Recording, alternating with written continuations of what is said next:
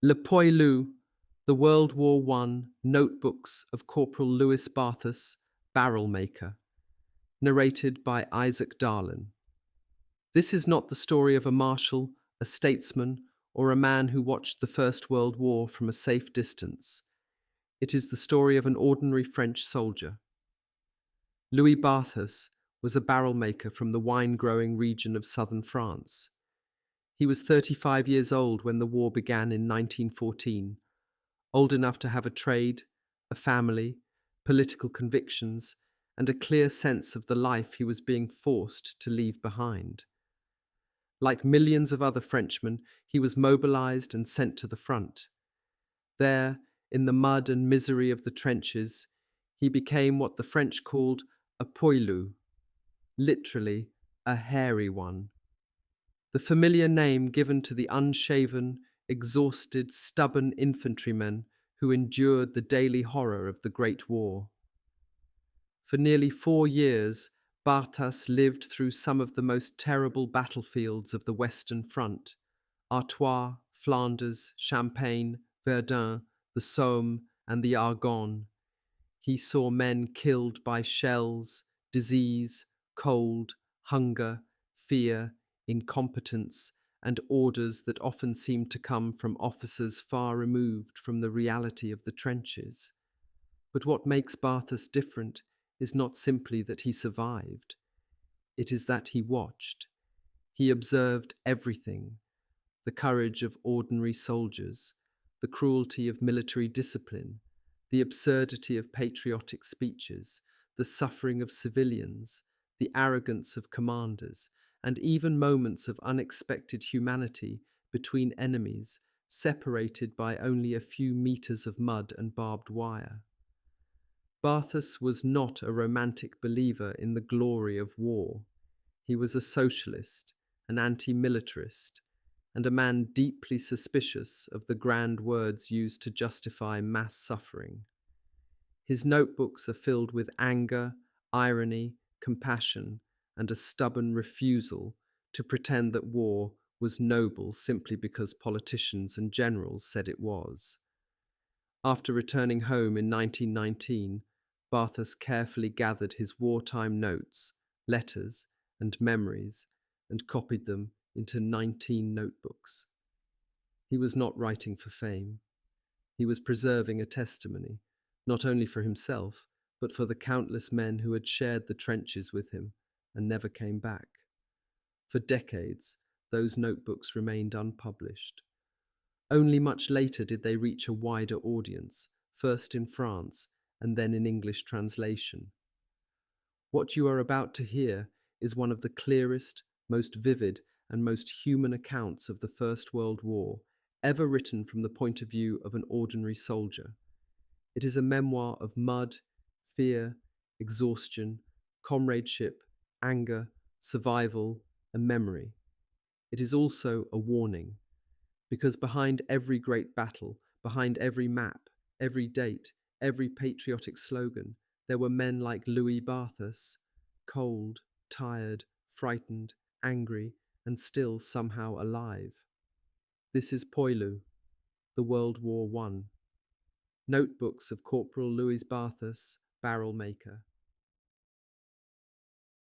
August 2nd to November 1st, 1914, General Mobilization, departure for Narbonne, August 2nd, 1914, a broiling hot August afternoon, the streets of the village all but deserted. Suddenly, a drum roll, probably a travelling merchant setting up shop on the main square, or maybe some acrobats announcing their evening performance. But no, it's not that.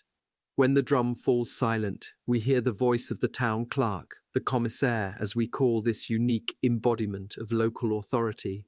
So we lend our ears, expecting to hear the reading of a new decree about rabies or keeping the streets clean. Alas, this fellow proceeded to announce the most frightful cataclysm to afflict humanity since the flood. He announced the greatest of all scourges, the source of all evils. He announced the general mobilization, prelude to the war, the accursed, infamous war, which forever dishonored our century and blighted the civilization of which we were so proud. This announcement, to my great amazement, aroused more enthusiasm than sorrow. Unthinking people seemed proud to live in a time when something so magnificent was about to happen. Even the most indifferent didn't doubt for an instant that victory would be prompt and decisive. Wouldn't Austria shatter into pieces at the first shock of a Russian attack? And wouldn't Germany be ground to bits between France and Russia like a nut in a gigantic vice? Everyone got ready at a fever pitch, as if they really feared not getting there in time before the victory was complete.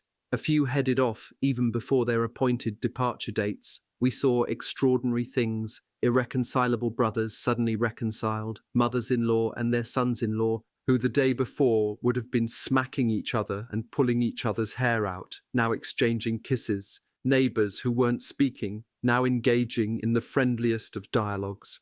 There were no more political adversaries, insults, injuries, hatreds. All was forgotten. The first effect of the war was the accomplishment of a miracle: peace, concord, reconciliation among people who hated each other. Would this fraternal spirit last? The future will tell. On August 4th, the third day of mobilization, about half the mobilized men of the village embarked at the train station, accompanied by almost the whole population. Everyone showed courage, whether true or false. There were only 2 women whose nerves were so sensitive that they fainted away at the sight of their sons or husbands leaving. At this time I was only just recovering from a serious illness, an erysipelas of the face which had sapped all my strength. On August 4th, the date set for my departure, it was all I could do to walk around my bedroom. I wasn't in any condition to march on Berlin. The gendarmes, alerted to the impossibility of my departure, would hear nothing of it. I had to leave just like everyone else. I no longer belonged to myself. I belonged to the fatherland, like a soul condemned to Satan's power. My family went crazy. In this situation, my political opponents who held the reins of municipal power, forgetting that I had done everything I could to oust them, went out of their way to pull me out of this mess. One of them took my father in his automobile and went to find the prefect of the Audiobook, who, hesitating, handed me over to the mercy of my recruitment commander, who responded that I had to join up as soon as I could. A few days later, feeling strong enough to make the journey, I left for Narbonne to join the depot of the 125th Territorial Regiment, installed in a former Capuchin monastery, whose monks had been asked a few years earlier to go chant their daily offices in Spain. A mob of soldiers filled Narbonne, dressed half in mufti, half in uniform. No one knew where to billet all these people running around with a purposefulness that disconcerted the military authorities themselves, who expected to have to deal with hundreds of slackers and deserters. But everyone stepped forward obediently to put their liberty in chains, to stoop beneath the yoke of militarism. Garrison duty, Narbonne. It's my first night there, curled up in a confessional booth of the former Capuchin church where we were all piled in. Narbonne, crowds of soldiers filling up hotels, cafes, and the coffers of the shopkeepers. Narbonne, the departure of 80th Active Line Regiment for the frontier on August 7th, the 280th Active Reserve Regiment on the 13th, both in the midst of indescribable enthusiasm. During the night of the 12th to 13th, it was the turn of the 125th Territorial Regiment, which left for Morocco. In spite of the void left by the departure of these 3 regiments, the streets were just as packed with pantalon, huge red trousers. Why call up in the same week, on the same day, 10 times more soldiers than were necessary and bring normal life to such a sudden halt? Wouldn't it have been simpler, more sensible, to call up each reserve class as needed? But no, the mistrustful military flung itself upon the public like a beast upon its prey and clutched it to itself in the iron grip of discipline.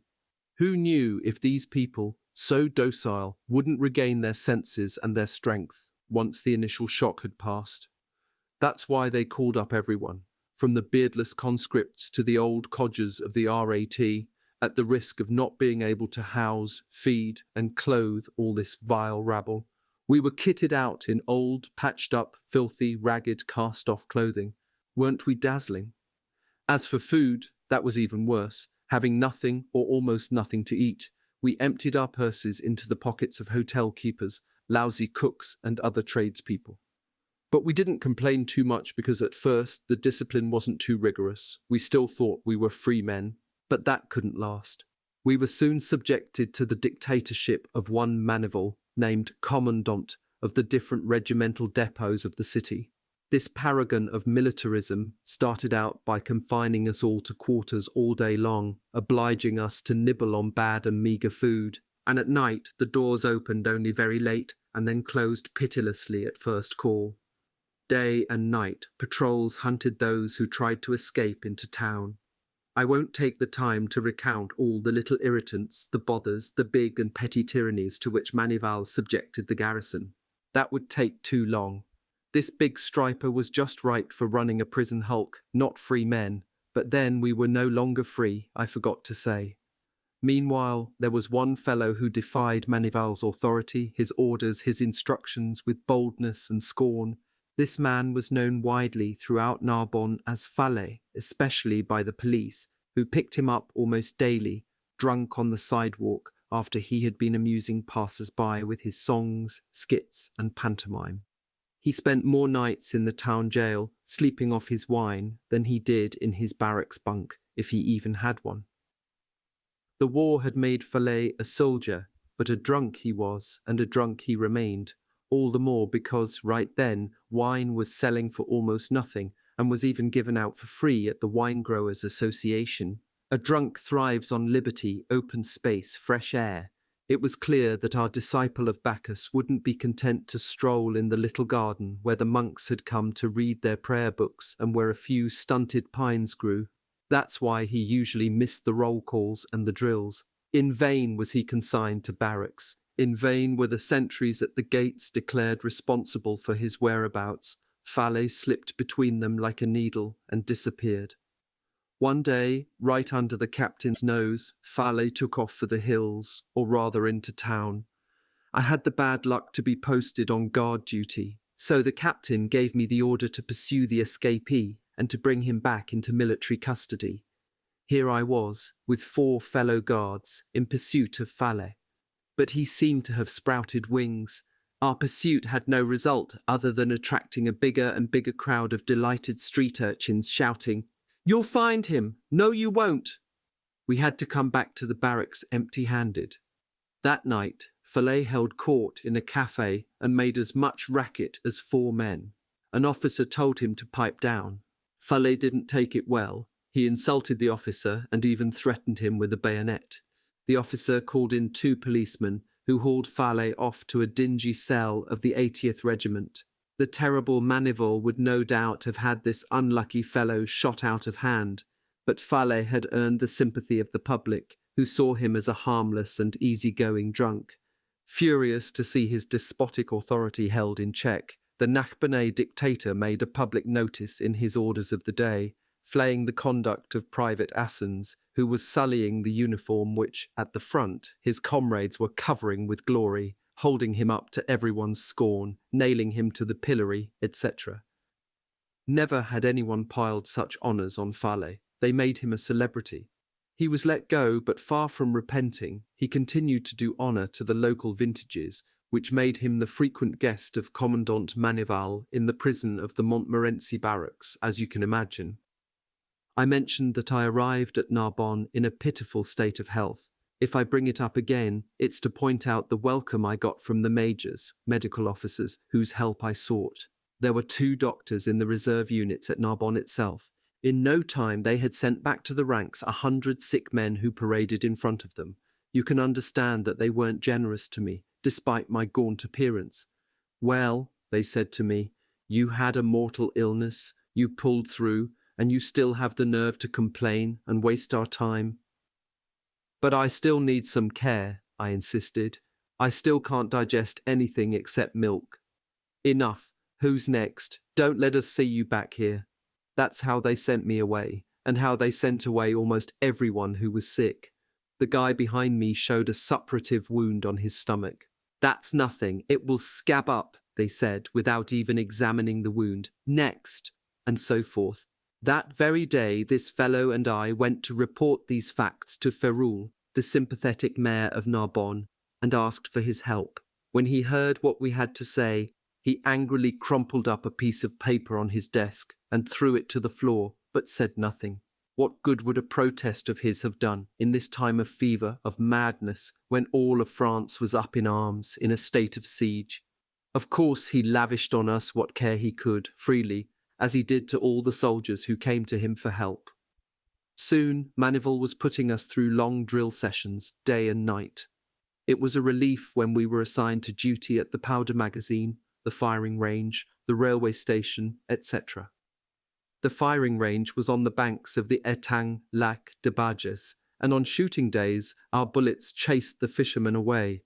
A detail of 4 men and a corporal stood guard day and night at the cabin where they kept the targets, and also kept watch over the embankment behind the targets to keep bullet collectors away. The 24 hours of guard duty in this spot should have pleased me greatly, due to the peace and quiet, the wide open space, the splendid view, the fresh air.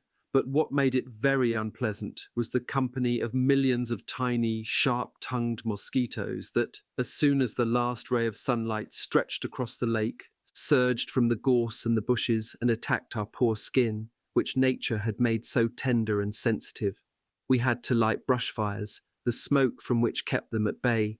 It was the only weapon at our disposal. That wasn't all. When you wanted to lie down on the 5 filthy mattresses which the military authorities had so generously provided, or simply on the planks of the camp beds, you had to be completely overcome with fatigue so as to fall asleep before feeling the stingers of legions of famished ticks and lice which infested these quarters, boring into your skin. Back at the barracks, the fleas had multiplied so quickly since our arrival that sometimes you had to resort to bunking outside, under the pine trees in the garden, at the risk of catching a head cold or a stiff neck. Duty at the railway station was more interesting, due to the variety of sights and sounds one could see there during the first few months of the war. The trains came and went without interruption, trains with Italian labourers heading home, refugees, war materiel, horses and troops who adorned their railway cars as if they were going to a party, these unknowing ones. How many bellicose, bragging inscriptions scrawled in chalk on the railway cars. One quickly saw the frivolous, childlike, presumptuous spirit of the French soldier. How many insults addressed to the Kaiser, to the Germans, that the officers should have erased if they had any sense of propriety or dignity. Then, one day, came the arrival of the first trainload of wounded men. I was on duty at the station when the first such train rolled in. What emotion, what a crowd, what enthusiasm.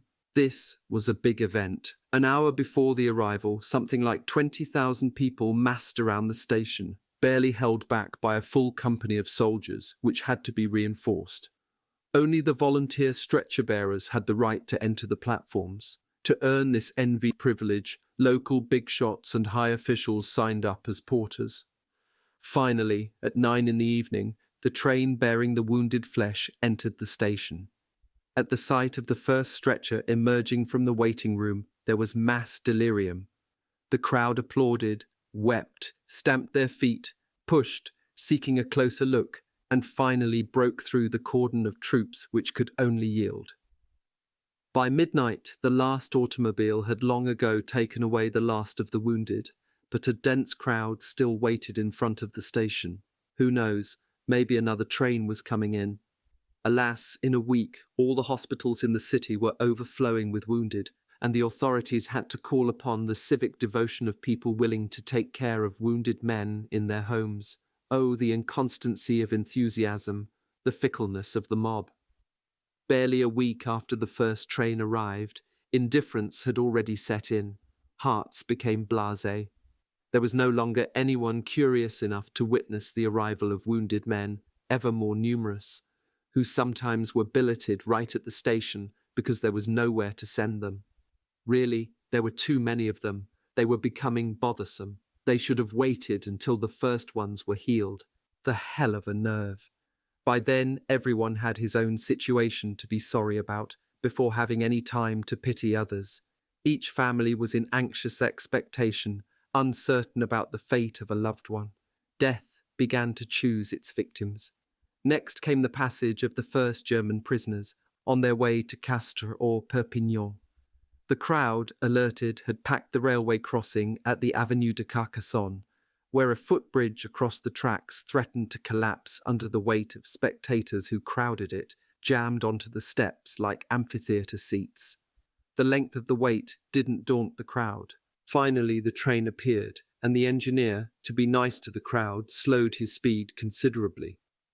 Spirits at this moment were overheated to the highest degree by the acts of savagery, true or false, that the hate-mongering newspapers laid upon the Germans. That was an extenuating circumstance for this crowd, which indulged in scandalous demonstrations while the convoy passed by. It was a clamour of imprecations and curses.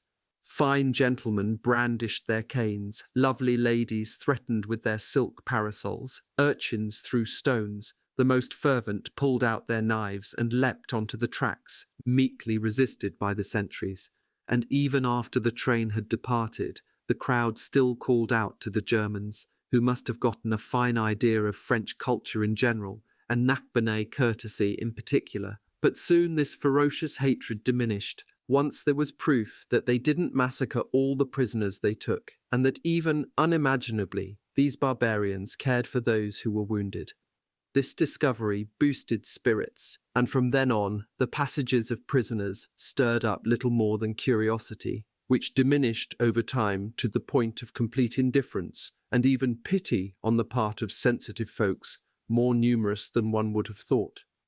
Besides, the curiosity of the crowds was distracted by various other spectacles. First of all was the stop at Narbonne for a few days of a magnificent Algerian division. We couldn't get enough of admiring the bearing, the parades, the marches of these zouaves, these proud, showy infantrymen in their unique outfits. What a difference compared to us, decked out in our overcoats, either too big or too short, patched up old trousers, misshapen caps. There was plenty to be jealous about, plenty to envy. The Nachbarnay had eyes only for these exotic Africans, and what a colonel they had. It gave us goosebumps just to look at him. High-strung, tough, hard-looking, he struck fear in his men like the plague. On the beautiful Promenade des Barques, the Canebière of Narbonne, I was walking one day with some comrades when this terrifying personage, whom we hadn't noticed, bounded across the avenue and asked us, indignantly and angrily, why we hadn't saluted him. "But, Colonel," we stammered, terrified, "we didn't see you." "Ah, you didn't see me," cried this madman, crossing his arms and looking at us like a sparrowhawk eyeing a little wren. "Well," he said with a scornful look at us, "I can only feel pity for you." And then he disappeared. 2 days later, I was posted as an orderly at the post of the weekly adjutant at the barracks of the 80th Regiment, when a vibrant bugle call shattered the air. It was the regiment of Zouaves heading out on manoeuvres. At its head, slim and proud on his horse, rode the famous colonel. Those who had ventured out beyond the gate saluted him. Those who had stayed inside considered themselves exempt from this duty by distance, because the gate was back a good bit from the road. But the sharp eye of the colonel saw the offence committed against his lofty personage, and turning his bridle, he rode into the courtyard and took down the names of the delinquents, whom he sentenced to 6 days in prison. I believe that this colonel would have had us salute him a kilometre away, if he dared. A few days later, the Zouaves and their colonel embarked for the front. Good riddance, but we pitied the poor Zouaves being led into battle by such a brute. Not many were lucky enough to get back to Algeria, I'll bet. Several days afterward, more sensational news stirred up public curiosity, nothing less than the imminent passage of a vast army of Hindus who had landed at Marseille. What confirmed the truth of this unbelievable news were the rigorous security and surveillance measures put in place along the railway line. Almost all the available soldiers in the depot were deployed for 5 whole days, so as not to leave 1 metre without surveillance. And the famous Hindus indeed passed through, stopping for a few hours at Narbonne station for a meal break. But very few Nachbarn were able to satisfy their legitimate curiosity, since access to the station was strictly prohibited. For what reasons did they keep the crowd away from these warriors who had come from so far away to fight on our soil? It seems that there were fears that Gurkhas would make fun of their costumes, their habits, their prayers, etc., which was quite likely, given the impertinence of our southern character. Their favourite dish was goat meat. They slaughtered the animals themselves at the station, but before killing them, their priests had to bless them, which involved many prayers, genuflections, and benedictions. They also ate certain grains, of which I had a taste. These had no flavour to speak of. At the end of the meal, they lit a big pipe, which they could have called the squad's pipe, because in each group every man took a few puffs and then passed it fraternally to his neighbour. Mont Louis, incidents in the journey, the brutal porpoise, a Catalan welcome, the merry men, the Germanophobe medical officer, Puigcerda. On October 2nd, 1914, I was part of a detachment of 25 men assigned to escort a convoy of German prisoners from the Narbonne station to Mont-Louis, where we would remain as prison guards. Thanks to this assignment, we were going to be able to breathe the pure air of the Pyrenees, and we left the Capuchin convent and the myriads of fleas whose living prey we had been, with no regrets. At 4 a.m, we were already at the station, although the train bringing the prisoners wasn't due until 5. The station was already in a near state of siege, and the old softy who exercised the function of station chief was under great pressure. Guards were everywhere, instructions were flying back and forth, civilians were chased off the platforms and herded into the waiting rooms. If they had been expecting a trainload of madmen or cannibals or dangerous criminals, they wouldn't have taken more careful precautions. Finally, the long-awaited train arrived. It had hardly stopped before we, in groups of 6, hoisted ourselves into the carloads of prisoners, with bayonets fixed to the barrels of our loaded rifles, as if mounting an assault. The escort got off, and we took its place. The Germans were seated on benches running along the sides of each freight car. We sat on planks in the middle, since the prisoners weren't so polite as to offer us their seats. Silent, peaceful, they acted like good little children, smiling at us, no doubt looking to earn our good graces. The train had only just started up when we were not a little surprised to hear the Marseillaise being sung, in a voice without the slightest accent, by one of the prisoners. It was an Alsatian who gave us this surprise. The others listened, indifferent and impassive. From that point, the Alsatian joined easily into our conversation, served as an interpreter, and we shared with him our meals, which were a bit more substantial than what the prisoners had to eat. Soon we were riding alongside the Mediterranean, the Big Blue. At this very moment the sun rose, seeming to leap right out of the waves. This was a magic spectacle, an apotheosis of colours, of rays and reflections, quickly succeeding the grey tints of dawn. Instinctively, the Germans leaned toward the open door of the freight car to take in the view of this enchanting scene. We didn't push them back. We were indulgent and a little proud of how they admired our blue lake, our beautiful sun of the Midi. Further along, we passed through a large estate so filled with game that the noise of the train flushed out whole companies of quail, squads of rabbits, columns of guinea fowl, pheasants, etc. Frenchmen and Germans crowded at the open door of the car, marvelling and pointing at all the fleeing beasts and birds. From then on, a détente existed between guards and captives. The prisoners dared to chat among themselves in low voices, and even to hum and sing a few songs with melodious airs but rude and guttural words, proof that nature had created 2 categories of larynx, one for the French, the other for the Germans. At the station at Salses, there was a stop. A Marine infantry non-com climbed onto the step of our wagon, looked around, and then pounced on a German and grabbed his distinctive baker's cap, with the clear intention of appropriating it. But the German saw right away what was happening. He quickly clamped his hands on his head and held on to his headgear with all his might. "Will you give it up, dirty Boche?" slang for a German, said the Marine sergeant, raising his fist and bringing it down once, twice, 3 times into the face of the German, who was pale with rage but who didn't let go of his cap. His neighbours tried to lend their aid, but the Marsouin, literally porpoise, slang for a French Marine, ended up victorious and ran off with the cap. This all happened so fast that we couldn't intervene. In my role as corporal, chef de wagon in charge, I said to this brutal visitor, "If you want trophies, go find them on the battlefield. Get out of here." But a non-com, from a colonial regiment no less, has no dealings with an infantry corporal, and a territorial one at that. That's why it was just as if I hadn't protested at all. I then asked a comrade to go ask the lieutenant who commanded the detachment, but when he brought him back, the thief had disappeared, off into the countryside. Now the victim wept hot tears of anger, shame and regret over the loss of his headgear, but one of us made him a gift of a bonnet de police fatigue cap, which was disdainfully refused. Finally, upon our insistence, the German accepted it, more as a duty than in goodwill. At Perpignan, there was a newspaper famous for its jingoism.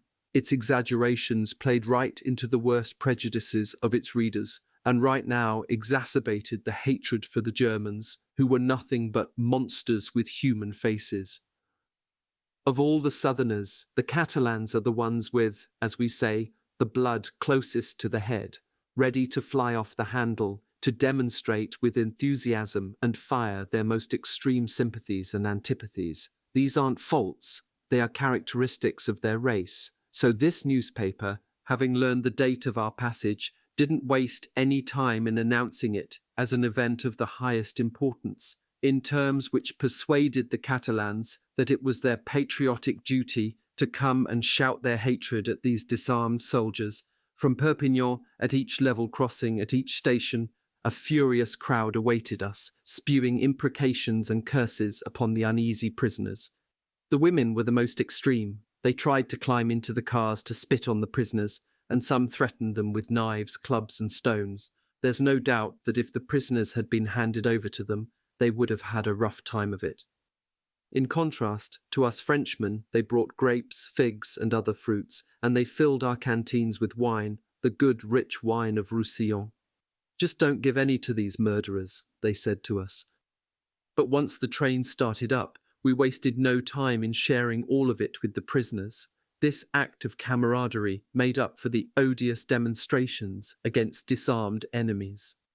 At Prades, the crowd extended along both sides of the track. The cars were opened only on one side, so half the crowd, disappointed to be on the closed-up side, protested so violently that to prevent regrettable incidents, we had to open the car doors on both sides, which made our guard duty even more difficult, to fend off the waves of enraged patriots, especially the women who predominated. At the station of Villefranche-de-Conflans, we changed to the electric railroad. Recently built, climbing up into the Pyrenees, this line followed the valley of the river Tete, rolling along the bottom of deep gorges or climbing along the flank of a precipice, twice crossing the valley on bridges which were perhaps unique in France, one a suspension bridge, the other one made of stone. We all felt sensations of fright and vertigo and were gripped with ecstasy before the grandiose beauty of these mountains, these rocky cliffs, these valleys, woods and waterfalls. Now all was calm and solitude, no more howling mobs. The villages were few and far between, peopled with inoffensive shepherds and peaceable woodcutters. The track that we were following, which ran right up to the Spanish frontier, had been inaugurated a few years earlier in a tragic fashion. The engineers and other notables had taken their places in the very first train coming down from the Pyrenees, when for one reason or another the brakes didn't work or weren't strong enough, and the runaway train picked up a dizzying speed and ended up jumping the tracks and tumbling all the way to the bottom of a precipice. One can imagine how the travellers felt, nearly all of whom met their deaths. The mountain had claimed its revenge for being conquered by the intelligence and boldness of man. At noon we got off at the station of La Cabanasse, which served the village of Montlouis, perched at the summit of a rugged, long ridge which seemed to climb right up to the clouds. Mont-Louis itself is dominated by high mountains, from which one could enjoy a grandiose panorama, but I never made the ascent because my legs couldn't take a climb lasting several hours. I contented myself with the panorama which was spread out all around us. Below the fortress, at the bottom of a deep valley, flowed the river Tet, which tumbled wildly through rocks and waterfalls. Then, on the other side, ran the only road which goes to Spain from this side of the Pyrenees. This fortress had been built by Vauban, and right down to the smallest detail you could see the art, the genius which had guided its construction, still valid right up to the development of present-day artillery. Mont-Louis was a redoubtable stronghold, utterly impregnable to assault. A first ring of walls encircled the village of about 1,000 inhabitants, and a second enclosed the barracks, casemates, magazines, etc. In ordinary times, one company occupied the fort.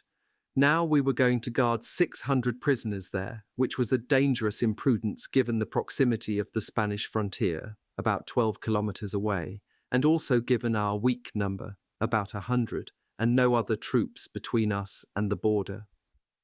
The Germans moved about freely, in daylight, through the courtyards of the fort. It would have been simple for them to overwhelm us and escape. Not to do so showed that they weren't driven to seek their freedom. It's true that they couldn't know that at the border only a few customs agents stood guard, not for them, but for smugglers. A few days before our arrival, Mont-Louis had been the scene of grave incidents. By a capricious decision of our high command, all the joyeux, merry men in France, reservists assigned to disciplinary battalions of French African army units, had been assembled at Mont-Louis for mobilization. They made their way there, but for reasons unknown to me, soon after they arrived, they mutinied, pillaged, vandalized whatever they could, then burst through the gates and spread through the village, terrorizing the inhabitants. It took the arrival of a detachment of troops from Perpignan to re-establish order. Soon they were all sent back to Africa. They were refused the honor of going to the front, of dying for the fatherland. No one had confidence in them. It remains to be seen if these merry men felt humiliated or, to the contrary, relieved to be so far from the fields of honor. You could still see the results of the looting. What was especially heartbreaking was to see with what brutality and greed they had broken into and rifled the footlockers of the young soldiers of the garrison who had packed them with their personal belongings, in haste, right when they were heading off to the front. Clothing, letters, souvenirs, etc. Anything of value had disappeared. The rest lay scattered pell-mell throughout the rooms. The Boche, treated as barbarians and bandits every day in our newspapers, were paschal lambs beside our terrible zephyrs, whirlwinds, from Africa. Our German prisoners showed themselves to be quite docile, and there wasn't the slightest incident on their part during my stay at Mont-Louis. They didn't have too much to complain about during their captivity. Not much work, pretty good lodging, bedded down and fed about the same as we were. They could indulge themselves at the canteen 1 hour a day. Nevertheless, some of them weren't satisfied with all that. They monitored our mess teams carrying back our leftovers to the kitchens or to tubs of greasy water and stuffed themselves with the remainders of inedible portions, tendons, fat and gristle, gnawed bones, etc. Some of our men amused themselves by throwing out the windows pieces of bread which fell into the mud, where 10 hands grappled to seize them. Among the prisoners were 10 or so from Alsace-Lorraine who spoke French more or less fluently. They were introduced one day to a general who had come to Mont-Louis on an inspection tour. This general naively thought that he was doing them a great honor by granting them permission to enlist in the French army. But at this proposition, the Alsatians and Lorrainers, or those pretending to be, grimaced and refused, claiming that if they joined up on our side, they wouldn't be able to return to their native lands when the war was over. "What?" cried the scandalized general. "They doubt our victory? Well, let's treat these people just like the Boche they are." But thanks to the service they could render by their knowledge of the 2 languages, they had a privileged situation from then on. To keep the prisoners busy, they were obliged to carry out military exercises, war games, and drills. It would have been smarter to have them do some useful work. What a difference between their drill field maneuvers and ours. The command to attention transformed them into marble statues. Their ranks and columns were as straight as a rule, they pivoted on a compass point, and all their movements were automatic and geometrical. When each evening our guard changed, the Germans mocked the awkwardness and irregularity of our to-the-right march and our pitiful presenting of arms, so much so that the captain made us assemble behind a building which blocked the prisoners' view of us. Then, to improve our skills, unlike the Germans, we had to drill outside the fortress, open to the biting winds, which chapped our lips and chilled our throats. The snow started to fall heavily during October, and we shivered in our rooms in spite of the stoves stuffed with firewood cut by prisoner work details in nearby forests. One fine day we took a little march to the Col de la Perche, from which the road descended the opposite slope of the Pyrenees. During the French Revolution, a furious battle took place here. It seems that the Spanish tried to grab what didn't belong to them, and they were severely thrashed for doing so. Near there was the enclave of Livia. By the Treaty of the Pyrenees, Louis XIV, eager to establish a foothold on the other side of the Pyrenees, demanded the cession of 30 villages of the Spanish Cerdagne. But in the list of these villages, Livia was forgotten and remained Spanish. A neutral road links it to Spain. Its inhabitants can bless this omission, which deprived them of the honour of being subjects of Louis XIV, but which spared their great-grandchildren the sacrifices and the horrors which the present ignoble war would have imposed upon them. From the Col de la Perche, along a mountainside and the edge of a wood, you could see the sumptuous hotel of Font-Romeu, built by the railroad company, the Compagnie de Chemin de Fer du Midi.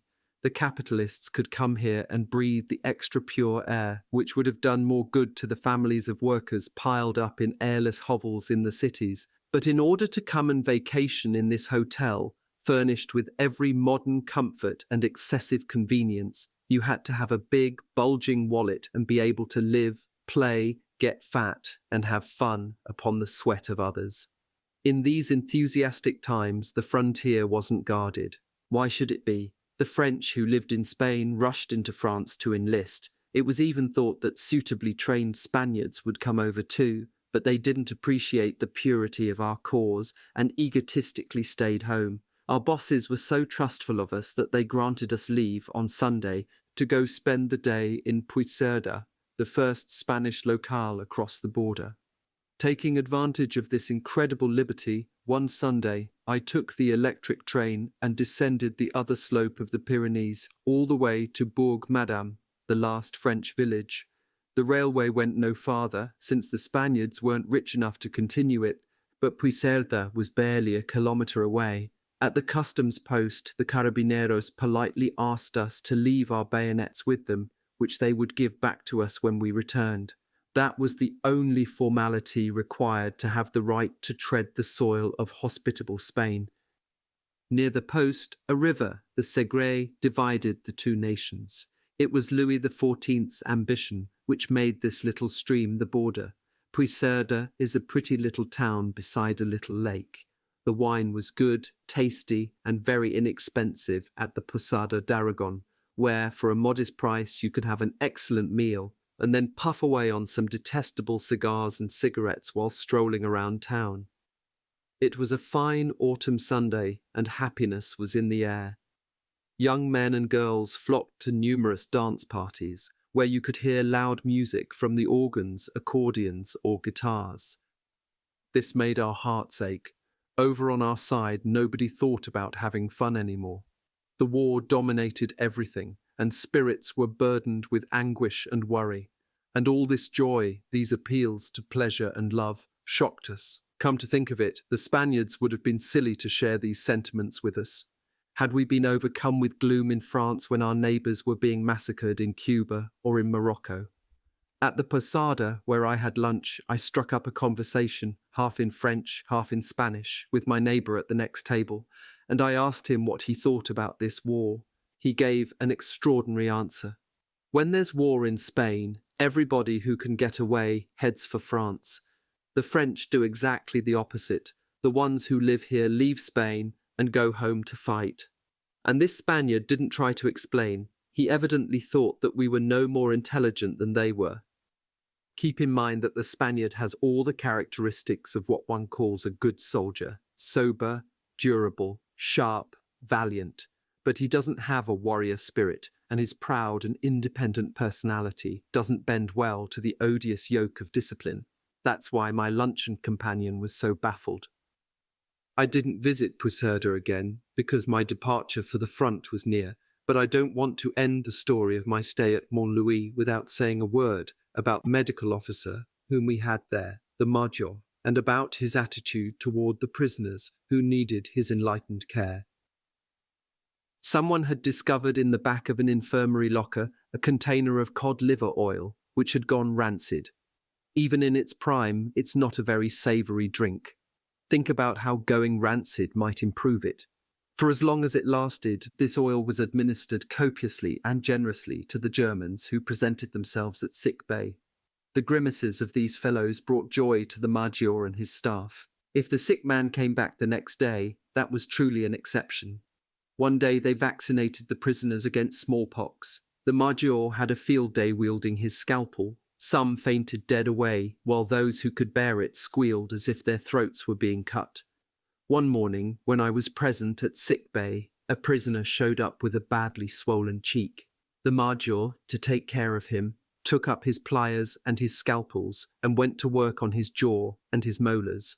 The unfortunate one, stricken with terror, ran away howling. The Major burst into laughter, and to push the farce even further, he had the German seized by the guards and hauled back. Terrified, the prisoner had to have his painful jaws worked on with care as tender as you could imagine. One evening, when I was on guard duty, the prisoners called out through the bars of a casemate. One of their comrades was very sick, they said. Escorted by 4 fellow guards and carrying a lantern and a ring of big keys dating back to Vauban, I made my way into the casemate and saw that a dozen Germans were grouped around the sick man and had piled up blankets over him to keep him warm. They begged me to find the Major. Herr Dr. Sanitor, they said, trying to be understood. 5 minutes later, I found in a cafe the medical staff corporal, who was none other than Edouard Durand from my hometown, Périac.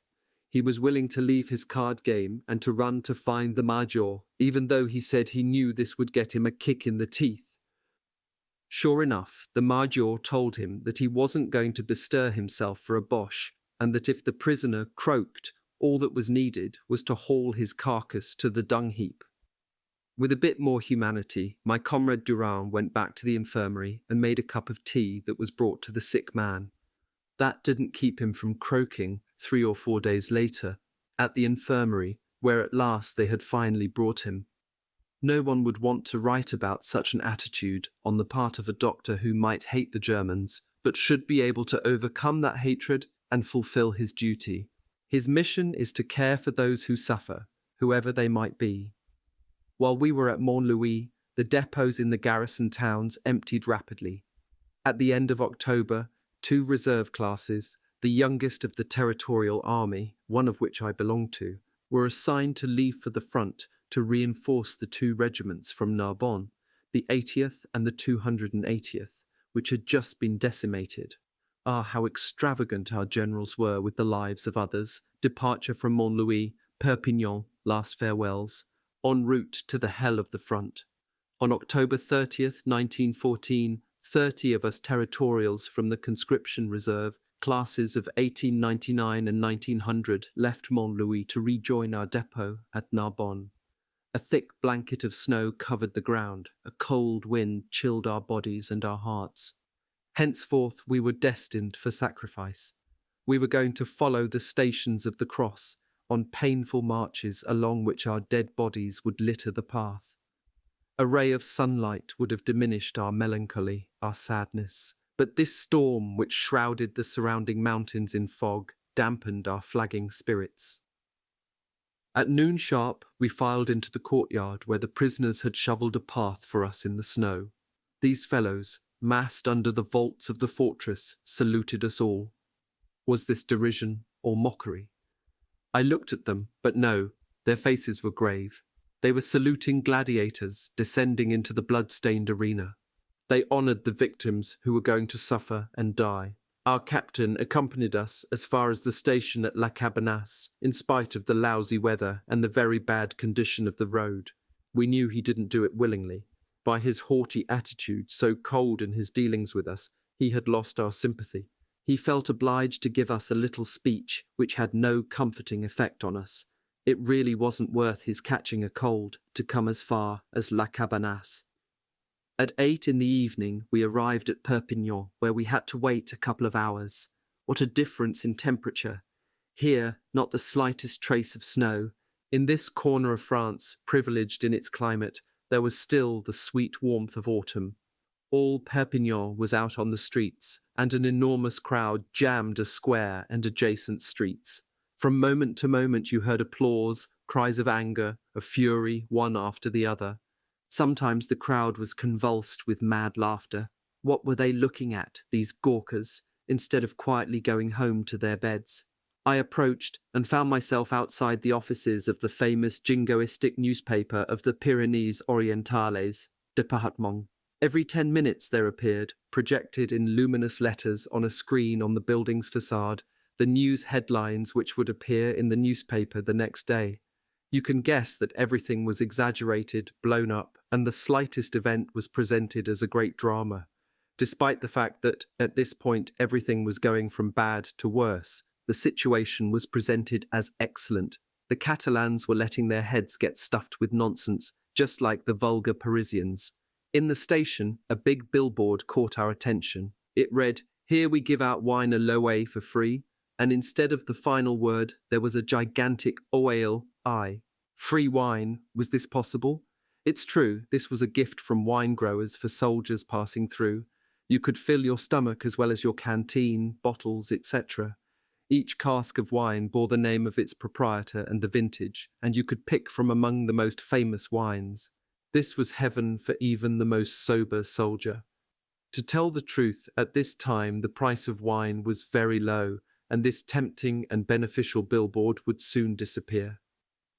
At 3 in the morning we entered the Montmorency barracks in Narbonne.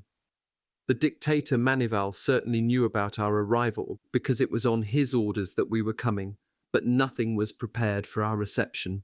I don't want to say that we were expecting drums and bugles in our honour at the station, or that the barracks would be all decked out. We would have been happy with a mug of hot coffee upon our arrival and a comfortable spot to spend the night, even if it was planks to stretch out on. But even that was expecting too much. We had to start getting used to suffering. Manival hadn't deigned to take the trouble to alert the authorities about our arrival. We had to go into town to seek out the battalion adjutant, a grumpy, bilious Corsican who showed up in a furor at being bothered this way. Without a care about waking up everyone, since he already was up, he had the buglers on duty call out all 8 company sergeants in the depot. It took 3 bugle calls for all the sergeants to turn up. Think about what kind of welcome they gave the newcomers. The Corsican dealt us out haphazardly to each NCO, non-commissioned officer or non-com. With 3 other comrades, I was led into a billet already full of sleepers sprawled out pell-mell on scraps of straw, and we succeeded in spending the night in this pile of ticks, fleas and lice, which the barracks by now was well provisioned with. The next day, November 1st, at 5 in the afternoon, a reinforcement of 700 men from the first 3 classes of the Territorial Army left for the front to rejoin the 280th Reserve de l'Active Infantry Regiment, which had been decimated near Bethune. Manival wanted us to clear out with this detachment. Luckily, we didn't have enough time to get kitted out and equipped, but we were alerted to be ready to leave the following Wednesday. As this was on a Saturday, we rushed to our company command posts to request 24-hour furloughs for the next day, to go home and embrace our families one last time. But alas, under the fallacious pretext that the Sunday furlough requests had to be submitted to the Grand Inquisitor Manival by no later than the Thursday before, this satisfaction was denied us. A condemned man is granted the opportunity to see his loved ones one last time. But we didn't get that. We weren't supposed to get all soft in the heart, right when we were heading out. There was no thought of leaving. In any case, the railway station was under a state of siege, an NCO at every ticket window, others at the access points to the platforms, warnings posted everywhere. But nothing could stop me. With a couple of comrades scorning the warnings of Manival, we headed out of Narbonne on foot and caught the outbound train at the next station, Marcorignan. And so I had the pleasure of spending the next day in the midst of my family. Second notebook to the killing fields, November 4th to December 14th, 1914, last goodbye, departure for the front, arrival at the 280th Infantry Regiment. Our departure from Narbonne was set for Wednesday, November 4th. I was part of a detachment of 50 men going to reinforce the 280th Infantry Regiment, which was operating near Bethune and La Bassée in northern France. As sad as that journey was, if I live 1,000 years, I will never forget the tiniest memories, the smallest details. My wife was determined to come to Narbonne and to stay by my side until the very last minute, bringing with her my youngest son, 6 years old, my dear little André. Out of pity, they allowed wives whose husbands were leaving to stay in the barracks courtyard until the last moment. Here we are at the fatal hour. The bugle calls us to assembly. I kiss my loved ones a final time. I clasp them to my heart, and I ask my wife to leave, to disappear, to not come to see me off at the station, since that would wipe out whatever little bit of courage I had left, I told her. Too overcome to answer me, she goes away slowly, pulling by the arm my child, who seems to understand the gravity of the separation, and lets out a heart-rending cry, "Papa!" How this cry, from my own flesh and blood, this cry of nature, bowled me over. Poor little one. Will I ever see you again? I asked myself, breaking up. But I had to pull myself together. You couldn't march across town with your eyes full of tears like a crybaby. We all put on steady, serious faces. Manival gave us an escort of some drums and bugles, and we attracted a big crowd along our way. But it was no longer the enthusiastic, delirious crowd which attended the first departures. They threw no flowers, sent no kisses. They didn't deafen our ears with hurrahs and bravos. That's because it was no longer the short, clean, joyous war announced at the start by the lying newspapers. France had been invaded. We were at the threshold of winter, and the war looked to be long and the outcome doubtful. The sentiments of the crowd had changed. On many faces you saw pity. Women wiped their eyes. Everyone watching us was grave and silent. Just as when a column of condemned men goes by, many uncovered their heads. In the freight car where I took my place, I threw my pack in a corner and, a bit dazed, my mind empty of any thoughts, indifferent to everything, I crouched in a corner, eyes closed so I wouldn't see anything, reduced to the level of a beast of burden. The journey was long and painful. At Nîmes the train was put on a siding, but we couldn't get off because it could leave at any moment. It wasn't until the next morning that we left Nîmes. We had shivered all night long in our freight car, but no one dared to complain. What about the martyrs whom we'd be joining at the front? Weren't they suffering in the mud and snow, perhaps without any shelter at all? In the afternoon they made us get down at Le Theil and offered us a meal break. We didn't quite take seats at the station's dining room and enjoy a succulent repast. The day's menu was a hunk of bread, a mug of bouillon, and a cup of coffee. Through the station gates we could see women and children rushing up with baskets of fruit, boxes of chocolate, jars of preserves, containers of wine, etc. We were touched. This reminded us of our passage through Roussillon, when at each station pretty Catalan girls brought us wine and fruit. But alas, they weren't giving anything away for free anymore. The flame of generosity, of enthusiasm, was already extinguished. Human egoism, snuffed out for a moment, reappeared everywhere. If you wanted any fruit or wine, you had to dig into your pocketbook. That night we were at Lyon, and after many stops by the next evening, we were at Le Bourget. We stayed there for 24 hours, lodged in our uncomfortable cattle car, without the tiniest distribution of food. We didn't dare wander off to find something to eat, out of fear of a sudden departure. It was only at nightfall that the train headed out, to the north. The next day, as the sun rose, we were at Saint-Paul in the Pas-de-Calais. To warm us up a bit, a mug of coffee would have been most welcome.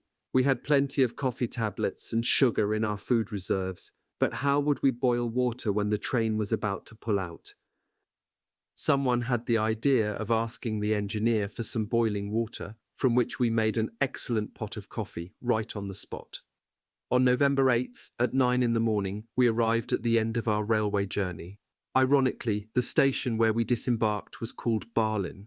On the sides of our freight cars you could read, among other inscriptions, written in chalk, "Death to Wilhelm, on to Berlin, on to Berlin." Alas, we were only one letter away from Berlin, 1 letter and 1,000 kilometers. It was at Berlin that I heard, for the first time, the sound of cannon at the front. I turned my head in that direction, instinctively, like a beast turns toward where he senses danger. In the fog, all I could make out were these pyramid-like hills, which they said were slag heaps. We were in coal mining country. Then we headed out. Around noon we reached the important centre of Neux-les-Mines, where we had a long halt. At nightfall we arrived, exhausted, at Noyelles, where we were supposed to meet up with the 280th Infantry Regiment. But we were the victims of an error. The regiment was at another village called Anaquin. We were told that, thanks to the fog, we were lucky, really lucky, because 2 kilometers outside Noyelles, the road was wide open to the Germans, who could sweep it with their shells and their bullets. This information didn't do much to reassure us. We wasted no time turning back. Finally, completely worn out with fatigue, we arrived in the dark of night at Anaquin, where the reserve companies of the 280th Regiment were located. The village was totally abandoned by its inhabitants, with good reason, because bullets whistled along the streets, and everywhere you could see houses pulverized by shells. They led us into the schoolroom, where we immediately bedded down on a bit of damp straw. During the night, we were shaken awake by nearby explosions which rattled the schoolhouse. We were frightened by all this racket, but there was no reason to be, because it came from a battery of our own 75s, which had moved up near the school to fire a few shells. The German counter-batteries responded with several timed fused shells of their own, and the shrapnel from them splattered on the roof like hailstones, breaking some of the tiles. Some of us fled, terrified, out into the dark of night. Others crawled and burrowed under benches and tables piled up in one corner of the schoolroom. Daylight appeared like deliverance to us, like the end of a nightmare. In the morning they assigned us to companies. I asked to be assigned to the 21st Company, which was commanded by a fellow Périacois, Captain Léon Hudel. But the Capitaine Adjutant Major responsible for these assignments, a haughty and bad-tempered person, paid no attention. To my great disappointment, I was turned over to the 22nd Company and alerted that at nightfall I would have to join my company up on the front line. The Vermelles sector, Pas-de-Calais, first night in the trenches, first visions of war, Anaquin, interrupted trip to Bethune. When the morning fog cleared a little, I headed out to the east to have a look at the lines of trenches hardly 2 kilometers away. But all I saw were dikes of earth, swellings, all vague and imprecise. Not a cannon shot, not a rifle shot, total silence. You really had to use your imagination to convince yourself that you were right at the edge of the volcano, that thousands of men were watching, ready to kill each other. I was right at the confines of civilization. 2 kilometers away, men had plunged backward 20 centuries into the midst of the barbarism which reigned in those distant times. My spirits were sunk in these gloomy thoughts, and I was just about to retrace my steps when I saw, heading toward me, 3 dwellers of the trenches. I looked at them with horror. They were covered in mud, from the tips of their shoes to the peaks of their kepis, as if they had just waded through a sea of muck. Their hands, their faces, moustaches, eyebrows, hair, all covered with viscid mud. But what was most bizarre was that these refugees from the age of the cavemen made signs to me. They called me by name. I was stupefied. They shook my hand, embraced me. Only then did I recognize 3 Périacois comrades, Gabriel Gilles, François Maisonneuve, and Louis Jordi. They had left Narbonne on October 31st, barely 5 days ahead of me, and they were already unrecognizable. In such a state, we all had tears in our eyes. In a few words, they sketched out their sad fate. Every night you had to attack, patrol, or dig. The machine guns drove you mad. You had to lie in the mud for hours at a time. Daily rains, no shelters, badly fed. Such was their sad fate, and such was going to be mine. Having heard about the arrival of reinforcements in the village, they asked to come on work detail to see if there was someone of their acquaintance among the newcomers. They found me along the way. At 6 in the evening, with 5 comrades, we left Anaquin, guided by an orderly. The darkness was complete. Our guide gave us prudent advice. "Do just as I do," he said. "When I drop, you drop. When I hit the ground, you hit the ground, no matter where. If I run, you run like hell." All of this signified that we were in the midst of great dangers. Our fears were fully justified. We had to cross open country where bullets whistled because at this point in the war, the machine guns on both sides fired almost without interruption, all night long and often all day long. Cannon fire was relatively weak. We crossed a prairie which would have been better called a marshland, then a field of sugar beets through which we stumbled because we couldn't see them. They hadn't yet had the time or the idea to dig boyau communication trenches leading up to the front lines. Because of that, each relief party or work detail was marked by an accident, often a mortal one. Then we followed a railroad track along which a train couldn't have gone 5 meters without derailing. The shells had dug holes, twisted the rails, torn up the ties, knocked over the poles, and in the darkness we collided with all these obstacles to the detriment of our poor, damaged legs and knees. Every minute we asked our guide if we would be arriving soon. Dripping with sweat, breathless, we could do no more. We barely covered more than 2 kilometers, but no subsequent relief trek seemed longer or more painful than that one. All of a sudden, we found ourselves in a narrow, muddy ditch. We had arrived. This was our bedroom for the first night. We wouldn't be assigned to squads until the next day. 5 days of travel in a cattle car. 1 night of terror in the school at Anaquin. The successive emotions we went through had completely broken us with fatigue, without a care about the cold, about the bullets which whistled above us, about the proximity of the enemy, about passers-by treading on our feet and legs.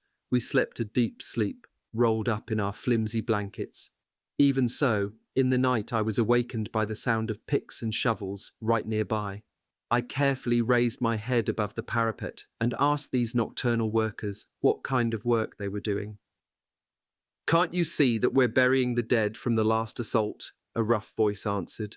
This response made me shiver with fear to think that there were dead men all around me, and they were being buried under just a couple of shovelfuls of dirt. A few 100 meters to the right, you could see fire lighting up the landscape with a lugubrious clarity.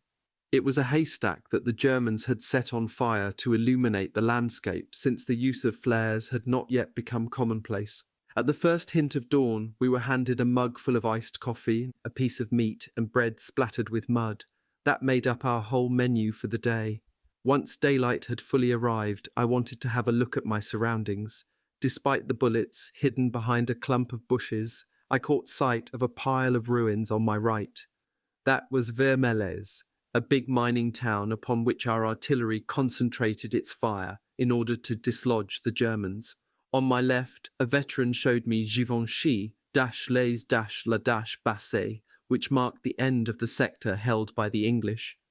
Behind me, I was surprised to see that Anaquin was so close.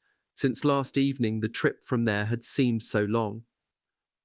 Around Vermelles, there were a large number of haystacks of straw or sheaves of wheat, which the Germans used as flaming torches every night. They husbanded them well besides, because a month later, when they pulled back, there was a large quantity left over. Here and there were shapes, dark grey masses around which crows were circling. These were German and French corpses, awaiting their entombment, and they would keep on waiting until the German pullback of December 7th.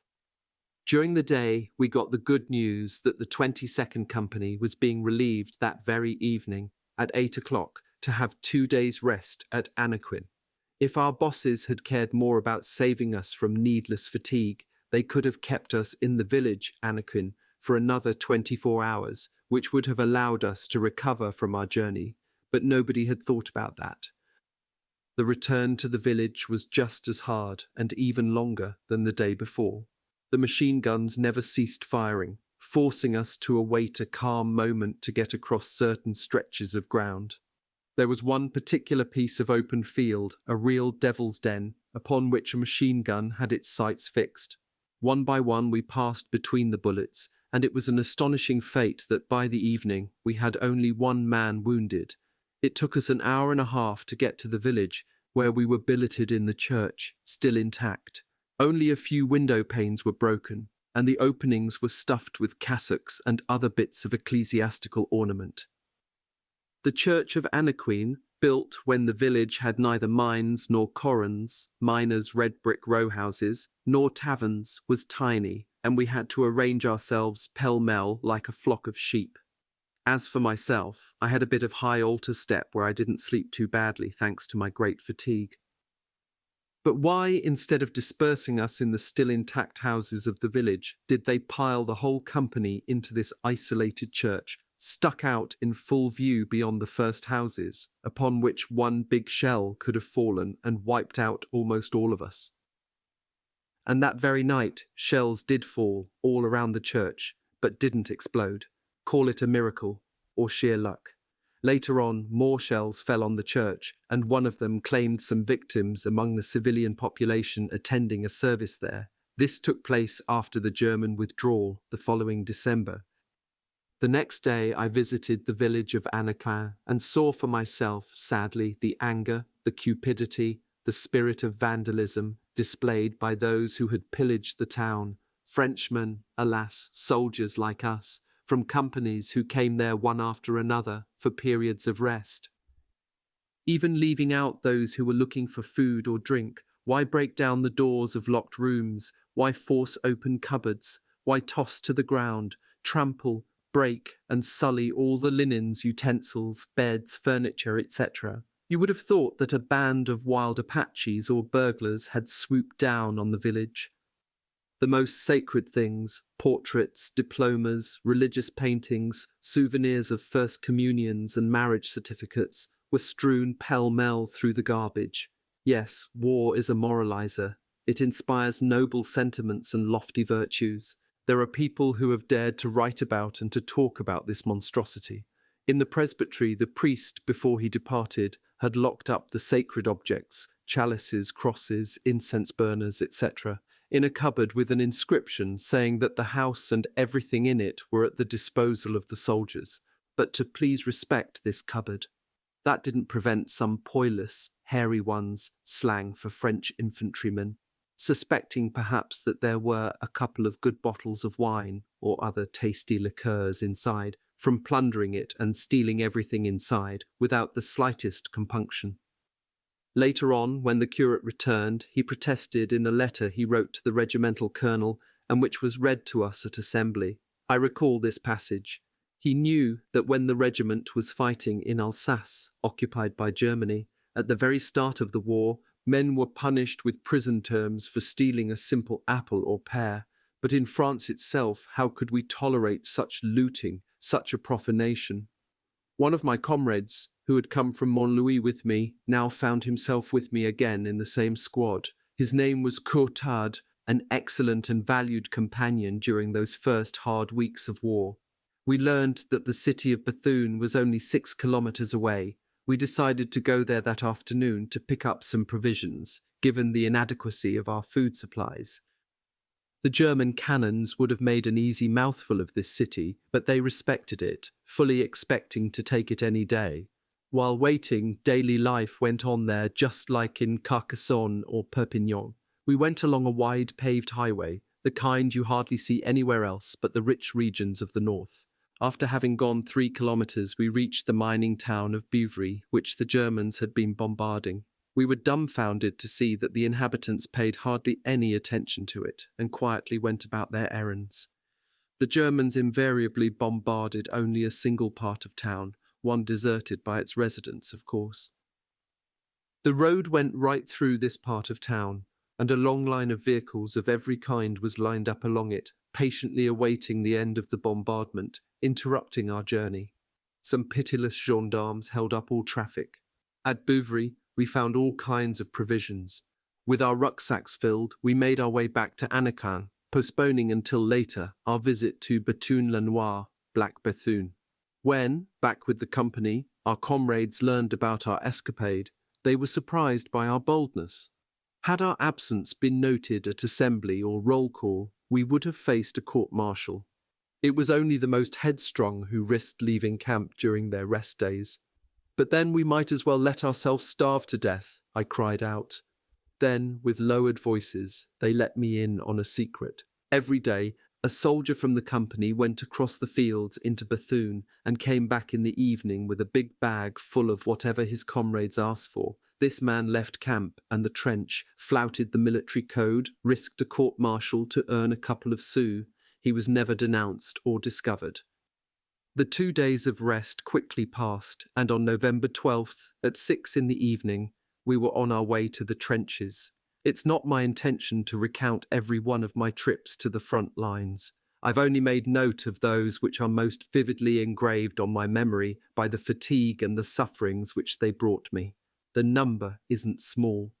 For every 8 days in the front-line trenches, my section spent 4 in reserve, and we had just made ourselves at home after groping our way along little holes dug into an embankment. My friend Courtard and I burrowed into one of them, squeezed by necessity into this uncomfortable berth. Rolled up snugly in our blankets, we spent the first night like that. We had to spend 4 hours each of the next 4 nights digging a trench. The embankment where we were dug in ended at the railroad track, which I have already mentioned. At the angle of the 2 embankments, our commandant, Lianus, was installed, a man of great courage, but who was as careless about others' lives as he was of his own. He had made himself a little cabana, which was like a palace to us compared to our rat hole. At this place, the railroad track was also on an embankment about 2 meters high. To keep from being seen climbing it, a narrow trench cut across and underneath the track. Once on the other side, you were protected from enemy fire. Well, the commandant absolutely prohibited anyone from crossing the track by using this trench.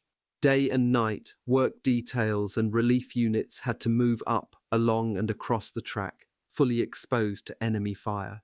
Too bad if the bullets whistled, and too bad if they sometimes claimed unlucky victims. After heavy rains, a swamp had formed, which washed over the embankment at one point. They built footbridges out of branches, which we had to use all the same. But, you might say, why did this commandant persist in risking his men's lives so carelessly? Perhaps he wanted to get us used to hearing bullets whistle past our ears, so they wouldn't bother us when we went into combat someday. One night, on relief duty, an officer who was unhappy with the racket with which we were making our way along these passageways, thinking that we weren't keeping quiet enough, found nothing better to do than to keep us there, lined up for 10 long minutes, in spite of the bullets landing around us. If I had to, I would say that this officer had taken too big a dose of Niol, hooch, which took away his common sense as an extenuating circumstance. After spending 4 days like this in reserve, we moved up in dark of night to the front lines. To get there, we had to cross 300 or 400 meters of open ground, crisscrossed by enemy bullets. You'd have thought we were crossing a firing range on the day of a target shoot. They didn't need any more goads to spur on the laggards. It was with a gasp of relief, 10, 20 gasps, from our heaving chests that we tumbled into the trench, the kind of trench we dug before the Germans showed us just how to make them. A wide, shallow stream at the bottom, no protective barbed wire, no parapets, no loopholes, no firing step, no trace of a shelter for us, and yet this trench, so poorly equipped, which would have made the Romans of Julius Caesar smile with pity, seemed to us a precious refuge. To our right, a stream, its sluggish waters spreading out to form a swamp, separating us from the neighbouring company. To our left, a large stretch of unoccupied trench, abandoned to the determined efforts of a German battery to fire on it day and night, as if it were an important strategic point. Right away, I saw that our half-section was completely isolated, with no possibility of falling back in case of attack or bombardment. This bit of trench could have been our grave, our glorious tomb, as the newspapers of that time would have called it. My comrade Cortade and I spent the night side by side, in a trance, in such darkness that you couldn't have seen an elephant 2 paces away. We were always seeing Germans rising up, coming like fierce assassins to massacre us without pity. Perhaps 20 times during the night the sentinels sounded the alarm, and we all blasted away like madmen. That night seemed endless to us.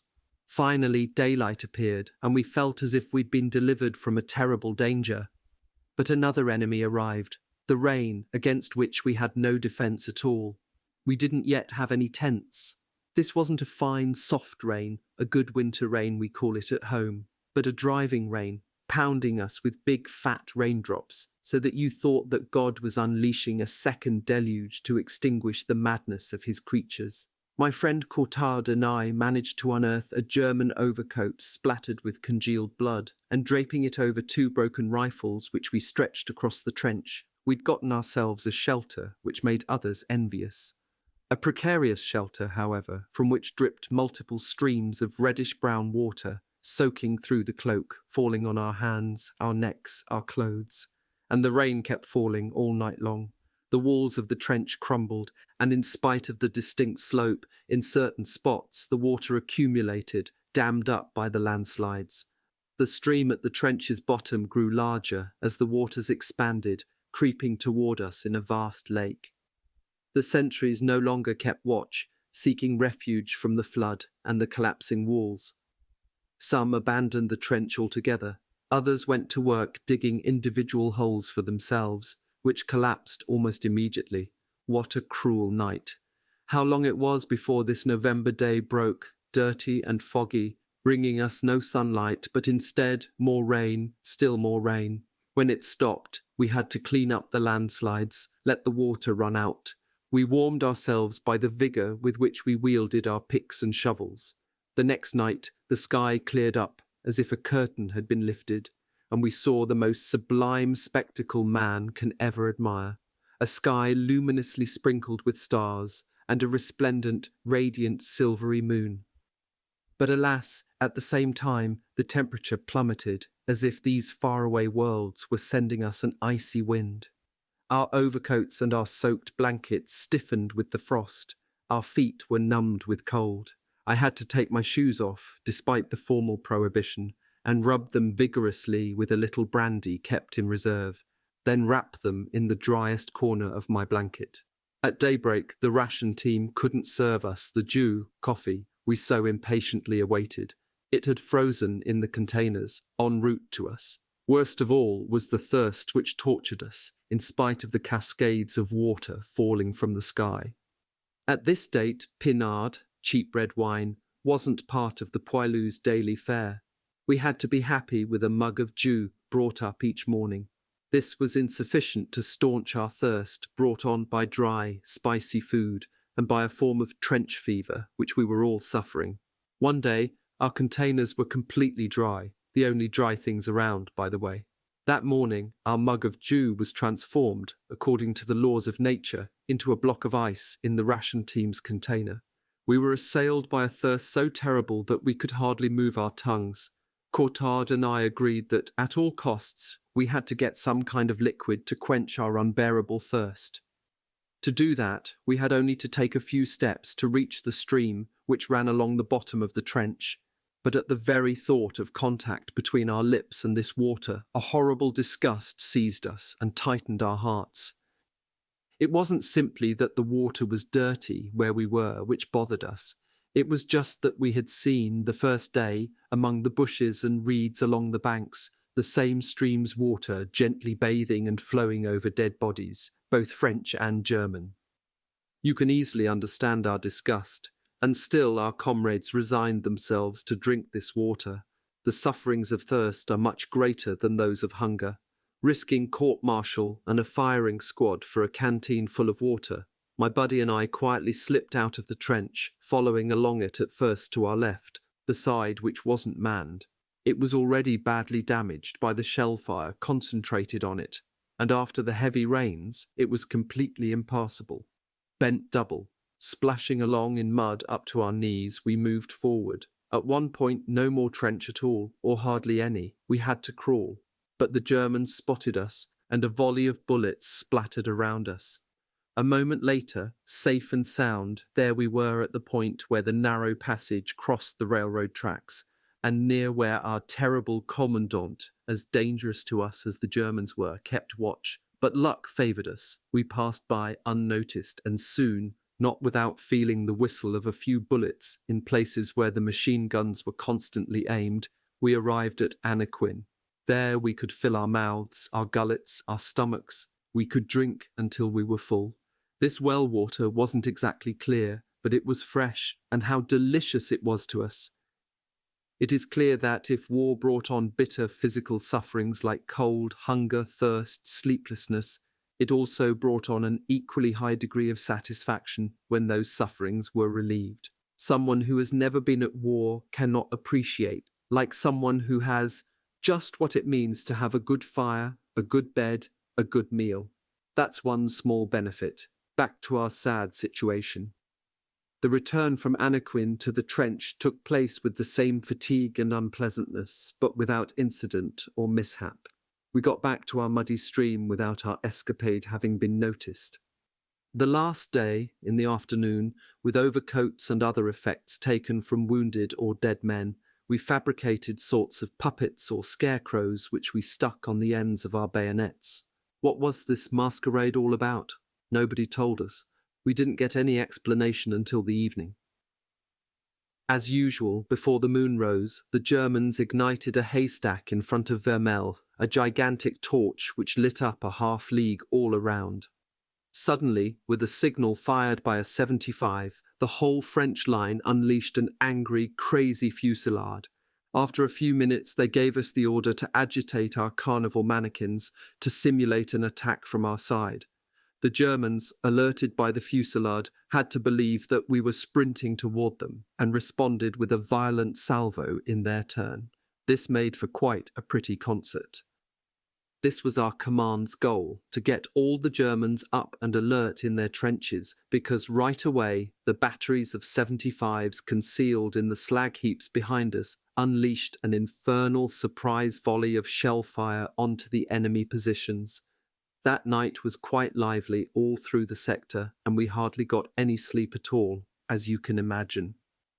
Finally, the evening of the next day, we happily departed from this bad spot. In spite of everything, we hadn't had anyone killed or wounded. But 2 hours before we headed out, one of my good comrades from Montlouis, Private Cow from La Palme, Aude, took a bullet right through the head.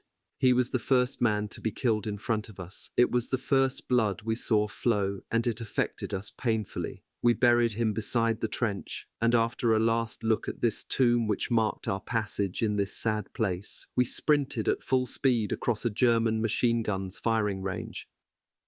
This time we were lodged in abandoned houses, very comfortably, as if we were the proprietors, and we could warm ourselves with coal that we could take from the mine.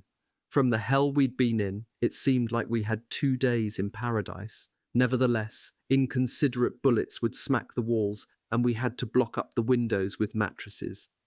Sometimes a salvo of shells would trouble our repose, but what was that compared to our sojourn at the front line? Except for a few skirmishes up to the end of November, the sector was fairly calm. Besides, the weather was very bad, sleet, rain, snow, making any serious military action impossible, which didn't bother us at all. Our relief assignments to the front were not quite as hard. We began to set up little shelters where we could dig between watch details. Finally, they distributed tent cloths, one for every 3 men, without telling us that we had to either draw lots and let each man have it for a day, or share it among 3 of us.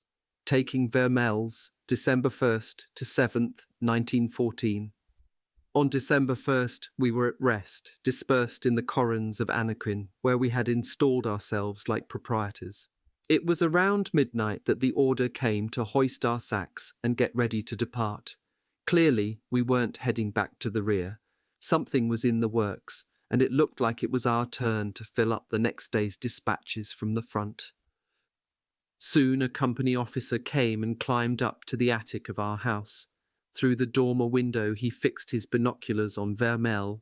He was willing to share with us a bit of intelligence. They were going to attack the Château de Vermelles right at the entrance to the village, which the Germans had transformed into a fortress. Depending on how this operation went, a general attack would then be ordered. For several days, our sappers had been digging an underground gallery in order to blow up the chateau with a mine.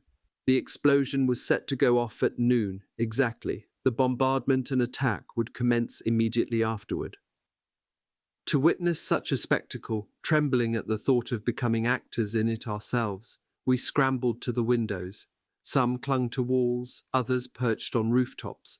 At the appointed hour, we saw the chateau disappear in a cloud of smoke, and a muffled detonation could be heard. Right away, our batteries, brought up into close range during the night, unleashed a rain of hellish fire onto Vermelles. The spectacle evoked the scene of Sodom and Gomorrah and the rain of fire, stones and sulphur which destroyed them. Profiting from the unpleasant surprise effect all this must have had on the Germans, our neighbouring regiment, the 296th, went on the attack, preceded by a detachment of skirmishers whom they had fuelled with alcohol to excite their warrior spirit. The attack was only partially successful. The chateau and its park indeed fell into our hands, but when they tried to penetrate into the town itself, they ran into solid defences, barricades, trenches which cut across streets, crenellated walls that the Germans, once they recovered, defended fiercely. A new effort was necessary. They had done enough for one day, not in numbers killed, mind you, that wasn't part of the equation, but a sustained attack by infantry alone was impossible. This all lasted barely 3/4 of an hour. We were called down from alert status, and to see the joy which was so evident on all our faces was proof that each one of us, egotistically, had wished for the operation to fail so that we wouldn't have to participate in it. Decidedly, we were pretty sorry soldiers. But each one put his own skin first, no matter how little it was worth at the moment, ahead of all the houses and all the coal in Vermelles. In the afternoon of the same day, I was attached to the 21st Company, sought after for its Périacois captain, Léon Houdel. I joined the 13th Squad, composed uniquely of men from Périac and vicinity. It was the Memoir squad. I was welcomed joyfully by my comrades, and we were placed under the command of a corporal from Toulouse, whose deputy I became.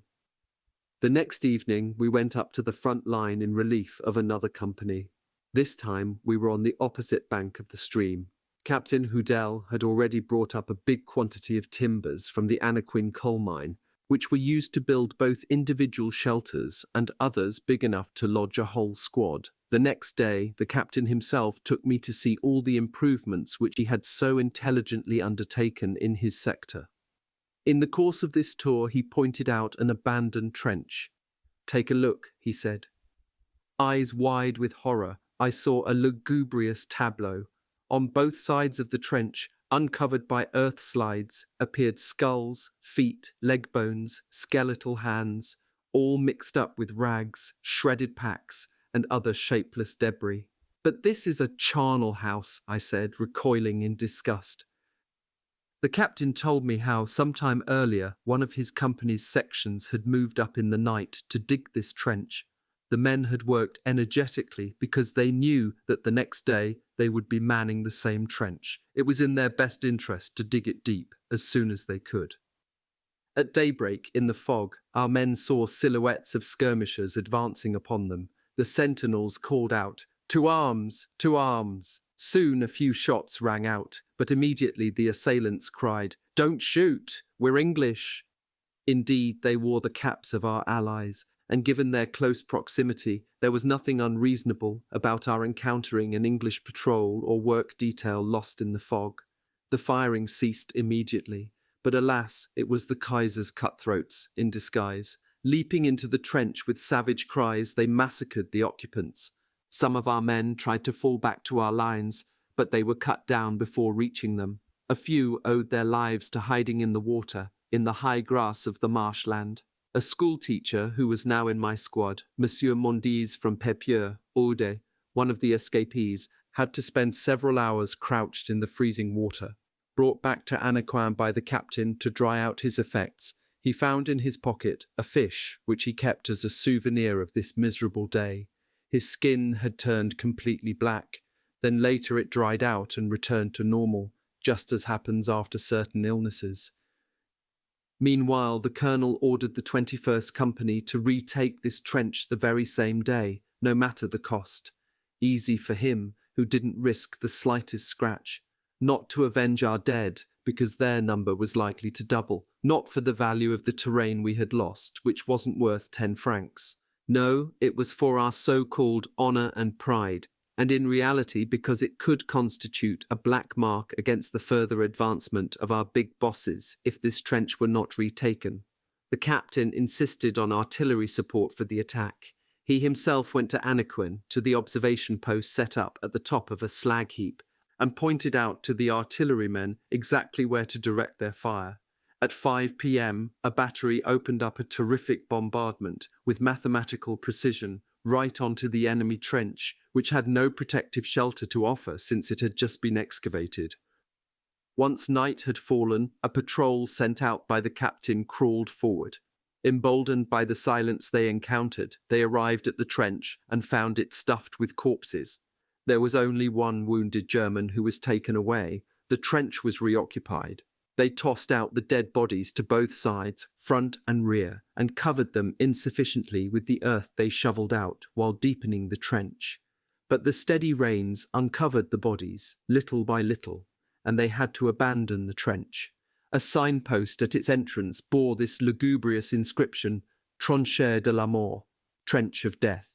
In truth, there were only dead men there. After a surprise like this, the captain demanded rigorous surveillance and the utmost vigilance. And as is always the case in military life, we went from one extreme to another. The men were exhausted from long hours on guard duty. On December 7th at dawn, we noticed an abnormal slowing of the usual fusillade from our adversaries. Then came complete silence. Were we being led into a trap? Patrols carefully inched up to the German positions, which were discovered to be empty of occupants.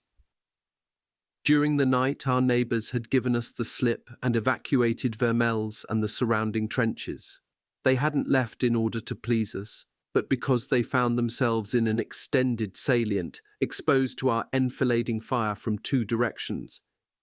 It was a simple straightening of their lines, but our striped-sleeved big shots, excited by this easy success, believed that this was the great German retreat getting underway, as announced daily by Hervé in his newspaper. That day we were at rest in Anaquin. We all sprang into action, rushing in every direction.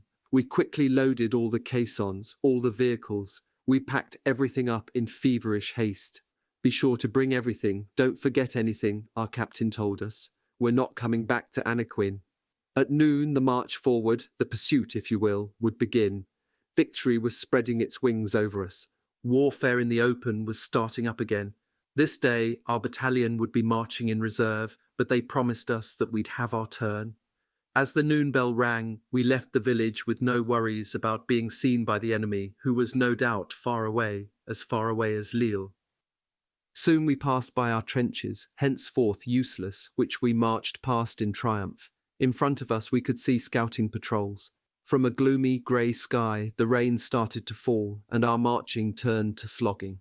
Right away, a few volleys of shells fell upon the first columns, no doubt from artillery covering the German retreat.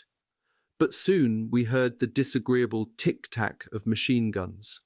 We noticed then that the Germans had posted themselves along the crest of an elevation above the plain, in front of the village of Auchilez-la-Bassée. We were in the presence of strongly organized positions, ready for action. Who saw any humor in this? We surely did not, stuck in the middle of a swampy plain where we could hardly stick our noses in the air without hearing a couple of bullets whiz by. looking to hook onto us in their dizzying trajectories. All was indecision and confusion. Night arrived quickly, and with it more wind and rain. In an abandoned trench we crawled into dugouts, but the spaces were far from being snug. We didn't count on getting a meal that evening. On a day when victory is won, a soldier doesn't ask for bread, it's true, but glory on the battlefield has never filled anyone's belly. Chilled to the bone, soaking wet, caked with mud up to our ears, we asked how many hours, days perhaps, we were going to be staying there. The blessed voice of the company's cyclist called out in the darkness that the 21st Company would be heading back to Anaquin to finish up its 3 days of rest. We departed without a look back, but the night was so dark that we slid, fell down, stumbled constantly into shell holes filled with water, or into boyaux and invisible trenches. We scattered, we lost our way. It was now that the storm unleashed all its power and reached its climax. We wondered if the night would be long enough for us to reach Anaquin, even though it was only 3 kilometers away. Finally, around midnight, in a state you can imagine, our squad made its pitiful entrance into the village, where at least we could warm ourselves, dry out, lie down on clean straw, and relax. But we could imagine what suffering was felt by those who spent the night out on the plain, transformed into a lake, or up against the embankment of the Vermelles-Bethune railway, where our front line was established. So ended this day of glory and victory. It sure was sweet, our victory. For several days, the daily communiqué from the front had been disconcertingly banal. Nothing to sink your teeth into, for the bedroom strategists, the journalists, the oglers, all those who held up the daily dispatch as gospel truth. Well, at last, what a windfall, the taking of a town of 4,000 inhabitants. Therefore, triumphantly, the next day's communiqué announced to France and to the whole world. After a brilliant combat, the town of Vermelles and Le Routoir fell into our hands. Of course, we couldn't admit that we had simply occupied a position abandoned by the enemy who had fallen back on another, even stronger position. To conquer without peril is to triumph without glory. But what to think about that qualifier brilliant inserted into the dispatch? It's like saying that after any combat, no matter how brilliant it may be, there are no heads or chests riddled with holes, or bellies burst open, or flesh torn off in strips, shredded or crushed. What cynicism, what an attitude on the part of those who wrote these dispatches to dare to say, after a brilliant combat. The day after, we took our turn occupying our new front lines. We passed through Vermelles for the first time. One would have thought a cyclone had swooped down on the place and knocked it flat. We were very impressed by this spectacle, but later on I saw other towns and villages in the same state or worse, including some where you didn't see anything left at all. 2 kilometers from Vermelles we set up camp in an embryo of a trench. All night long we had to either stand watch or get to work. No one could rest or lie down, but who wanted to stretch out to sleep in the mud? Immediately the Germans set fire to 100 haystacks. The whole horizon was ablaze. It looked like an immense city being devoured by flames. We were quite discomfited by the clouds of smoke which the wind brought down upon us. Why did the Germans burn these haystacks instead of carrying them off? Did they have too many of them? Were they expecting a tougher response from us? I don't know. In the morning, some heavy downpours put out these fires, but the smoke got even worse and mingled with fog to make the night seem endless. All day long we could work without being bothered, walk around in the open, do chores without being seen, but it seemed like the Germans had the eyes of lynxes. They spotted a squad of our company heading toward Anaquin to pick up some mine struts and beams, and they chased them along with machine guns. Thanks to the clumsiness of the machine gunners, only one of our men was wounded. Night arrived early, and so did the accursed rain. It fell in torrents until the next day, without a break. It was enough to make us envy the frogs and other amphibians which could live indifferently both on land and in the water. Once my guard duty was over, I could crouch down with my Periacois friend Gabriel Gills under a little shelter we had made with 3 shovel handles and a tent cloth on top, which drew off the rainwater like a skimmer. Others sheltered themselves as best they could under a bit of planking or blankets or knapsacks. Only the two schoolteachers, demoralized, discouraged, showed no initiative to take up the struggle against the elements.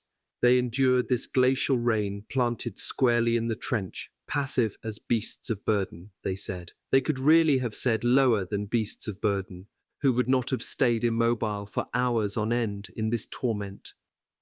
On December 12th, they came to relieve us from this sewer, and we were billeted on a farm near Anaquin. Coming into the courtyard in the dark of night, we forgot about the inevitable pool of water which was common in all the farms of the north, hidden under a covering of straw and dung. The result of this oversight was soaked feet, legs, or bottoms for most of us. But what the hell? Who cared if we were a bit wetter than we had been? And we soon found straw to stretch out and dry out on. The day after next, in the afternoon, we assembled for roll call. Once the usual platitudes and banalities were out of the way, the sergeant major, with the same indifferent voice he would have used to tell us about an exercise planned for the next day, told us, tomorrow, at 5 a.m., the 21st and 24th companies will go on the attack. Departure this evening at 6 p.m., and that was all. The sergeant major had already disappeared. We stood there, dumbfounded, staring at each other, some understanding nothing at all, others comprehending very well that this spelled a death sentence for some of us, those whom fate would choose. Some officers who took their job seriously would have made a point of giving us some information and some comforting words, but none of ours took the trouble to make this effort. After we'd eaten our evening meal, without much of an appetite, they assembled us for the departure. They were generous enough to give us 250 cartridges per man, and parsimonious enough to give us rations for 2 days. The captain asked for 40 volunteers to march in the vanguard of the company on the attack. That was the same as asking for those who wanted to commit suicide. There was not one volunteer, but one section had to be first. We proceeded to draw lots, and one section, not mine, was designated. In the night, we left Anaquin like a gang of evildoers up to no good. We followed the railway line, which shellfire had put into a miserable condition. You couldn't go 4 steps without tripping, stumbling, getting hung up in splintered ties, pieces of broken rail, uprooted telegraph poles without a bit of moonlight. After 2 hours of marching, dripping with sweat, scraped, scratched, bruised, we stopped and set up a position in a former German trench. There we waited for dawn. To cover about 3 kilometers, they made us leave 14 hours earlier, at the height of winter. There were in this empty trench some dugouts which were immediately taken by assault. As for me, among the last to arrive, I couldn't find a spot in any of these dugouts or anywhere in the trench. Overcome with fatigue, I rolled myself up in my oilcloth raincoat and my blanket, and I sat down next to a tree with its branches stripped of any leaves. The bise wind blew through it, and to the sound of this bitter music I fell asleep. My thoughts immediately flew off to my distant home, to where I could recreate the happy hours of yesteryear. Suddenly a hand roughly grabbed my shoulder. I woke up with a start and was terrified, thinking that a Boche was surprising me and grabbing me. But no, it was my Periaquas friend Gabriel Gills, who was looking for me to tell me that the attack order had been countermanded, and a new order was sending us back to our village. A false alert? A last-minute reprieve? We didn't look for an answer, so 2 hours afterward we were snoring away in bed in our previous billets. Third Notebook Massacres, December 15th, 1914 to May 4th, 1915. But alas, we hadn't gained anything by waiting. By the next evening at 8 o'clock, many of us had already bedded down. Some were writing letters or playing cards by candlelight. Others were singing, when an orderly appeared and cried out in a voice that immediately got our attention.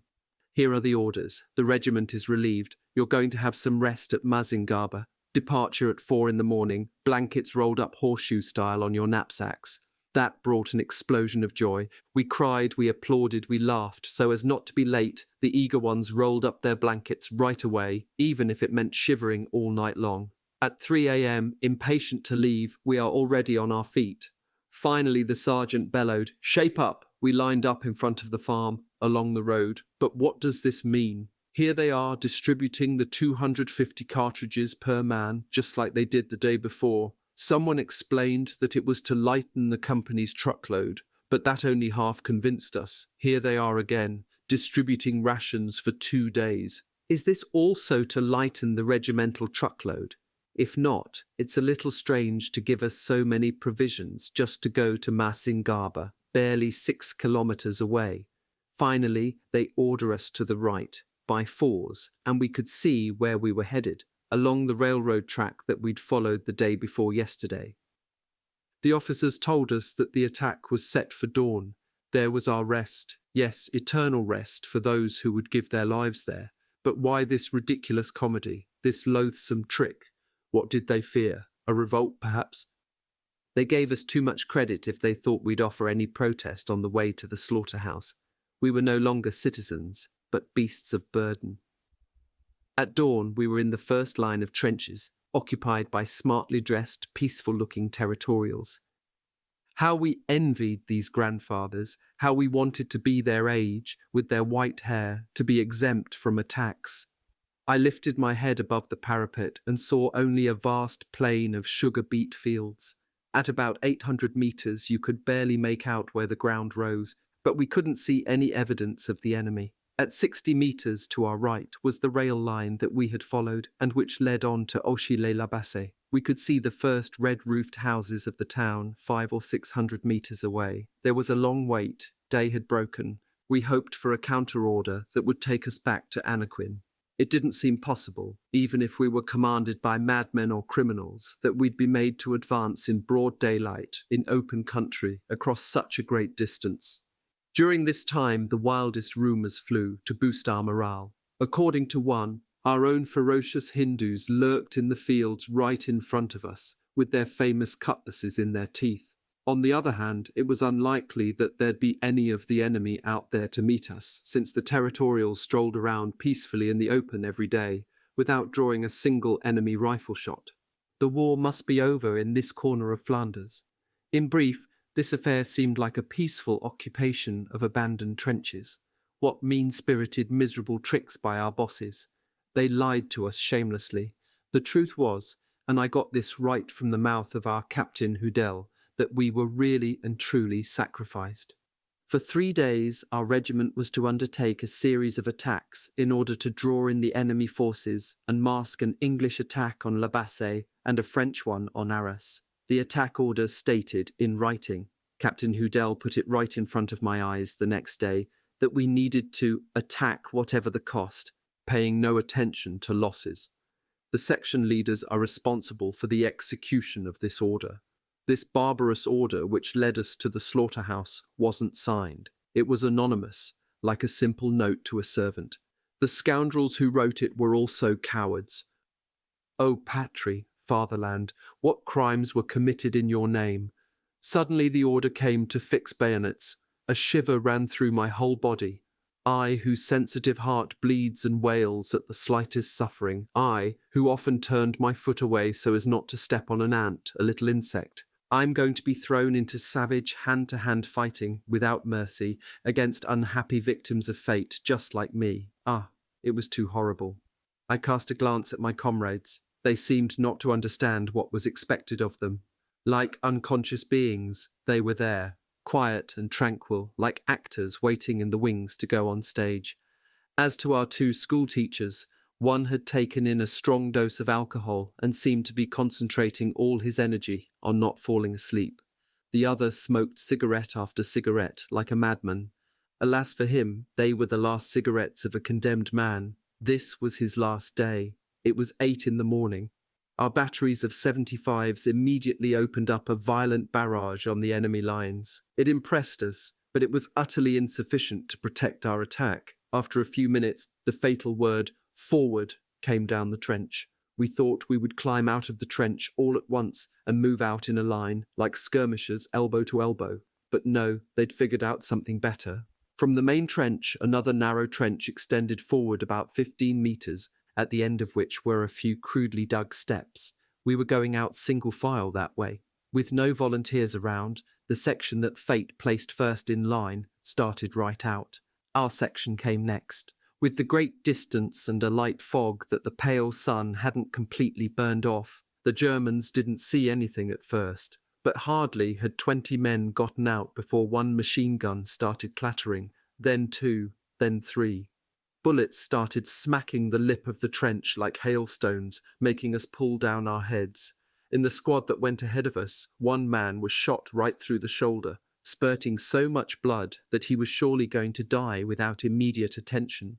But no stretcher bearers were in sight, and you couldn't stop your march forward to take care of even your own brother, passing in front of, or rather stepping over, this first moaning, wounded comrade. We had to splash through his blood, which made quite a nasty impression on us. Even the stupidest understood that we were going to our deaths without the slightest hope of success, simply to serve as living targets for the German machine gunners. Our leaders might as well have been in the pay of the Kaiser, having sold out to the enemy.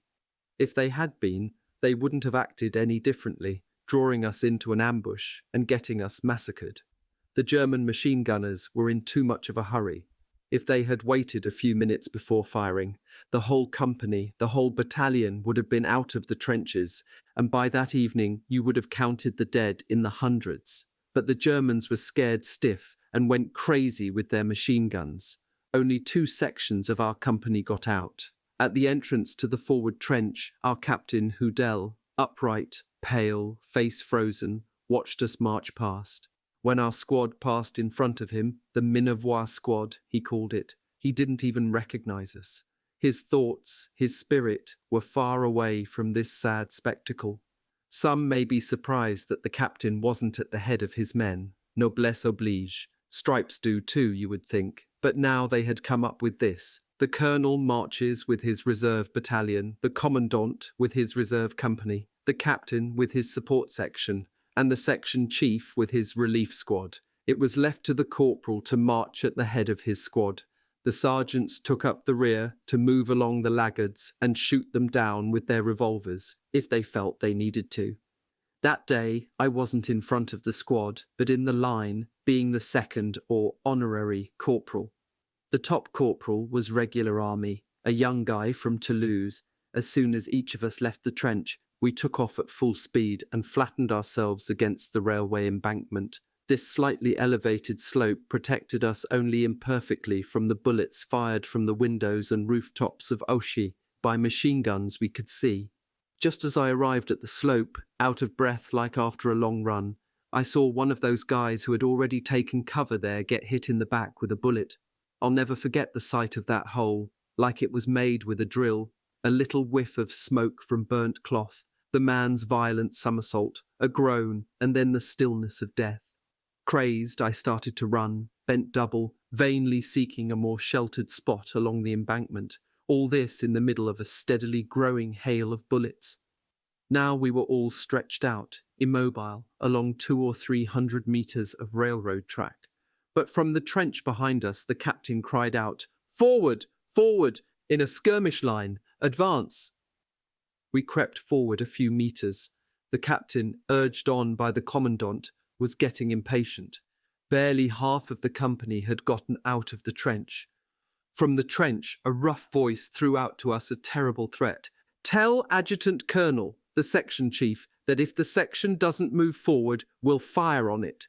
Terrified, we crept a little farther along the embankment, like earthworms. Up in front, they tried to form a skirmish line, but those who left the slope to do so were immediately struck down, riddled with bullets. Just then, an orderly, with a folded-up piece of paper in his hand, moving as low to the ground as he could, came near me. "Hey," he said, "are you scared?" He had hardly said the last word when a bullet went through his chest. He fell forward, his face in the dirt, then rolled over on his back in a final convulsion. In a few seconds I saw the pallor of death spread across his face, his eyes cloud over, and a bloody dribble appear at his lips. He didn't say a word. He just stuck out his hand to us. The guy closest to me and I both took it, but it was already motionless. He was dead. The brutes who commanded this assault finally seemed to understand that, since we didn't have skin like a hippopotamus, it was impossible for us to advance into a hailstorm of bullets. With his raspy, piercing voice, Captain Hudell called out to us to try to get to another trench, one that I hadn't noticed. It began about as far out as I was, and extended toward the enemy lines. But from where I was, it was about 80 meters away from the embankment. I could be killed 80 times before reaching this refuge, and if I got there, I might find it filled up with earth, or too shallow, or filled with water. But I couldn't stay in this situation any longer. Lying on this cold, wet ground, we were shivering, but that was only a minor detail. We would have been happy to stay put if the Boche weren't chewing us up with their machine guns. We weren't protected enough from their field of fire, and we were just like silhouetted targets for them. From time to time, a bullet would strike home, leaving a man dead or wounded. The corporal of my squad, the little guy from Toulouse, had a shattered arm. He had enough strength to crawl back to the trench we had left from, leaving a bloody trail behind him. From number 2 corporal, I was now number 1. But where was my squad? Only one who was part of it, Fairy from Peyriac, whose family lived in the countryside outside town, was stretched out behind me, his head between my legs. We took counsel, hesitating to leave, since of those who had tried to get back to the safety of the trench, several hadn't made it. But a bullet that looked explosive to me landed in the ground a few centimeters from my head, splattering my face with mud. "Fairy, old friend," I said, "I think that if we want to see the church tower of Peyriac again, we need to clear out of here." So there we went, dragging ourselves across the sugar beet field, with my knees and elbows crying out for mercy. When I'd gotten about 20 meters, I couldn't go any farther, and to think that safety was right there, just a few steps away. I suddenly made a desperate decision. I got up and ran, or rather I thought I was running because my legs were like lead and I could barely move forward. A machine gun crackled, a salvo of bullets tore up the sugar beets around me. Private Thomas from Salele-Doda, who was crawling in a furrow, cried out wildly, "You're crazy! You're going to get me killed! Get down!" I was only 4 paces from the shelter, from my goal, but the advice was right, for him as well as for me. I flung myself down. The machine gunners thought I was dead and stopped their damned machine.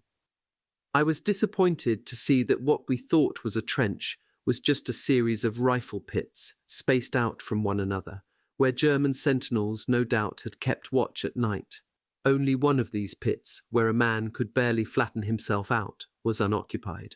With one leap I reached it and collapsed into it in a heap, mentally and physically wiped out. I was saved. Meanwhile, Thomas from Salales, seeing that I was going to steal this pit to which he was also headed, rose up at the same time as I did and fell onto me at top speed, right in the middle of a new crackling of bullets. Thomas was big and fat. He hadn't had enough time to get thin.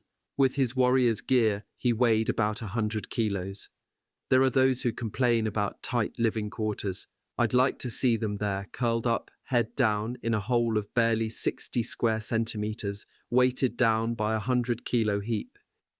In fact, I was suffocating, and if in a supreme effort I hadn't been able to throw Thomas off, I was going to die in this hole, with no glory, no beauty.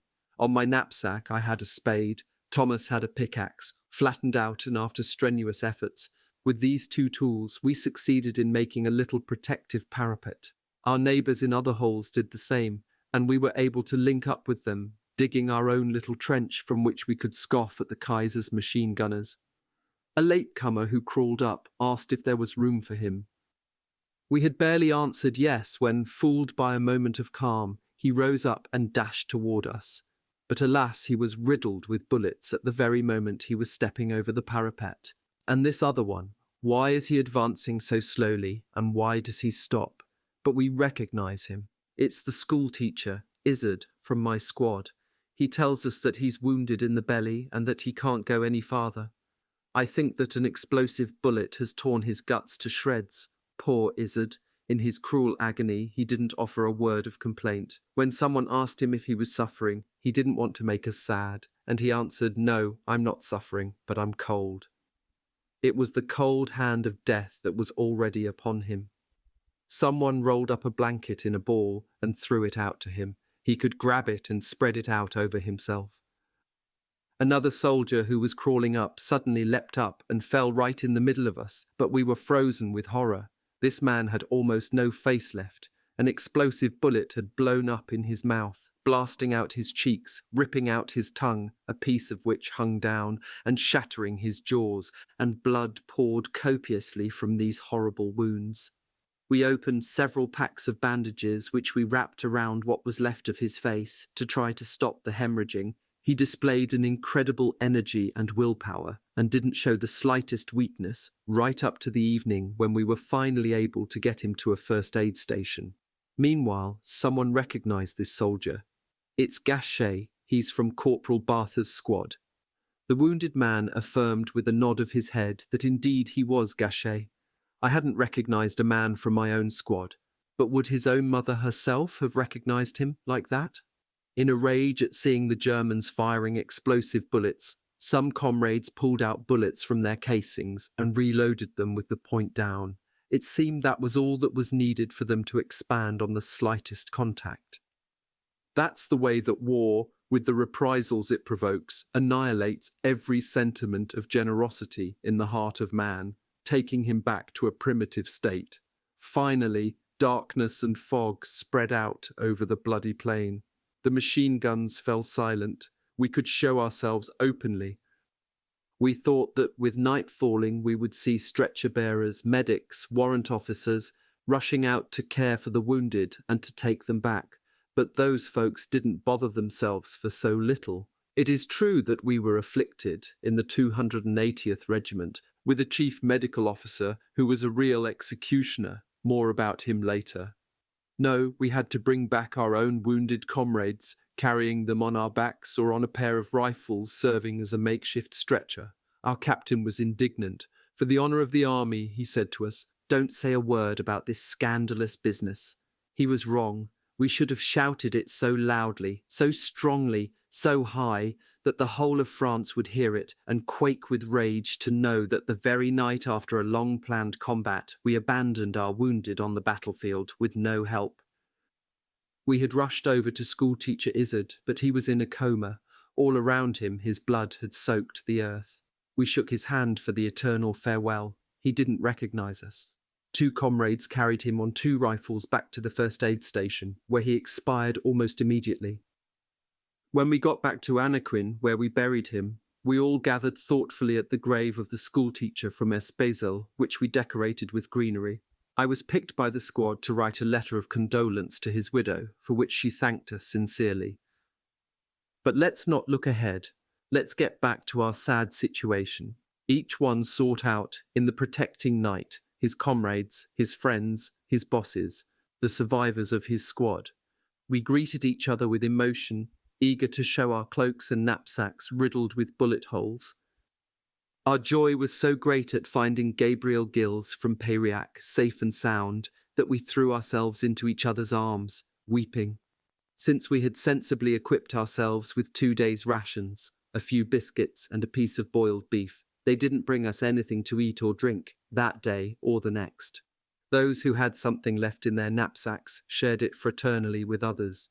They made us work all night to dig a front-line trench as far out as the farthest had gotten in the attack, and then a trench connecting the new one to the original one from which we had left.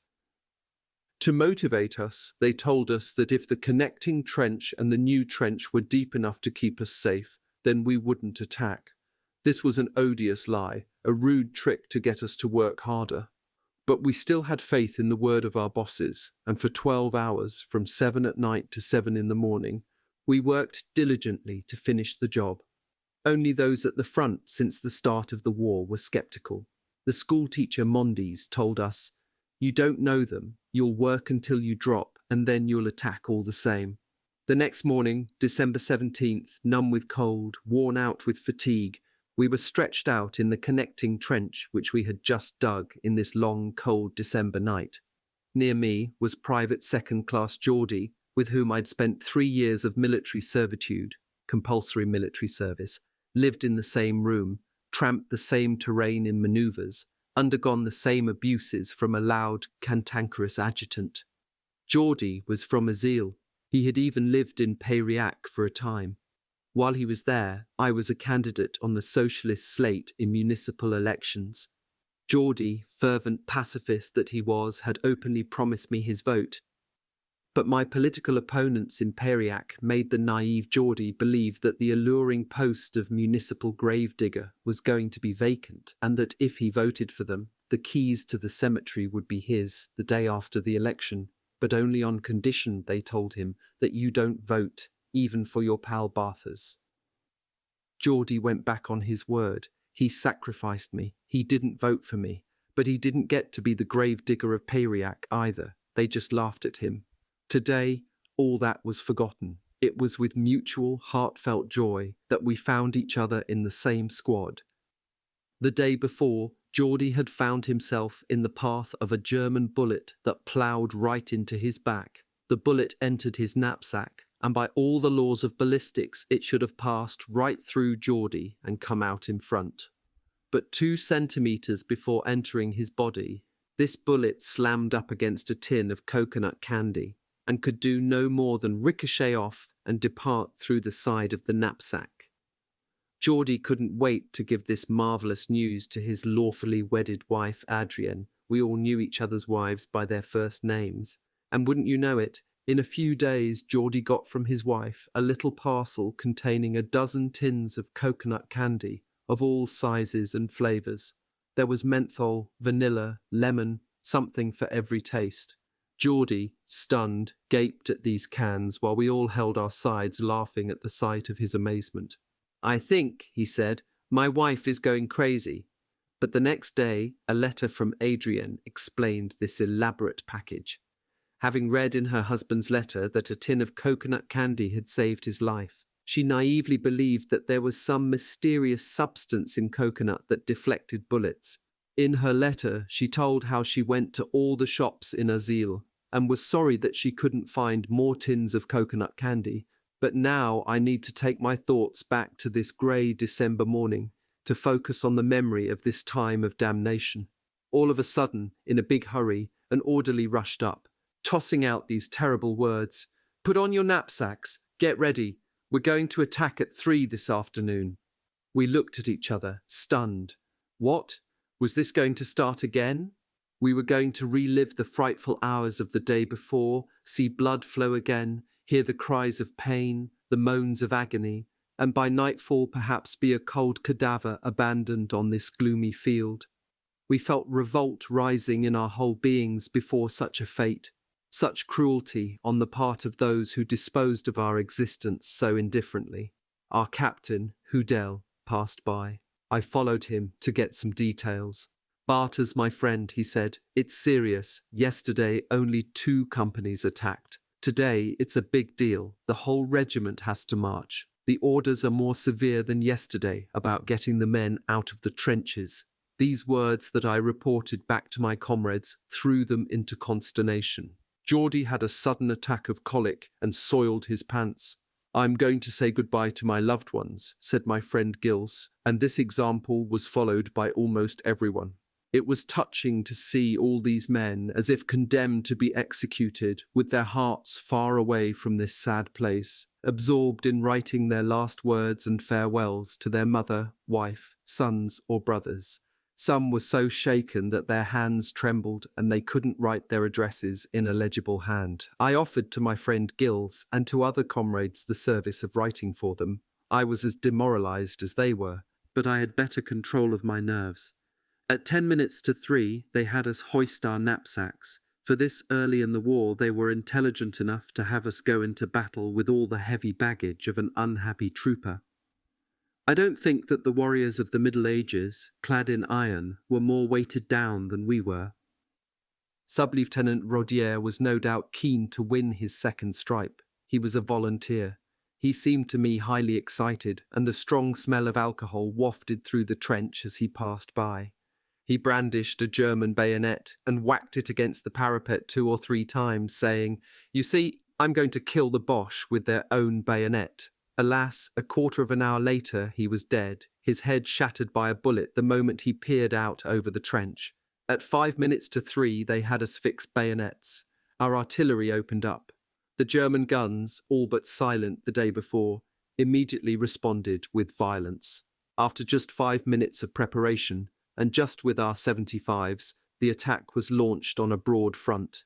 Immediately, the German machine guns went wild, mowing down those who, pushed out of the trenches, couldn't go to ground behind any kind of shelter. Beholding this spectacle of horror, I thought about the paintings of battles which cover the walls of our museums, or which illustrate the pages of our French history books, where you'd see leaders resplendent on horseback, banners flapping in the wind, bugles, drums, cannon, all arrayed, sounding, beating, animated with an intoxication, with heroic frenzy.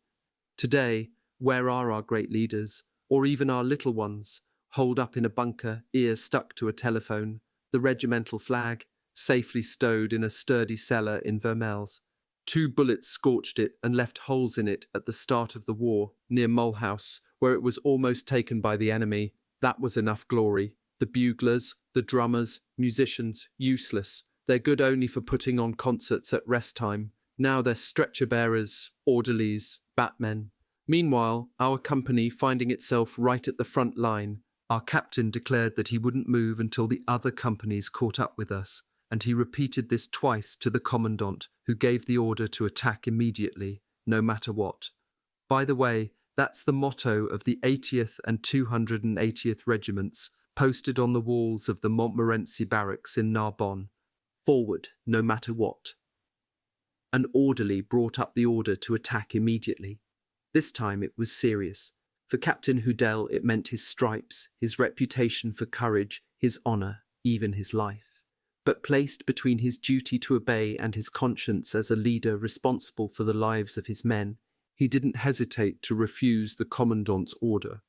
The decision of our captain saved the lives of several of us, since on December 17th the 21st Company had insignificant losses, while others were very badly mauled. But a few steps from where we were, a singular drama was unfolding at the 24th Company, where our commandant was.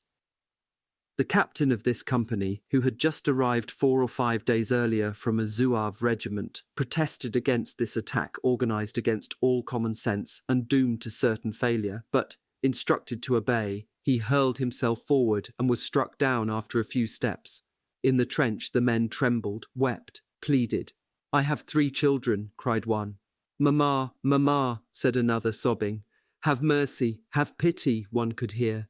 But the commandant, out of control, revolver in hand, cursed and threatened to send the laggards to the gallows. To a lieutenant who cried out in pain with a shattered thigh, he said, "Shut up, don't discourage the men." Spotting a couple of men crouching behind a fold in the ground, a few meters from the trench, he ordered them to advance. Seeing that they didn't budge, he threw himself toward them, threatening them with his revolver. But suddenly he toppled over, his head pierced by a bullet. Commandant Lianas was dead. The battalion adjutant, F. Calvé from Périac, alerted Captain Hudel, the only one remaining of the battalion, that he had to take command. Captain Hudel immediately halted the attack. We all sheathed Rosalie in her scabbard and took up picks and shovels, which we wielded all night long. Those who recovered the commandant's body claimed that his revolver wasn't loaded. Some believed that this officer sought death in a moment of madness, caught between his duty as a leader, which required him to execute inhumane orders, and his conscience as an honest man, terrified by such a frightful responsibility. Had he thought that his death would stop the assault, would put an end to the killing? Some thought so. Whatever it may be, he took with him to his tomb the secret of his final thoughts. May he rest in peace. The next day we took a moment of well-earned rest in the trench, warming ourselves in the pale rays of a December sun, thinking how good it was to be over with these futile assaults, when Captain Hudel came by, inspecting the work we had done. We were chatting a bit when an orderly came up and gave the captain a sealed envelope. It contained these words: "Today, same attack order as yesterday. The time will be given later on." This bad news, which spread like wildfire, provoked grumbling and protests. We weren't shy about saying that we were commanded by murderers, butchers, and that the general and the colonel should put themselves at our head instead of hiding in the rear, otherwise we weren't marching. The commandant of the 4th Battalion, de Fajol, declared to the colonel that he wouldn't take responsibility for an attack launched in such conditions. He had the courage to ask that the general himself come and take stock of the situation. And General X came. He recognized that Commandant de Fajol was correct to prefer advancing our trench lines at night rather than getting ourselves massacred by advancing in open order in daylight. The attack didn't take place, and that was the end of these murderous assaults. What was their result from a strategic point of view? It appears that our leaders were satisfied with them. They had reason to be. We had drawn a good bit of artillery fire upon ourselves, but that didn't keep the combined French-British attack at La Bassée and Arras from failing completely. These attacks took place according to a general plan of our headquarters staff. A daily order from General Joffre himself was made known to us, saying that the hour had arrived to throw the hated enemy out of France. Joffre was a little too presumptuous and too much in a hurry. He shouldn't have let them enter in the first place. At the same time, to excite our hatred, our patriotism, they read us a daily order from a Bavarian general, ordering the massacre of all Frenchmen taken prisoner.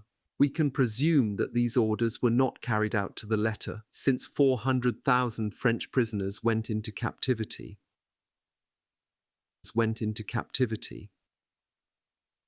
What was even more striking was that our little business was represented as a clear success. We moved forward 500 meters and we held firm to the conquered ground, claimed the dispatches, daily orders and citation statements. So, as not to tarnish our glory, they didn't add that we didn't push the Germans back 1 centimeter, that they had made us simply, stupidly walk right up to the mortars, mines, grenades, and it was worth it, wasn't it? The sacrifice of those whose bodies were fertilizing this corner of Flanders. There were some individual decorations in our company. I won't talk about them except to mention some of the common themes. Part of a group of 40 who volunteered to attack from a trench, etc. Not one of those who were decorated had the courage, the shame, to refuse with the greatest disdain these ridiculous croix de guerre, these lying citations, these burlesque congratulations. Up until December 23rd, they put us to work without relief, day and night, digging parallels and communication trenches, in spite of the rain and the cold. Sometimes at night, German patrols loomed up. We thought they were full-fledged attacks, and mad panics ensued, volleys which stirred up neighbouring sectors and provoked artillery salvos on both sides. Sometimes there were false alarms given by jumpy sentries who mistook bushes and shrubs waving in the wind for pointed helmets. One night, my section, which was working out ahead of the front line, fired away for more than an hour at shadows which we saw advancing for 200 metres along the railway. And these shadows responded just as violently. A reserve section rushed up to reinforce us, and the fusillade doubled in strength. But it was an error. It was an advance outpost of our own company, which we had taken for a German patrol. The outpost was happy to be able to take shelter behind the railway embankment, and we ourselves were in a rather deep communication trench. Otherwise, the company would have wiped itself out. These were days of forced labour, without sleep, without shelter, not even a bit of hole in which to ward off the rain a little. Our feet turned blue from the cold. They were sore, and they swelled up so much that we couldn't take our muddy boots off. Each night we were sentenced to dig a bit of trench, which the next day would be our campsite. When they finally came to relieve us, we were haggard, skinny, dirty, muddy, so much so that we couldn't even recognise one another. 4th Notebook toward the Lorette Charnel House, May 4th to June 2nd, 1915. First Christmas at war, accursed month of January, battle for Bethune. On December 23rd, they led us up to trenches where the occupants who had preceded us had the bright idea of setting up shelters for 2 or 3 men each. There was even a bed of straw in each one. We could finally stretch out, take our shoes off, and not be on constant alert. When you're miserable, the slightest comfort and the tiniest well-being become a big deal, a stroke of good luck. During the night of December 23rd to 24th, 10 unpatriotic Germans came to enlist as prisoners within our lines. In the 17th Company, this was a big event, since these were the first prisoners taken by the regiment. The following night was the holy night of Christmas Eve. As soon as night fell, we were huddled in our holes, enjoying the thought of sleeping until dawn, when at about 9 o'clock a harsh voice passed the order to get out of our holes and to hoist our packs with all speed. In fact, something unusual happened up at the front line. You could hear songs, clamours, numerous flares were set off on both sides, but no firing at all. 2 hours later, the alert was called off. We had no explanation of what had happened until the next day. I yield the pen to someone who can speak with more authority than I can, our captain, Léon Houdel, who tells about this curious tale in a book. On Christmas Day, without any respect for the holiness of the day, they put us to work digging a big shelter where the whole squad was supposed to make itself happy.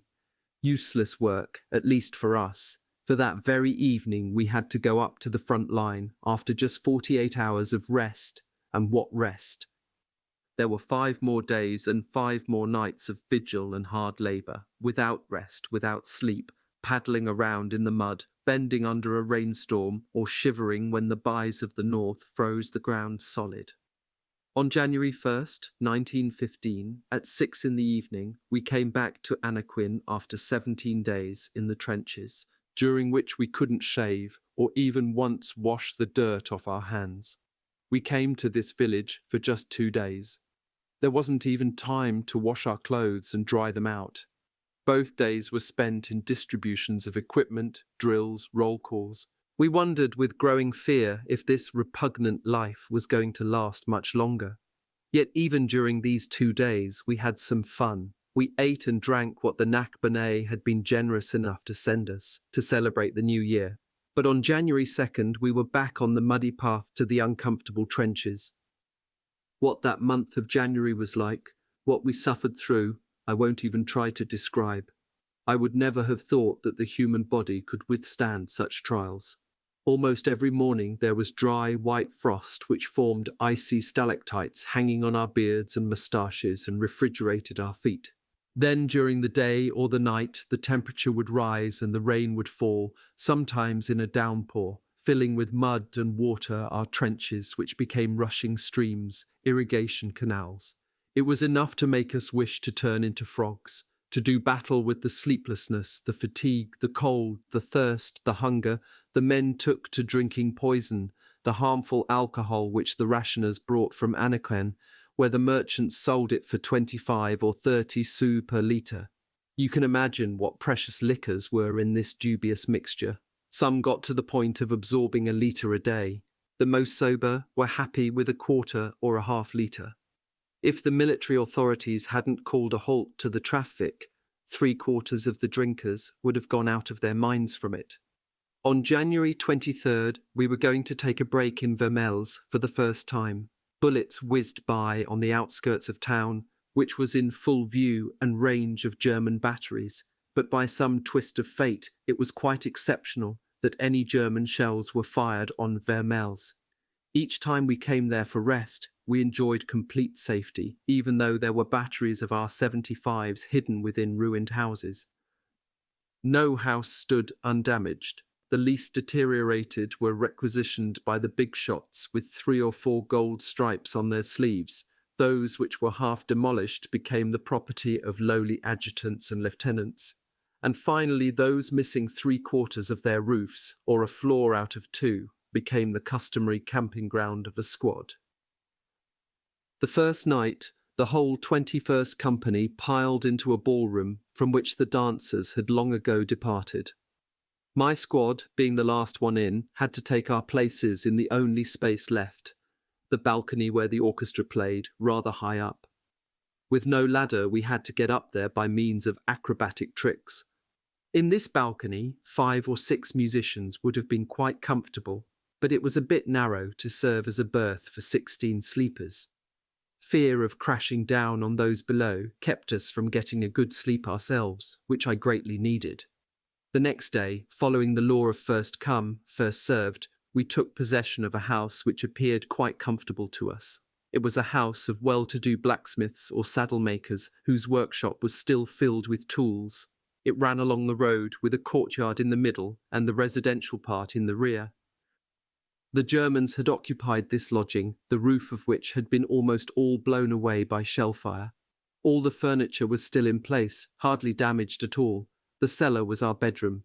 The Germans, having drunk all the wine, had covered the ground with 3 layers of bottles carefully laid on top of each other, to draw off the dampness, then a thick layer of grain sheaves on top to make a soft bed. They brought down pillows and mattresses from the house, and the walls were covered with bedsheets. You sleep well in the bed of your enemy, they say, and on the morning of January 25th we were sleeping like dormice when all of a sudden, at 6 a.m., a sudden and violent cannonade was unleashed. The rapid fire of 75s installed in our immediate neighbourhood shook the house. Quickly, we got up and by instinct hoisted our packs, eager to know what was going on. It was a German attack on the 295th Regiment, which was on our left, in front of Bethune. The Kaiser, who was himself present, it seems, was launching a surprise attack to take this important town. January 25th was Kaiser Wilhelm's birthday, and the German army wanted to mark this date with a glorious deed. Unfortunately for them, and fortunately for us, word of this attack had gotten around, and appropriate dispositions had been made on our side. The first news wasn't so good. The 295th Regiment, our neighbour, had held its ground, but farther to the left the English weren't fully committed to defending terrain which wasn't their own, and fell back precipitously. A gap opened up, but a battalion of territorials from the Gers, Département, southwestern France, prefecture, principal town, is Auch, in reserve at Givenchy, Les Labassés, put up a lively resistance and counter-attacking with a ferocious energy retook part of the lost ground. Bethune was saved, but it was mainly our batteries of 75 set up in Vermelles which broke the German attacks. Each time that the Kaiser's subjects poured out onto the Lille-Bethune road, they were hit on the flanks, literally mowed down. It was a massacre, pure carnage. The next day, some from our side went out to see this sad spectacle of thousands of chewed-up, broken bodies. You could still hear the moans and plaintive cries of those who were dying. I had no desire to go see such a scene of horror. It would have given me several nights of nightmares. On January 31st, we came to Annequin for 4 days' rest. Squad by squad, we were going to quietly reclaim our customary billets, but we were very badly received by the townspeople, a large part of whom had returned. They accused us of having looted and pillaged their houses and called us by the worst epithets. Not feeling especially charitable ourselves, we put the blame on the English, who were occupying a part of the village. This lessened the inhabitants' resentment toward us a bit, but we now had to camp out in quarters suitable only for pariahs from the trenches. The next day, on guard duty at the police station, I was watching 200 reinforcements march past, sent by the Narbonnais Purveyor Manival, when I had the happy surprise of seeing a fellow Périacois, Louis Allard. This Narbonnais contingent immediately received its baptism by fire. Either by fate or by plan, the Germans unleashed a volley of timed fuse shells, which damaged a couple of roofs and brought some inoffensive tiles clattering down onto the terrified Audois, who hit the ground and cowered along the walls terrified. But all they suffered from was fear, as no one had the slightest scratch. Before they headed up to the front lines, our captain had the generous idea of offering to our Périacois comrades an ample feast. We were reaching the end of it, a glass of precious Benedictine in our hands. Deeply moved, we were offering a toast in honour of our distant Périac, when a mighty explosion shook the house. Walls crumbled, windows shattered into shards of glass, pieces of metal and wood penetrated the furniture. It was a monstrous shell which had just landed beside the road, at the corner of the Annequin cemetery, which was across from the house. For a long time afterward, you could see a big hole where there had been 3 tombs whose occupants' remains had been pulverized. Some bits of them had no doubt landed on our dinner table, along with all the dust, powder, and mud. In fact, this shell had killed only men already dead, and had waited until the end of our meal. But it was likely to be followed soon by another one, less inoffensive, so we scattered as quickly as we could. On February 4th, along with our new comrades, we returned to the muddy trenches. There we found our comrade Mondes, who hadn't joined us in the rest period, having gotten a spell of punishment duty. At the start of the war, our top leaders had turned logic on its head in coming up with a new way to punish wrongdoers without putting them in prison. They ended up with this bit of nastiness. Someone being punished had to stay up on the front lines when his company rotated back to the rear for a rest for the same number of days as he would have served in jail. He was compelled to do the same work details and guard duties as the frontline troops. But the replacements themselves generally didn't go along with this and let the punished man have a bit of rest on his own, as best he could.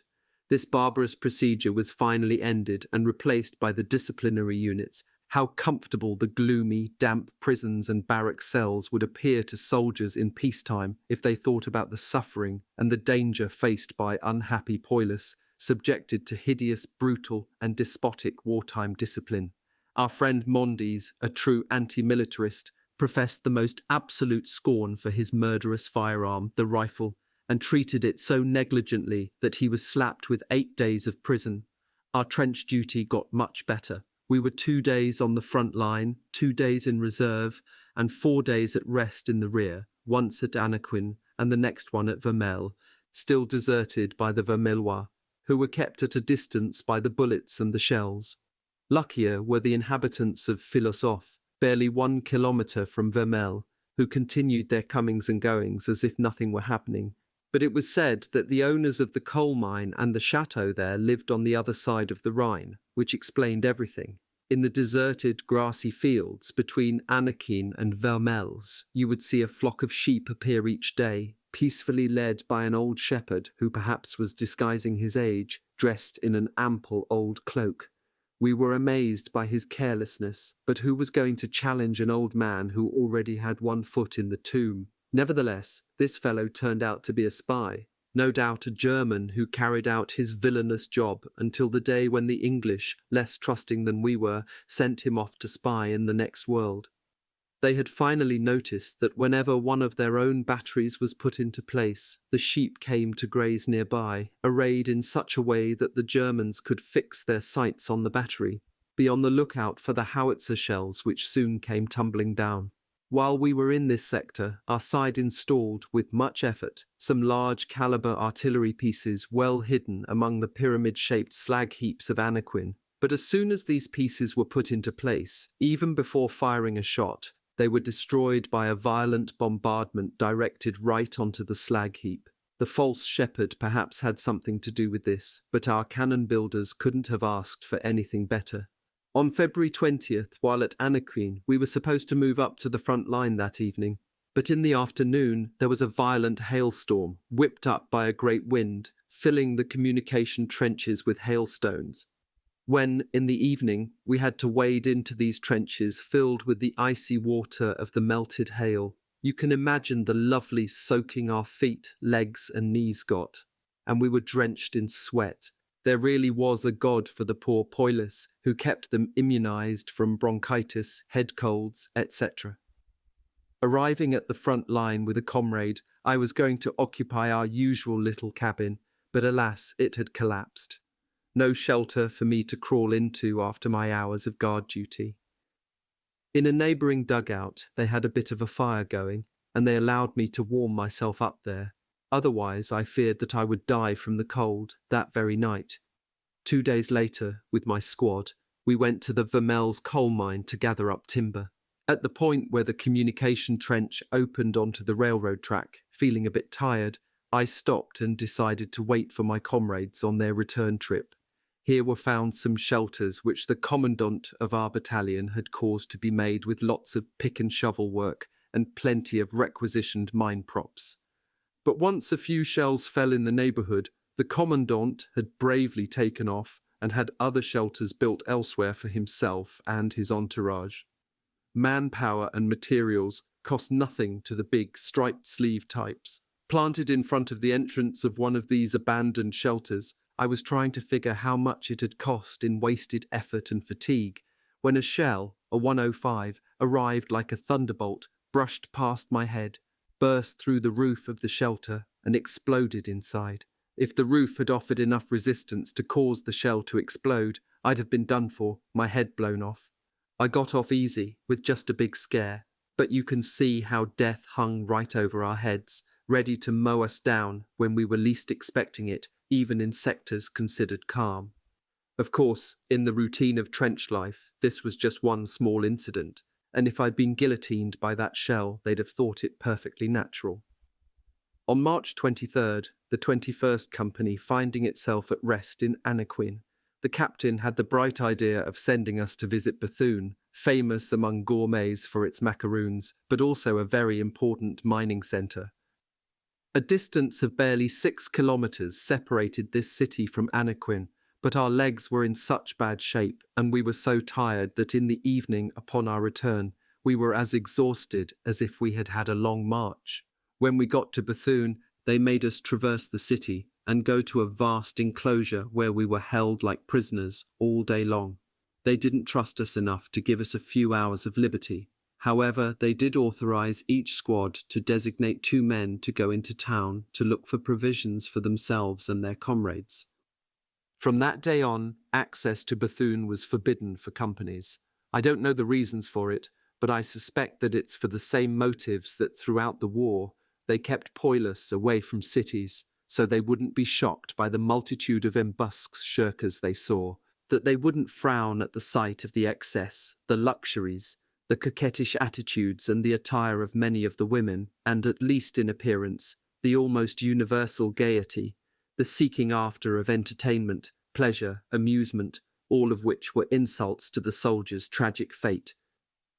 Bethune, despite the proximity of the front lines, continued its active life.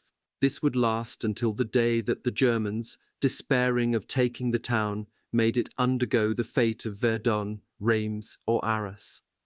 During these 4 days of rest, a few shells fell on Anaquin and claimed victims among soldiers and civilians. I noticed for the first time that in front of a house where someone had died, they placed a spray of flowers in the form of a cross, with a laurel branch in the middle. Easter Day found us back in the trenches, where nothing distinguished it from any other day, except for a mass, which was said 10 metres from our front line, at La Cuvette, the washbowl. This washbowl, so named by the Poilus, was a depression in the earth of about a hectare, in the form of a circle, surrounded by a protective parapet 2 or 3 metres high. If you were safe from bullets there, you weren't safe from shells. But in this place, well known nevertheless to the Germans because they had occupied it at one time, I never saw one shell fall. All around, elegant cabins had been built, with grassy lawns and flower beds. These were officers' quarters. On this field we had assemblies, we made up barbed wire emplacements, we worked with wood, and we even played rugby. The Germans would have been blind not to see the ball fly into the air and sometimes land way out ahead of the front line, in the barbed wire where a bold player would go out to get it, testing the courtesy of the Germans who never fired on the players. On Easter Day they improvised an open-air altar on the slope of the washbowl with our front line running right behind it. A chaplain said Mass, which was sung by the officers and especially Lieutenant Cordier, whose booming voice must have reached German ears. The commandant and almost all the officers of the regiment were present at this service, and all the soldiers who weren't on guard duty were authorized to attend it. I say almost all the officers, because most assuredly our Captain Houdel was absent, taking every opportunity to show his antipathy toward anything religious. But this time his anti-clericalism went too far and made him commit an error which his adversaries could later use against him, to reproach his sectarianism. His company was in reserve in a support trench. At the very time that the mass was taking place, he ordered a roll call and imposed 2 days of prison on about 30 who weren't there. Commandant Garceau, who had himself given the authorization for everyone to go to the washbowl, begged and pleaded with our captain to lift these 2-day prison sentences. But the captain wouldn't budge and kept the sentences, which were fictitious in any case, because when we stood down to rest periods, the punished men did not stay in the trenches, as the inhuman regulations of that time would have required. The captain said to one of the punished men, Corporal Gleises, that he was punishing him for being absent from the trench without authorization. But the corporal replied to him sharply, "Captain, there's no use in hiding it. We were punished for going to mass. We know it." To wipe out the bad impression left in the company on this occasion, Captain Hudel offered up for May Day, at company expense, a bigger meal than usual, and at his own expense, some cakes and cigars. On the package made up for each squad was a label inscribed, "To the non-coms and soldiers on the occasion of May Day, the holiday of workers who suffer and who yearn to be set free." This gesture by our captain didn't arouse the slightest enthusiasm, didn't stir any souls, didn't awaken the conscience of any soldier. We had lost any sentiment of dignity. We felt like we had been taken down, in our morale, to the level of beasts of burden. Who, indeed, could dream about social emancipation or universal fraternity when the here and now was so gloomy for us? We were caught up in the claws, in the straitjacket of militarism, doomed to a hideous death or long months and years of unknown suffering. We had lost all faith, all hope. We were miserable wrecks. On May 4th, we were back on the front line. It was 11 p.m., a dark night, completely calm. My squad, the Memoir squad, stood watch, forming a link in the immense chain which stretched from the North Sea to Switzerland. Men were stationed 20 meters from each other. From the middle of the sector we were observing, a sap about 30 meters long ran out toward the enemy lines. At the end of it, 2 sentinels watched and listened. It was a listening post. In the main trench, at the entrance to the sap, a 3rd sentinel was in place. The 2 Poilus stationed up at the listening post, Mondes and Irix, finding the time long and the hours monotonous, decided to have some fun at the expense of their comrade who was at the entrance to the sap. They came running back, pounding their feet and rattling their bayonets in their scabbards to give the illusion of bigger numbers. They ran past, wild-eyed, flying by their sleeping comrade, crying out in a desperate voice, "Gills, Skills, the Germans are coming." Towards the charnel house of Lorette, May 4th to June 2nd, 1915, terrified, the Périacois Gills believed them. Thinking that his final moment had arrived, he instinctively recalled the heroic act of the Chevalier d'Assas and, mustering all his strength into one supreme effort, shouted, "To arms! To arms! The Germans are here!" Immediately, to the right and to the left, sentinels pick up the cry of alarm. "To arms!" Rifle shots crackle. The Germans reply. White and red flares light up the sky. The cannon sounds. The fusillade grows, extends as far as Vermelles, and at Anaquin the alert is given to the companies at rest. In the trench, those who were sleeping quickly pour out of their holes. Some leap to the parapet and start shooting like madmen, without knowing where, while others, considering the loss of the trench less important than the loss of their lives, prudently and promptly beat a retreat through the main communication trench. At the moment when my friend Gill's cry of alarm burst forth in such a resonant and desperate voice, I was having a chat, 30 meters away, with the Périacois Louis Allard, who had stepped down from his firing spot at the parapet, given the prevailing calm. We had so little expectation of an attack on such a dark night that we were dumbstruck at first. But soon we heard the sound of pounding footsteps coming closer. Shadows rose up a few paces away. There was no doubt that the Germans were pouring into the trench. With one leap of my long legs, I was up on the parapet.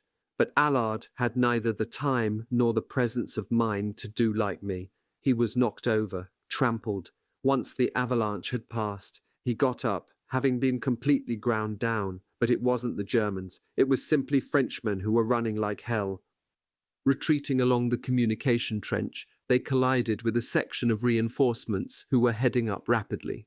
The officer at their head, revolver in hand, made them turn around. Without the intervention of Captain Hudel, they would have been court-martialed for abandoning their posts. The racket didn't let up. 2 machine guns set up at the centre of our company were the only ones which were silent. They couldn't operate. There were plenty of inquiries, reports, and sanctions about this afterward. But here is our captain, Hudel, arriving, bareheaded, enraged, whose booming voice dominates the tumult. "What's going on? So what's going on?" No one knew anything, no one replied. I approached and in a low voice explained that it appeared to be a practical joke which got out of hand, but that since periaquas were involved, we should try to fix things up. Things got fixed up in the end without any unfortunate results. But what a racket, what a waste of powder, what turmoil this false alarm provoked. On May 6th, we came back to Anakin for 4 days of rest. The next morning we were put to work digging trenches around the houses to serve as refuge in the likely event of bombardment, because a big Anglo-French offensive was imminent. Batteries of big-caliber guns installed around Anakin fired range-finding shots. Ambulances appeared in large numbers, all signs that a new massacre was in the works. What role were we going to play in this bloody drama? We had no idea, and we lived in a fever of anxious expectation. On May 7th, at 6 in the evening, a shell knocked off a corner of the church tower. Another gravely wounded our good Commandant Garceau, who was unfortunately replaced by a man despised by all the soldiers, Commandant Nadaud. At dawn on May 9th, while all of nature was coming to life in springtime splendor, a frightful rolling of thunder suddenly burst forth. Hundreds, perhaps thousands of cannon opened fire onto the German positions, from Arras all the way north to the Belgian border. This lasted all day. Like every storm, it had its pauses and its unexpected surges. That evening we learned that to our right, the French had seized several villages, Ablain-Saint-Nazaire, La Targette, Neuville-Saint-Vaast. On their end of the front, the English had more meagre booty, taking only the village of Neuve-Chapelle. In the centre, our division had to stay at the ready and wait until the enemy was sufficiently pushed back on both wings before we marched. From a purely military point of view, though not a humanitarian one, the results of this first day of massacre were satisfying. But from the next day on, we were hurling ourselves against masses of German reserve troops supported by formidable artillery, and all our efforts to exploit the successful surprise of the first day were in vain. Common sense and simple reason warranted staying with what we had gained and preparing another surprise effect elsewhere. But try telling that to our ignorant generals, who for weeks and months to come would pursue a struggle of attrition, of wearing down, which consisted of taking and retaking 10 times, 20 times, a sunken road, a ravine, a trench, a cemetery, a sugar mill, etc., the Nublet Wood, the Lorette Plateau, the Souchez Ravine, the muddy plains of Neuville-Saint-Vaast, all became human charnel houses, where almost all the army corps took their turns bringing their tribute of human flesh. For us, the day of May 9th passed in relative calm, as much as could be had in our uncertainty and in the middle of such a racket. That day, my squad was on guard duty between Anakin and Cambrin, where the 2 villages practically touched each other. We had 2 duties to carry out. The first was to arrest civilians without passports. The second, more interesting, was to prevent the entry of alcohol, that poison which the Poilus, unfortunately, were crazy about.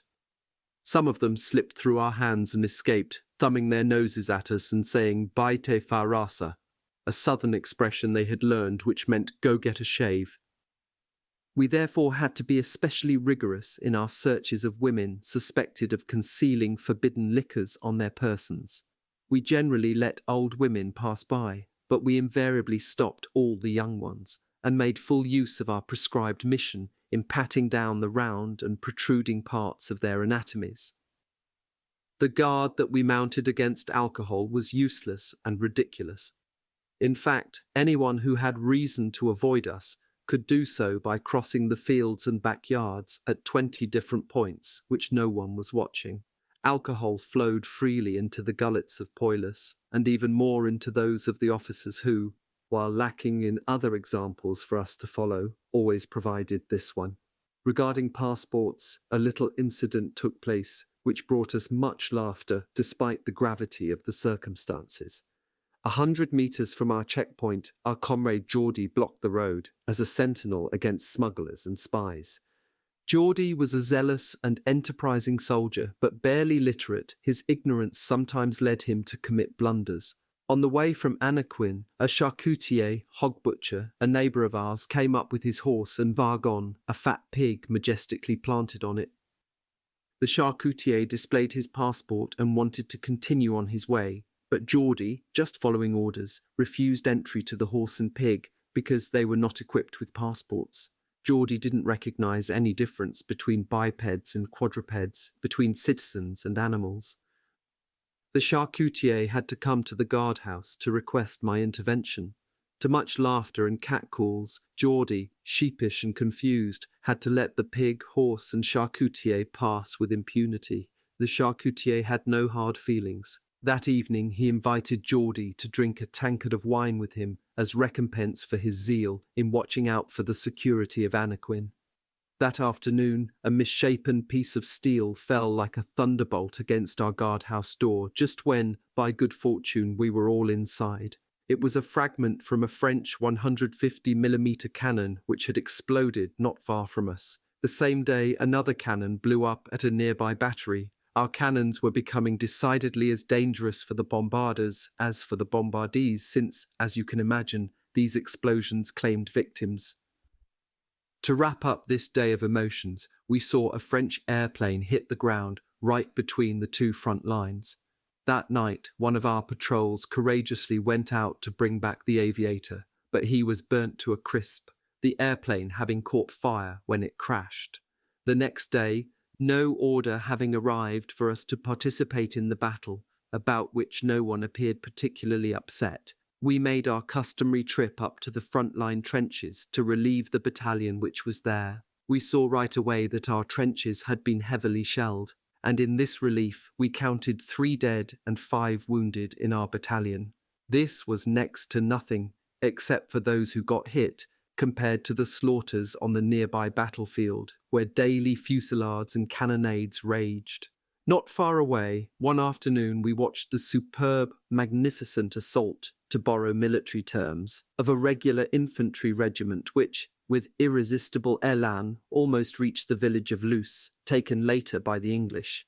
But violent counterattacks pushed our guys back to where they started. The regiment was almost wiped out, along with a supporting regiment, the 281st from Montpellier, in our division.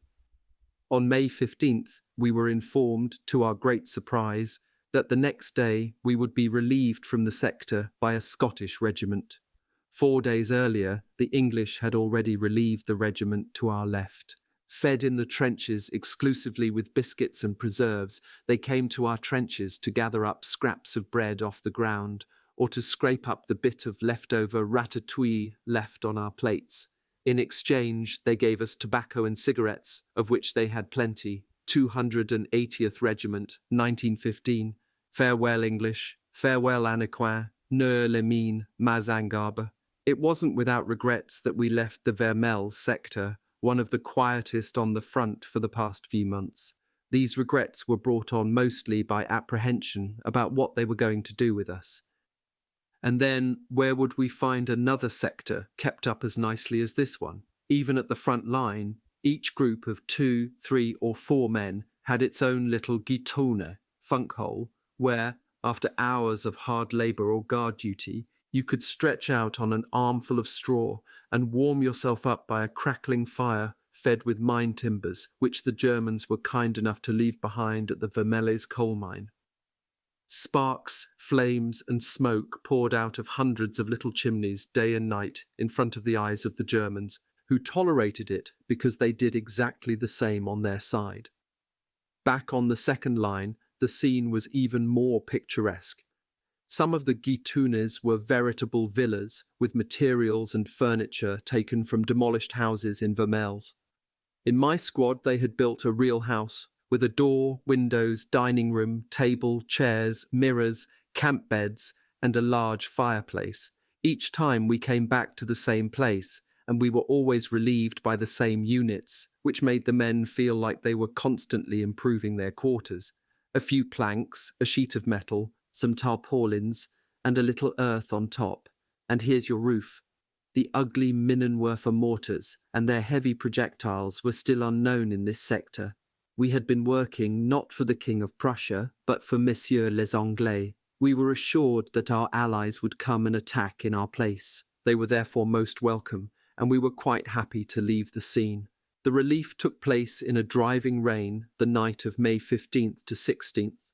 While passing through Vermelles, we were enjoying a mug of coffee or broth when a volley of 105mm shells crashed down around us, just as if the Germans had guessed our presence there. Our company had only one man wounded. Each of us had flattened against a bit of wall or stretched out in the mud at the first whistling sound of a shell. This way of saying goodbye by the Germans seemed in very bad taste to us. We left Vermelles the dead as quickly as possible, where we seemed to have overstayed our welcome. Soon after we passed through sleeping Anakin.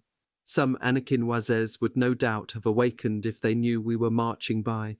Reconciliation was now complete. Soldiers and civilians had gotten to know each other. Friendships, intimacies had been created. Idols had been launched, knotted, and even broken in various ways. Some had even led to marriages by Monsieur le Maire, Mr. Maire. At dawn, we arrived at Neur-les-Mines, an important mining town. They didn't go to any expense of greeting us, despite the fact that the 280th Regiment had, for the past 6 months, been making a rampart of its bodies out in front of the village. Our company had as its billet the stable of a dirty, worn-out old farm. A quarter of us couldn't even find a place to put down our packs and all our gear, which we had to leave outside. Decidedly, we had been better housed in the trenches. There was plenty for us to envy the Scotsmen who had taken over our comfortable guitounes. Some of us perhaps consoled ourselves in knowing that the officers and non-coms were marvellously installed in a spacious house nearby, in the hope that remorse would incite the striped-sleeve types once they were settled and rested to get us some kind of shelter for the following night. I killed some time by visiting the cemetery, which was right next to our farm. I wouldn't like to say that in the north they have less reverence for the dead than elsewhere, but to see these cemeteries surrounded by a ragged hedge or by nothing at all, you can't help but get an impression of negligence, abandonment, indifference. After all, closing the place up with a high wall might appear superfluous, since the dead aren't going anywhere. But it seems to me that one can't be indifferent to the place of infinite rest being at the mercy of incursions by dogs, cats, and the indiscreet curiosity of passers-by. A simple strand of wire which I stepped over without effort, and there I was in the cemetery of Neu. It was vast, big enough to bury 2 or 3 generations of inhabitants, but it was going to have to be enlarged very soon because it was filling up every day with poor little soldiers dying at the first aid station before they could be evacuated. In this season of offensives, 5 or 6 came to the cemetery each day. I attended the burial of this day's batch. It was quickly done, like a boring chore. Territorials whom the war had turned into grave diggers excavated a long ditch and put the coffins in, right next to each other for best use of the space, shoveled dirt on top, a little cross with a name and a number, and that was it. And the team of territorial gravediggers in the ditch continued its work, under a leaden sun which made the air stuffy and hard to breathe, because there had to be space for those coming tomorrow and the day after and all the days to come in this sinister ditch. I pulled myself away from this sad spectacle, which was nevertheless a banal scene of the war, and I came back to our billet, where, to my surprise, I saw everyone getting ready to leave. Great, I said to myself, they've finally found us better lodging. But I was soon disappointed to learn that we would be leaving Neur-les-Mines in an hour. After 7 consecutive months of trench duty, after a long winter of hard suffering, we thought we might have merited a good month of rest. But that wasn't the impression of our big bosses, because the very day we were supposed to leave for rest, we had to make a half-turn back toward the front, and after an hour's march we arrived at Mazingarbe-les-Brebis, welcomed at the entry to the village by a volley of flares. This big village, very near the front lines, still had almost all its inhabitants, even though the shells sometimes claimed victims. We stayed there for about 2 weeks, since we couldn't do exercises or drills by daylight, right under the enemy's nose. They had us doing maneuvers and forced marches at night to keep our legs from getting rusty.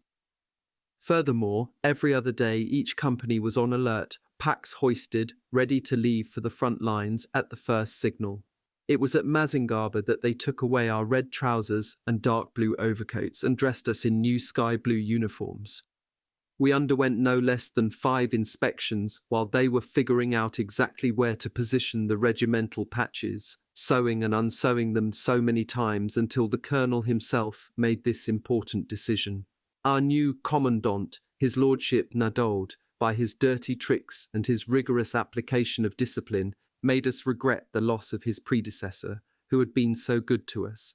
Just like in a city under siege or in enemy territory, we risked jail time for venturing into the streets before the evening meal. Too bad for you if they saw you leaving a grocer's with a piece of cheese. A patrol would snatch you up as if you'd stolen the cheese, and you'd be dragged off to jail. Every day, at sick bay, there were many who were truly ill, and those who were not, as at any sick bay. The commandant became furious when he saw people testing the aversion he had against early evening promenades. He then found a way to improve the sanitary health of his battalion by imposing a week in the guardhouse for those went to sick bay and were found to have nothing wrong with them. For having forgotten to punish 4 men in his company who didn't pass medical inspection with a grade of medical consultation justified, our Periaquas captain Hudel saw himself slapped with a week's jail time. I admire him more for this punishment than for all his battlefield commendations. I think the time has come to say something about our chef major, our chief medical officer, our undertaker, as the Poilus called him. We weren't sure if he had ever set foot in any sort of medical school, because he never recognized anyone truly sick presenting himself at sick call, except for a few times when he observed that they were in utter agony. One of my comrades who was in treatment in the evacuation hospital of Neur-les-Mines heard these words from our chief medical officer. "I don't want to see anyone from the 280th Regiment unless he's dead." At sick call, we were always greeted with insults, verbal abuse, sarcastic remarks, or, when he was in a particularly good mood, with jokes and hilarities in the worst possible taste. Because he and our captain didn't get along, he took it out on us, because he didn't dare take it out on the captain. "Ah," he said, "you're from the 21st Company. Wait here, I'll take care of you myself." And even if you had Asiatic cholera or leprosy, he'd mark you not sick. It would take a whole book to tell everything that this executioner, this torturer, carries on his conscience, assuming he has one. I am just going to mention a couple of incidents which I myself witnessed. There was in my squad Private E, who fell ill, not officially recognized as such for 3 days. On the 4th day he was told, "I can see that you're sick all right, but you're in this war to die. What does it matter whether you die from a bullet or sickness? Get out and don't let me see you again." The sick man decided that there was no use in trying that again, and without wanting to or being able to eat anything, he begged us to leave him alone, to croak in his hole. It must be said that to appear at sick bay, you had to go about 1 kilometre to the rear, and along this kilometre you had to follow the railway line in full view of the Germans. Except for foggy days, you had to walk crouched over if you were short and on all fours if you were tall, crawling along on your long legs, sticking close to the meagre embankment so as not to be caught by a bullet sent either purposely or haphazardly. The first aid station was in a toll house, 2/3 incinerated and half demolished. The latter part of the building, without ceiling, without roof, no door, no windows, was the antechamber, the waiting room, where the sick, seated on debris or half-burnt rafters, waited for the major to come up from the cellar and begin his sick call in the second half of the house, which was still standing. In my capacity as corporal of the day, I often attended these sick call visits where you could hear statements like these. "You say you have a bad heart, that it's beating too fast? It's when it stops beating that you have something wrong with you. Get out. Nothing noted, and you, no appetite. You'd like a purge? Get out of here. There's nothing better than the air of the trenches for the appetite. And to me, one day when I had a sore throat, gargle with warm water and a few drops of tincture of iodine. Get lost. But, Monsieur le Major, the tincture of iodine? Find it yourself, he said, raising his voice and frowning. We need to keep the tincture of iodine for those who are sicker than you. As for Private E, who was suffering in the trench without any medical attention, here is what we did about him. We went to bring our good Lieutenant Cordier, commanding the company, up to date about him. He was indignant and told us, bring this man to the dressing station and leave him there. They'll be obliged to take care of him.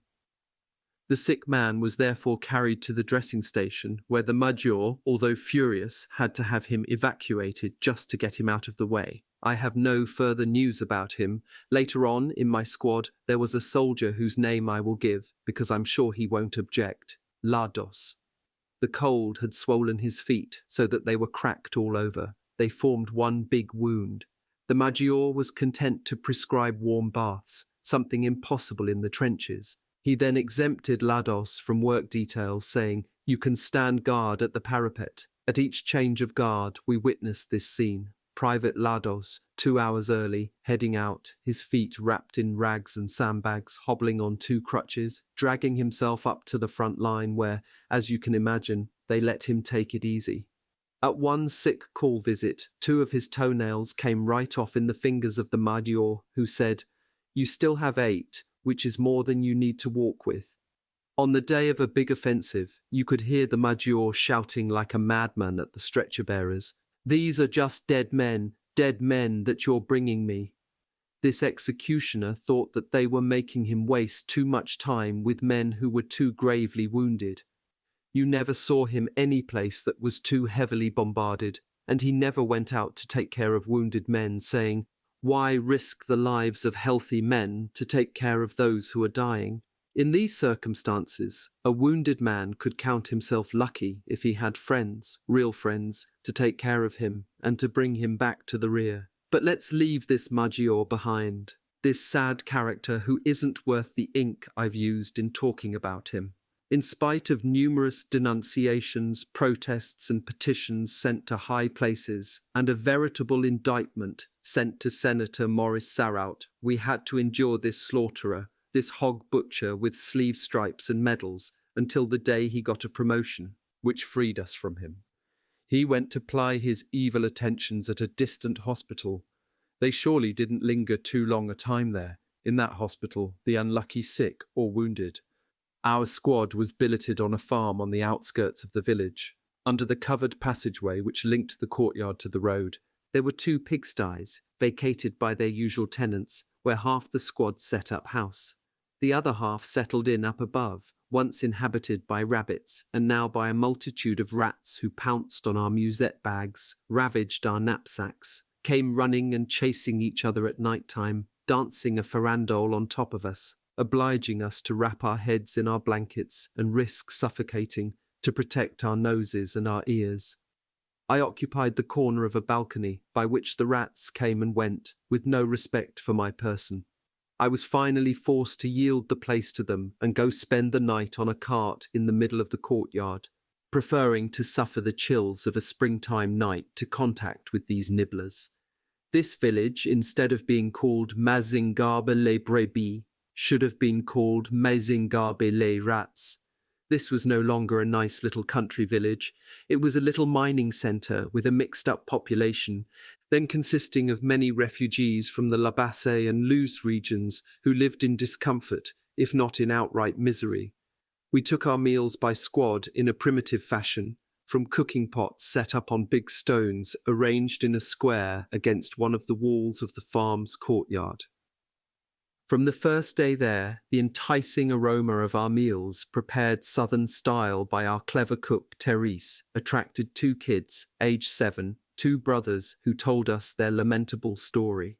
They were from Luz, father mobilized. With their mother, they had fled the German invasion, the avalanche. They had fled to Mazingarbe with no resources. The mother was then in a hospital in Bethune. They lived on charity, sleeping in an old abandoned house on a pile of old cloth bags. During our sojourn in this village, they always had their ration of soup or ratatouille, and they left the billet only to do errands for our cook. The soldiers came to love these two lads because they all were grown-up kids themselves. We were full of affection for these little castaways. One day, a neighbor woman who was going to Bethune took them to see their mother, who had just died. Despite the fact that the Poilu's purse was usually not very well stocked, we took up a collection in the squad, each soldier contributing his meagre coin so that the orphans could put a bouquet of flowers on their mother's grave and buy some provisions for this little journey. What became of these shipwrecks in the frightful storm, I don't know, because we had to leave them behind when we departed, despite their moving supplications. "Take us along," they said. "We'll be good. Don't leave us behind." This separation made us think of those who had children, who perhaps would never see them again, because at this time there was no talk of furloughs, but rather of guerre à outrance, war to the bitter end, and continued offensives. The inhabitants of the farm where we lodged had given us a very bad welcome from the first days, refusing to lend us a few utensils to augment our kitchen supplies, such as plates, pots, pans, etc. What's more, a kid of 12 years was always hanging around us, spying on us, watching our every move and gesture. We soon had an explanation for this lack of hospitality. A few days before we got there, some chasseurs applied light infantrymen who preceded us at this farm had seized some harmless chickens and ducks, not to mention the mysterious disappearance of a few dozen eggs. From that came an understandable mistrust directed at us. Nevertheless, good relations didn't take much time to establish themselves. We helped out, not with the poultry, but working in the vegetable garden or in the fields. Then, once they saw how clean we were keeping the billet and how careful we were not to commit any depredations, they thought better of us than they did of the chasseurs applied.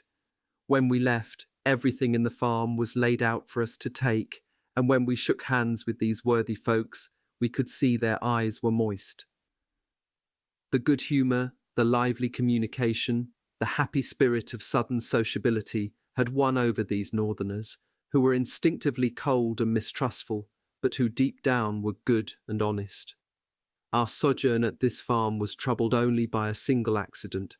One evening we were just about to enjoy a good pot full of string beans. Our Sergeant Baruteau was already holding out his mess tin when he let out a loud cry and fell to the ground, unconscious.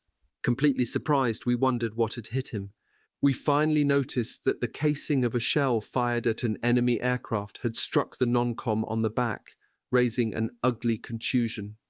Luckily, we were standing along a wall with an espaliered pear tree. The shell fragment had first hit a branch of the pear tree, which had slowed down its velocity. Otherwise, our sergeant would have been killed outright, without having enjoyed a taste of the string beans, a rare treat in those times. During the night of May 29th to 30th, we left Mazingarbe, replaced by the English, who took up positions there. We weren't sure of the direction in which we would be heading. At 6 in the evening, the grenadiers left for the trenches in the Ouvrages Blancs, white earthworks. A battalion headed out for the front soon afterward. Our battalion left around midnight, doubtless following the other one. Upon leaving Mazingarbe, we could see the front right nearby, a true volcano lit up by flares of every colour. In the continual rumbling of cannon fire, you could distinguish the crackling of machine gun fire and grenades going off. This was the terrible Lorette sector. Without a doubt, they were going to throw us into it. But at a crossroads, it was to the right, that is, to the rear, that the battalion turned. What a sigh of relief! How light our packs felt, how short the kilometres felt, kilometres which, alas, we would have to retrace in the opposite direction 3 days later. But not knowing this, we let ourselves rejoice boundlessly to be able to flee this fiery furnace. The morning of the next day, May 30th, at about 5 o'clock, we halted on the downward slope of a smiling valley, at the bottom of which was spread out, half hidden in the greenery, a good-sized village where we would be billeted, Houdan, watered by a pretty little river, the Lavée. At the end of the road, halfway down the slope overlooking the village, was the church, a place of devotion which attracted the faithful every year from 20 kilometers around. What brought them were a few scraps of human bone which I saw the next day, sealed up in a glass jar on the high altar. These were the bones, it was said, of John the Baptist. I would like to have known how, from the banks of the River Jordan, they ended up in this church in the Pas de Calais, but no one could satisfy my curiosity. Stretched out in ditches along the side of the road, lying on dewy grass, we patiently awaited word of our assigned lodgings. We had to wait quite a while. The time hadn't come to figure out where to put these vulgar poilus. But for Messieurs les officiers it was a different story. For each one they had to find a comfortable bed and a bedroom worthy of welcoming him. No officer could ever share a bunk with a soldier without dishonouring himself. Finally we entered the village, and our section was led to a sheepfold which had been abandoned because it was no longer inhabitable by sheep. Built of straw and wattle, it looked like it would collapse at the slightest puff of wind. Luckily, there weren't any vigorous winds blowing there. In spite of the risk of collapse and the drafts which blew through the building like a dozen ventilators, we installed ourselves the best we could. To make things worse, the sheepfold was at the end of a road criss-crossed day and night by autos and trucks of all kinds, which paraded with a thunderous racket, making any sleep impossible unless you were deaf as a woodcock. But what had we come to Houdain to do? It certainly wasn't someone's pious plan to come here to venerate the precious relics of John the Baptist, as venerable as they might be. Had we come for a nice long stretch of rest, to take a little vacation in this charming valley? That idea was soon corrected. During the morning of June 1st, the order came to leave that evening for the front. Our big rest was finished. It had lasted 2 days. At about 5 o'clock in the afternoon, we left Houdain and followed, in the opposite direction, the same road we had taken the day before yesterday. This incoherence by the High Command cost our poor legs 50 kilometers, but the fatigue of others didn't count for anything. At 11 at night, we arrived at Saint-Zangahel, at the company town of the coal mine, a vast agglomeration of several hundred charming little red brick houses, each one surrounded with a pretty garden and a courtyard. But these lodgings weren't for us, who arrived like intruders. At this late hour, no one was waiting up for us. Nothing had been prepared to welcome us.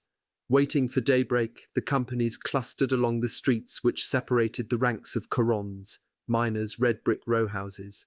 This didn't suit everyone's taste. An almost periaqua comrade from the neighbouring village of Traus made the grave mistake of saying in a loud voice what all of us were quietly thinking. It was Comrade Paul Comps who cried out, "I think we're commanded by a gang of—" This statement, sacrilegious to discipline and militarism, reached the ear of a non-com who probably thought the same as Private Comps, but who felt it was in his best interest to report these words to the captain. The captain leapt to his feet in indignation and did his duty in leading the delinquent before a court-martial, which condemned him to 2 years in prison and separation from the regiment. That taught him to keep his thoughts to himself. The next day, at roll call, they announced our departure for the trenches that very evening. We stayed in bunches along the avenues, no use seeking out comfortable billets. Some nice ones surely awaited us where we were going. 5th Notebook, the Lorette Charnel House, June 2nd to July 2nd, 1915, Lorette Sector. The armoured shelters of Aix-Noulette, appalling visions, massacre of the 21st Company, death of Commandant Nadaud, Lorette, a sinister name, evoking scenes of horror, gloomy woods, sunken roads, plateaus and ravines taken and retaken 20 times, where for months, night after night, we cut each other's throats, massacred each other incessantly. We made that little corner of the earth a human charnel house by the criminal obstinacy of our top brass, who knew quite well that nothing decisive would come from this petty style of fighting a war, these nasty little attacks.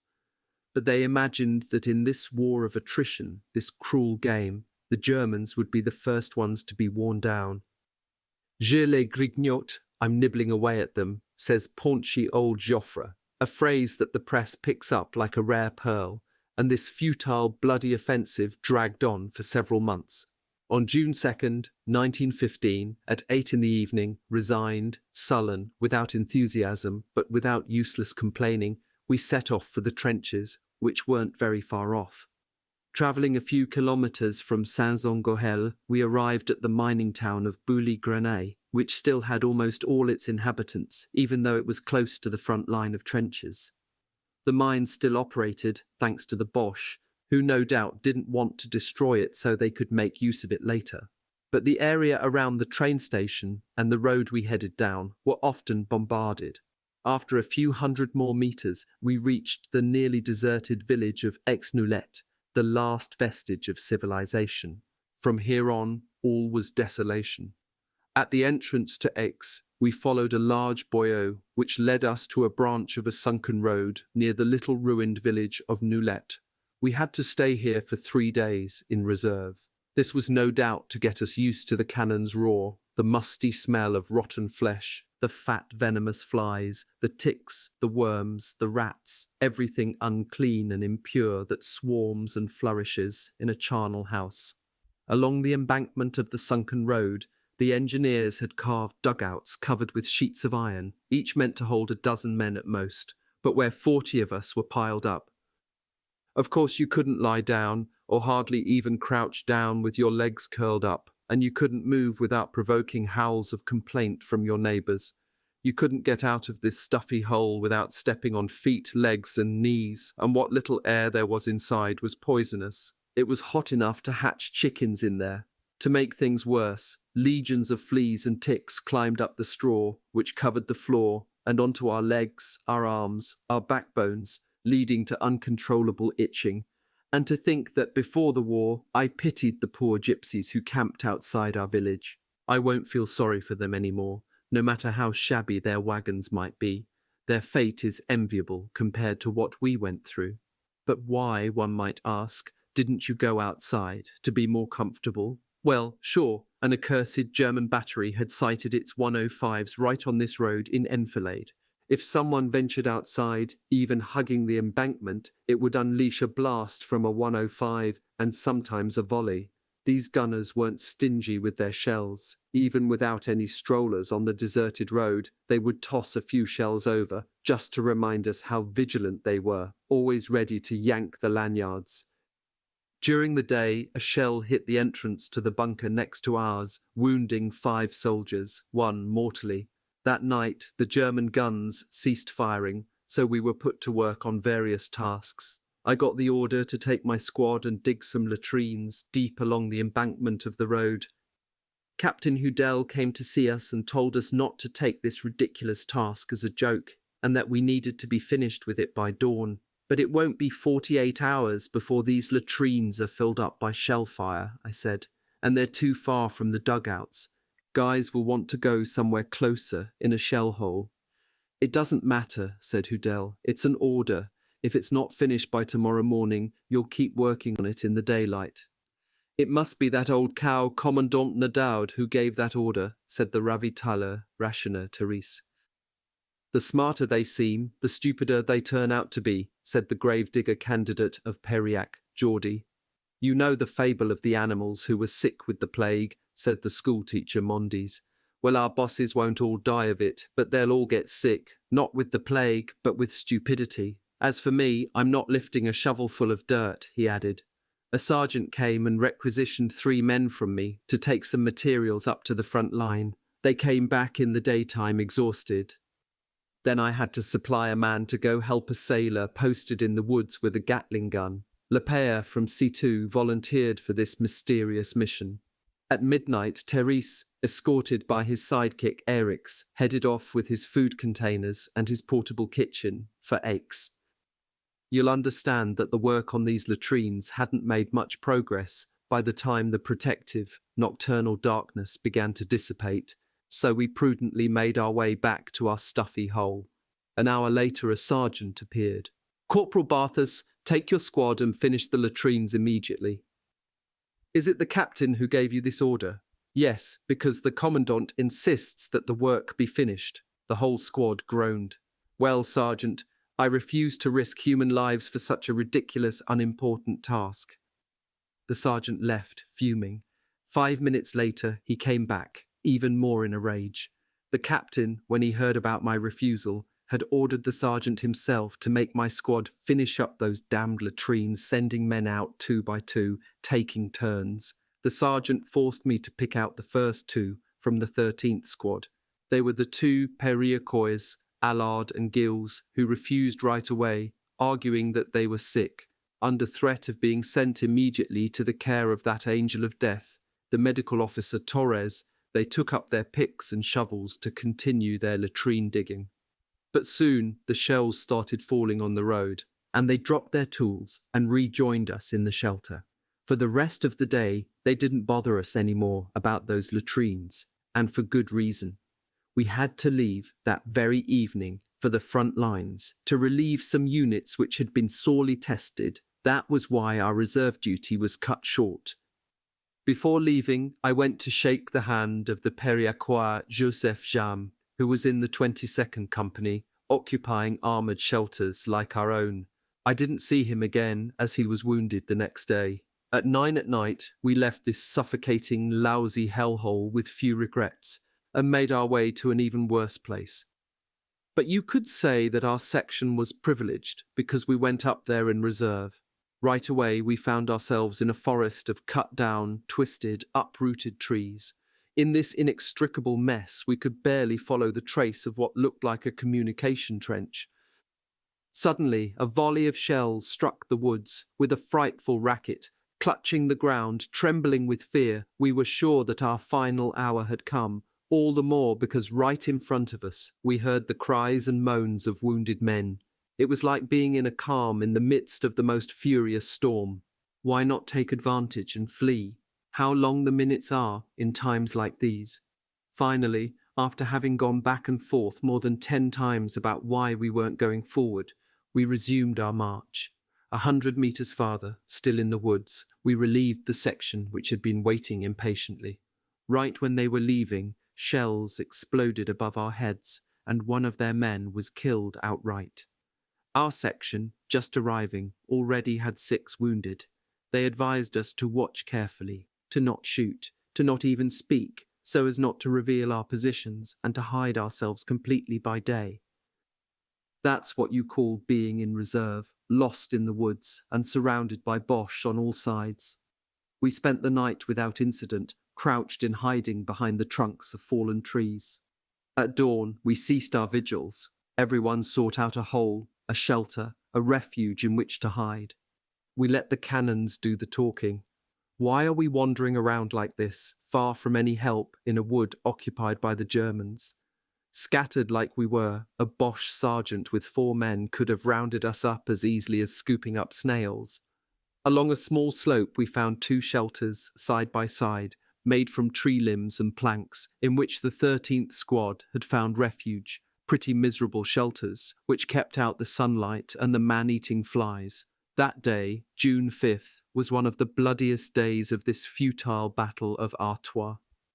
The French communiqué of the following day claimed that our artillery had fired 500,000 projectiles. I can speak for those who lived through that hell when I say that the German artillery gave us back just as many. 1 million cannon rounds in 24 hours, on just a few square kilometers of territory. Of this fantastic number of shells of every caliber, maybe 50,000 or 100,000 fell right in the woods where we were. Explosions filled the air without ceasing. Strange, sharp, piercing sounds. First the whistling, sometimes like a cat meowing, then crashing down like a steady rain of steel. We stayed, for the whole stifling June day, flattened out next to each other, with spirits numbed, our brains gripped with extreme nervous tension. From time to time, from shelter to shelter, we called out to each other, asking if anyone was wounded.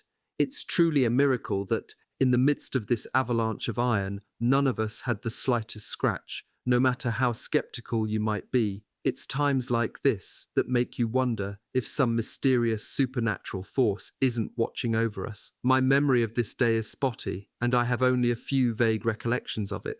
First of all, a dead French soldier a few steps away from us. Lying on his back, he looks like he is sleeping. This sight bothered us, and in spite of the danger, Allard went out to throw a blanket over the body.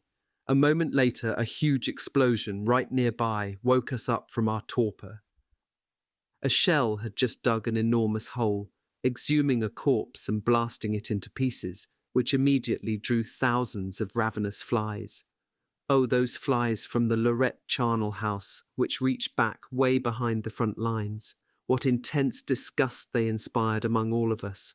They got into everything: canteens, mess kits, pots and pans, swarming incessantly all around us, whether we were alive or dead, like bees going from flower to flower.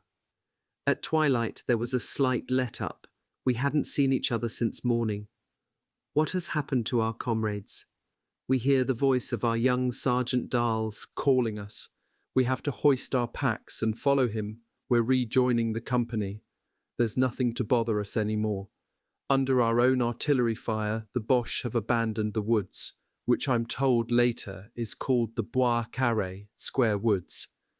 I wasn't able to appreciate its geometric shape, whether it was square, round, or rectangular. The fellow who guided us said that at 3 p.m, our 21st Company had attacked, with Captain Hudel at the head of the troops. The Germans, from the Imperial Guard, if you please, were as stunned as raw recruits, and 32 of them were taken prisoner, while others scrambled away from the Frenchmen bursting into their trenches.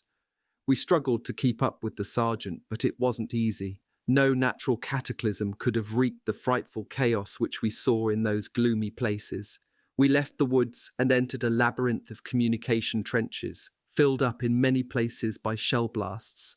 Suddenly, without warning, a couple of timed fuse shells burst right over our heads. Sergeant Dals had an arm pierced by shrapnel. Streams of blood gushed out of it, and he ran off howling, out of his mind. Our guide, also wounded, disappeared too. We were left to wander aimlessly through the deserted trenches. We came across the body of a fellow from our company, trampled to death, I learned the next day, by a gang of cowards barreling through the trenches in a mad panic. At nightfall, we rejoined the company. Standing in the middle of the trench, Captain Hudel, victor over the Imperial Guard, conqueror of the Fond de Bouval, crowned with glory, stopped us. I was about to shake his hand and congratulate him, but in a dry voice he said to us, "Where are you going like that?" "But isn't it by your order that we've come up here?" I said, puzzled. "Not at all," he replied in a lousy mood. "Who brought you here?" "Sergeant Dals, but he was wounded on the way here and took off, or what the hell. Since there's a misunderstanding, we'll rejoin our section." Since there weren't any more Germans in the wood, I was thinking, that will make for a quiet night in comparison. "Not so fast," said the captain, annoyed. "Stay here. There's work to do.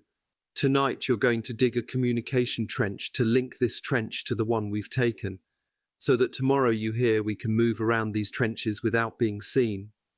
So we went to work, but what an awful night it was. The bombardment continued, as heavy as that during the day. We were dazed, blinded by the lightning flashes of cannons and shells. Maybe 100 times that night we threw ourselves to the ground when shellfire spattered around us. What a contrast! Such a storm in the midst of calm, of the serenity of a glorious summer night. Daybreak. The sun rises, indifferent to the field of horror. Everywhere we see nothing but cadavers and shapeless human remains, pasturage for the rats which were more courageous than the crows, whose fear kept them away. Captain Hudel didn't look very happy about our work, even though one could move along the trench at a crouch without being seen. He urged me to continue the work, but I maintained that the men were literally exhausted by what they had just accomplished, and he didn't insist. "Anyway," I said to him, "neither Poincaré nor General Joffre is going to be coming to the Fond de Bouval trench today." That afternoon, an ugly rumour ran along the trench. At 3 p.m, the 21st Company was going on the attack once more, in the face of energetic protests from our captain, who claimed that his men were exhausted. Commandant Nadaud came up to the front line, his pipe in his mouth and his cane in his hand.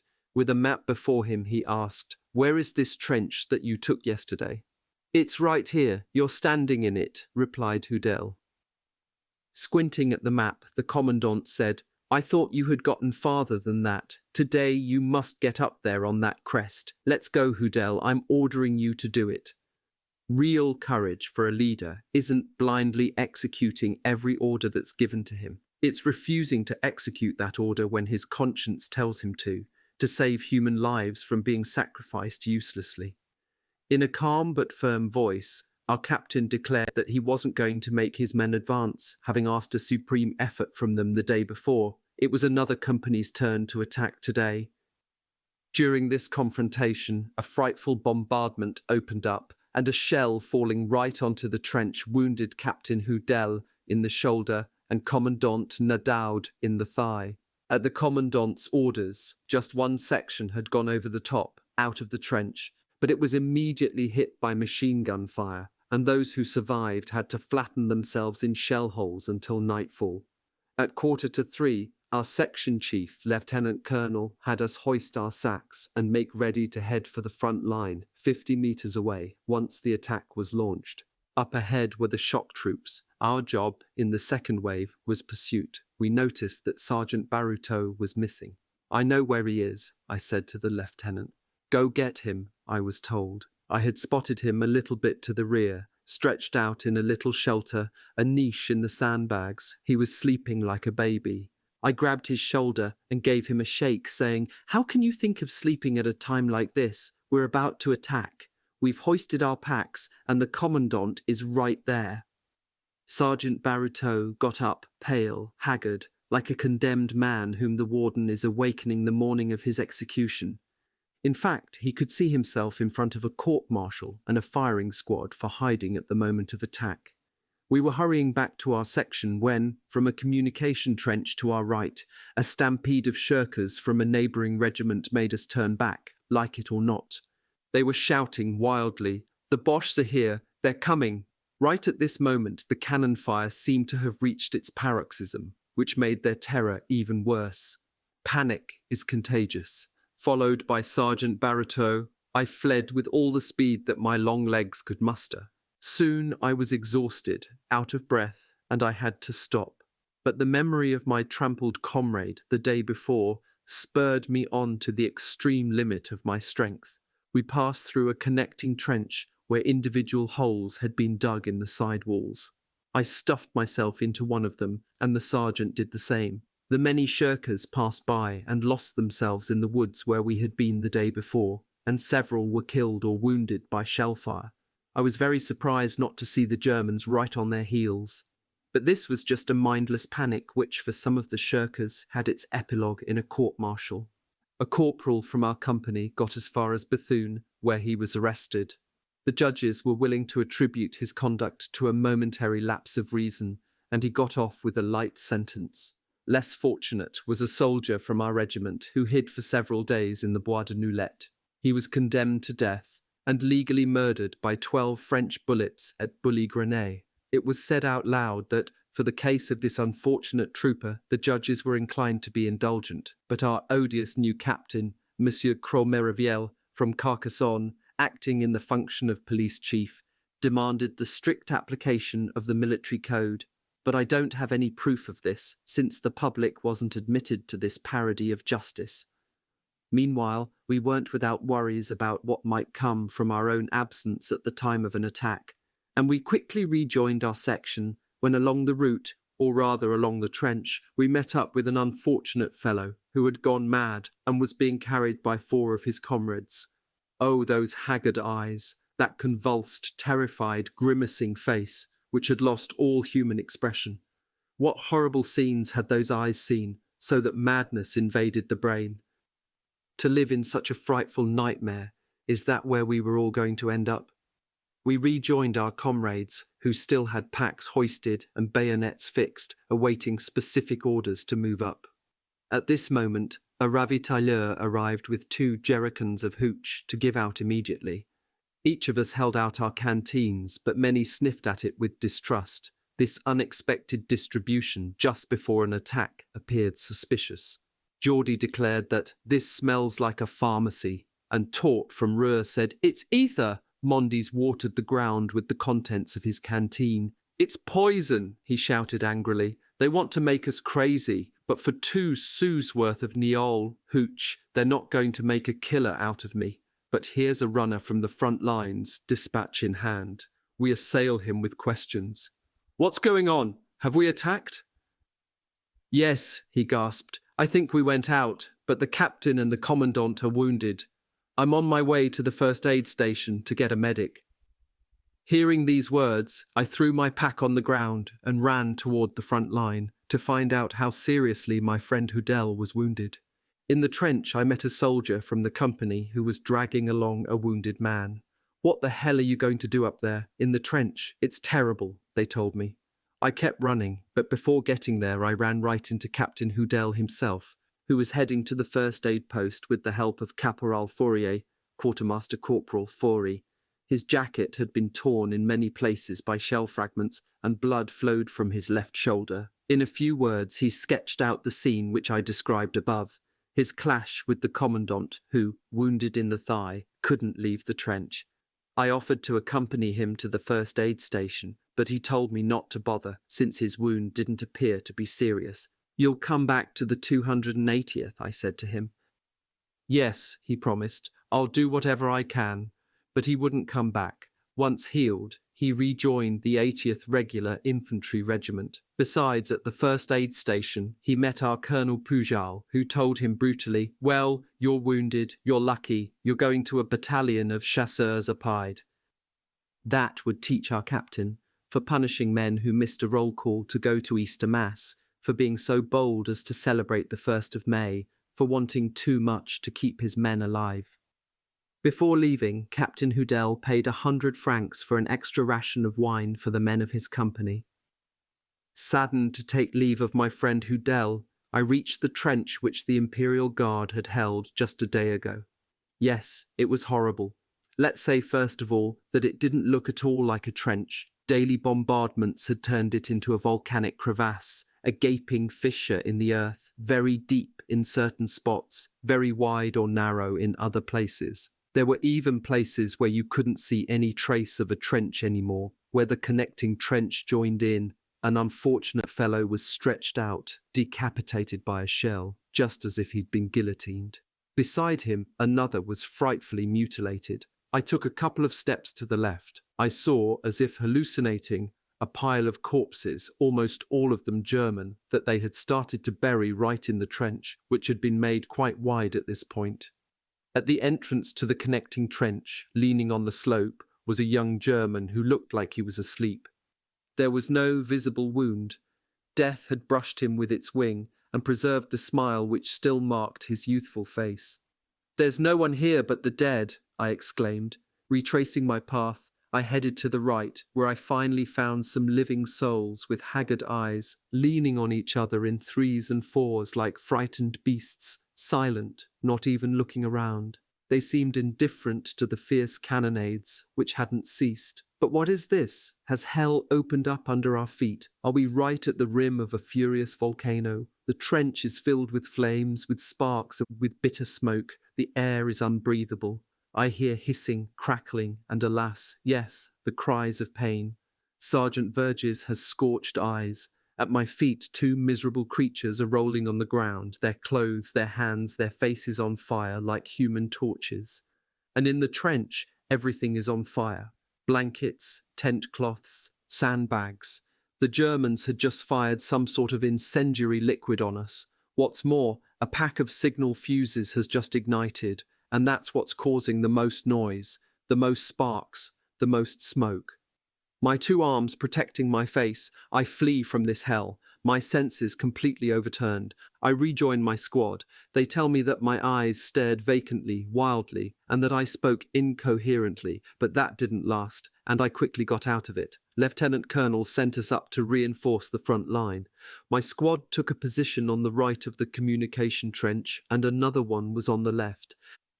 At the middle of the place we occupied, sitting up against the slope of the trench, was our Commandant Nadaud, wounded in the thigh. He looked like he was really suffering. He didn't say a word. The medical officer, Executioner Torres, had decreed that the stretcher bearers wouldn't come to fetch any wounded from our trench, even at night. It was too dangerous.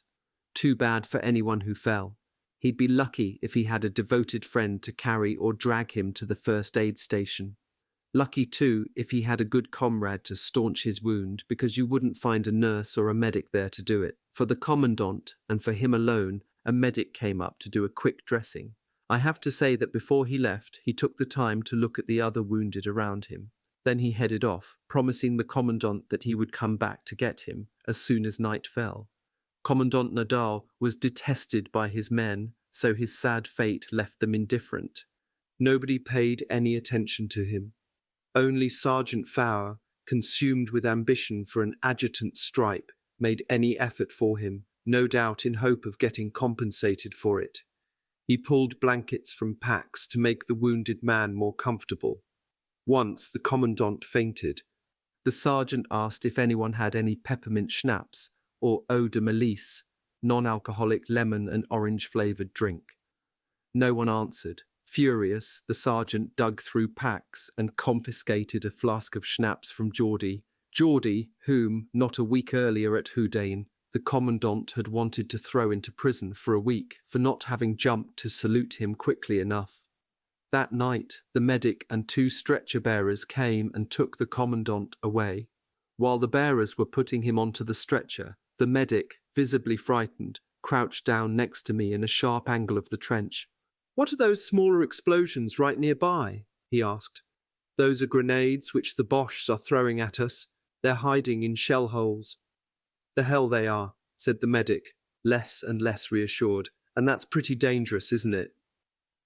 "We've had a few wounded by grenades. Reeves almost had his head taken off by one. That's Reeves, the road worker, from Mascabard." The medic didn't want any more of this, and he urged the stretcher bearers to get moving. I'm not sure if he even waited for them. He had asked me for someone to hold up the wounded man. I had given him Gabriel Gills, the strongest of the squad, and I told him under my breath, "Take your time, don't hurry back. Find a hole somewhere and stick yourself in it. As long as you're back here by daylight, that's fine." In fact, he didn't reappear until dawn. As for the commandant, he died the next day. "Good riddance," said the ravitailleur Therese. That was his funeral prayer. The Lorette sector, at the Fond de Bouval, a lively night. The Fosse aux Loups, second bloodletting, the death of schoolteacher Mondes from Pepieux. A few days later, the medic who had come to take care of Commandant Nadaud was decorated with the Croix de Guerre for going to the aid of a wounded officer under fire. That was fine, but it is worth noting that the medic was following orders. And if he got a Croix de Guerre for staying such a brief moment in this trench, what did those who actually took that trench deserve to get? Not to mention those who had to live there, work and fight there, day and night. This was a tragic night. Bombs and grenades rained all around us. We could hardly answer back because we had only a very small supply of these devices, and not many of us knew how to throw them. There were continual alerts, true or false, and an excessive waste of cartridges. All this to kill nothing more than a rat, since I don't think we were dealing with more than a handful of daring Boche who had crept up to throw bombs at us. One moment, Tort from Reur called out to me in a half-crazed voice, "Barthas, there's a Boche heading toward us, there, a few steps away." Indeed, despite the darkness, I could make out a man bounding toward our trench from one shell hole to another. He was no doubt coming to toss some grenades right at us. Instinctively, Tort and I fired our rifles at this character, who could have only the worst intentions for us. But in the darkness, we couldn't aim properly and we missed him. He could have at least taken fright and turned tail, but no, at 2 paces from us he stood up, his bayoneted rifle at full length, and launched himself right into the trench between Tort and me. We were dumbfounded. But what a surprise. This wasn't one of Goethe's compatriots. It was a soldier from our company, Delsol, from Homps. He explained to us that he had been part of the platoon which had gone out on patrol. He had to wait in a shell hole until it was dark. Then he tried to reach our lines, lost his way, and reached our trench by chance, where he almost got himself shot or skewered by us. About midnight the cry went up, "To arms!" It looked like the Boche were counter-attacking to retake this fine trench for the Kaiser. As for me, I didn't see a thing, but all of us blasted away pell-mell from the edge of the parapet. The guy next to me, Argents from Quillen, had his wrist shot through, right when he was firing. The blood spurted out like a fountain, and I was covered in it. The wounded man thought he was a goner and started to scream bloody murder. I yanked off his cravat and squeezed it around his arm as hard as I could. The hemorrhaging stopped, and he was able to reach the first aid station. I don't think he exaggerated when he said later on, in a letter home, that I had saved his life. Lying stretched out on the ground at our feet, moaning and unrecognizable, were the two soldiers we had seen in flames. Their skin was completely black. One died that night. The other, delirious, sang the songs of his childhood, conversed with his wife and his mother, spoke about his village. Hearing this, we all had tears in our eyes. "They're worse than murderers," cried an anonymous voice in the dark, "to let these guys die without giving them a bit of care." "Ah, if we weren't all cowards," said a well-known voice, that of Therese. "Those who wanted this war would be here in our place. Then we'd see." "It's too late now," I chimed in. "It's before things start that we need people to see clearly. Let's hope that those who get out of this will remember that, at least." "And you," said Fairy to me, "you who are writing about the life we're leading here, don't hide anything. You've got to tell it all." Yes, everything, everything. We'll be there as your witnesses. Maybe we won't all die here," added the others. "They won't believe us," said Mondes, "or maybe they won't even give a damn." In vain we put the dying man alongside the trench wall so he wouldn't get trampled. He kept rolling right into the middle. Worn down by fatigue and the need to sleep, I slumped down for a moment. I was leaning on the dead man, and the dying man was leaning on me. I slept between a corpse and a near corpse. It didn't bother me at all. In the face of certain trials, the heart loses all sensation. I was pulled from my sleep by the arrival of a soldier from another company who was looking for his brother who, someone had told him, had been killed. Leaning over the burned soldier, he couldn't tell if it was his brother. Joseph, answer me. It's Pierre, your brother, calling you." But it was in vain. He was speaking to someone who had lost his mind. The company no longer had any officers. The only one left, Sub-Lieutenant Colonel, had just missed being buried alive by a shell which filled up the trench where he'd been crouching. With much effort, very badly bruised, he dug himself out of the sandbags which had collapsed all around him. Unfortunately for him, he didn't have the slightest scratch, and he hadn't lost a drop of blood. Here's how it was for him. You're squashed flat as a herring, all your ribs are broken, and you don't even get a look of pity. But your skin gets a little scrape, and you lose a few drops of blood, not enough to fill a thimble. Then you're a hero, a martyr. You've paid your debt to the fatherland. You're crowned with glory and honour. The colonel frowned when he heard about Sub-Lieutenant Cole's mishap, and he suspected that he faked this accident. So Colonel had to stay in the trench at the Fond de Bouville. The next day, they took his command away and transferred him to another battalion. The fate of the 21st Company was now in the hands of Adjutant Caminard. He was an old lifer of a non-commissioned officer, a hard-bitten maniac who had just earned his lieutenant's stripes that very night. Revolver in hand, he blocked the way of anyone who was seized with the understandable desire to escape from the trench. He did such a good job and kept us so busy that he scared off any desire on the part of the Germans to try to retake the trench by a surprise attack. Thanks to him, all the wounded were evacuated. At the first aid station, the medical officer Executioner Torres shouted, "But they're just bringing me dead bodies, don't bring me any more." Fine words for the wounded to hear. When Caminade heard about this, he said he would send Torres even more dead bodies to make him even madder. By daybreak, all we had left in the trench was the blackened, unknown soldier, still delirious, but the cool of the morning must have calmed his fever because he was almost quiet. The mess crew brought coffee, and we savoured it with delight, when the dying man called out to us, "And what about me? Aren't you going to give me any?" We all looked at him, dumbfounded. We expected him to step over into the next world at any moment, and then we would toss his body over the parapet. And here he is, claiming his share of juice. He drank 3 mugfuls, and also had a slug of hooch, which livened him up a bit. I ran up to Adjutant Caminard, who, thinking that I was making a break for it, levelled his revolver at me. "Hey, no kidding," I said, and I told him about this resurrection. He assigned 4 men to carry the poor devil to Torres. I don't know what became of him. June 7th was rather calm compared to the days before. First came some good news. We were going to be relieved the next night. Then the bad news. We had to attack at 3 in the afternoon. "That will be an attack by ghosts," said Mondes. In fact, we looked like ghosts, haggard, ragged, skin the colour of dirt, worn out by several nights without sleep, by tough work details, by the anguish which gnawed at all of us, by bad food, by thirst which burned our gullets. Yes, we looked like ghosts who had risen from the grave. Sure, the cooks and ration squads did their best to bring us decent food, but try eating a square meal when the air is polluted with the odour of rotting flesh from the hundreds of cadavers which surrounded us, putrefying in the hot June sun. Almost all of us wore a strip of cloth with a little sack of camphor under our noses and a handkerchief in front of our faces to keep the flies away. You'll understand how we gulped down our food and swilled our drinks. All we asked for was some kind of beverage or just plain water. And this last day we had a nice surprise. With great effort and at much danger to themselves, moving around in the open, they brought each section a keg of beer.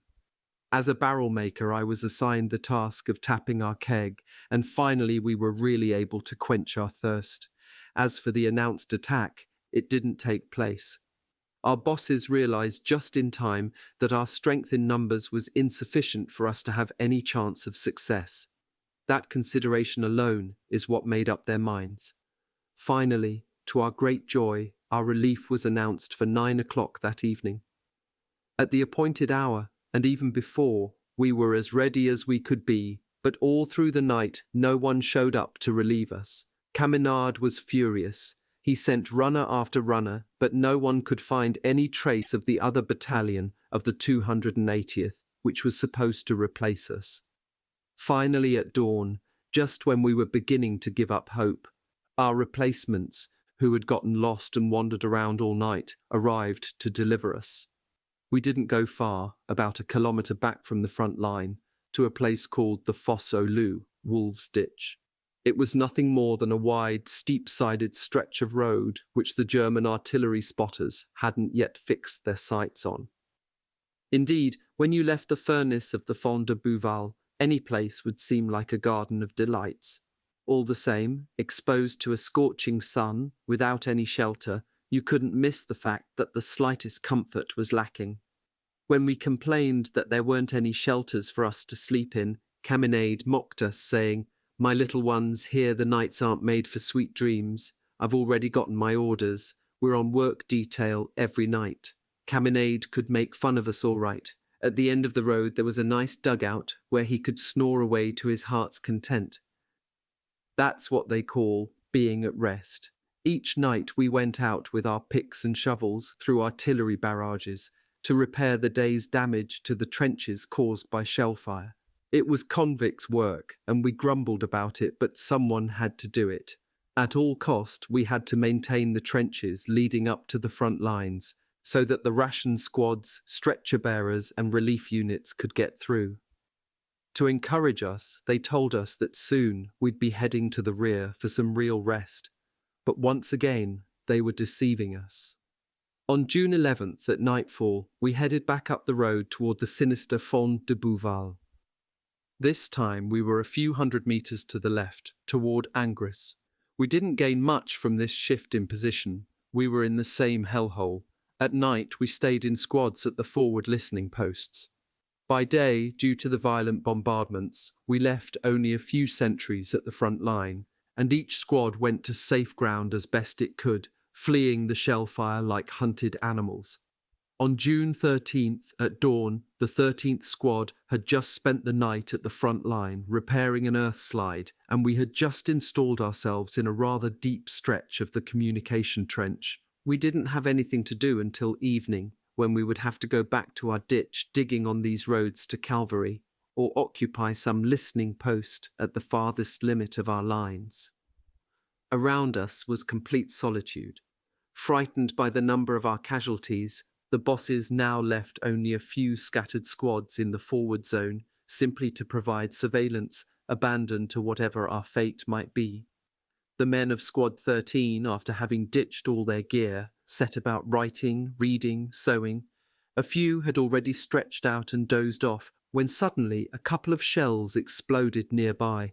We didn't pay them much attention. "Here come the wake-up snacks again," someone said. In a brief instant, new explosions, this time closer at hand. Like beasts who sniff danger in the air, some of us stood up right away. We knew that these weren't your cheap, run-of-the-mill shells, but perhaps 150s, just one of which, well aimed, could wipe out our whole squad. 3 or 4 minutes passed, and then in the distance we could hear the dull thuds, like the sound of a gong, of shells being shot from their cannons, which then landed loudly about 80 meters from where we were. A few seconds later, had some German artillery spotter found us and pointed us out to his idle gunners? It's possible. Our opinions were split. Some wanted to get out right away. Others thought that here at the end of the trench we were safe. But throughout the course of this war, I had, on many occasions, a mysterious intuition, an instinct about the imminence of danger. At this very moment, from the very bottom of my being, a voice told me that it was time to flee.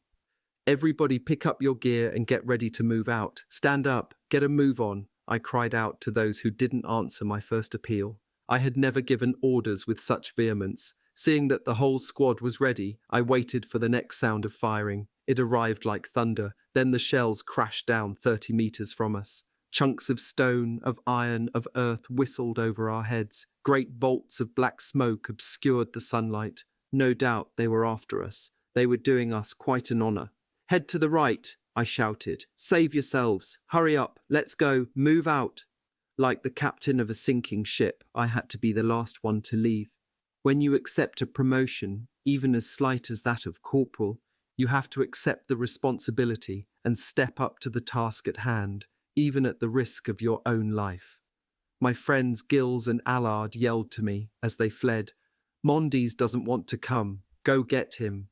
The school teacher from Pepieu was at the other end of the squad. In 3 bounds, I was on him.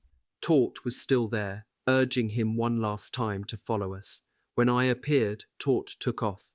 Mondes, hunched over, was quietly writing a letter, just as calm as if he were at his desk in the schoolroom in front of his class. It seemed to mean nothing to him that a battery of heavy-caliber guns had trained their sights on him. "Well, you're crazy, Mondes," I said to him. "You want to get yourself blown to pieces?" "What the hell," he said. "Maybe you'll get killed where you're going." "No," I begged him. "They've been moving steadily in this direction each time they fire. The next one is right in line with the one before. It'll land right here. Come on."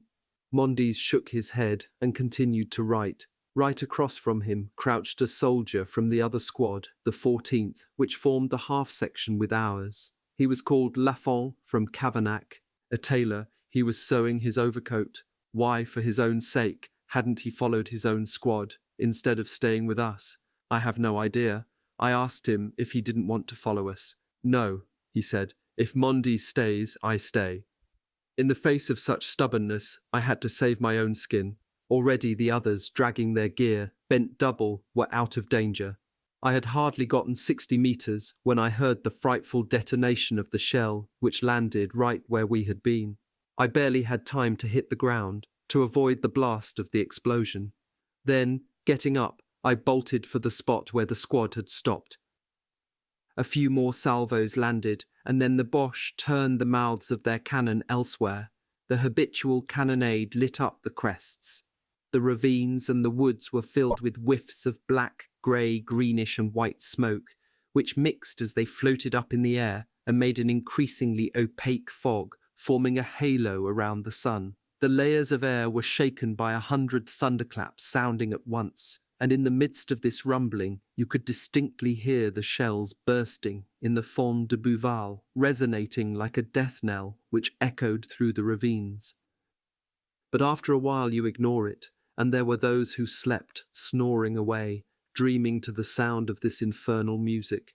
The shells had to be landing right next to you before you would get excited about them. Meanwhile, we were very worried about what had happened to our comrades Mondes and Lafont. As for me, I reproached myself for not having the willpower and the energy to make them follow us. Nevertheless, my conscience couldn't really hold me to blame, but they could be lying wounded out there, needing our help. I asked for a volunteer to come with me. Erix from Narbonne stepped forward.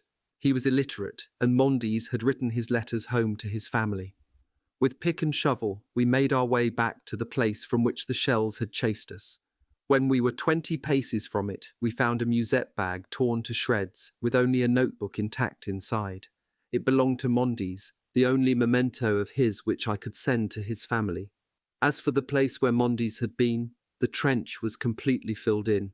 In spite of the risk of being spotted by the Germans, we excavated a bit and uncovered a boiled, shriveled head and a kepi which, by its distinctive shape, we recognized to be that of Mondes. With big drops of sweat rolling off our foreheads, our limbs trembling with emotion, Erix and I threw a couple of shovelfuls of earth onto this head, out of which all the life and intelligence had been so brutally torn, leaving behind just a shapeless mass. For some time, Mondes had a premonition of his fate. The very day before, he had written a despondent letter to his family, we learned later on. Private Lafont, buried by the same shell, was pulled out that evening by his own squad. His body showed no trace of the slightest wound. He had been struck down by the concussion of the blast. Night having fallen, the 13th Squad went to work digging out the body of Mondes and burying it properly. But hardly had we gotten this done when we were called to man a forward listening post. An engineer team arrived just then to put the trench back into shape.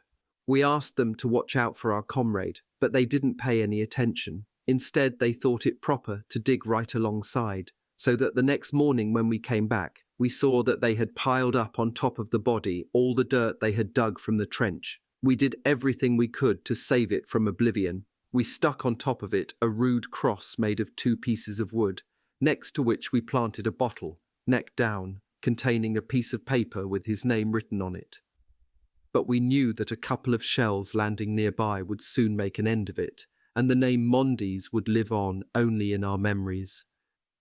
At the forward post where we had just spent the night, a fatal accident had occurred. The whole half-section was there, 2 squads. While one squad rested, the other stood guard.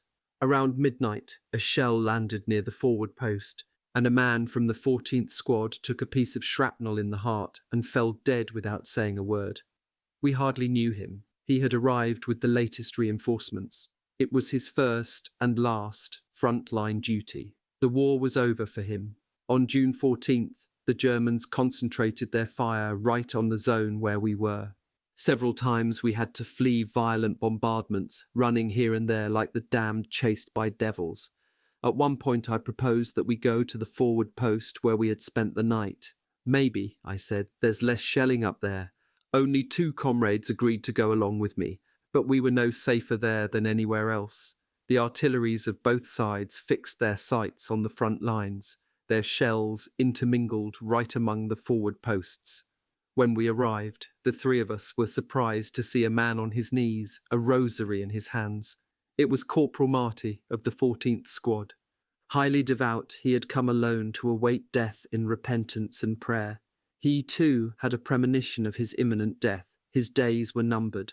At nightfall, the whole squad got together again. While I was up at the forward post, a shell had wounded Ferry in the leg. Having staunched his wound with his own supply of bandages, he made his way to the first aid station. In him, the squad lost a steady, thoughtful soldier, on whom you could count in any situation. Robust and courageous, he was a hard worker. I was sorry not to be able to shake his hand when he left. Finally, at 10 o'clock that evening, the 1st Battalion of Chasseurs Applied came to our relief. After 6 hours of marching, we reached Bar-les-Mines at 4 in the morning on June 15th. There, they billeted us by squads in the red brick houses of the miners, who gave us a decent welcome. Angre-Lorette sector, Bar-les-Mines, Saint-Zongohel, Halt, Verda.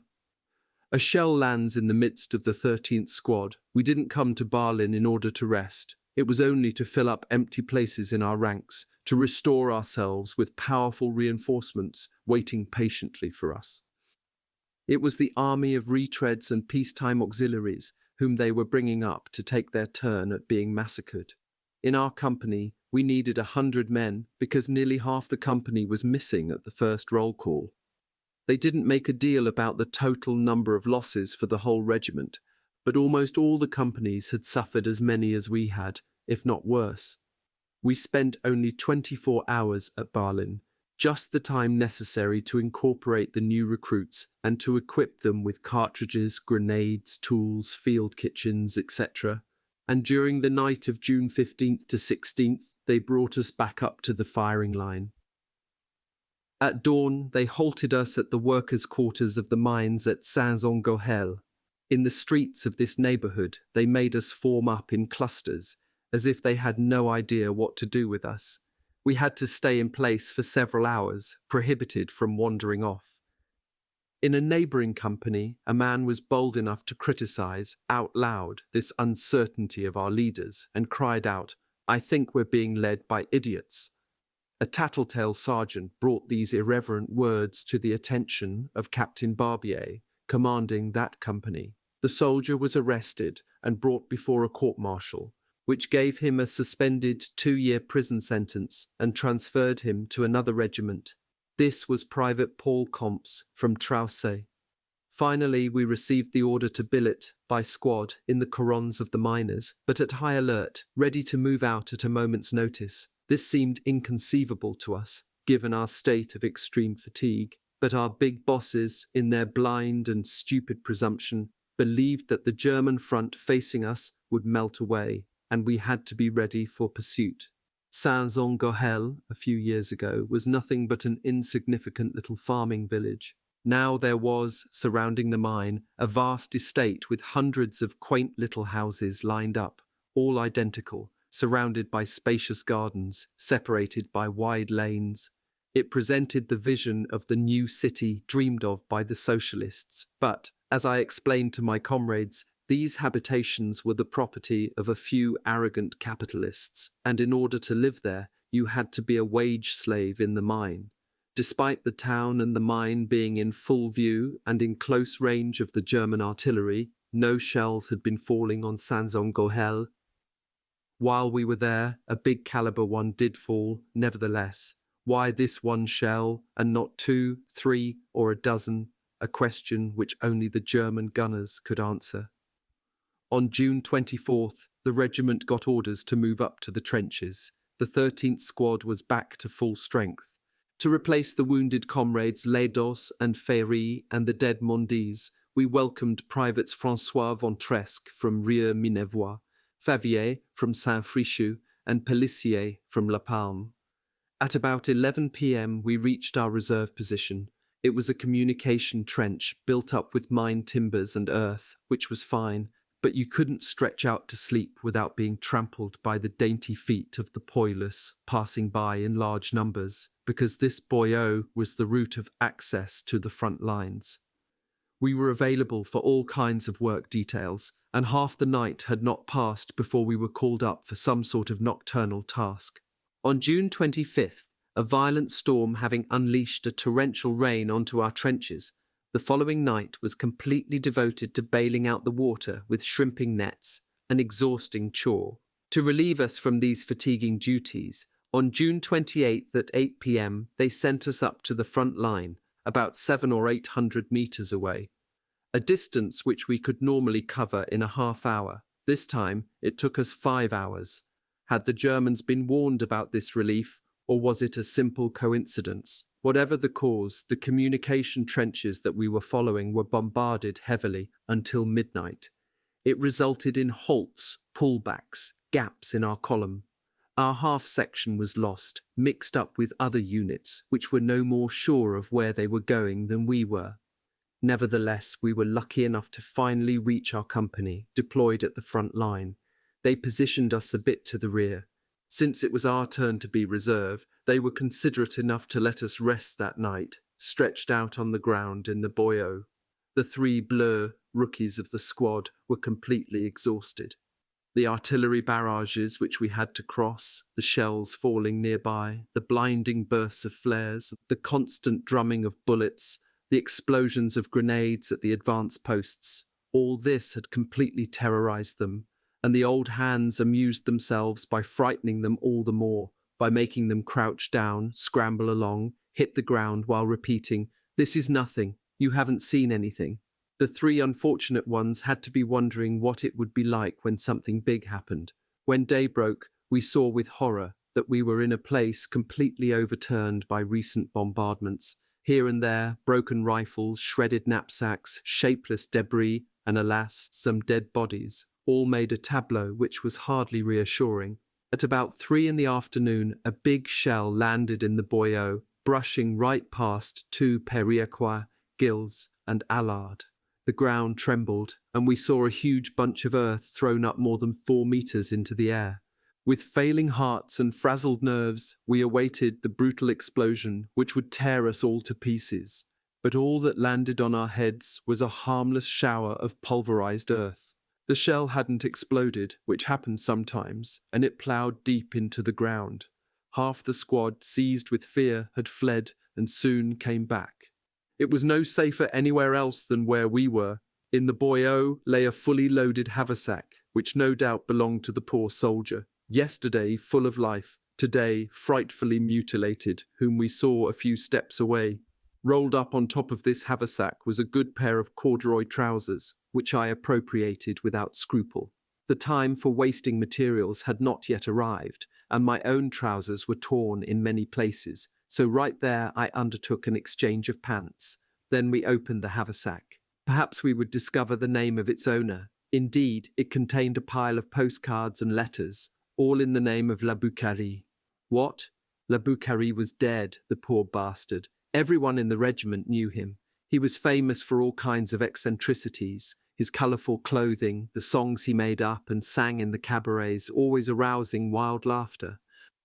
Fulfilling a duty, we gave the letters and his military papers to our rationer, Therese, to give to the Sergeant Major of the 23rd Company, to which the dead man belonged. The Sergeant Major was quite surprised, because at this very moment La Boucarie was in the bloom of health, as much as one could be in the trenches. When questioned, the walking corpse had to explain how his haversack had fallen into our hands. He was forced to admit that he had abandoned the trench after a violent bombardment. That was all it took for him to be sent up for a court-martial. From that day on, La Boucarie had it in for me, for 2 reasons. First of all, for having brought all these troubles upon him, and then for having taken his corduroy trousers. Back to our precarious situation. That night, the 13th Squad was called out to dig a trench where the front line no longer existed, having been completely obliterated by bombardments. We had to re-establish it for at least 100 meters. It had been the scene of combats, of attacks and counter-attacks, and the ground was strewn with corpses and all sorts of debris. We had to put our picks and shovels to work in the middle of a charnel house. When they heard what kind of work we had to do, the 3 replacements, newcomers in our ranks, grew faint with fear. I took it upon myself to leave them behind in our redoubt. At night, their absence would easily pass unnoticed. At 9 p.m., about 40 of us followed Sub-Lieutenant Malvezy, who deployed us along the line we had to trace. It was a very dark night when maps and compasses were of no use. Instinct alone was our guide. But it guided us falsely this time. Those who were right up front with the lieutenant ran smack into the German trench. We knew about it only when the enemy sentries, probably more frightened than we were, shouted in their guttural voices, "Halt! Where da? Who goes there? Halt! Where da?" For us, it was pandemonium, mindless flight, with no one having any idea where the French lines were. Bullets whistled around us, some grenades burst. We plunged into shell holes, but they got crowded fast. Everywhere men were flattened on the ground. Our squad had scattered. "Hey you, over there, what company? And you, what about you? Are you in the 21st? These questions went unanswered because they were all addressed to dead comrades. What a slaughter. I speak for my fellow survivors of the 13th Squad, my friends Taut, Allard, Gills, when I say that nowhere, not even at Verdun, did we see such a deadly harvest of souls than in those few minutes. And all this virile youth, why was it sacrificed there? To take or retake a few lousy square meters of shell holes? How long were we going to stay in this graveyard? Wouldn't this alert unleash a bombardment which could last all night? An uninterrupted rain of shellfire? Luckily, nothing of the kind took place. Soon, all was calm. We rallied and took up the work that had been assigned to us. The next morning, the only one missing from our squad was our pal Taut, about whose fate we all worried. But later in the day, we had the pleasure of seeing him arrive back, with all his limbs intact. When all hell had broken loose the night before, he had leaped into a shell hole where other comrades had already sought refuge. He saw right away that he was surrounded by dead men. Terrified, he bolted like a madman and landed in a trench full of Moroccan tirailleurs, sharpshooters, who were ready to cut his head off without a second thought. This day was marked by violent bombardments on our lines. Slumped in our boyau, we were completely numbed by the incessant rolling of thunderbolts. In the 21st Company there were men wounded and killed, among the latter a comrade named Bigu. It was with real joy that we went up to the front line that evening. Joy to be getting away from that accursed boyau. Joy to not be going to work on the trench we'd begun the night before. In the latest offensive, the French had reached the village, but a counterattack had pushed them back to the point where we were. In the plain beyond Angers, you could see, uninterrupted, the corons and the high smokestacks of Leven and, farther on, those of Lens. That night and the next one, July 1st, passed without incident. I noted that we were in front of Angers, just a few hundred meters away. In this sector there were no listening posts. Sentries were posted 3 or 4 paces from one another. By half section, one squad was on guard, the other rested. During the night of July 1st to 2nd, our trench was going to be bloodied. In our half section, 15 men were going to be killed or wounded in the following circumstances. 6th Notebook, The Accursed War, the charnel house of Lorette, the slaughter of September 25th, 1915, July 1st to September 27th, 1915.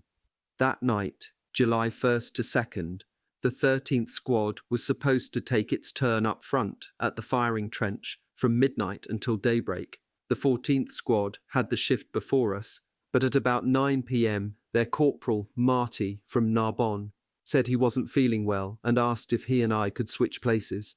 I was happy to oblige. At midnight, the 13th Squad took its post on the firing line. Our 3 newcomers were awestruck. They couldn't believe that they were only 50 meters from the Germans. They didn't dare raise their heads above the parapet. We did our best to calm them down. By that time, Corporal Marty was feeling better, so he urged me to take a break and get some rest. He would go up front with my squad in my place. I stretched out at the widest place in the boyau and had a nice, restful sleep, blissfully unaware of the footsteps of passers-by. Suddenly, I was yanked awake by a terrible explosion, followed by cries and moans. In the smoke-filled trench, a man stumbled by, waving his arms in the air, groaning, then collapsing a few steps from me. It was Corporal Marty. "Help me! Don't leave me!" he cried. I lunged toward him. In the light of a lamp which a comrade held up for me, I took a sharp knife and cut through his greatcoat and his shirt, revealing a horrible wound along his left side from which blood gushed in torrents. With a cold-bloodedness which I never thought I had in me, I staunched the hemorrhaging for the time being. Right then, a medical officer and 2 stretcher-bearers rushed up.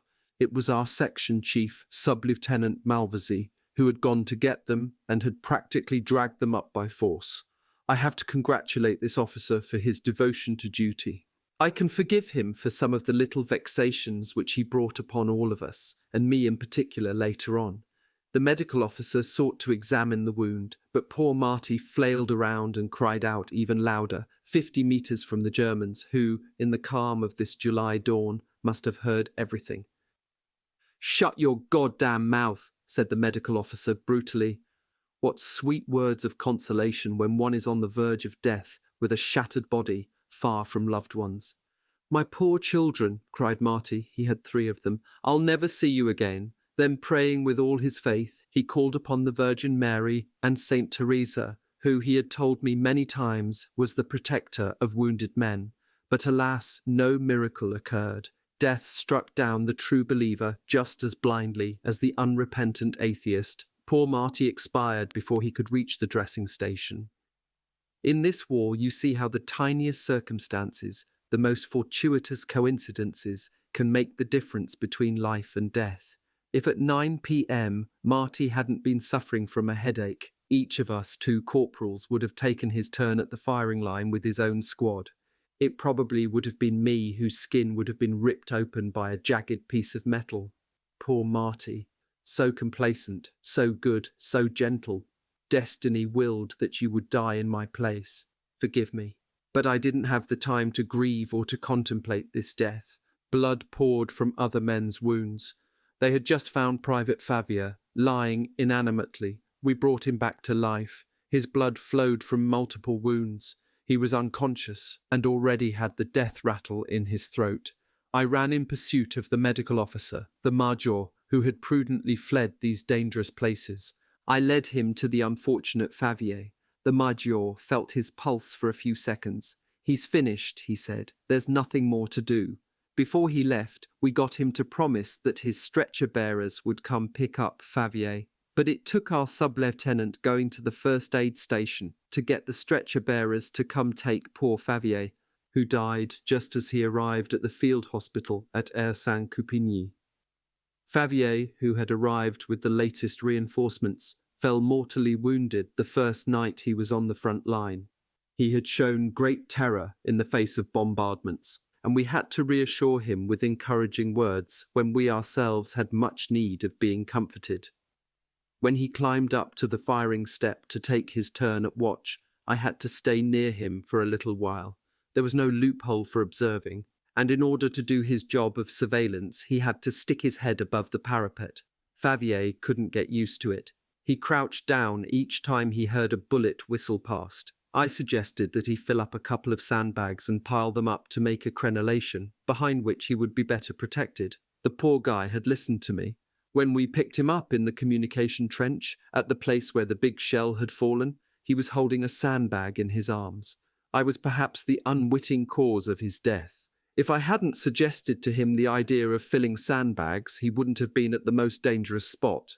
Poor Favier, you too, please forgive me. Now that dawn was beginning to lighten the night sky, those of us who were safe and sound could help the other wounded. First of all was my friend Taut, who, seated on the firing step, was moaning and groaning enough to break your heart, saying that he had a shattered leg. Upon inspection, all we could see was a tiny scratch on his heel, from which not one drop of blood had flowed. We teased him for being such a crybaby, but it turned out that he did have a little piece of shell fragment in the bone, which brought on gangrene, and they had to amputate his leg a few days later. After spending a month wavering between life and death, he was sent back to his village, Memoir. Taut was 41 years old. How many there were, 10 or 15 years younger than he was, who had never laid eyes on a trench. The Periaquois Gabriel Gills, at the moment when the big shell hit, was obeying a call of nature a few steps behind the trench. He got a shell fragment in his back, which he will keep his whole life, as a souvenir of this tragic night. A few days later, this fragment brought on a pulmonary congestion, which put his life in great danger. Geordie, formerly of Périac, got a shell fragment in a knee, on which I put a rudimentary dressing. Sergeant Baruto, who was sleeping while sitting on the firing step, had his legs torn up. Other soldiers from the 14th Squad, sitting or lying on the firing step, were also wounded. In all, this one shell claimed 15 or so victims. Once again, I had been warned in a way by this kind of instinctive intuition, which I had already felt several times previously. Like all who were not standing watch, I went to find a spot to sleep on the firing step, but a sudden idea came to me to stretch out at the bottom of the trench, although I risked being trampled by the boots of passers-by. But shell fragments couldn't reach me there. The Periaquas Allard had a close call. A fragment struck and shattered the hilt of his bayonet, which he had on the ground right beside him. It should have been on the end of his rifle. This infraction of the rules may have saved his life. Meanwhile, out of all these wounded men, none dared to go to the first aid station. With a brute like medical officer, Major Torres on duty, you couldn't go up to him with a simple scratch. We all knew what he sometimes said to the wounded and the sick.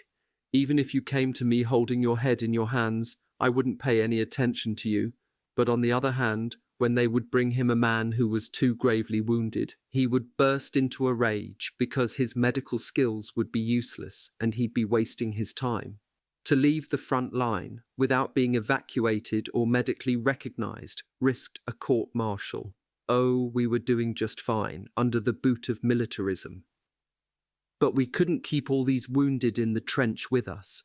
Sub-Lieutenant Malvezy took it upon himself to convey them to the nearest field station, where, by a lucky chance, Torres was nowhere to be seen, and after a flurry of handshakes and embraces, as these would no doubt be definitive separations, we parted company with saddened hearts.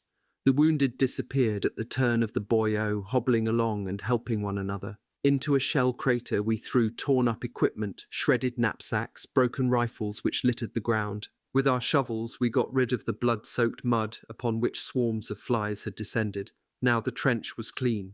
Nothing remained to remind us of the frightful drama of the night before. Soon the ravitailleur Therese arrived. He had left early in the evening and knew nothing about what had happened. He ran into me first.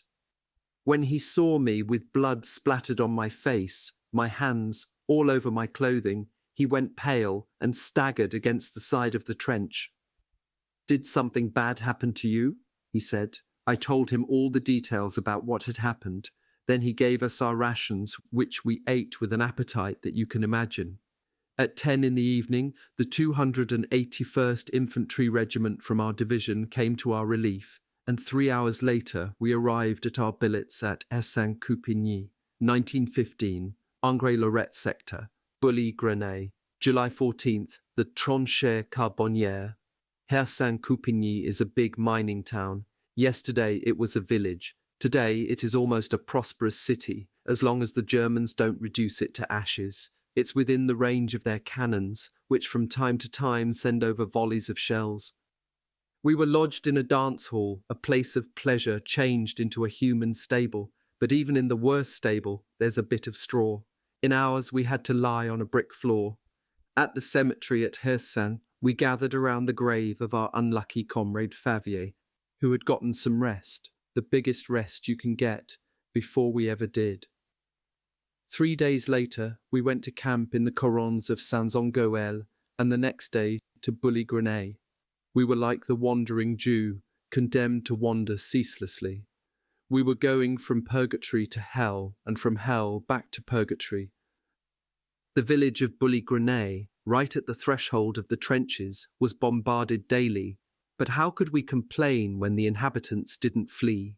If their houses collapsed, they settled in their cellars or took refuge with a neighbour.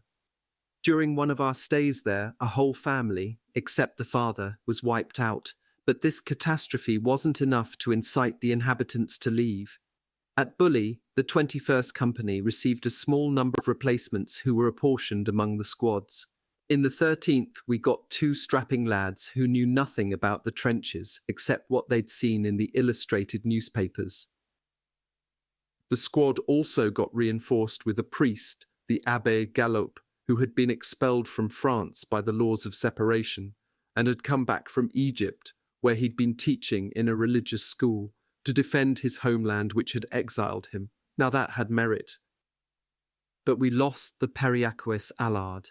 He got a job as a driver, which his age entitled him to. On July 10th, at 9 in the evening, we left Bully and went up to occupy a second-line trench for 4 days. The bombardments had noticeably diminished. It was almost a sector for rest. But on July 14th, all that was spoiled. To remind the Germans that this was our national holiday, at 3 in the afternoon our artillery unleashed a violent cannonade upon the opposing trenches. We would have done better to leave the Germans alone, because they replied in kind, not on our artillerymen, which would have been logical, but on us infantrymen, who had nothing to do with it.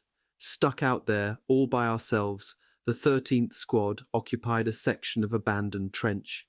In an instant, the shells began to rain down around us. Not having any shelters to seek refuge in, I thought it most prudent for the squad to immediately leave the position. Only Father Galop, as we called him, refused to follow.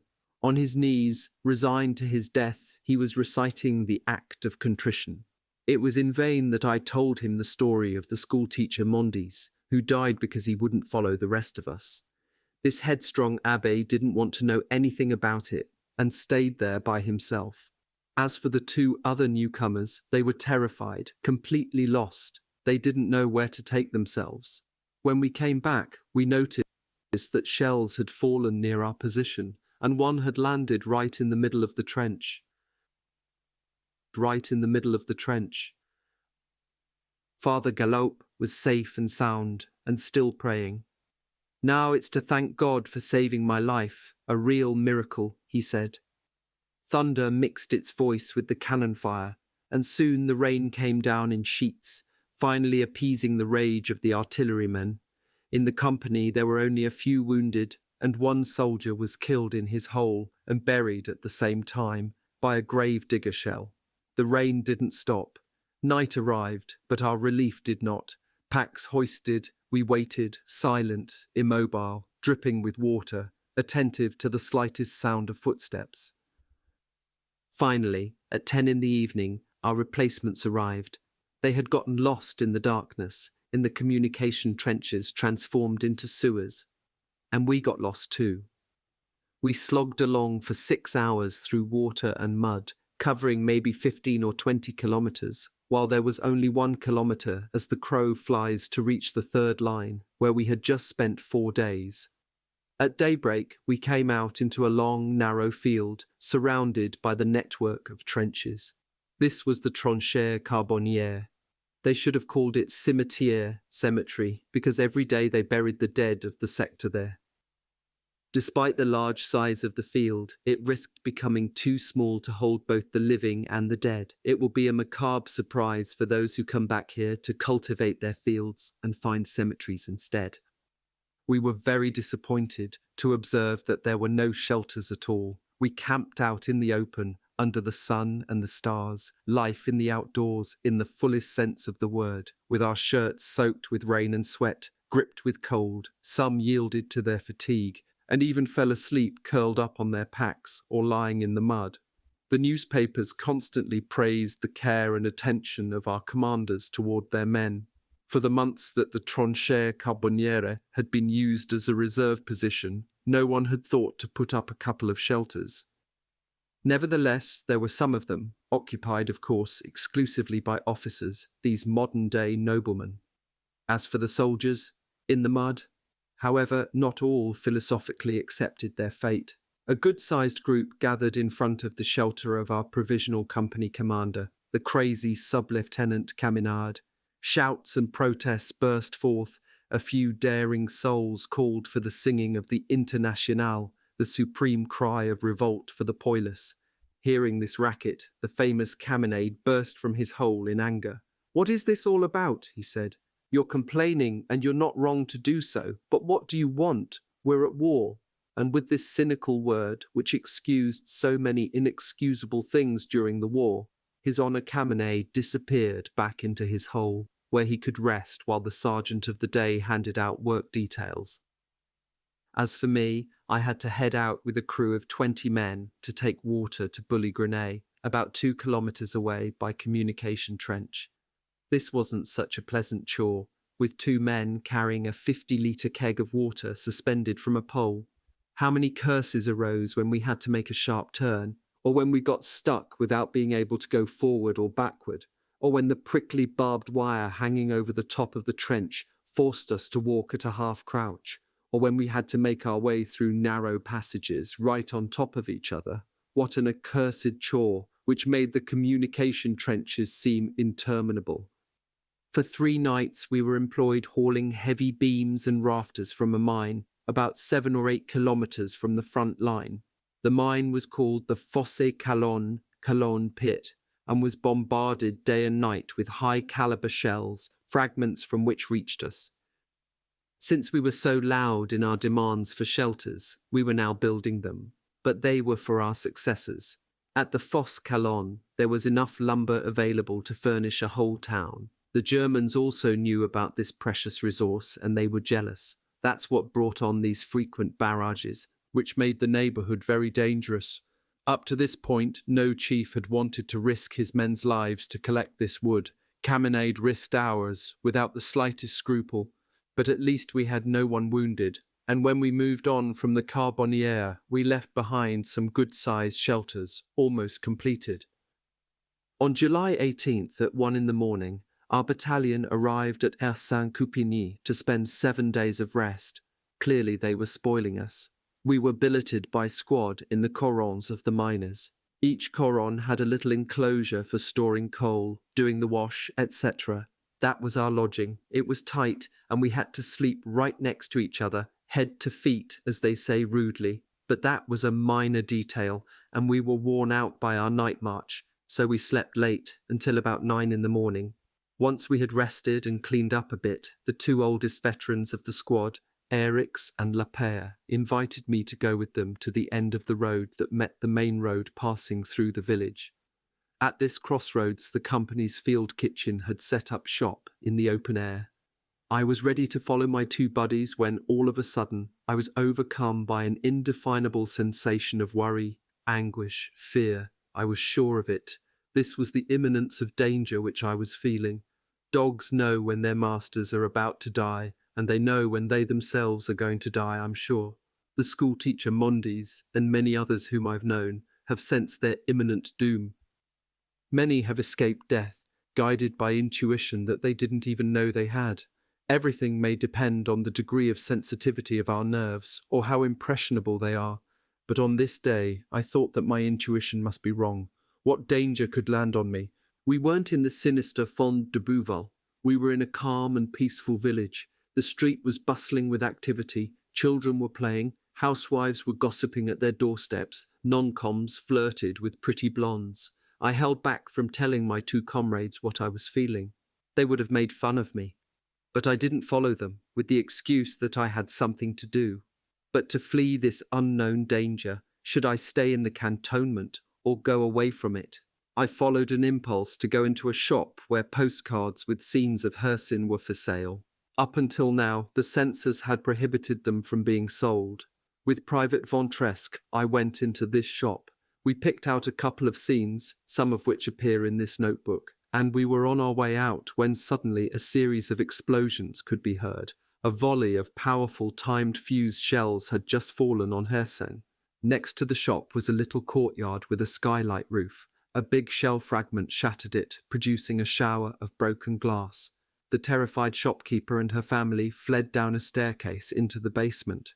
If we'd been of a more larcenous mind, we could have helped ourselves to plenty of treats in the shop, but we rushed back to our billet. There we learned that 3 powerful shells had fallen right onto the crossroads where our field kitchen stood. The 4 cooks were critically injured. The kitchen had its chimney knocked off, and the cooking pot was blown apart. We would go hungry that day. Eriks had such a serious wound to his arm that it had to be amputated. Lapere was badly wounded in the leg. A shell fragment had sliced off, as neatly as a pastry slicer, a piece of his calf as big as a chestnut, and the blood poured out like a fountain. In all, the company had 12 wounded men, all of whom had been standing around the field kitchen, chatting away. Very luckily, less than 100 meters away was a military hospital where the wounded were taken quickly and given immediate attention. The next day, when we went to this hospital for news of Lapere and Eriks, we found the doors locked. Because of the bombardment, they had evacuated all the wounded during the night and closed down the hospital.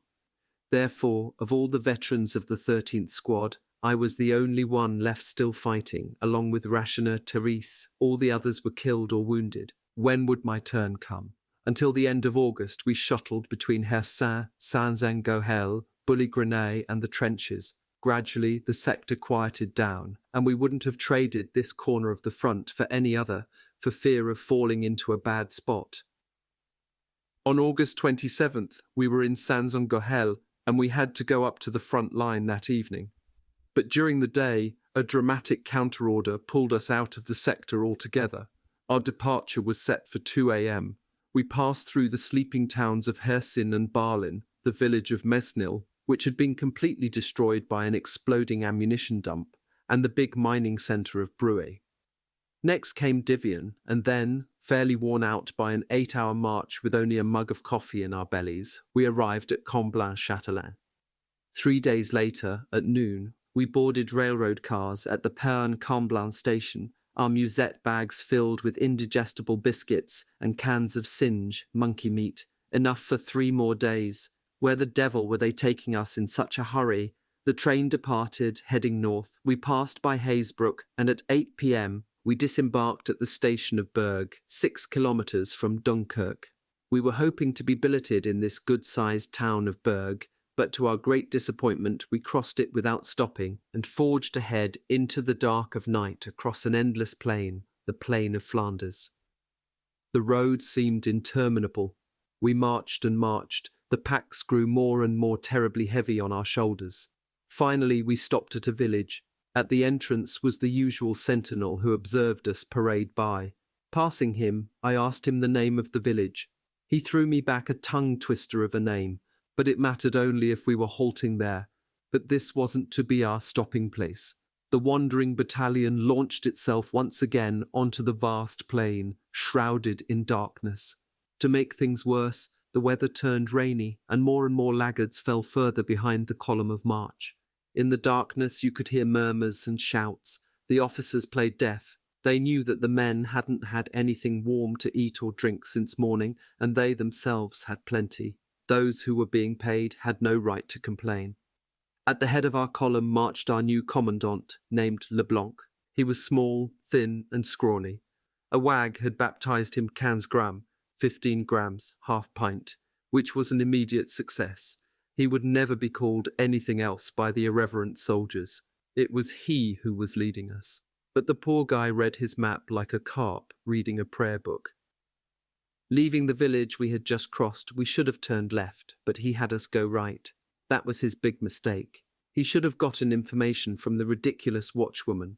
For once in her life she could have been of some use, but no doubt his dignity wouldn't permit it. He would have had to admit that he couldn't make sense of his map and compass.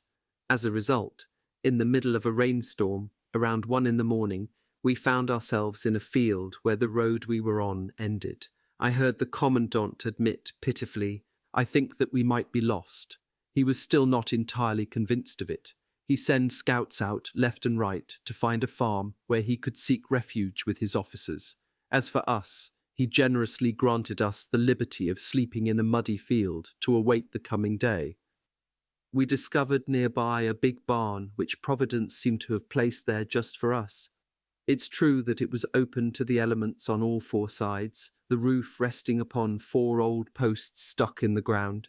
Nearby were some haystacks. In the blink of an eye they were pillaged, and in less than a quarter of an hour the sound of heavy snoring emanated from the barn. Practically the whole battalion was camped out there. The men burrowed into a thick bed of hay. I don't recall sleeping better my whole life, but I do recall being roughly shaken awake by angry voices which showered us with curses.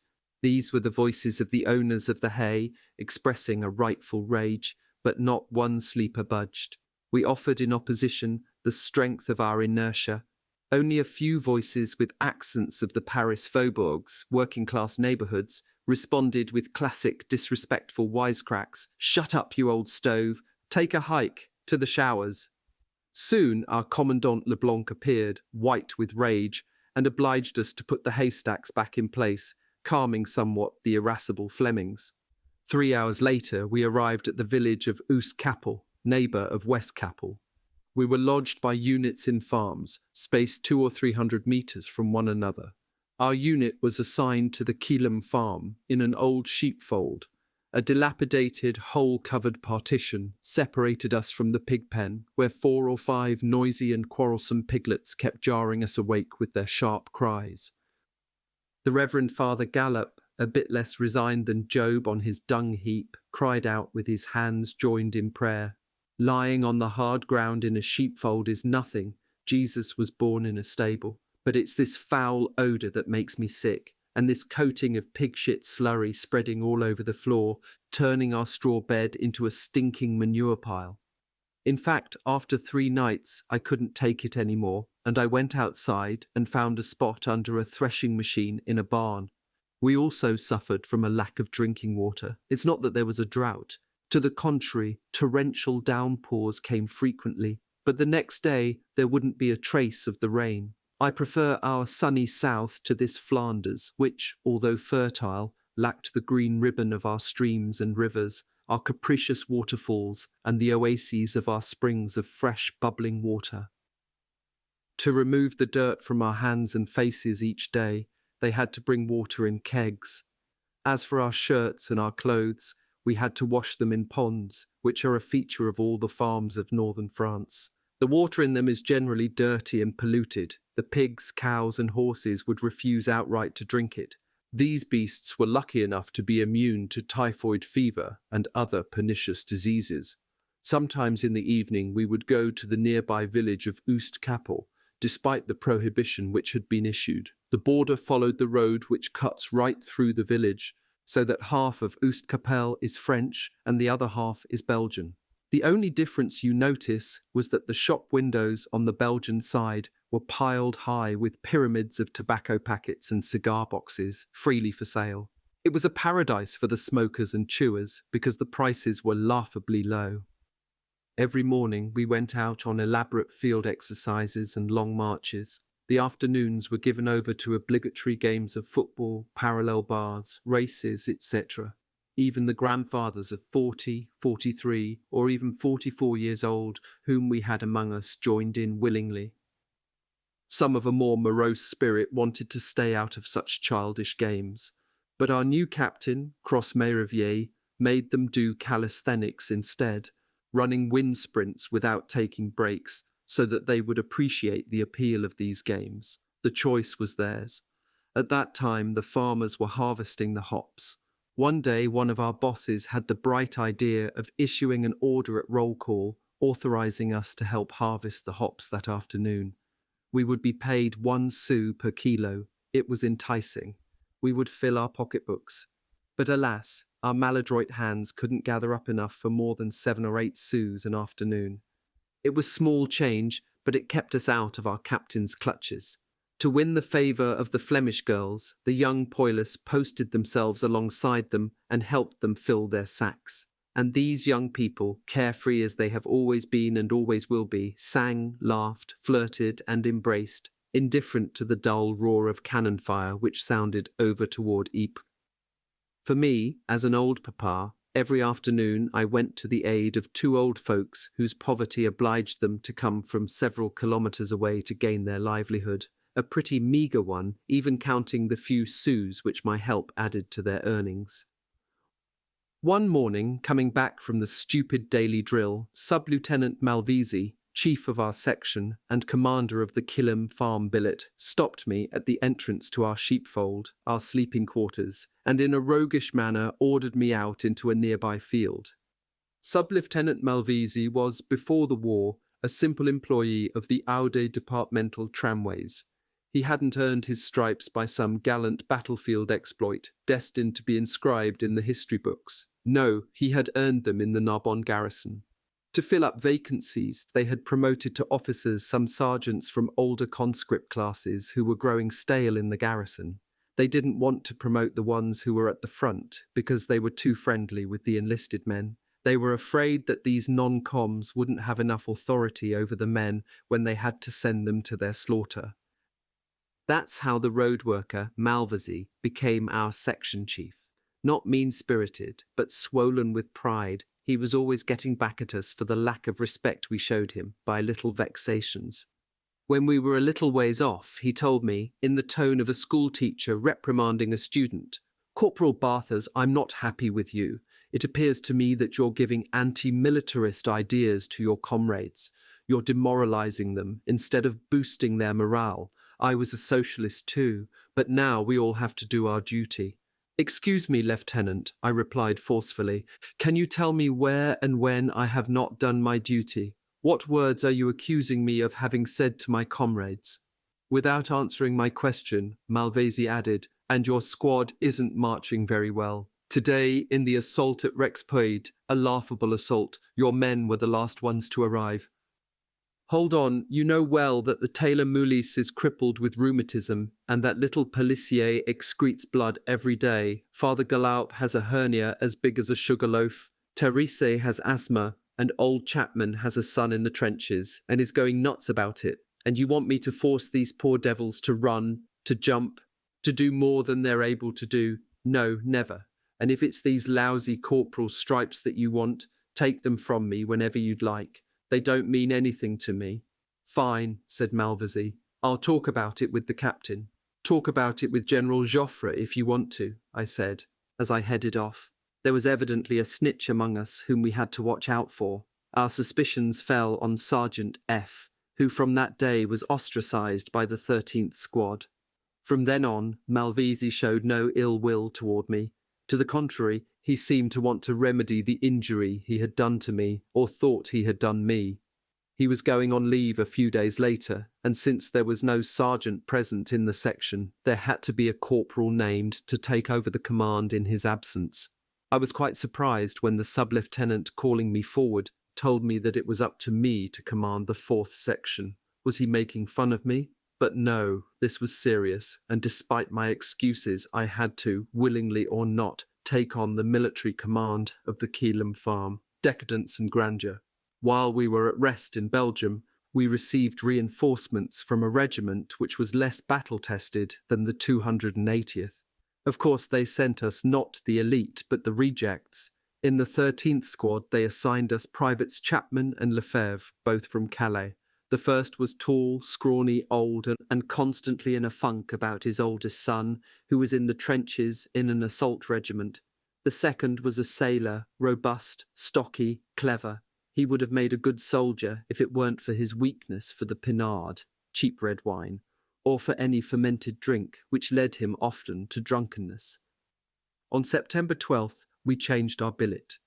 We went about 5 kilometres to a farm between Oostkappel and Rexpoid.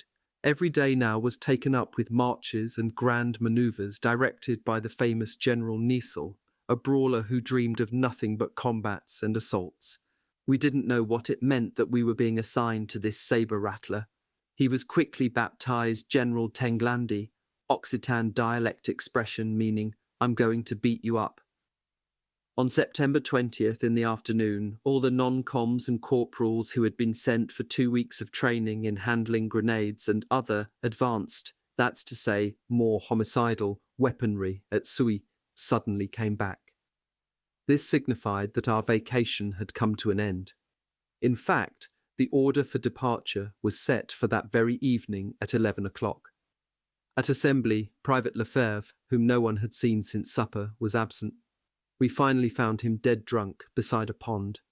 You can imagine the trouble this drunkard gave us in getting him to follow us all the way to Bergs, where we would embark for a destination unknown to any of us. We arrived there at 1 in the morning. We stacked our rifles in the streets with orders not to wander off, since we would be leaving at any minute. This minute arrived at 7 o'clock. For 6 hours we languished, stretched out on the pavement, doing everything we could think of to stay warm, because a whitish sleet was falling, something that we had never seen in the Midi this time of year. Who had given this stupid order to leave 8 hours early to catch a train only 6 kilometres away? Finally, around 7, here we are embarking for an unknown destination. Near the station, we saw some big holes. 2 months ago, the Germans, testing things out at the same time as they were bombarding Dunkirk, had sent, postage paid, a gift package of 14 enormous 450mm shells, fired from a distance of 37 kilometers. Passing by Verkale, we could hear a hellish cannonade. They told us that 3 British armoured trains were firing on La Bassée, Lens and Louvain. At 11 a.m. we halted at Saint-Paul. This was our unknown destination. Right away, packs on our backs, here we are heading out along a dusty road in torrid weather to arrive later that afternoon in the little village of Écoeuvre. Our section was badly housed, a dark, cramped and filthy compound. Facing us were 3 pig pens, 2 of which were occupied by quadrupeds, the middle one of which was empty. I set myself up there with a comrade. We didn't do too badly, despite the grunts of our neighbours and the huge rats that devoured the contents of our musette bags during the night. The farm folk weren't very welcoming. They padlocked the pump at the well, which made it very difficult for us to get water to drink and to shave with. Boy, did our bosses take good care of us. On September 23rd, at 4 in the afternoon, the regiment was assembled and massed in a square in a meadow. Our Colonel Pujal announced what we already knew, that a general offensive was going to be unleashed, that at this moment the Russians were falling back, but while most of the Germans were bogged down in Poland, we would crush them on our front. "And now," he cried in a loud voice, "forward! No more hernias, no more weak hearts, no more aches and pains, nothing but the will to win. Vive la France!" This patriotic nonsense didn't arouse the slightest enthusiasm. We hadn't forgotten the horrors of the last offensive Lorette. An impressive silence greeted the colonel's final words. Only the undertaker Torres smiled. He nodded his head as if to say, "Yes, let the herniated, the weak-hearted, the sciatics come to me. They'll get a nice reception." The next night at 3 in the morning, in rainy weather, we left Écoeuvres and headed in the direction of Arras. As morning came, the weather became hot and heavy, which made the march even more tiring. We crossed the little town of Avesnes-le-Comte, and at 1 in the afternoon the regiment stopped to encamp in the little village of Habac, 12 kilometers from Arras. At least half of our unit was still in the rear. The road was packed with laggards. Nobody bothered them. You knew that the docile sheep would arrive at the slaughterhouse on time. We could hear a violent cannonade all along the front. You couldn't make out individual cannons firing. It was more like an uninterrupted roar, like in a violent storm when the single claps of thunder, close together, form a continuous rumbling sound. They called the corporals to the company office. "How many men in your squad?" asked the officer. 14, Chief." "Well, here, take these 14 cutlasses. Give one of them to each man." "These are arms for murderers, not for soldiers," I exclaimed. "It matters little to me," said the officer, pushing me out the door, "and keep your opinions to yourself." "No, I won't keep these reflections to myself, and I'll explain it to my comrades the way it was clearly told elsewhere, that they were for finishing off the wounded and for killing prisoners." "Well, my cutlass won't be used for such crimes," I told them, and right in front of everybody, I tossed mine up onto the roof of an adjacent house. Almost everyone got rid of theirs, and no one asked what happened to them. Only Sub-Lieutenant Malvisi, in the 4th section, our wild Tatar, took the biggest cutlass and carried it ostentatiously hooked to his belt. Before supper, our officers got orders to stuff our heads about how an incalculable number of cannon were pounding, clobbering the German front, destroying everything from the North Sea all the way to Belfort. All the French, Belgian, and English troops would rise up at the same time and rush out in pursuit of the few miserable Boche who had escaped being massacred by our artillery. Our division didn't have the honour of being in the first wave. Its role was pursuit, capturing the fleeing enemy, and the next day we'd be drinking an aperitif in German-occupied Douai, the regiment's objective. This time it was for real. Open field warfare was beginning again. It was so certain that they gave us squares of white cloth to attach to our packs, so that our airplanes and our artillerymen could better distinguish us from afar. In brief, they were telling us that it was going to be a picnic. Next came a generous distribution of grenades, cartridges, biscuits, tools, sandbags, etc. 20 times were the corporals called to the distribution centres. At 10 in the evening, We were stuffing our packs and our musette bags, and at 1 in the morning, the 280th Regiment headed off to the trenches in complete silence. Everyone was thinking about the anguish and suffering he would be going through, either once again or for the first time.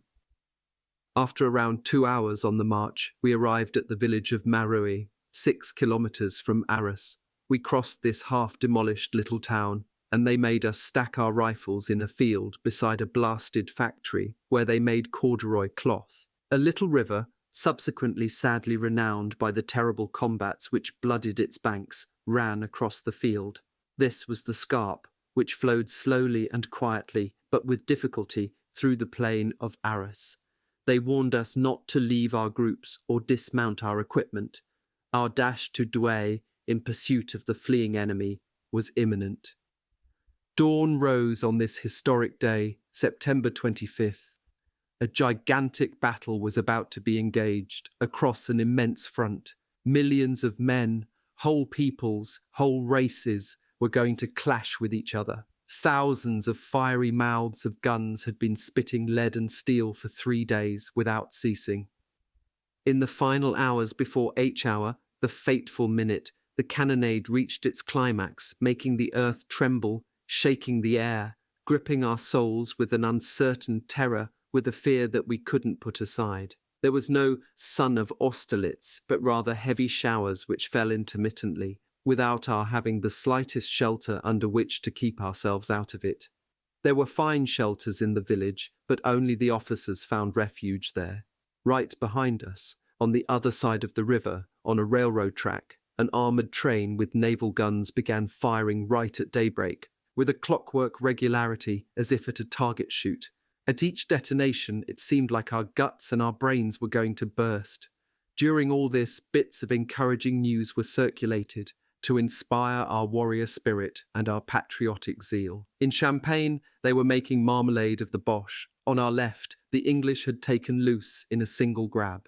In front of us, the first enemy line was captured in one bound. Now they were going to attack the second line. Watch out, our turn was coming soon. In fact, at noon, the blast of a whistle brought us all to our feet. This was the signal for us to start in pursuit. Our legs were going to work. As we left the village, near the cemetery, we entered a wide and well-built communication trench, studded with recent shell craters. We stepped over busted canteens, torn open and shredded packs, broken and twisted rifles. These were worrisome paving stones. We tramped cautiously through the black mud. This boyo was a bad place for a stroll. Each one of us, feeling oppressed and pessimistic, marched forward silently, with our heads down. The bombardment was angrier than ever. Across the whole front, the cannon fire rumbled. The machine guns let forth their chilling, murderous rat-tat-tat. The great battle was engaged. Death was reaping with great sweeps of his scythe. Meanwhile, ahead of us, the forward momentum of our troops, having crossed the front line, was stopped by the fierce resistance of the Germans. Luckily, our General Niesel had a brilliant idea. Since we couldn't make the Germans leave with cannon blows, let's make them flee out of sheer terror. And immediately the order was given to climb out of the trenches and to march across the open country, bayonets fixed to our rifle barrels. The whole division was there. It was a true forest of bayonets marching forward. And that wasn't all. The division's cavalry squadron rushed forward in a furious charge, came back and circled on a hill around a clearing to give the impression of greater numbers. But it did no good. The Boche stood their ground in their trenches, desperately, as if they were fighting on their home ground. Some timed fuse shells exploding here and there over our heads made us crouch down in the communication trenches without waiting for the authorization of the stupid General Nessel, whom, for my part, I didn't see at all that day. They made us stop in an old abandoned trench where the whole regiment dug in. This was an historic trench.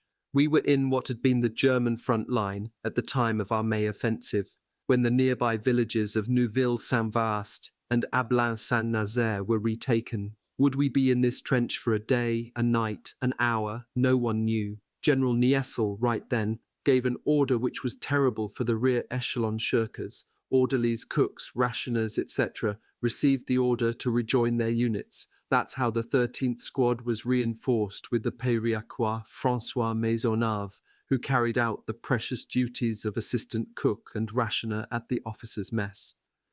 Nissel wanted everyone to get a share of the glory, but if you saw the terrified and discomforted faces of these slackers, you would see that they'd have 1,000 times preferred to stay with their pots and pans. And night fell. We wouldn't be enjoying an aperitif in Douai, as they had promised us. Instead, we had, for free, some nice refreshing showers, because all night long a cold rain fell in torrential downpours, and without any shelter for us to dry out in. We were resigned to getting soaked right through our shirts. You have to have lived through nights like that to appreciate, on a winter night, a well-lit room, a good fire in the fireplace, and a warm, soft bed. Thoughts of those enviable things played upon our imagination. If we suffered so stoically, without raising useless complaints, don't let anyone tell you that it was because of patriotism, or to defend the rights of peoples to live their own lives, or to end all wars, or other nonsense. It was simply by force, because as victims of an implacable fate, we had to undergo our destiny. Each one of us was caught up in the wheels of a formidable machine. At the slightest hint of revolt, we would be ground to bits. Having lost our dignity and our human conscience, we were nothing more than beasts of burden. Like them, we were passive, indifferent, and dazed. And my comrades in the squad, what did they say? What were they thinking in this gloomy night in the icy rain? Father Gallup couldn't read his breviary, but he fumbled with his rosary beads in his frostbitten fingers. We talked, and he told me that he was offering his sufferings to God in penitence for the expiation of his sins, and he was sure that this would shorten his time in purgatory. This man was almost happy in his suffering. I envy him, because I doubt that some invisible being in this opaque night is out there tallying up our sufferings and taking exact note of them for the hereafter. I turn toward Lefebvre, and I envy him too. Having drunk a bottle of Pinard to the last drop, he's sleeping, even snoring, desensitized in the sleep of drunkenness, and that one who's sobbing, that's Chapman. He thinks only about his son who was in the attack today in Champagne. Is he dead, wounded, or alive right now? That's his whole thought, and he's indifferent to everything else, his own suffering, and the dangers he himself faces. I try to comfort him, but he doesn't even hear me. And poor Pellissier from La Palme, small, sickly, scrawny, a wreck, he is slumped in the boyau, without the strength even to speak. The Périacois Maisonneuve does nothing but rage all night long against Niessel, and the others who didn't spend the last winter in the trenches don't dare to complain, understanding what the veterans have suffered before them. Only the rationer Therese slept. He had the rare ability of being able to sleep in any kind of place, no matter what the circumstances, and yet this night the deaf themselves could not have slept. Barely 100 meters behind us was installed a battery of big artillery pieces, which fired all night long. The whistling of the shells overhead kept our nerves on edge. The shells seemed to rush by, right above our trenches, making us duck our heads instinctively. Finally, we got used to the noise, but we were also kept awake all night long by the lightning flashes from the cannons' mouths as the shells were fired. At about 1 a.m., they summoned the rationers to head to the field kitchens to get our supper. But in this dark night, the cooks were looking blindly for the rationers and vice versa. The result of this game of hide-and-seek was that the men with the food didn't arrive until just before dawn, more soaked with rain and sweat than the miserable meals they brought us. The loaves of bread were transformed into loaves of mud, the coffee was cold, very little comfort after such a bad night. The morning of the 26th was rainy, but around noon the weather improved. They took advantage of it by restarting the carnage all along the front. Packs hoisted, all kitted out, we awaited orders, just like the actors in a theatre waiting their turn to go on stage. At 4 p.m. we had a visit from Commandant Canzegram, his acolyte Capitaine Adjutant Major Cromet-Revier, and the battalion's adjutant, the Périacois François Calvet. Except for the non-coms, no one saluted them. Their uniforms and effects were dry and spotless. The bastards found some kind of shelter to keep themselves in, said Therese. He had spent half the night in rain-soaked terrain and couldn't hide his ill humour.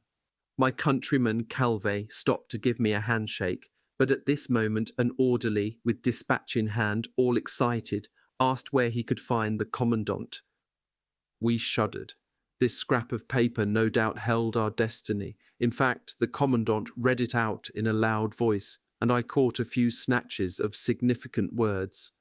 Our troops have taken the trench of Les Tilleuls. The 280th Regiment will take the communication trench at La Targette. The attack on Farbus will be pushed to the limit. Pushed to the limit. That meant, pay no attention to losses. Take this village, whatever the cost. Too bad for those who left their hides there. That's war. General Niesel was just doing his job by sending us to the killing fields. A quarter of an hour later, the 280th Regiment made its way up through the communication trenches to the front lines. We passed through the ruined village of La Targette. Then we got caught up in an entanglement of trenches, crossing and recrossing the same places without finding the right path. We came upon men, isolated or in small groups, heading to the rear. Most gave no response to our questions. Others exclaimed, "The poor guys, the poor guys," or "It's horrible, frightful." They seemed half crazy. Nobody had heard anything about Farbus. We began to think that this village existed only in the imagination of General Niesel. Soon, whole battalions and companies were getting mixed up in an inextricable confusion, and the regiment didn't reach the front lines until 1 in the morning, in a state of extreme fatigue. For 9 hours we hadn't taken the packs off of our afflicted shoulders. There was a long halt. Most of the men were falling down and immediately going to sleep, when our Colonel Pujol ran into another colonel, 20 steps from where our squad was. We heard our colonel cry out in a loud voice, "Nevertheless, I have a direct order from General Nessel to attack Farbus tonight." "But that's insane," exclaimed the other colonel. "Our division has been wiped out without taking the second German line, and you're planning to go take Farbus somewhere out there, who knows where." "The best thing for you to do," added the colonel, "would be to fall back on Neuville-Saint-Vaast, about 1,500 meters from here. What can one think about this General Niesel, who sent his regiments out in a night like this, so dark that you couldn't see a cow at 2 paces, to attack a village in the rear of the enemy lines? Were we in the hands of a dangerous maniac, a total madman, completely unbalanced in the head? How reassuring. The regiment did fall back on Neuville-Saint-Vaast, where we arrived at dawn. Since 4 o'clock the previous afternoon we had been tramping around in the muddy trenches. 14 hours to cover a trajectory which, in a straight line, would have taken an hour and a half. 7th Notebook, The Bloody and Futile Offensive of September 25th, 1915, September 27th to November 15th, 1915, the Neuville-Saint-Vaast sector. The offensive of September 25th, second attack on Farbus. Surprises and panics. Our haughty captain gets slapped. Neuville-Saint-Vaast was nothing but a pile of ruins. Our section was lodged in the cellar of a lawyer's house, which everyone who passed through Neuville knew well. This dark and humid cellar was filled with all kinds of unspeakable waste and gave off a sickening odour. With our entrenching tools, each one of us cleared a spot to lie down and rest after our little stroll of more than 12 hours in the trenches. In the afternoon, my friend Gayraud, the colonel's barber, the pride of the 13th Squad to which he still nominally belonged, paid me a visit. The squad is like a little family, a centre of affection where deep feelings prevail, of solidarity, mutual devotion, intimacy, and from which the officer and even the sergeant are excluded. To them, the soldier doesn't open up, is mistrustful, and any officer who will want to try to describe the strange life of the trenches, as I'm doing, will never have known, except by accident, the real sentiments, the true spirit, the clear language and the deepest thoughts of the soldier. So that he would always have his barber at hand, the colonel had named Gayraud his personal orderly. In this spot he knew all the inside news, which he hastened to tell us. Knowing that I was writing the true account of our dolorous cavalry, he brought me precious bits of intelligence that even the superior officers didn't know. This time, the ex-barber from Villon didn't bring very uplifting news. General Niesel wasn't going to let us get mouldy in this unhealthy cellar, but it wasn't because he cared about our hygiene. That wasn't what mattered. That evening, we had to attack the fatal village of Farbus once again. To prevent a repeat of yesterday's confusion, the runners carefully reconnoitred the connecting trenches leading to the front lines. Our regiment was supposed to move out at 5 p.m. The exact timing of our attack was kept secret from the men until the very last moment, for morale purposes. In reality, they didn't want to give the soldiers time to organize any sort of resistance to orders. Our officers couldn't believe that, in the 20th century, free men would allow themselves to be led to the slaughter without knowing why or how. At 4:30, they brought up the evening meal. We weren't used to being served so early in the day. "That's nice, now they're really spoiling us," someone said. We had hardly gulped down the last mouthful when, to everyone's stupefaction except mine, the officers ordered us to hoist our packs.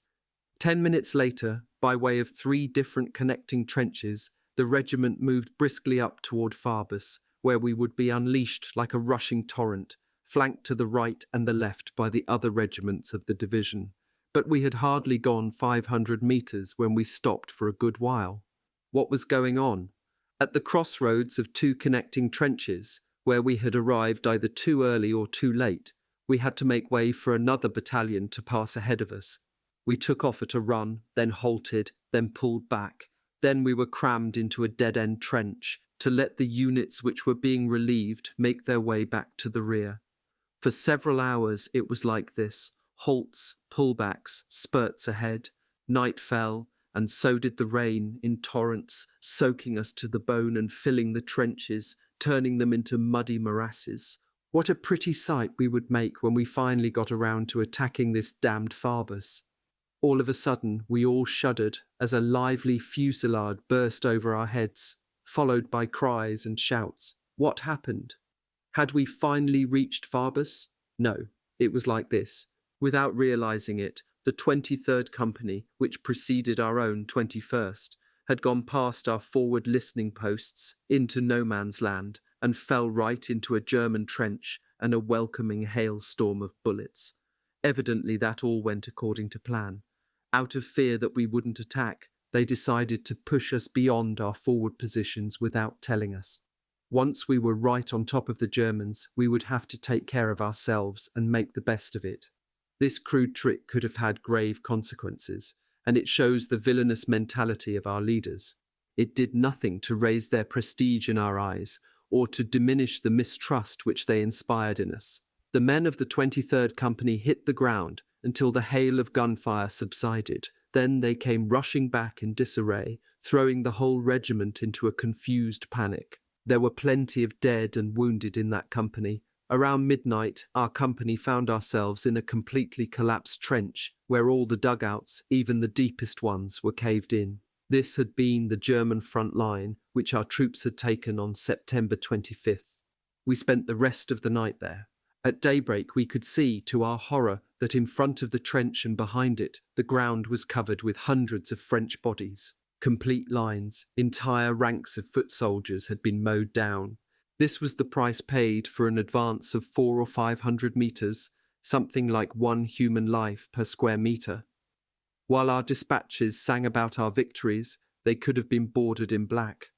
That day, I was exploring a communication trench nearby, when I was surprised to find myself in the presence of a German, seated, apparently wounded, who gave me a terrified look. "Camarade, camarade," he stammered. I approached him and saw that he was badly wounded in one leg and had an eye swollen shut.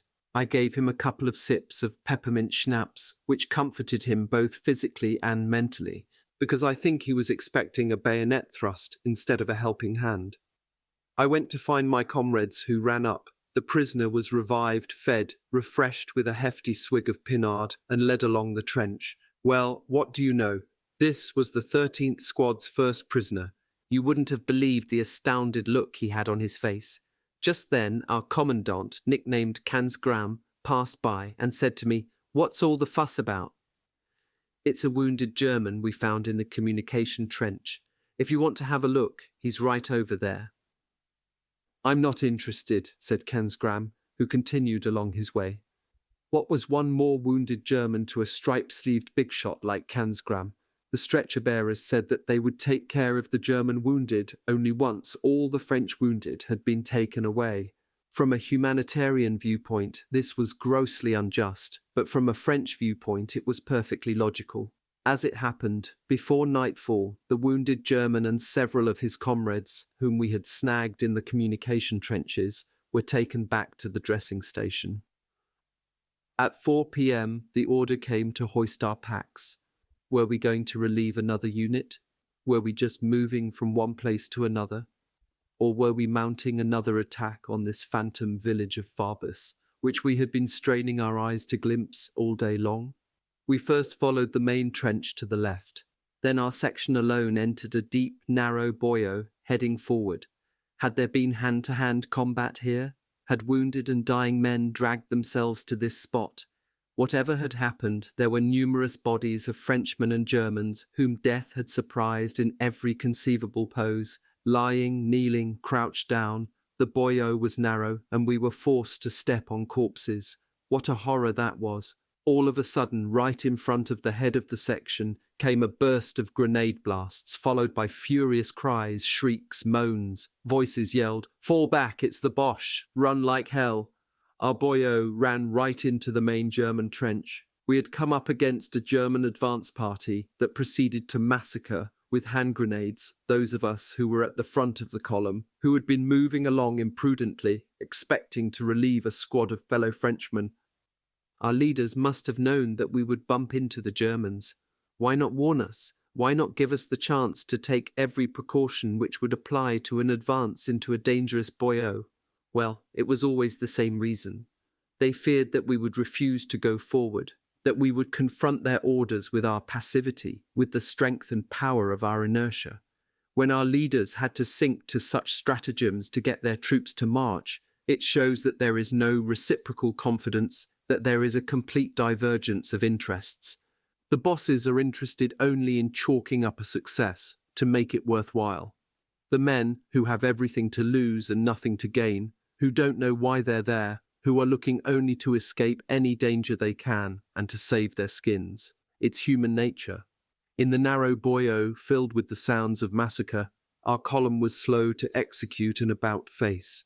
Each terrified soldier tried to clamber out of the trench and make his way back through the brush across open country. I tried to do the same, but the weight of my pack prevented it. I couldn't even unbuckle the strap to get it off me. I was finally able to get rid of it and to get out of the trench, one of the last to do so before the Germans swept through the trench. Night was falling, and I could make my way in the open without being seen. I arrived at a trench occupied by the 108th Infantry Regiment. The soldiers, alerted by our cries, had fixed bayonets and were ready to open fire.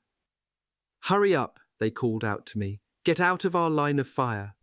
They told me what had happened and showed me the way to the trenches occupied by the 280th. After 10 minutes, I arrived at the entrance to the boyau. At this point, the trench was quite wide, like a sunken road. Our cowardly captain, Corporal, was there. "It's shameful what happened out there," he cried. "Get back out into the trench." But nobody budged. If Captain Corporal had put himself in front of us, we all would have followed him.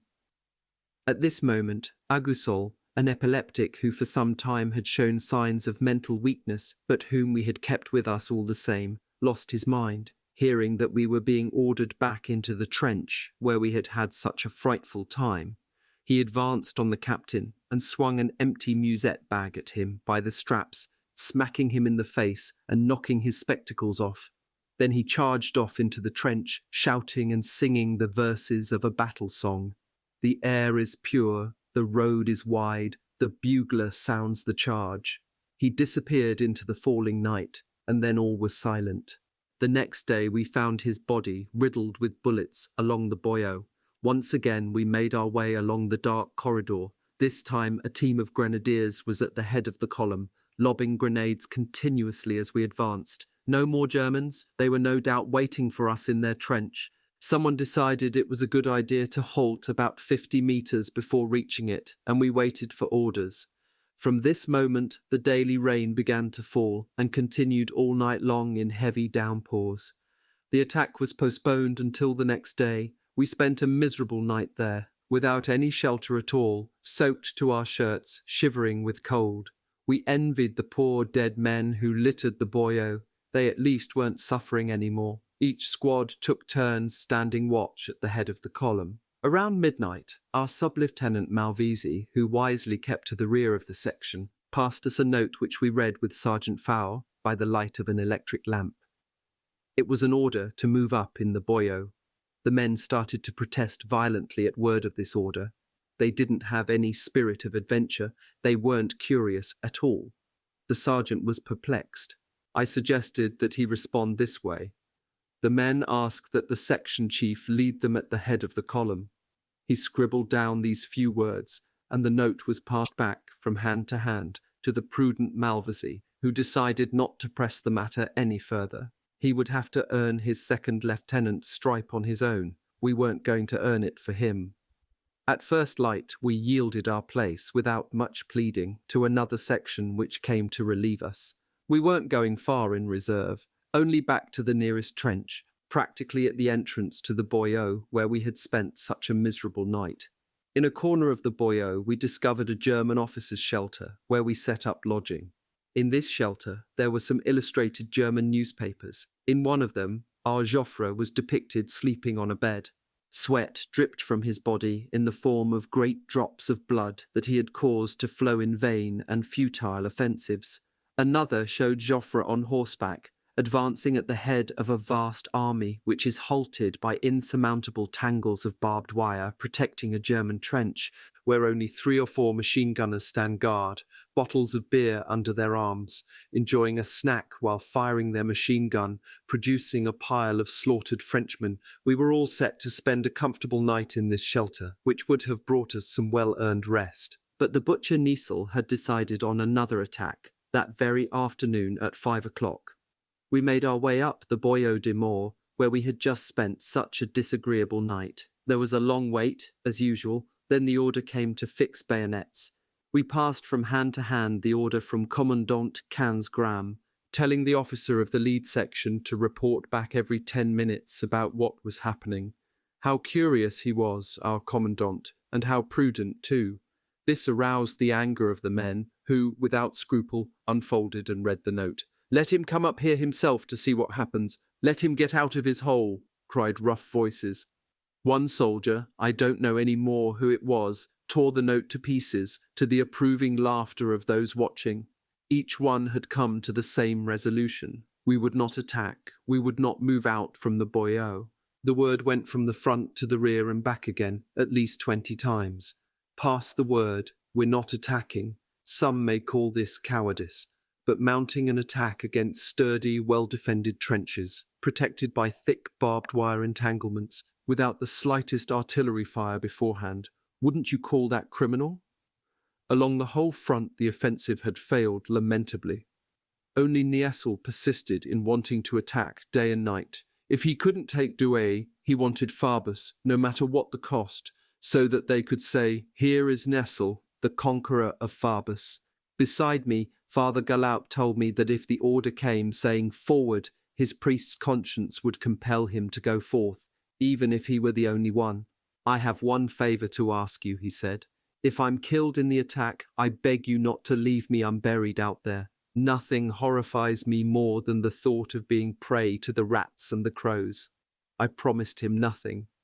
"Do you seriously think," I answered him, "that if you're crazy enough to go out there on your own, we're going to risk our lives to go pull your body off the barbed wire?" Bothered by this, the Holy Father Galaup thought a moment, then asked me, "Would you give me a counter-order to come back to the boyo after the order comes to attack?"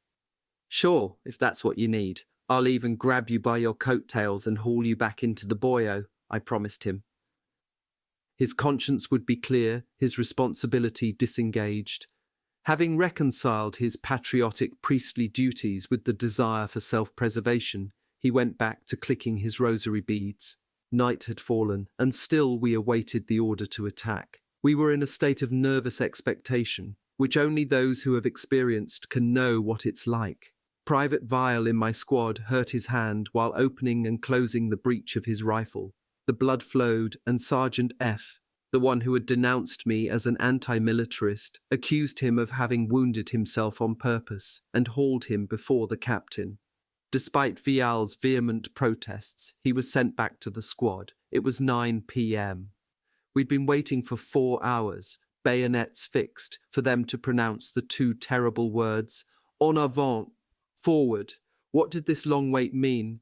No one knew, but along came our friend Gairaud, making his way up the Boyau to rejoin the 13th Squad and, guessing our deep anxiety, determined to tell us what he knew. "There's some good news," he said. "The 23rd Company, who were supposed to launch the attack, refused to march. Their captain, Darnaudi from La Redoute, and the section chiefs went to explain the situation to the commandant. They're telephoning to the colonel and to Niesel, but the general demanded that the attack take place, making Captain Darnaudi responsible for it being carried out. Therefore he threw himself over the top, all alone, and fell at 10 paces from the trench, gravely wounded. He had an arm amputated. The attack was finally postponed to another time, and we put Rosalie, slang term for bayonet, see note 2, third notebook, back into her scabbard. They passed out picks and shovels to us, and we spent the night digging a communication trench. We didn't want to attack, so have us dig a trench, no matter where. That will teach us to play games when we're supposed to be marching to massacre."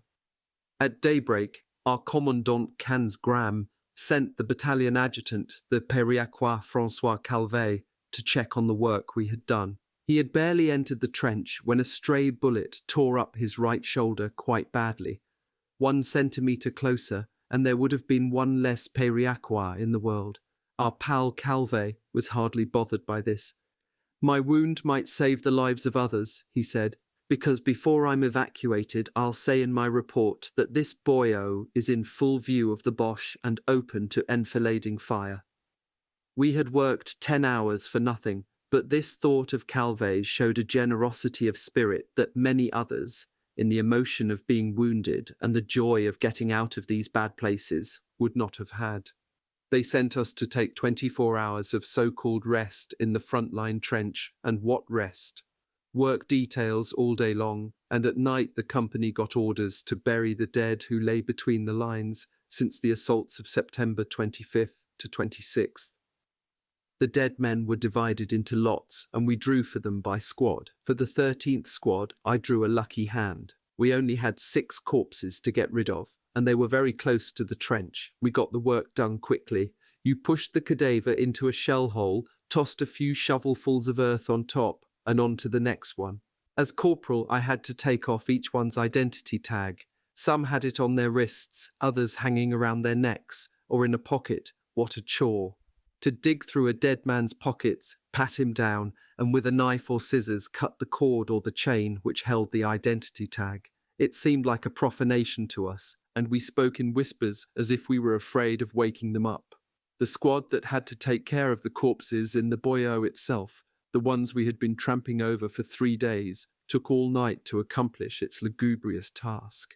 Digging out the half-crushed, broken, collapsed bodies, mixed in with dirt, musette bags, knapsacks, which for many formed a single blood-soaked, muddy mass. And when this work was done, we didn't even have a drop of water for washing our hands. We had to rub them with dirt to clean them a little bit. But our initial repugnance softened. Living in filth, we became worse than animals. The next morning, October 1st, our section went to take up its post in the same Boyau. Each squad took the up-front position in turn. The 13th had to be there from 7 p.m. until midnight. A simple barricade of sandbags was the French border at this point. We had the bad luck that, during our turn at guard, the order came to move this barricade forward. Maybe it was so that they could say in the next day's communiqué that, in Artois, we had made forward progress. Were the Germans nearby? How far ahead were they? Wouldn't they fall upon us, massacre us during our work, In this night which was so dark you couldn't have seen a cow at 2 paces, even with eyes like ours, habituated more to a nocturnal life than one by daylight. We need a volunteer, I said, to be a lookout a couple of paces ahead of us. But it was truly frightening, this dark, mysterious trench where we knew there were Germans up ahead. At first nobody offered his devoted service, but then the Abbé Galaup accepted this dangerous post and waited out there, alone, as a sentinel, while the barricade was being erected. At 4 the next morning we were relieved and sent back to a reserve position near the ruins of Neuville-Saint-Vase. That night we could finally bed down in individual holes dug into the slope of a sunken road which led into the village.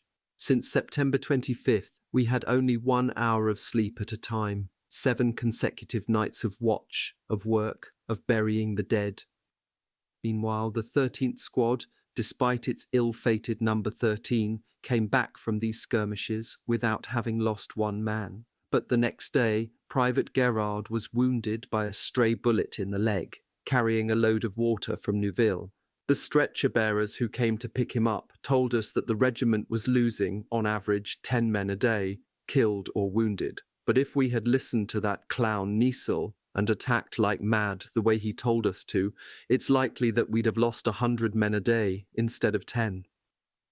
In the night of October 4th to 5th, we were sleeping soundly in our holes when we were rudely awakened by cries of, "To arms! Alert! Everybody up! Hoist your packs! 2 men from each squad take grenades, 2 more take cartridges, 2 more for rations. Let's go, on the double." "My God," the Abbé Galaup asked me, "what's going on now?" "Well, it must be some business of Niesel's, we'll see," I replied. In fact, we soon learned that a general attack was to be launched at daybreak. At 2 in the morning we were posted up near the front line, in a communication trench so narrow that we could neither sit nor crouch down. The rain came down in torrents. It seemed as if they had forgotten about us there. Around noontime, our bosses remembered that we hadn't had any food since the meagre supper of the evening before and generously authorized us to eat our rations. Those who had jackal's teeth could nibble at their biscuits, already gnawed on by rats, which we carried in our packs, and that was all. They weren't giving chocolate yet, and we couldn't eat beans, rice, coffee and sugar since our biped stomachs weren't able to digest these foods uncooked. It was just to make fun of us. All we could do was to tighten our belts a notch and everything would be fine. Under the lashing downpour which addled our brains, emptied our minds of all conscious thought, we waited, immobile and silent. An almost total calm reigned. No volleys, an occasional cannon fired to break the silence, but it was muted, deafened by the fog, resonating like the ringing of a distant gong. Finally, around 5 in the afternoon, I heard someone say, "Pass this note to Corporal Barthas." Vaguely worried, I wondered what someone would want from me in this ditch, but as soon as I cast my eyes on this note, I was reassured. It was our good comrade Geiraud, who was sending us some inside news about the situation, in a few sentences scribbled down in haste. The 5th Battalion was supposed to launch the attack, but its commandant, de Fajola, judging success to be impossible, emphatically refused to attack, despite the anger and exasperation of Niesel. The attack didn't take place. We're going to pull back to Memoir. It wasn't our own cowardly Commandant Kanzagram who would have dared resist the terrible Niesel. Soon our torture came to an end. For 15 hours we had been at a half-crouch, our limbs stiffened by such long immobility, but our joy gave us wings and legs to carry us, half dead with fatigue, to Marie at 9 in the evening after 3.5 hours of marching. We wandered around the village for an hour, searching for some sort of billet, since no one expected our arrival.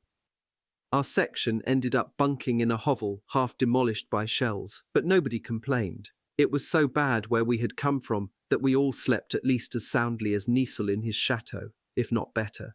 We spent 4 days of rest in Marouille. One evening I attended a religious service at the church, honouring Saint Berthilde or Bertil, whose relics drew pilgrimages to Marouille, because this saint had the reputation of healing illnesses of the eyes. A bad region for eye doctors, with a competitor like that. A few days earlier, a big shell had fallen on the church and exploded in the choir. pulverizing everything except the glass reliquary containing the saint's bones. Miracle? Accident?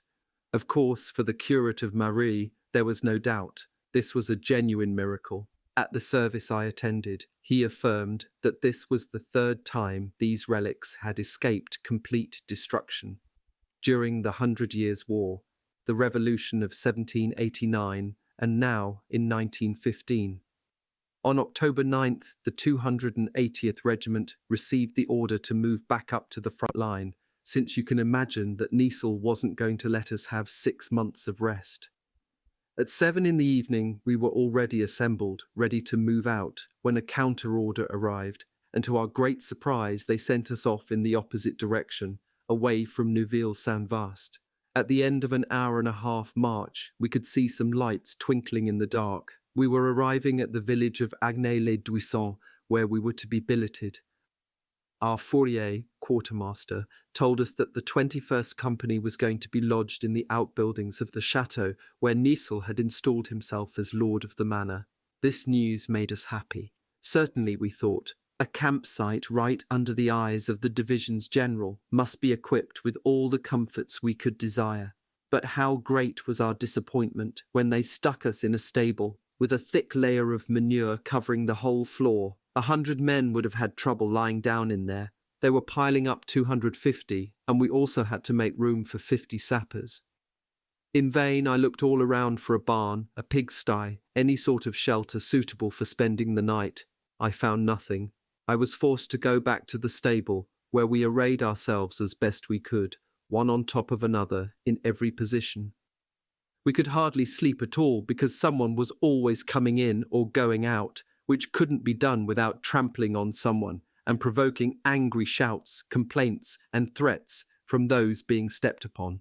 As soon as day broke, a large number of us went out into the courtyard and started into vigorous calisthenics to battle against the bitter cold. We made quite a racket, like true Southerners who never lose their petulance.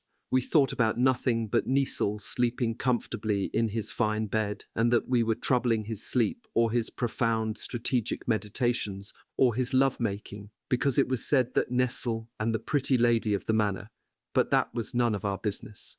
Suddenly a door of the chateau burst open, and the general appeared, bareheaded, with an angry scowl, and cried out in an irritated voice, "Would you please shut up, or I'll have you sent to the trenches right away. Go back to bed and get some rest." He was talking to us just as a master talks to his dogs. He was granting us permission to go to bed without deigning to think about whether there was any place to do that. The next morning, the general was in a better mood.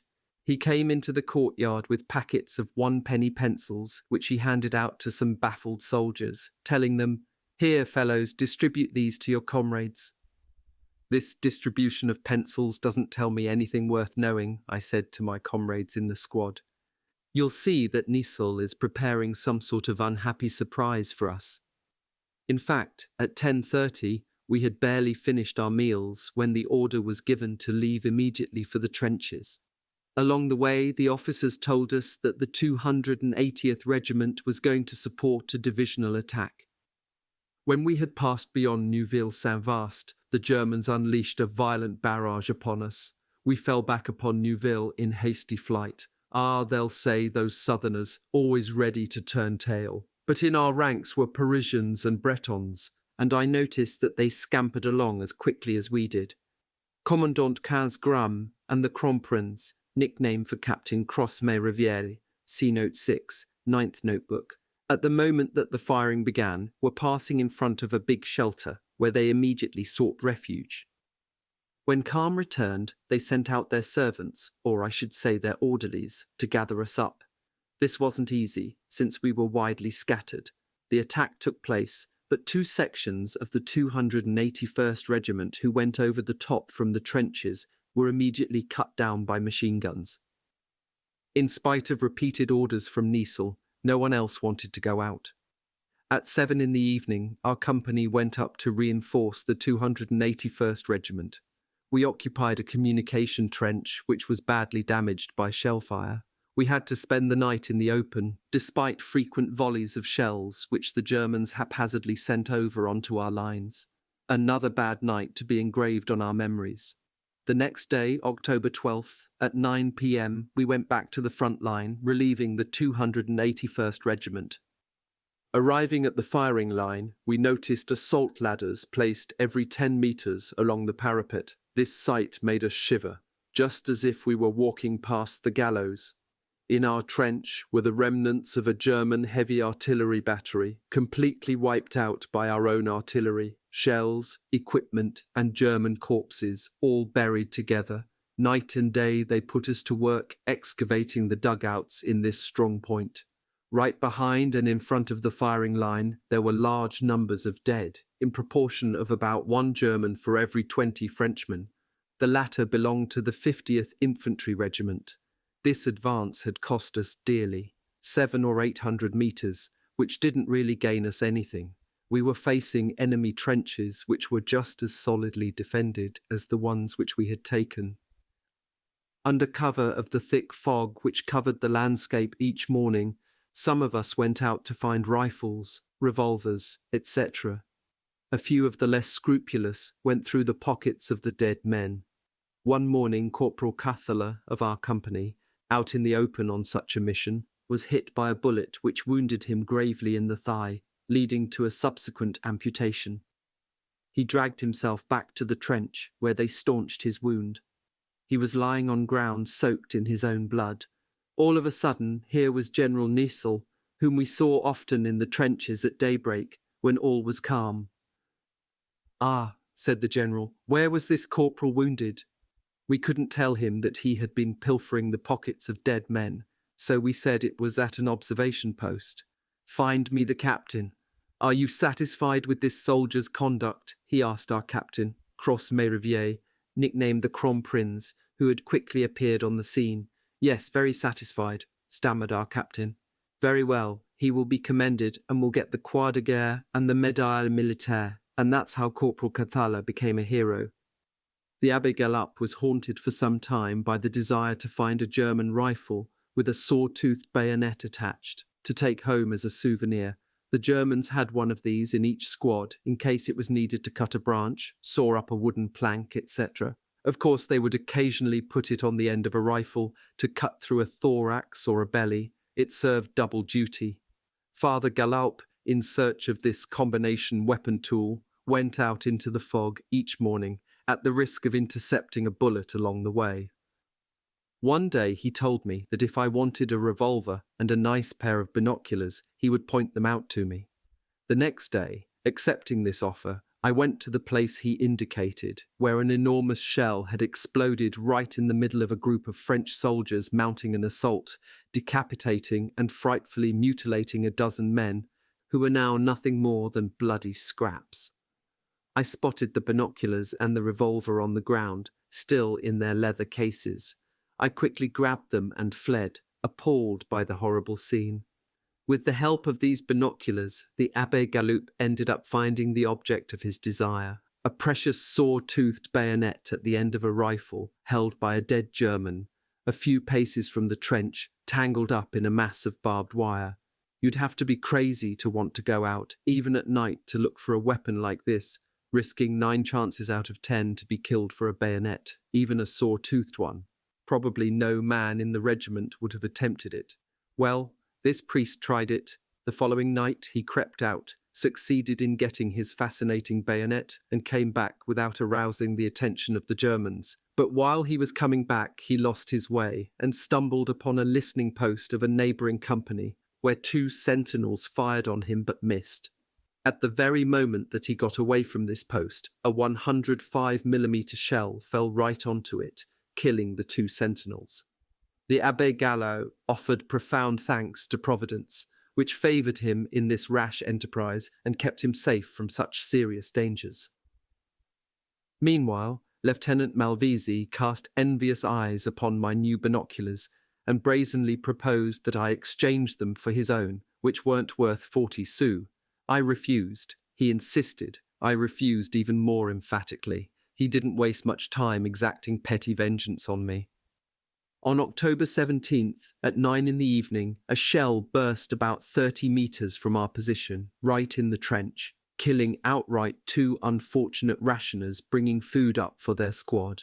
One of them was my poor comrade Vieux from Mascabard, who had come up as a replacement in July.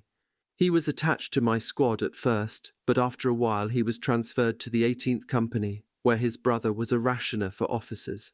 This brother was also killed a short time afterward. These were two good, sincere socialist militants from Mascabard.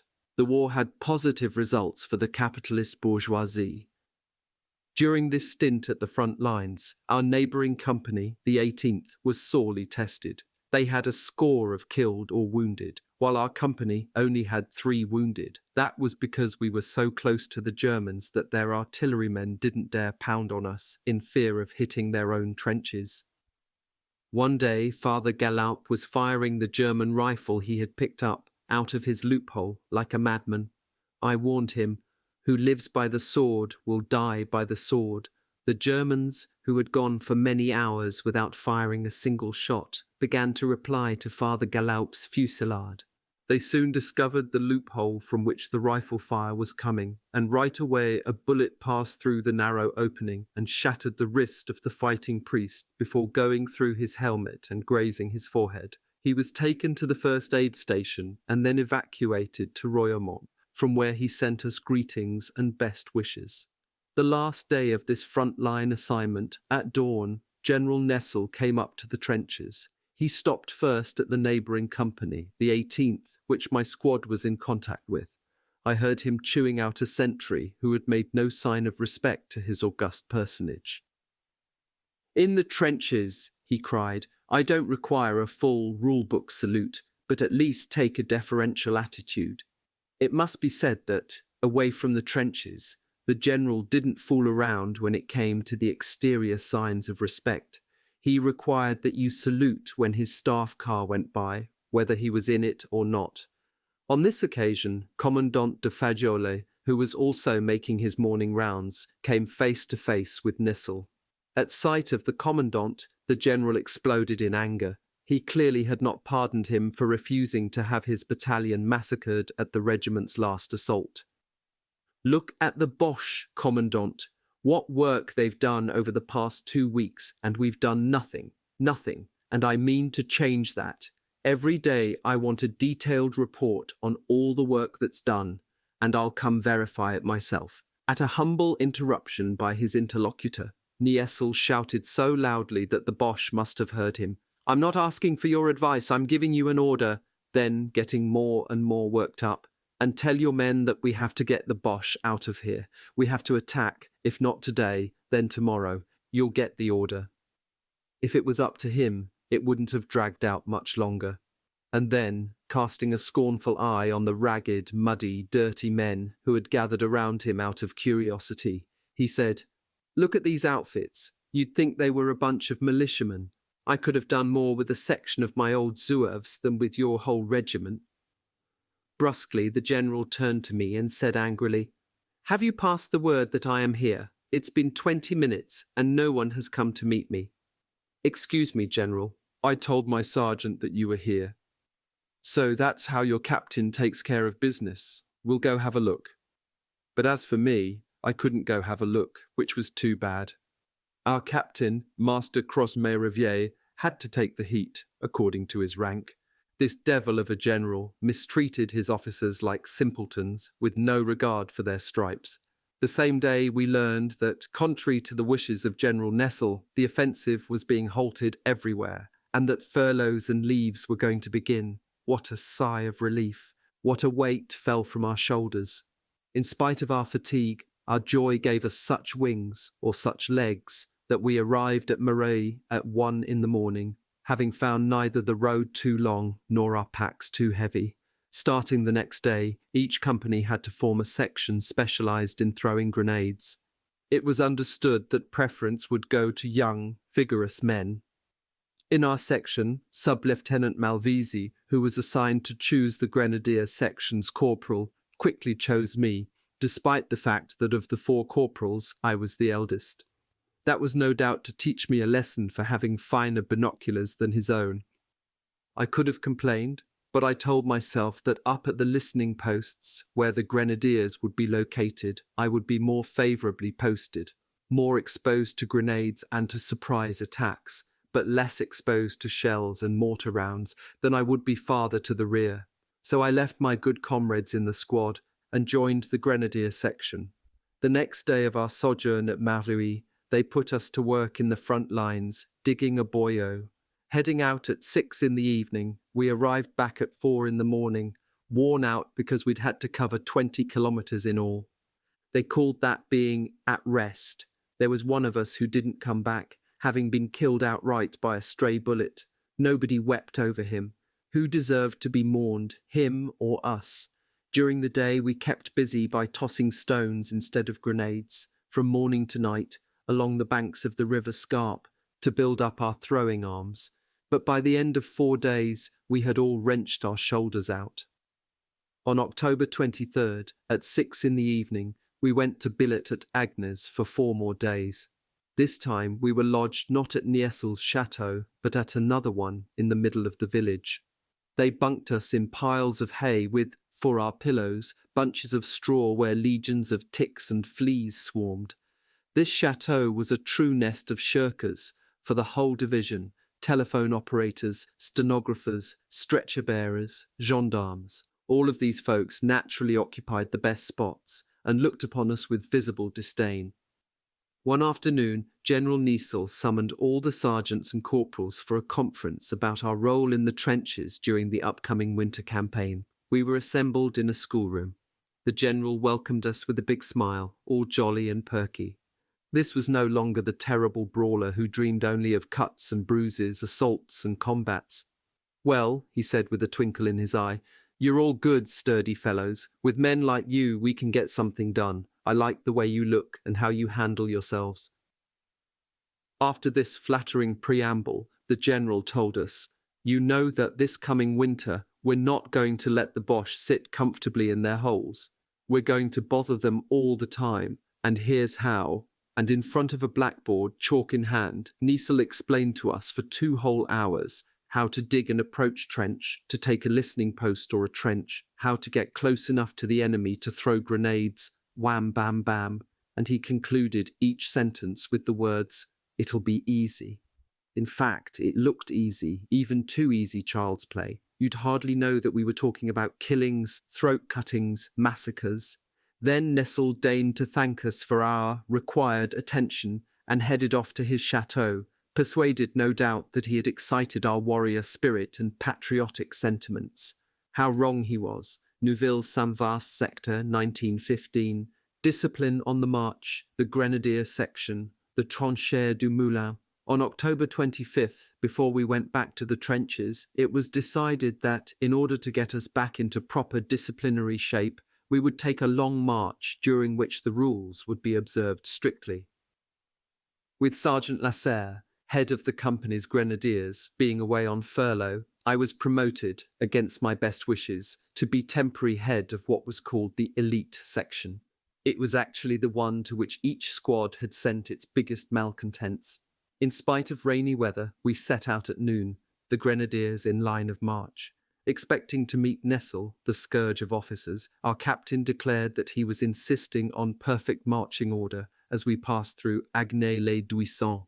It was our bad luck that, as we came out of our encampment, 3 or 4 trucks in a row crossed our path and cut the company's grenadier section in 2. There was a gap of about 50 metres separating the half, which had gone ahead from our half, which was left behind.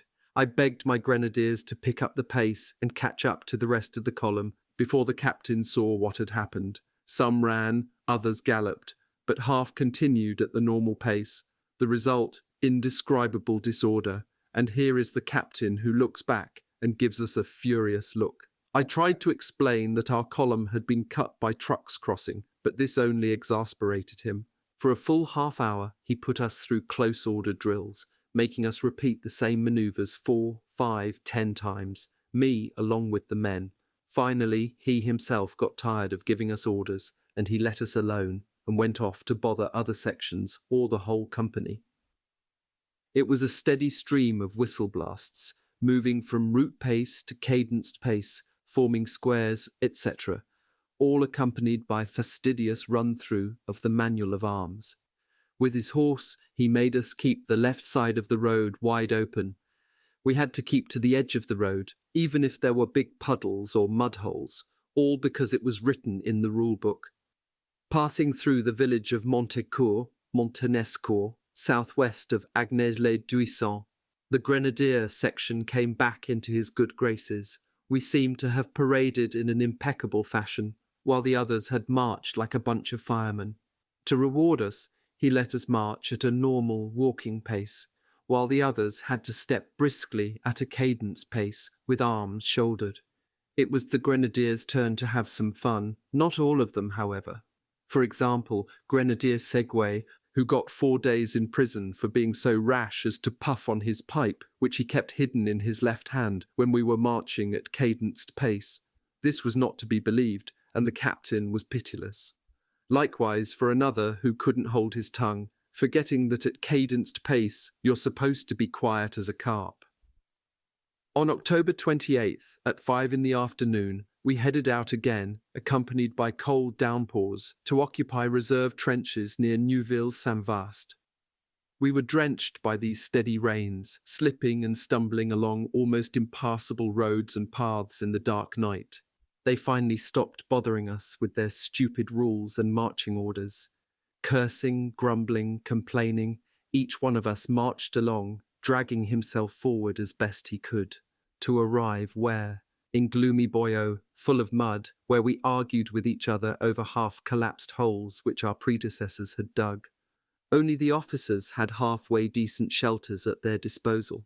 A few slabs of sheet metal, some planks placed across the top of the trench and covered with earth, would have been enough to give us a shelter, if not comfortable, at least sufficient to protect us from the glacial wind and the downpours. But no, there, like practically everywhere else, nothing had been planned for, nothing had been ordered by some colonel or other, or by Generalissimo Joffre, to shelter the human cattle against the bad weather.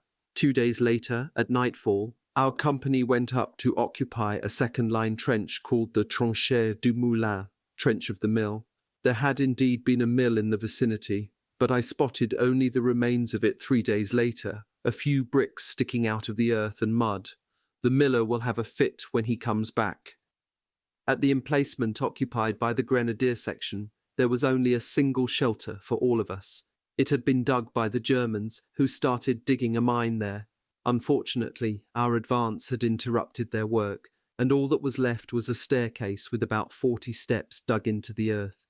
At the bottom was a shallow, narrow corridor where, because so little air got down that far, candles wouldn't even stay lit.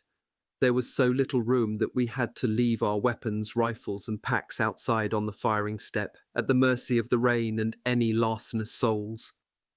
Those who find their bedrooms not spacious or comfortable enough should consider whether 40 men were comfortable on this narrow, muddy, slippery staircase, where every moment someone was either going up or coming down, and there wasn't room for 2 slightly overweight men to pass each other. Luckily, we were all pretty thin. The opening of this cave faced the enemy, and it was quite possible that an errant shell could come bouncing down the staircase and make a bloody grenadier omelette. But we didn't give this a second thought. We were familiar with mortal danger. Besides, we weren't gathering any moss in this dead-end spot. On the captain's behalf, morning and night, an orderly came and put us into work details. We had to carry out our chores in the rain.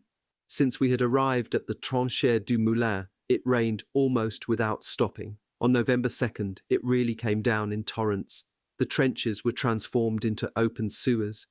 That day, at nightfall, in full deluge, I received the order to put all the grenadiers to work cleaning out the boyau which led to the front lines, all through the night. A stupid, senseless, barbarous order. To work in a night of opaque, tomb-like darkness, in icy water, in mud, on a task which was hopeless as long as the rain fell. It was too much, and the men declared that they didn't want to work. I scribbled a couple of lines on the back of the written order brought by the orderly, telling the captain the reasons why we would do better to wait for the rain to stop. A half hour later, I received another note, this one a veritable ultimatum ordering me to begin work immediately. I was responsible for the execution of this order, and the captain himself would be coming up to see that it would be carried out. By the light of an electric lamp, I wrote my response. Captain, I know the limits of work, of effort, of fatigue which one can ask of a man. My conscience won't allow me to go beyond those limits. Either grant me that, or give my command to someone else. A minute later, the orderly, soaked to the skin by these multiple excursions in the trench transformed into a canal, brought me the order to present myself before the captain immediately. The captain was installed in a deep shelter, a dozen steps below ground. Seated at a little table, he was enjoying a peaceful game of cards with Lieutenant Murray. To the side, a brazier threw off lovely warmth, and an aide was heating up the teapot. What a difference between these officers' situation and our own. Corporal, the captain said dryly, by order of the commandant, you have to put your men to work all night long to keep the boyau passable up to the front lines. Go to it. Captain, as long as the rain is coming down in torrents, I'm not going to have my men out there working, because their efforts would be useless, and all their fatigue, their suffering, would be for nothing, and besides, they wouldn't obey me. I repeat, it's the commandant's order. And I repeat that this order can't be carried out. Please give the to a canal, brought me the order to present myself before the captain immediately. The captain was installed in a deep shelter, a dozen steps below ground. Seated at a little table, he was enjoying a peaceful game of cards with Lieutenant Murray. To the side, a brazier threw off lovely warmth, and an aide was heating up the teapot. What a difference between these officers' situation and our own. Corporal, the captain said dryly, by order of the commandant, you have to put your men to work all night long to keep the boyau passable up to the front lines. Go to it. Captain, as long as the rain is coming down in torrents, I'm not going to have my men out there working, because their efforts would be useless, and all their fatigue, their suffering, would be for nothing, and besides, they wouldn't obey me. I repeat, it's the commandant's order. And I repeat that this order can't be carried out. Please give the command of the grenadier section to another non-com. It's not for me, a simple corporal, to be in charge. The captain stood up in a rage. Corporal Barthas, for the last time, I'm demanding that you execute this order. I'm holding you responsible. I'll come to see for myself. Now get out of here. A quarter-hour later, after almost stumbling and drowning in the torrential rain, I found myself in front of the narrow entrance to our staircase, where everyone was so tightly packed that anyone who went out wouldn't find a place again. Completely soaked, I was shivering. My teeth were chattering. Was I going to die of cold, of exhaustion, in this gloomy boyau? To my physical distress was added moral distress. This order to put men to work, to throw them out of their shelter, into the mud, the gloom, the storm, the icy water. These 40 men, already frozen right through, filled my head with storms of rage, of hate-filled anger against these inhuman orders. My decision was made. I would defy the captain's and the commandant's orders. The men would stay in their shelter, but maybe tomorrow I would be arrested for refusing to obey an order and dragged before a court-martial. They could even be scoundrels enough to have me shot as an example. No, not that. They won't get me. Crazy thoughts invaded my brain. Before dying, I would go back to the captain's lair and skewer him with my bayonet like an ill-behaved beast. Then I thought about how, at the bottom of the staircase, candles wouldn't stay lit and no one dared go to sleep down there, preferring to pile up on the stairs. Well, I would go down there, and by tomorrow I would likely be asphyxiated.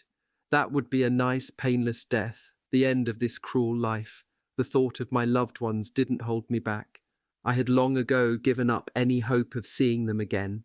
I made my way down the narrow staircase, stepping on and slipping on feet, legs, backs, bellies, provoking angry growls and grumbles directed at me. Finally, I got to the bottom. I had my pack with me, and I took off my dripping clothes and wrapped myself in my blanket, as if in a shroud, and stretched out on the damp ground, abandoned myself to the sleep of the dead. Around midnight, someone roughly shook me awake by the shoulders. "Let me die in peace," I cried out. "Are you crazy?" said the captain's orderly. "Here, read this paper." And by the light of an electric lamp, I read that the captain was demanding that I give an account of the work accomplished so far. On a scrap of paper, I wrote that the men were at work on such and such a trench. I knew that the orderly was a good comrade and wouldn't betray me. At daybreak, the rationers left for La Targette, where the field kitchens arrived to distribute coffee, hooch and breakfast. The staircase emptied out, and the men shook themselves awake in the trench, the rain having finally ceased. The men knew that I had refused to make them work at night, in the rain. With scoops and shovels, they went to work with a burst of energy and enthusiasm. Around 10 o'clock, the commandant and our captain, booted up to their bellies, came to pay us a visit. The captain looked at me with a suspicious eye. "So, this is what you've done since last evening," he said to me, "with 40 men." He didn't press the matter further, and that's how I got out of this scrape. The steady rain brought on landslides which uncovered many French cadavers alongside our trench, which had been taken on September 25th. They had been tossed out of the trench and insufficiently covered with a bit of dirt. It wasn't unusual to be grabbed while passing by a skeletal hand or a foot sticking out of the trench wall. We were so blasé about it that we paid it no more attention than to a root we might trip upon in our path. Finally, on November 6th, at 6 o'clock in the evening, the 281st Regiment came to relieve us, to pull us out of this hellhole, and we went back to Agnes until the 13th. There were daily downpours, but at the slightest sign of clear weather, of course, we were sent out on the usual stupid exercises which started up again. On November 13th, at nightfall, we left for Mahué and stayed there 6 days in reserve. During the day I had washed out my shirt, which was thick with lice, and I now was looking around the courtyard of our cantonment for a sunny spot in which to spread it out to dry. I noticed for the first time in a corner an old carriage dating back to the Restoration or even the First Empire. Under this carriage was an old piece of cloth which I pulled out with a stick. What did I find inside but 2 plump hens, which some shameless Poilu had no doubt sacrificed that very morning and was awaiting nightfall to take them away. I quickly alerted my fellow grenadier Segway. He was a sly rascal who affirmed that since in wartime we were permitted and even ordered to kill, it was a minor peccadillo to wring the neck of a duck, hen, or rabbit. Furthermore, he was an excellent chef who could teach a cordon bleu a thing or two. In spite of the continual coming and going in the courtyard, it was child's play for Segway to take charge of these 2 hens and spirit them away in his knapsack and musette bag. That evening in Marais, in a house half demolished but with its kitchen intact, Segway skillfully cooked up the 2 birds in mess tins, and with 2 other comrades we enjoyed an excellent repast, savouring a double pleasure, that of a good meal and the delight of having outsmarted a thief. Each night at Memoir we had to go dig or clean out boyaux leading up to the front lines. They were long and tiring, these starless, moonless nights, which a thick fog made even gloomier. To improve our routine in the trenches a little bit, they gave us hardly anything to eat back in the rear. Try working or marching all night and keeping your spirits up on an empty stomach. And meanwhile, nice and warm, with full bellies, our officers drank, sang, enjoyed themselves in the village. It was revolting, and it ended up leading the men to revolt. At 6 in the evening came the usual assembly, called by the officer of the day, or rather the evening. Only the grenadier section didn't move. Everyone claimed to be sick. Called out individually, many got scared and declared themselves cured. The others were sent before the medical officer, a worthy disciple of his predecessor and former boss, Torres. It was Dr. Colombes from Dournes in the Tarn department, southwestern France, adjacent to the Aude. Principal town is Albi. We had already digested our meagre pittance, but he was still enjoying his supper with the battalion officers. He stood up, furious at being bothered like this. "Ah, here are the laggards who don't want to work. We'll see about them," he said. Of course, not one was accepted into sick bay. Headaches, colic, back pains, etc., All were met with the same answer: not accepted. Refusing to work, now that was serious. Prison for sure, perhaps a court-martial. Only one, Private X, persisted in claiming to be ill and went to bed. The rest left, but in a sign of protest, they crossed the village singing the Internationale, which will always be the hymn of the oppressed, the unfortunate ones for whom it is an expression of discontent and of hope. 8th Notebook, the Neuville-Saint-Vaast sector, November 15th, 1915 to February 29th, 1916, rebellion, attack on a listening post. That evening of revolt, I had been assigned to guard duty at the police station, so I had not been able to take an active part in this movement. But I was suspected of being one of the instigators of it, and they were looking for the first opportunity to get rid of me. The next day, Private X was hauled before the battalion's two dictators, our captain and Commandant Kansgram, who told him that they were going to make a good example of him and introduce him to the court-martial judges of our corps. But the recalcitrant patient responded vigorously that, with the insufficient food we were being given, neither he nor his comrades could undertake such fatiguing work.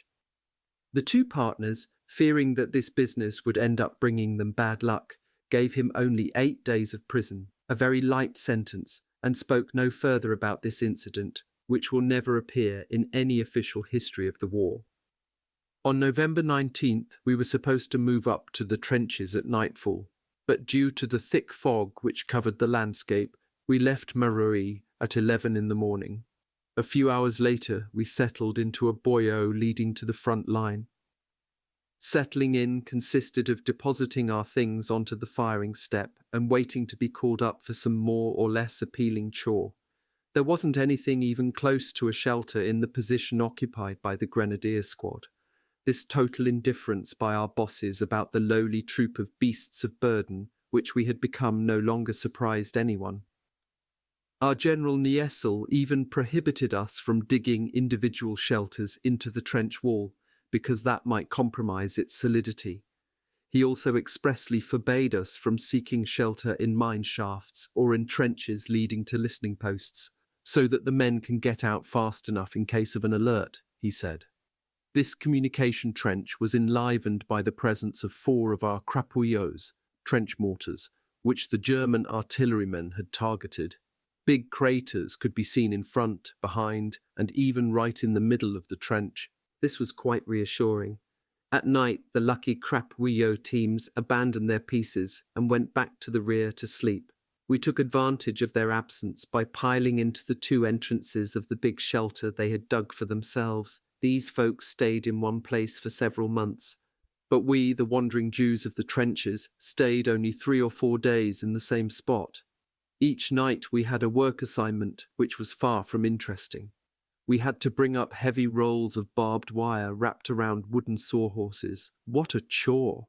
Sometimes we needed 20 men to get this burden across a trench or a crater, or to untangle the barbed wire from that which was already there, and which darkness kept us from seeing. It could take us half the night to cover 60 or 80 meters. Once we got to our destination, we heaved the sawhorse over the top of a slope, and it rolled noisily down into a ravine, on the other side of which were the Germans, who certainly heard all the racket. But they never fired a shot. This was reciprocal. We rarely fired at each other's work details. How many thousands more victims there would have been without this tacit accord, dictated not by our bosses but by reason and common sense. Once the work was done, we returned to our gloomy trench, with skin torn, scratched and punctured by the spiny barbed wire, without counting the multiple rips and tears in our greatcoats and trousers. On November 22nd, with no regrets, we left the Crapouillot trench and its nocturnal chores, where we had torn up our hands and our legs, and I went with my grenadier team to occupy a listening post installed behind a barricade in a trench which we held in common with the Germans. This was a listening post which was fixed up in accordance with recent instructions from General Niesel. For this he deserved congratulations, because this was the first time that one of our big chiefs showed the slightest concern about protecting the soldier from intemperate weather and battlefield dangers. First of all, a piece of sheet metal across the top for the sentinels, then a screen of metallic mesh farther to the rear to ward off bombs and grenades. Finally, a dugout, 7 or 8 steps deep, where between watches the men could, if not lie down, at least rest and shelter themselves. In this forward post, you couldn't show any curiosity about the surrounding landscape, because as soon as you stuck your head above the parapet, it would be shot full of holes, like a kitchen strainer. Instead, to survey the territory, we had to use periscopes. In spite of the care we took to conceal the upper mirror behind a tuft of grass or a clump of dirt, crack, 3 times bullets shattered the periscopes. From morning to night, German snipers, with fingers on the triggers, had their sights trained on our forward post and on us. We didn't even know the exact position of their own forward post. It was so well hidden. On November 25th at 5 in the morning, I was carefully making my way from the forward post to the trench, and from the trench back to the forward post, battling the cold and keeping my feet warm. And just when I reached the post, 2 grenade detonations almost knocked me over. They had just gone off, right at my feet. I was surrounded by smoke and flames, but I escaped with just the ends of my moustache singed. But the 2 sentries, Vial and Roque, weren't so lucky. Gravely wounded, they cried out that they were going to die. Hustled immediately to the first aid station, they were stabilized and evacuated. A 3rd sentry, Private Pestel, a Parisian, had his nose slightly scorched. He too went to the first aid station, but he got a few drops of tincture of iodine on his nose and came right back to his loophole, greatly disappointed. A few days later, Private Pestel was written up in these glorious terms. As a sentinel, he returned to his post after having his wound looked after, refusing to be evacuated. How he must have laughed, Private Pestel, when he read these lines in the citation which Sergeant Fowler, whose Batman he was, had put him up for. But who had thrown these 2 grenades? Our own belief was that they had exploded in the hands of the 2 sentries, who had mishandled them imprudently. Besides, in the daylight, we could see when we cleaned up the debris that the fragments were from the same model of grenades that we had at the forward post. Nevertheless, we decided with one accord to say that we had been attacked by German grenades. They were already charged with so many crimes that one more on their record wouldn't blacken them any worse than they already were. That made everyone happy. The wounded, who were treated as heroes instead of being punished for their clumsiness. All our bosses, from the grenadier sergeant all the way up to crazy General Niesel, happy in the knowledge that his elite men didn't fall back 1 inch in the face of an avalanche of German grenades. Finally, the headquarters and Joffre himself could delight in being able to adorn their meagre next day's dispatch with the lines, "In the Neuville-Saint-Vaast sector, grenade attacks on our forward posts were repulsed. I alone encountered unpleasant results." The famous Sergeant Fowler said loudly to the captain, "It's not astonishing that this forward post was surprised. Corporal Barthas must have been sleeping." This nasty insinuation gave the captain the idea of launching an inquiry. What luck if they could profit from this opportunity to get rid of me by sending me before a court-martial. But this time they didn't succeed. Lieutenant Malvisi, making his rounds, had stopped to chat with me a moment before the attack occurred. Sergeant Mark and my grenadier Sergeant Lasserre had likewise spoken with me between 4 and 5 that morning. They attested to it spontaneously, vigorously, at the risk of alienating the captain and the commandant, who then had to leave me alone. This affair of the grenade attack was the object of dispatches and reports which, from hand to hand, must have arrived under the eyes of Joffre himself. They were written according to our boss's imagination, because neither my comrades nor I, who commanded at the forward post, were ever asked to give anything like accurate information. That's how the history of this war will be written. That same day, at 1 in the afternoon, we were relieved by the 281st Infantry Regiment and arrived at Agnes at nightfall. The Lys, a deluge, a collapsed shelter, 6 hours in the water, bogged down. We had 6 days of rest at Agnes-le-Duisson, with heavy rains each day forcing us to stay inside our billets. Our primary occupation was hunting lice. Each of us carried thousands of them. They found a home in the smallest crease, along seams, in the linings of our clothing. There were white ones, black ones, grey ones with crosses on their backs like crusaders, tiny ones and others as big as a grain of wheat, and all this variety swarmed and multiplied to the detriment of our skins. And these lice bore in as well on the tough skin of a rude peasant as on the soft skin of an effeminate Parisian. They made no distinction among levels of society. To get rid of them, some rubbed themselves all over with gasoline every night. Others carried sachets of camphor or powdered themselves with insecticide. Nothing did any good. You'd kill 10 of them, and 100 more would appear. This all came from the repulsive filthiness of our bedding, which was hardly ever changed, and the difficulties we had doing laundry. The cold was so pervasive that as soon as anything was washed, it froze solid. Where could we thaw it out and put it out to dry? One day, Private Carrere asked the captain if we could get our straw changed, but he didn't even deign to respond. He showed his generosity by not punishing the soldier.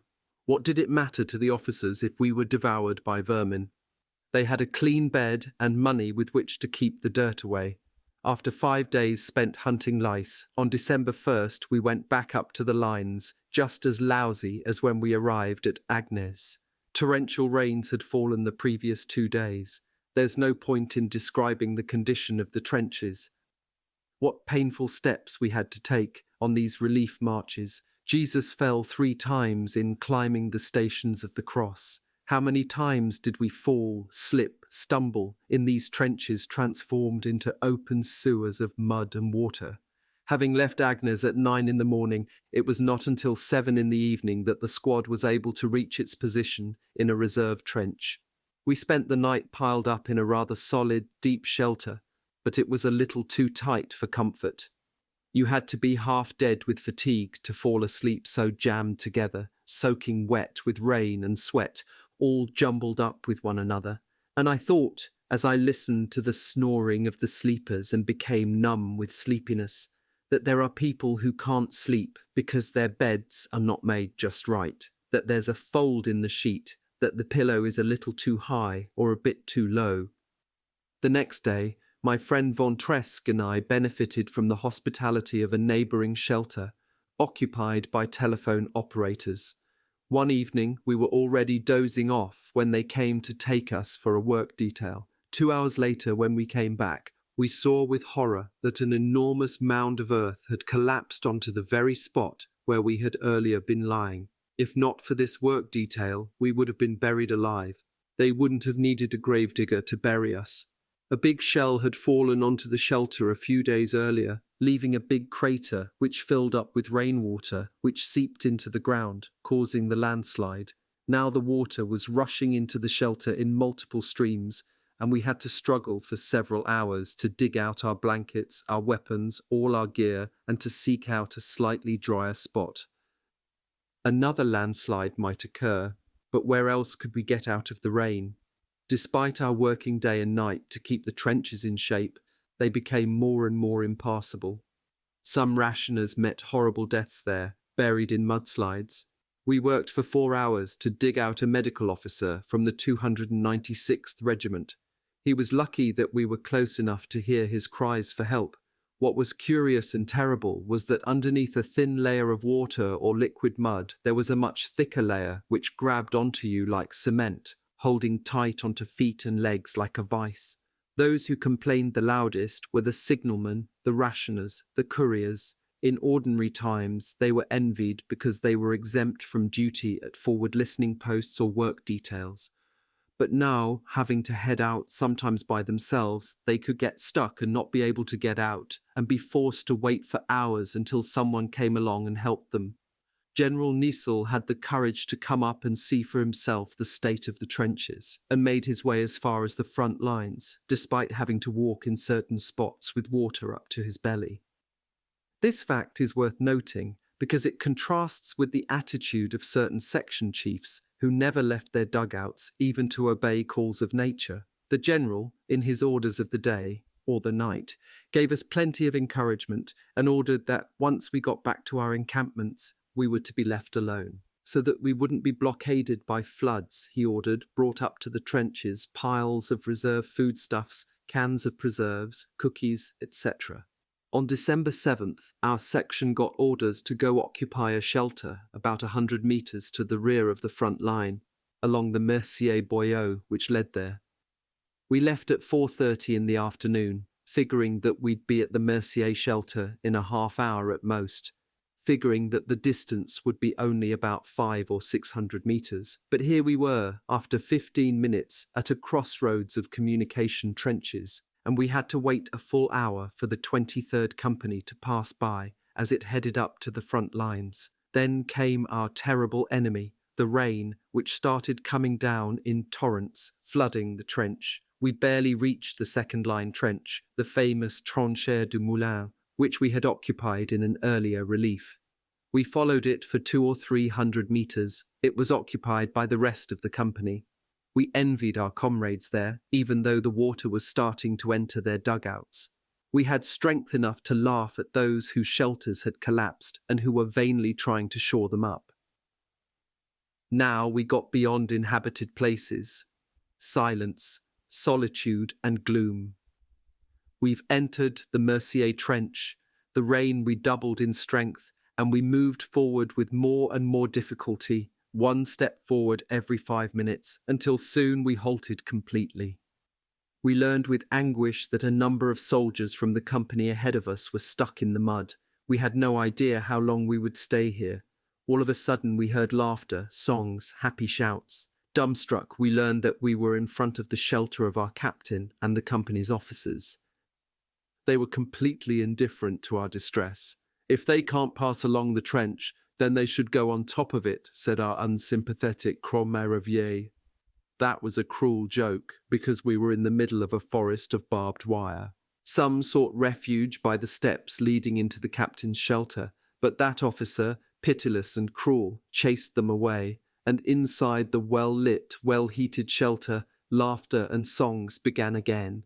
This was too much. This gaiety was an insult to our sad lot. Rough voices cried out, "Enough, enough, scum crooks," and other invectives like these.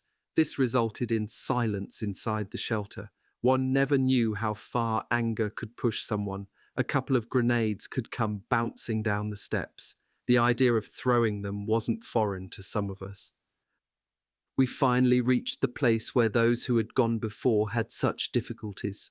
They had left behind one unfortunate fellow whom they couldn't disengage. We made some vain efforts to pull him out, almost to the point of pulling his arms and legs out of their sockets. Seeing that we too were abandoning him, he begged us to put him out of his misery with a rifle shot. We promised that we would come back and get him in the morning, and we left him with a shovel so that he could try to save himself. While we were trying to dig out this poor guy, our comrades in the squad ahead had disappeared. We called out to them and got no answer. Were they already that far away, or had they all drowned? No one wanted to be at the front of the line. That's how frightening this dark trench was, transformed into a canal. We could hear big chunks of earth crumbling into the water. But we couldn't spend the night like this. We had to keep trying to reach the shelter.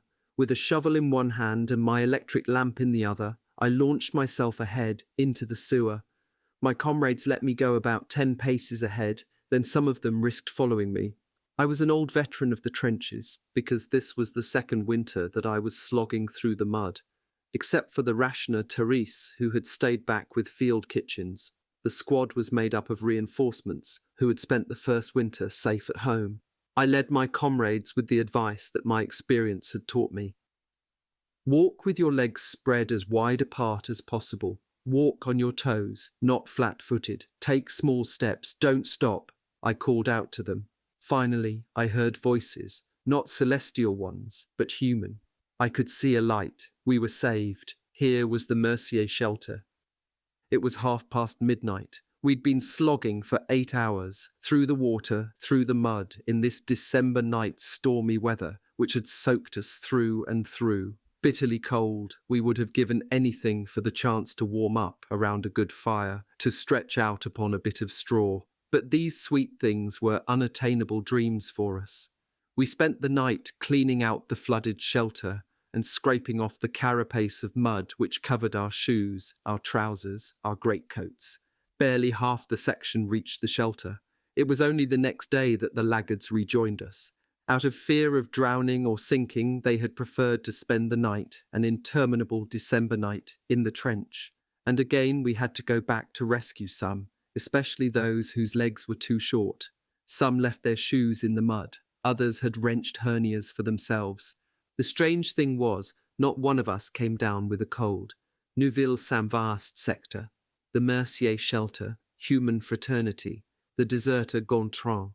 Our principal occupation was to keep the Mercier boyau open up to the tranchée du Moulin. As a new twist on the torture of the Danaides, we weren't condemned to fill up a bottomless barrel, but instead to clean out the water and the mud, which kept coming back as a result of the daily downpours. I suggested to Sergeant Four, who commanded the section, the idea of digging a stretch of communication trench in a straight line to the tranchée du Moulin. This would have avoided a big elbow-like curve and numerous sharp detours which the boyau made. Digging it less deep and in earth less turned over and moved around, we could certainly keep it practicable with less effort. This idea was submitted to the captain. He in turn consulted the commandant about this weighty matter. The prudent Kans Graham took it to the colonel, who spoke about it with the general, who hesitated because of the effect it might have on the symmetry of the sector. Meanwhile, it became more and more necessary that something be done, because the Mercier boyau was disappearing into a virtual lake. In this period, the situation of the frontline troops was truly lamentable. In certain places, the trenches had completely disappeared underwater. Almost all the dugouts had collapsed. Our section was lucky enough to have a dugout which was still intact and where, when our work was done, we could stretch out on the cold, damp ground. But one night, when the rain came down in torrents, the tide invaded our dugout and cascaded down both sets of steps. At the height of the storm, some of the men had to devote all their efforts to building a dam, which the water then broke through at 3 or 4 places. We spent the rest of the night battling the floodwaters. The next day, December 10th, at many places along the front line, the soldiers had to come out of their trenches so as not to drown. The Germans had to do the same. We therefore had the singular spectacle of 2 enemy armies facing each other without firing a shot. Our common sufferings brought our hearts together, melted the hatreds, nurtured sympathy between strangers and adversaries. Those who deny it are ignoring human psychology. Frenchmen and Germans looked at each other and saw that they were all men, no different from one another. They smiled, exchanged comments, hands reached out and grasped. We shared tobacco, a canteen of jus, coffee, or pinard, if only we spoke the same language. One day, a huge devil of a German stood up on a mound and gave a speech, which only the Germans could understand word for word, but everyone knew what it meant, because he smashed his rifle on a tree stump, breaking it into 2 in a gesture of anger. Applause broke out on both sides, and the Internationale was sung. Well, if only you had been there. Mad kings, bloody generals, fanatical ministers, jingoistic journalists, rear echelon patriots to contemplate this sublime spectacle, but it wasn't enough that the soldiers refused to fight one another. What was needed was for them to turn back on the monsters who were pushing them, one against the other, and to cut them down like wild beasts. For not having done so, how much longer would the killing go on? Meanwhile, our big-shot leaders were in a furor. What, in the Lord's name, would happen if the soldiers refused to kill each other? Our artillerymen received orders to fire on any assemblies of men which were pointed out to them, and to mow down indiscriminately both Frenchmen and Germans, just like when in the ancient circuses they slaughtered wild beasts who were too intelligent to tear each other's throats out and devour each other. Furthermore, once the front line was established again, for better or worse, it was forbidden under penalty of death to leave the trench. Any act of familiarity with the Germans had to cease. It was over. What we really needed was a second biblical flood, a universal deluge to stop the war, to appease all the anger and the bloody madness of our leaders. Who knows? Maybe one day in this corner of Artois they will raise a monument to commemorate this spirit of fraternity, among men who shared a horror of war and who were forced to kill each other against their wills. Meanwhile, in spite of the ferocious orders, friendly contact between Frenchmen and Germans continued, particularly at the listening posts. In the 21st Company, Privat Gontran from Memoir even paid a visit to the German trench. He had gotten to know the German captain, a good family man who always asked about his own children and gave him a few cigarettes. Whenever Gontran stayed too long, the captain pushed him out of the German trench, saying, "Let's go, on your way." Unfortunately for Gontran, one day, when he was making his way back from the German trench, he was spotted by an officer of his company, none other than Lieutenant Groulois, who said to him, "I've got you now, you'll be shot at dawn. Arrest this man." Nobody moved. Everybody stared stupidly. Gontran, maddened by the officer's threat, scrambled up the side of the trench, crying out, "Benny me coeur, viens me chercher," in the Occitan dialect of Languedoc, "come and get me." In a few strides he made it to the enemy trench, and he didn't come back. That very evening, a court-martial composed of the superior officers of the regiment and presided over by the colonel met in the dugout of our commandant. In 5 seconds, Private Gontran was condemned to death in absentia. After an investigation, Lieutenant Groulois was put under arrest for being too zealous in frightening the guilty party and causing his desertion. Corporal Escande from Situ and the soldiers of his squad barely escaped court-martial for not firing on their deserting comrade as he fled across no man's land. On December 13th, after working all the preceding night to make the communication trenches practicable, we were relieved, and at 8 o'clock in the evening we arrived at Agnes. The next day, a reinforcement of 100 men arrived from Narbonne. They were scattered across the regiment's companies. This contingent included 4 Périacois, Adjutant Calvet, who came back healed of his wound, and 3 ex-auxiliaries, Julien Chiffre, Louis Richardis, and Maurice Badu, who came to seek their share of glory at the front for the first time. The latter 3, by a stroke of good luck, were assigned to my half-section. Their faces fell when they saw us still covered in mud, right to the tips of our moustaches and our hair, stained the colour of dirt, looking more like cadavers than living men. We got the sensational news that the regiment was being dissolved, no doubt due to the incidents of the latest relief. The whole division would be going to the rear to reorganise. Our departure from Agnes was set for December 19th. We were going to leave the Neuville-Saint-Vaast sector, which we had occupied since September 25th, for good, 1915, toward new destinies. Dissolution of the 280th Infantry Regiment. Review by General D'Urbel. On December 19th, at 7 in the evening, in a chilly bise which blew under a grey sky, we left Agnes-les-Buissons with few regrets on my part. I had left a pint of blood there, not from wounds, may the god Mars spare me, but sucked out of me by legions of lice. We covered the journey on foot. We had to loosen up our legs, which had stiffened after 3 months in the trenches. Unfortunately for me, like for many others, the more I walked, the wobblier my legs got, and soon it seemed like I was carrying a load of lead on my shoulders, so heavily was my pack weighing me down. We were marching steadily. It was noon. The time for a break had passed a moment ago. The company, at a fork in the road, had left the column and was proceeding by itself, under the orders of our Kronprince, perched on his nag. A few timid cries of, "How about a rest break?" quickly suppressed by the section chiefs, must have reached the big ears of the captain, but he appeared not to hear them. He was serious, lost in thought, careful. His mind was no doubt seeking the solution of some thorny strategic problem, or perhaps, more prosaically, he was thinking about whether he would find a comfortable bed, a well-stocked table, and pretty ladies at the next cantonment. Perhaps he was also thinking back to that old rule that he had imparted to us one day theoretically, that a rest stop might be a custom, a favour, but it was not a right for a soldier on the march. The captain certainly had cold feet, and his dignity prevented him from dismounting, so it was all the more urgent for him to arrive at the cantonment. It was there, no doubt, that he would have a legitimate reason to put this old rule about rest stops into practice. Adding to our bad luck, this route started to climb up a long and narrow ridge, which lost itself in the fog up ahead. Soon, the stragglers came to a halt. The captain, lost in his meditations, continued on for a while without noticing that he had pulled far ahead of the company. A zealous sergeant brought it to his attention.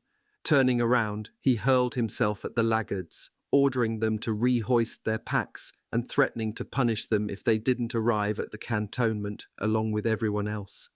It was at Baudricourt that we were going to be billeted. Despite the bow in the name of this little village, I didn't notice anything particularly pretty about it. The billet assigned to our section was actually quite rough, a loft which one reached by a worm-eaten, rickety, puny ladder. This loft was missing some of its planks, and others had rotted through, so that you'd be both imprudent and foolhardy to venture forth in the dark without a light. The earthen walls were full of holes. The rain, the wind, the snow poured in through the cracks, and we had to resign ourselves to sleeping under our tent cloths, just as if we'd been outdoors. But while the storm raged in these dark nights, we were far from complaining, and we felt sorry for those who had replaced us in the muddy trenches of Neuville-Saint-Vaast. At assembly, it was announced that 2 regiments of the division were being dissolved. They didn't say which ones, but we all understood that the 280th was condemned.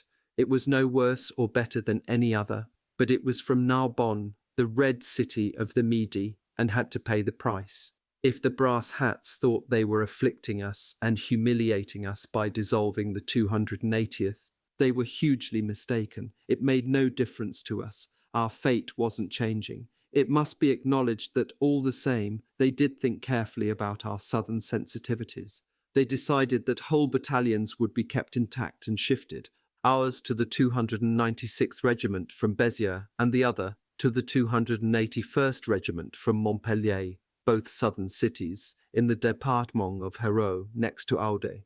Finally, as a supreme favour which, in the minds of our leaders, would console us in our disgrace and alleviate our sadness, they kept our badges of the 280th in place for a while, as if that meant anything to us, to have one number or another on our badges. Big news was announced. General d'Urbel, commander of all the armies of the north, was coming in person to review our regiment and to salute our now useless flag. This news threw the striped sleeves into consternation. Our captain, above all, was at loose ends. He loaded us up with inspections of our belongings, our weapons, our shoes. For 48 hours, with brushes and needles and thread in hand, we hardly had time in the day to get something to eat. Up to this point, I hadn't seen any good reason to decorate my sleeves with the 2 woolen stripes signifying my corporal's rank. I attribute it to the captain's myopia that he never noticed it.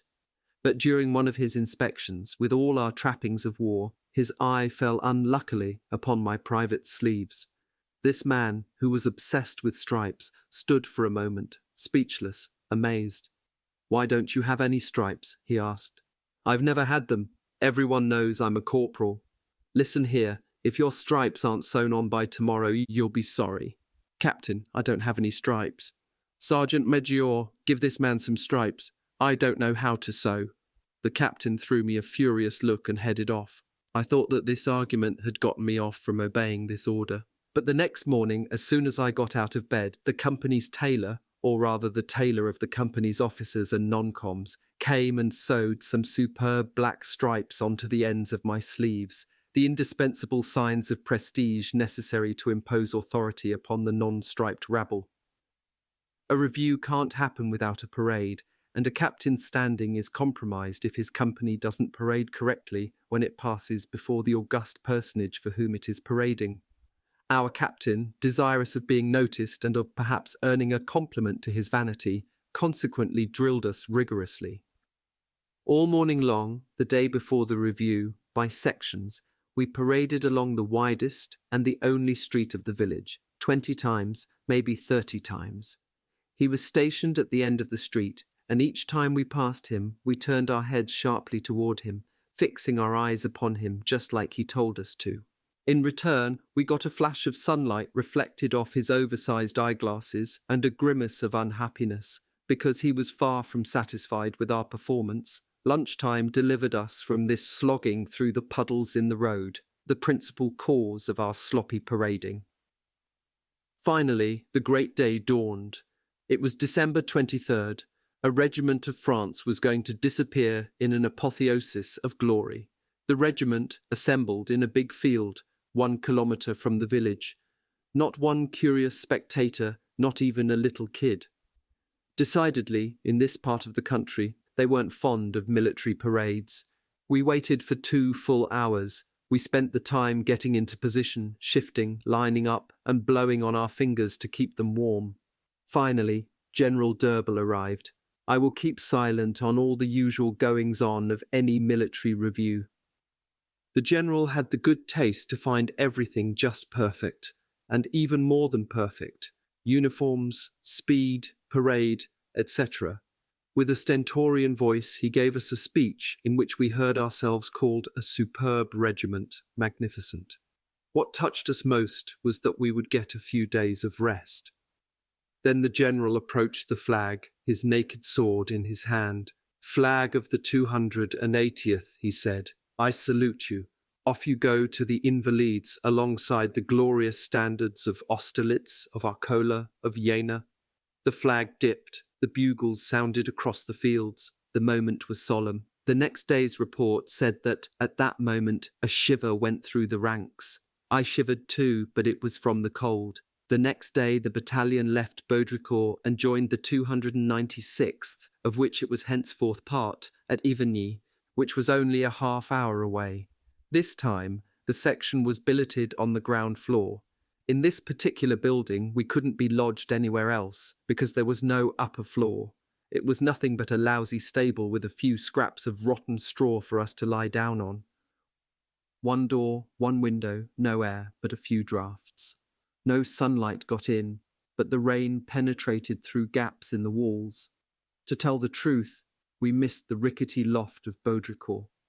This day, December 24th, was a sad Christmas Eve, gloomy and rainy. 1916 years ago, Jesus was born in a stable. Like him, we made our beds there, but at least he had a bed of straw which wasn't like ours, filled with lice. On Christmas Day, the rain fell in torrents. It was bad luck, since it was already a day of rest. The rain is a blessing to the soldier when it exempts him from a day on the drill field, but that did no good this time. The captain made the most of this day of rest to inspect our sabots, wooden shoes. Yes, the sabots which the soldiers had bought for themselves, and for which they were reimbursed according to the captain's whims. For him, this was an opportunity to show his ugly side. You'd have thought that he was paying for them out of his own pocket. He generously awarded 4 francs for sabots, which had cost 12 or 15. My comrade Vontresque had bought a fine pair of sabots, but he had left one of them behind in the mud of the Mercier Boyau by pulling his foot out too vigorously. The captain, in the face of this embarrassing situation, scratched his ear, then his nose, as if a huge sum were in play, and finally declared that once Vontresque presented the complete pair to him, he would be paid. Leaving the proprietor of the one sabot in a state of disappointment, he moved on. He had done well by the fatherland. He had saved the treasury 100 sous by stealing them from a poor soldier. Artois, 1915, Ivigny, Ersin-Coupigny, the sick man in bed, coup. On December 26th the rain ended and, what do you know, we spent the day on the drill field, and the next one too, but on December 28th at 8 o'clock in the morning we suddenly left Ivigny in trucks, and after 4 bone-jarring hours of bumps, leaps forward, leaps backward on potholed muddy roads, we arrived at Hersin-Coupigny, our old resting place when we were in the Lorette sector. The inhabitants recognized us and gave us a nice welcome, but what were we going to do here in this village? We certainly weren't here to pay a friendly visit to the Hersinois and their womenfolk. Certain indiscretions informed us that we were going to rejoin our new division, which was holding the Loos sector. Nothing abnormal about that, but what was far from appealing to us was knowing that we were incorporated into a so-called elite Shock or Attack Division, consisting of the 114th and 125th Regiments. Was this an honour or a penalty, an homage or a punishment? To assuage the worries growing inside of us, it was confirmed that this division was going to be relieved and sent back to the rear for rest. They always tried that. The day after we arrived, the band of the 296th Regiment gave a concert on the town hall square at around 4 in the afternoon. A couple of shells landed near the train station, and 4 poor territorials busy unloading a freight car were mortally wounded, alas. The concert went on, all the same, and the unfortunate ones transported to the nearest dispensary could give up their souls to the lively or languorous rhythms of a polka or a waltz. No matter that our departure was imminent, the day after our arrival, we were out on the drill field again. As usual, our rest break was devoted to calisthenics and foot races. By squads, we ran from one end of the field to the other. Woe to those at the end of the pack. The sergeant of the day, notebook and pencil in hand, took their names down for work details, without noting the menacing invectives of the captain. Lucky were those to whom nature had granted long legs, like me, or who were young and supple. The Piriakwa Babu, little accustomed to this kind of sport, made such a violent effort to not be among the latecomers that he wrenched a tendon in his heel, so that to get back to Hersin he couldn't keep up with the company, and I had to accompany him and help him along. 2 days later, when we had to go meet the trucks which were awaiting us between Hersin and Barlin, his leg was swollen as big as a sandbag, and he couldn't get out of bed. Bed is understood to mean a thin straw pallet upon which the soldiers had lain for a few weeks and was practically transformed into a manure pile. And so Babu, following the customary practice, had to go to sick call while still in his bed. Medical officer Major Colombes, worthy successor to the hated Torres, arrived in a very bad mood at being so disturbed at the moment of departure. After a quick glance at the leg, he cried out, "What? Is that why you bothered me? Let his comrades help him a bit. If he doesn't want to walk, they should just give him a couple of kicks in the butt." The end of this sentence was heard by the whole company, assembled in the street. A murmur of indignation ran through the ranks, and a voice cried out loud, "That's shameful, language like that." The captain jumped up, as if a swarm of hornets had attacked the fleshiest part of his Don Quixote-like person. He jumped up not in indignation at hearing such words unworthy of a French doctor, but in anger at hearing the murmurs which greeted them. The major promptly disappeared, and order was restored. 2 strapping fellows took turns carrying Babu on their sturdy shoulders, to the stunned looks of the townsfolk. The rest of us carried his weapons and his gear, and we proceeded to the trucks with the wise-cracking stretcher-bearers carrying their litters folded up on their shoulders. And then there we were, riding along, bouncing and jostling on the roads of the Pas de Calais. It was January 2nd, 1916. A driving rain followed us on our journey. We crossed the coal-mining country with its Maggiore centres, its corons, its mines, its slag heaps. We passed through Bruay, Saint-Paul, Frévent. We'd have liked to stop and billet in these small towns, so tempting with their well-lit, well-stocked shops, their welcoming bistros, their attractive, smiling women who gave us friendly greetings as we passed by. But these places were too good for us. They were reserved for the embusques, the slackers of every category who crowded these rear echelons. At about 3 in the afternoon, the trucks pulled up near the village of Ceux, where we were going to rest a while. We had to leave Babu by the side of the road, in the rain, and come back and get him with a wheelbarrow. Our half-section was lodged in a makeshift billet with no straw. It's true that they distributed a bale of straw to us, the equivalent of a handful per soldier, but we unanimously agreed to give it all to Babu, whose leg was still swollen and purplish and who couldn't move from the corner where they put him. The next day, Major Colombes, the same one who spoke about healing sprains with kicks in the butt, came to see the sick man, accompanied by the captain. The latter still pretended not to recognize Babu, his old schoolmate. Apparently, when you get 3 gold stripes on your sleeve, You can't shake hands with a simple private second class. The greater interest of discipline won't stand for it. As for the Maggiore, he had no doubt learned that he was dealing with more than just some vulgar peasant, and he judged it prudent to be seen as being a little more polite. That didn't keep Babu from telling him what he thought, and protesting against the ill-mannered statements of the evening before in scathing words. "All right, calm down, the Maggiore told him. "We'll take care of your leg, and if it's not better in 2 or 3 days, we'll evacuate you." Then he got the best care possible, massages, frequent warm baths, but nothing did any good, and 3 days later he was evacuated. He would never come back, because once he was at the hospital, he was transferred to the auxiliaries as a truck driver. One evening, coming back from the drill field, I learned that I was to depart on home leave that very night. This news, while long awaited, stunned me. I became completely pale. I couldn't swallow a mouthful of supper, and I feverishly prepared my departure.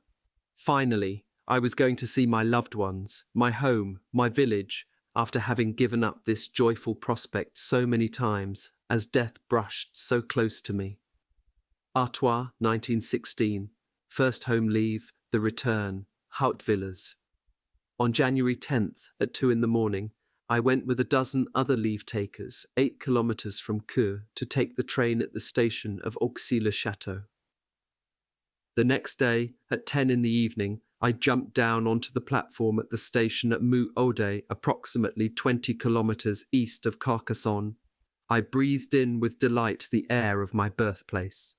In truth, this air was a bitter, cold bise which was blowing down from the Montagne Noire, mountain range north of the Memoir region, but it seemed to me to be as sweet as the softest summer breeze.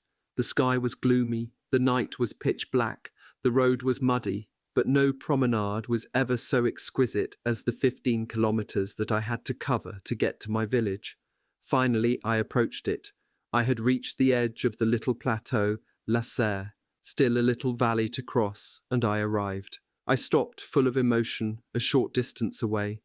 I noticed the flickering of electric lights marking the place occupied by my village. It was among these lights, in a lodging the threshold of which I would soon cross, that a mother, a father, a wife, and 2 children anxiously awaited the arrival of the absent one.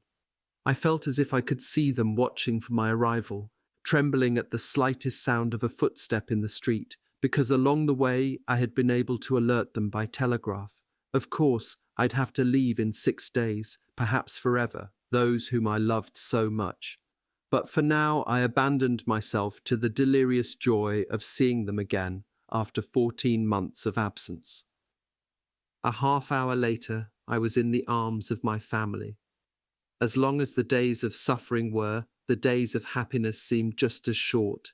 These few days of home leave soon ran out, but they will stay fixed in my memory as one of the greatest and rarest pleasures of this long war. I noticed that, in the rear, a blissful optimism reigned, an absolute confidence in a prompt and victorious end to the war. This was the nefarious work of lying newspapers. The unanimous cry was jusqu'au bout, to the end, whatever it takes. What blindness, what folly! In vain did a few wounded men and leave-takers who were not in busks try to combat this disconcerting enthusiasm, this stupid attitude, but nothing did any good. Only the mothers and the wives trembled, suffered, prayed, but in silence muffling their sobs. You couldn't tell by the number of saddened faces and tear-reddened eyes that we were at war. These observations made the departure even more bitter. We had the sense of being sacrificed, and that our indescribable sufferings weren't being understood, and in no way troubled the soft quietude of life on the home front. On January 21st, I had to tear myself away from the arms of my weeping loved ones and take the sad road back to the front. I had 2 travelling companions. One was my friend Allard from Peyriac, a veteran of the 13th Squad and survivor of Lorette, who was joining his new regiment of territorials, where his age had earned him a spot. The other was Private Sabatier from Rieux, in the same battalion as mine. Illiterate, ignorant, and simple-minded, not understanding even French, Sabatier would not have been able to get back to the front without me. By the time we arrived in Toulouse, the train of returning leave-takers had already departed. The railway employees compelled us to take the express train to Paris, which was just about to pull out. This obligation made us suspicious, and we were right. They wanted to rid the Toulouse station of the mob of soldiers, but then, at each station, they would empty out a car or two. Our turn arrived. A conductor very politely asked to see our leave papers, as if to verify them. Then, when the train stopped, he told us to get off, and warned us that our papers were being held in the station master's office until the next evening, when the next leave-takers' special train would be coming along. So there we were in Brive-la-Gaillarde, stuck for 24 hours. Since it was the same thing every day, the hotel keepers flocked to the station to offer their hospitality, at a price, for the night to the disoriented leave-takers. We had no choice but to spend a night in a hotel bed. The next day we visited Brive like dutiful tourists, taking in its churches, its museums, the Corrèze River, and the statue of Marshal Brune. That evening, at 8 p.m., we piled onto the leave-takers' train, which deposited us the next morning at the Gare du Nord in Paris. At 9 that evening, we got off at the Abbeville station. It was in this vicinity that our regiment was at rest, or rather, on a big training exercise. My comrade Sabatier and I were uneasy about getting off at the Abbeville station, which was reserved exclusively for the British Army. While we were looking for a way to escape from the station into town, some English policemen caught us and hauled us before the station master. This was a French lieutenant colonel who heaped us with invectives and threats for being so bold as to get off at this station. In vain I pleaded that, in the middle of the night, I couldn't just get off at some little country station where we might not even find a place to sleep. This fellow's anger didn't lessen. I wondered what he was going to do with us, when Sabatier, who hadn't understood a word of this heated conversation in French, spoke up in our southern dialect. "Say, can a guy get a drink somewhere around here?" He followed this pronouncement with his customary long burst of laughter. The station master, at first struck dumb by this loud and disrespectful outburst, leapt from his chair and shouted in an angry voice, "Shut up, you!" But Sabatier wouldn't be deterred. "Hey, are we in France or with the Boche?" he shouted back.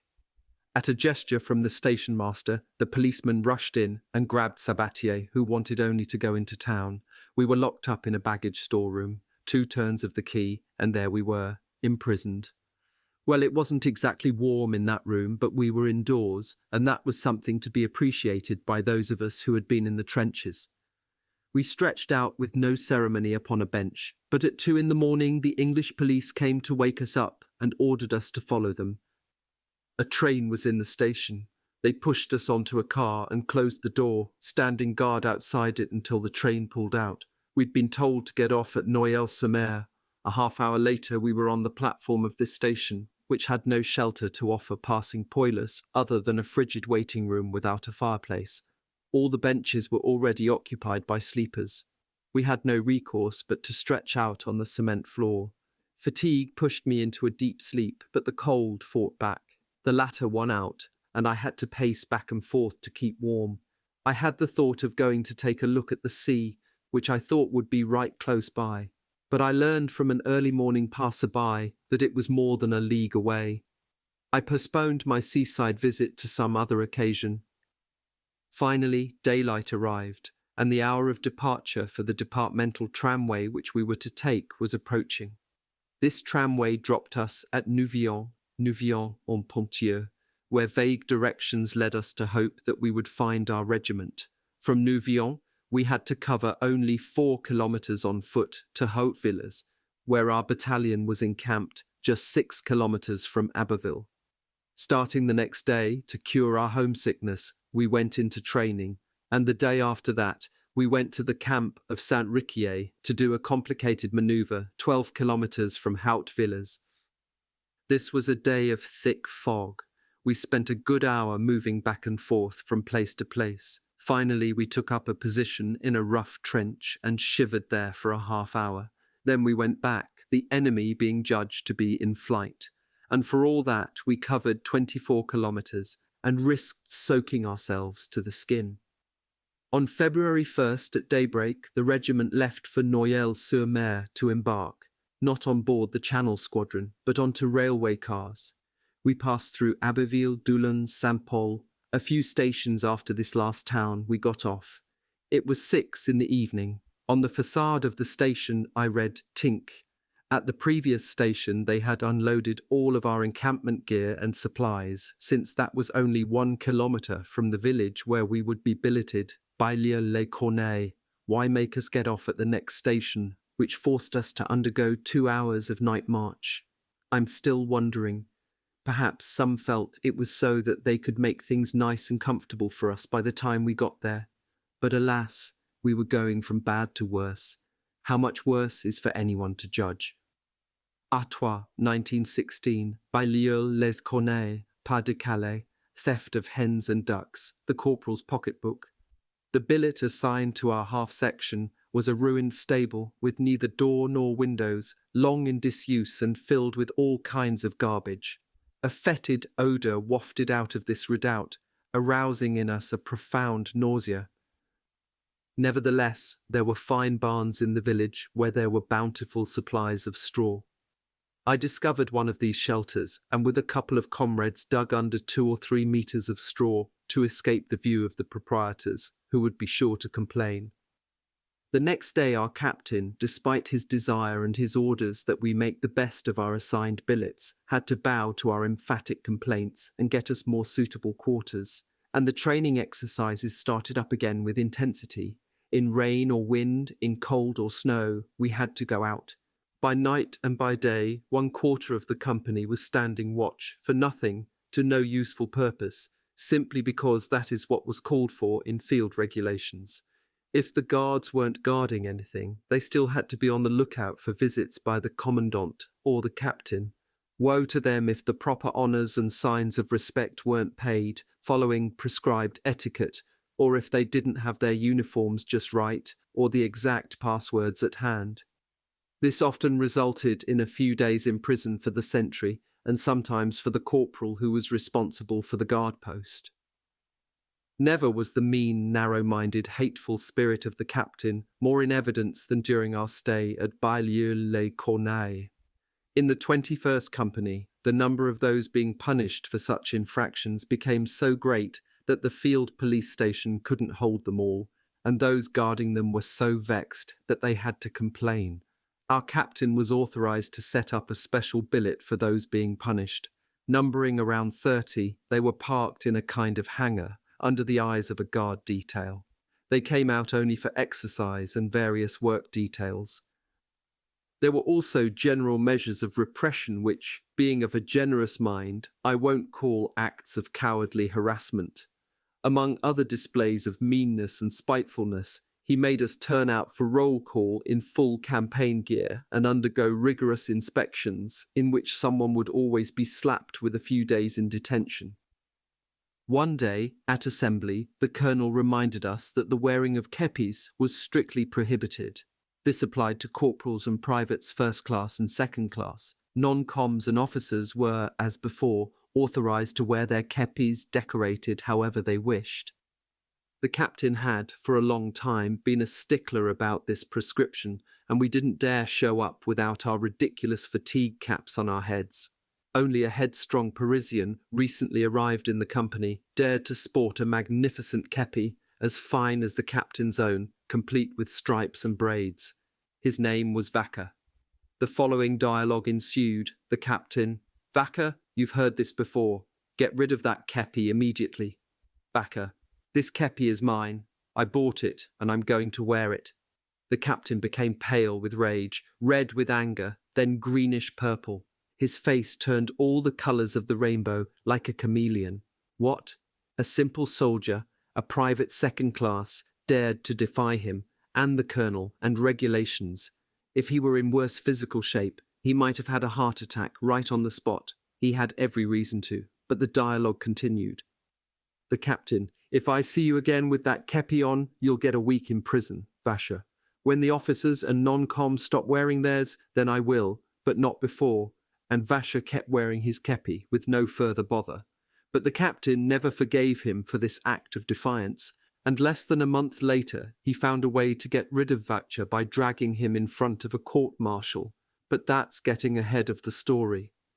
One day, a Sunday, we noticed soldiers from a neighbouring company hoisting their packs hastily and assembling in a meadow. What did this alert signify? The men we asked said that they were leaving the village. They knew nothing more. It was only a false alarm. Someone had stolen a pair of ducks in the billets occupied by this company, and the captain had resorted to this trick, figuring that the culprit wouldn't abandon his web-footed spoils. Indeed, the packs and musette bags were searched and the guilty party nabbed. The ducks lay headless at the bottom of his musette bag. For not having been content with the standard mess offerings, this Poilu was hauled before a court-martial, the outcome of which I don't know. This harsh example didn't do any good. In the part of the village where my company was quartered, 2 plump hens soon disappeared from a henhouse without leaving the slightest trace. On this occasion, our captain wanted to show that he was as clever as his colleague from the 16th Company. He repeated the ruse, but the thief, having learned from the misadventure of the duck napper, made sure that he had hidden away his ill-gotten gains. Careful examination of our packs and musette bags revealed no telltale feathers. The captain, greatly disappointed, demanded silence and, calling us to attention, said, "Will the chicken thief identify himself?" Silence. "Will those who know who he is denounce him?" Again, silence. "Fine. The owner of the hens will be compensated with funds from the company's mess kitty, that's to say, with your own money. Each of you will end up paying 2 or 3 sous so that one of you can enjoy eating chicken and toasting your good health." To tell the truth, we would have happily paid double or triple to keep the captain from finding out the thief or thieves. 3 days later, another alert, another inspection, this time turning our pockets inside out, all without the slightest result. What had been stolen this time? We soon found out. The captain told us, "Someone has stolen the corporal's pocketbook. It had 150 francs in it, of which 100 was the company mess kitty, sent to you by your families or paid in by you for the purchase of extra food. Since we can't find the thief, it's you who will suffer the consequences. This sum will be considered as already spent on food, but you didn't get to eat any of it." That was too much. The corporal claimed that someone had stolen the money from him, but maybe he lost it or spent it himself. And what did this matter to us? Let the corporal and captain figure it out between themselves, however they liked. Ultimately, the captain is responsible to us for the money he is holding for us, which is meant for our benefit. Shame, honesty, loyalty. These elementary feelings should have led our well-off captain to make good this loss out of his own pocket. He found it easier to make us pay for it ourselves, to the detriment of our bellies, rather than his purse. And this guy had been to law school. What a judge he would have made. Nevertheless, this ruling went so much against common sense that it was welcomed with grumbles, and the incorrigible Vasher shouted, "We've already been starving, now we're really going to feel it." The captain pretended not to hear, and declared dryly that, for better or worse, that's how things would be. One night, a poor fellow completely demoralized by such discipline fled the village and reached the neighbouring woods.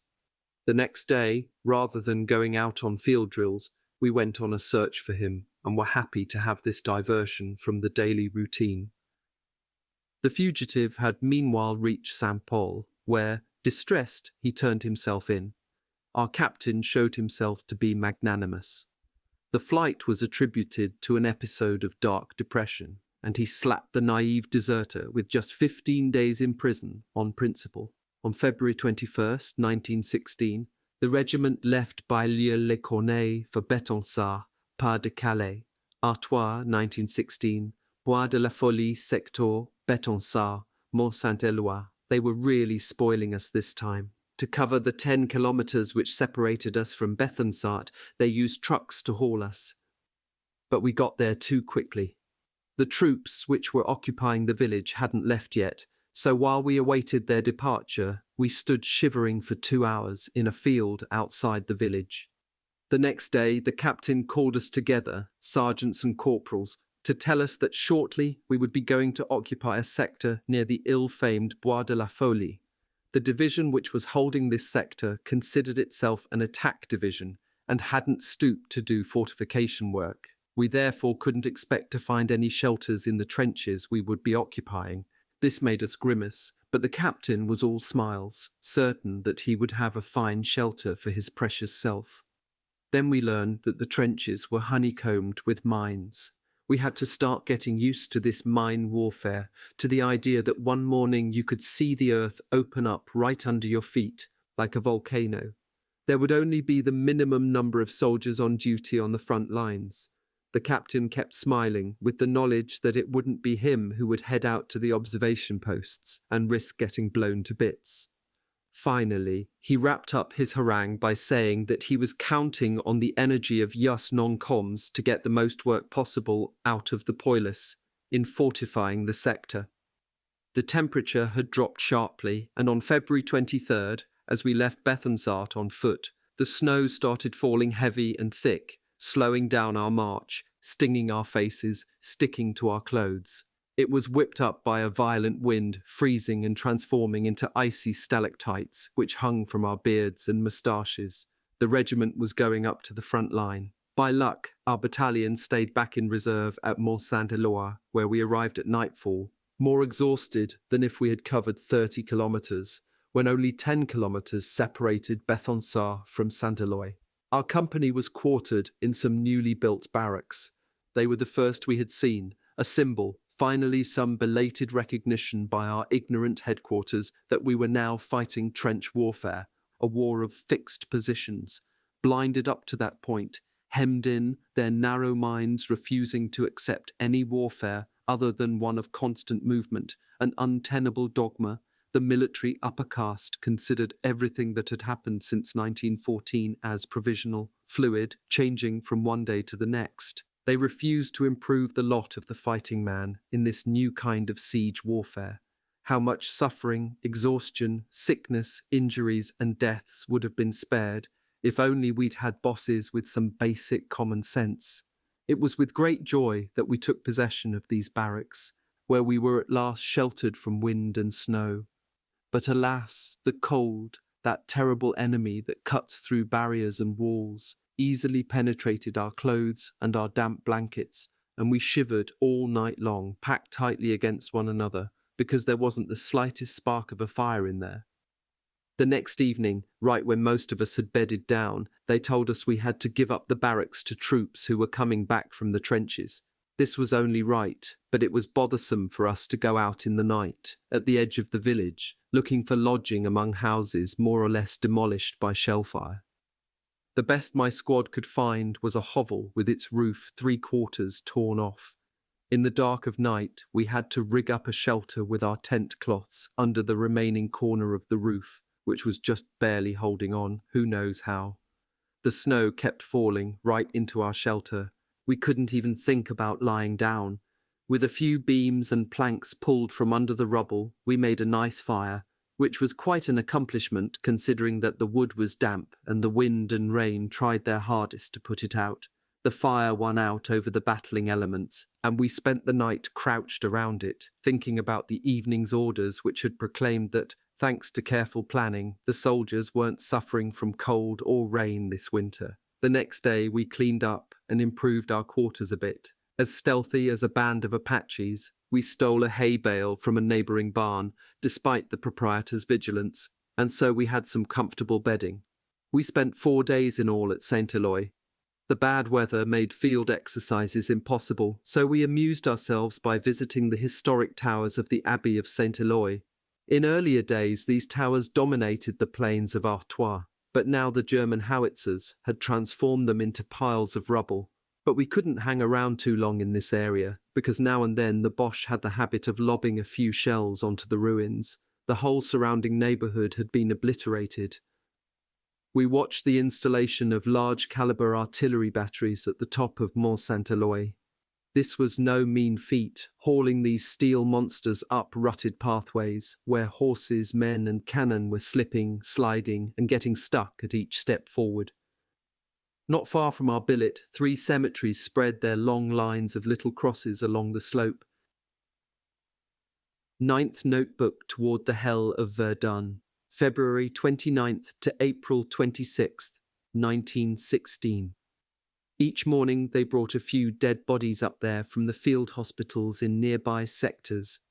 There was nothing sadder than watching a raw-boned nag hauling an old tumbrel upon which 2, 3, or 4 cadavers were trundled along, hastily wrapped in grubby tent cloth, with their legs, still in mud-splattered boots and puttees, hanging off the back of the stubby wagon.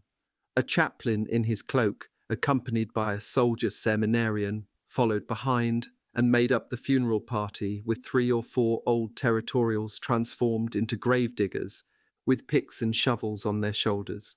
So went to the field of honour those whose fate, as the song says, is worthy of envy. On February 29th, our battalion left at 6 in the evening for the front lines to relieve one of the battalions up there. The weather, which had started to improve during the day, turned bad that evening, and we were greeted with some very nasty downpours on our trip to the trenches. Leaving the village, we had to cross a swampy plain along duckboard paths over a stretch that was several kilometres long.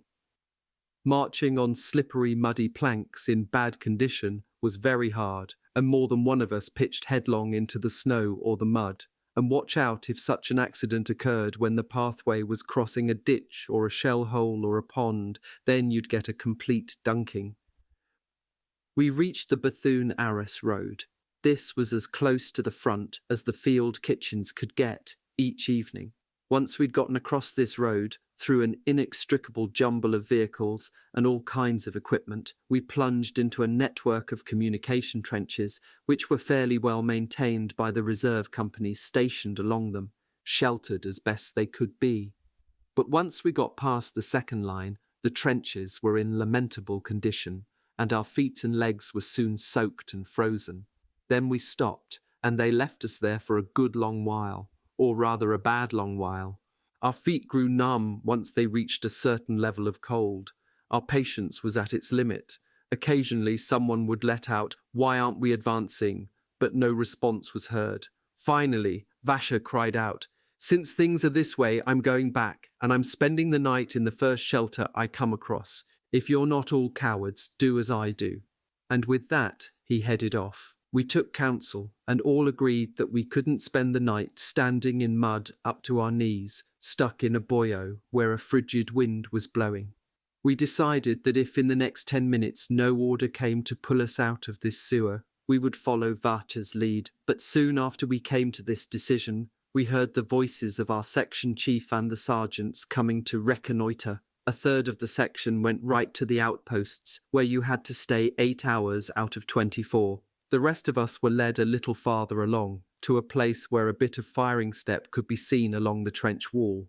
We were invited to install ourselves here. This narrow shelf was our resting place when we came back from 8 hours on guard duty at the outposts. We were too many to fit along the shelf. There wasn't even room for us to stow our packs, and throughout the dark night, the snow swirled around us. Overcome with fatigue, with cold, how comfortable to us seemed the memories of the ruins of Saint-Éloi, the stable at Kew, the horse barn at Iverny. How delightedly would we have stretched out at any one of those places. It was clear that staying where we were until daylight would mean a slow death from the cold. Death would have been deliverance, the end of harsh suffering, but the terrifying mystery of death is such that we flee from it. We find a sudden burst of energy when it gets too close to us. One of us who had gone to explore the vicinity discovered a mine shaft. We piled into it. The engineers were digging at the far end, and men from the reserve companies were dragging sacks full of earth to the entrance. We stretched ourselves out along the tunnel, which was too narrow and badly lit. The workers trampled on us, or let their sacks drag across us, but we put up with it all, too happy that they tolerated us being there, through compassion, solidarity and fraternity, which united all the martyrs of this disgusting war. Our captain wasn't moved by any of these fine sentiments, and when he learned that we had the audacity to seek refuge in this mine tunnel, He prohibited us from going back there because we were bothering the workers. Better for us to die of cold outside. It didn't bother him. He had a fine shelter. So we were forced to install ourselves along the shelf in the boyau, with a few poles upon which we stretched our tent cloths, a fragile roof which stopped neither the wind, nor the rain, nor the cold. That is where we came to relax during the leisure time we had between daily and nightly work details and guard duty at the outposts. You couldn't even think about lying down or sleeping sitting up. The terrible cold which reigned throughout the night obliged us to head frequently to a place where the duckboards weren't covered with water to stamp our feet furiously in order to struggle with frostbite, keeping our feet from swelling up, turning blue and cracking painfully. To do battle with the cold, instead of giving us more fortifying meals or an extra ration of pinard, our captain could himself find nothing better to do than to send us on work details non-stop. This hard work consisted of ridding the trenches of water, mud and snow.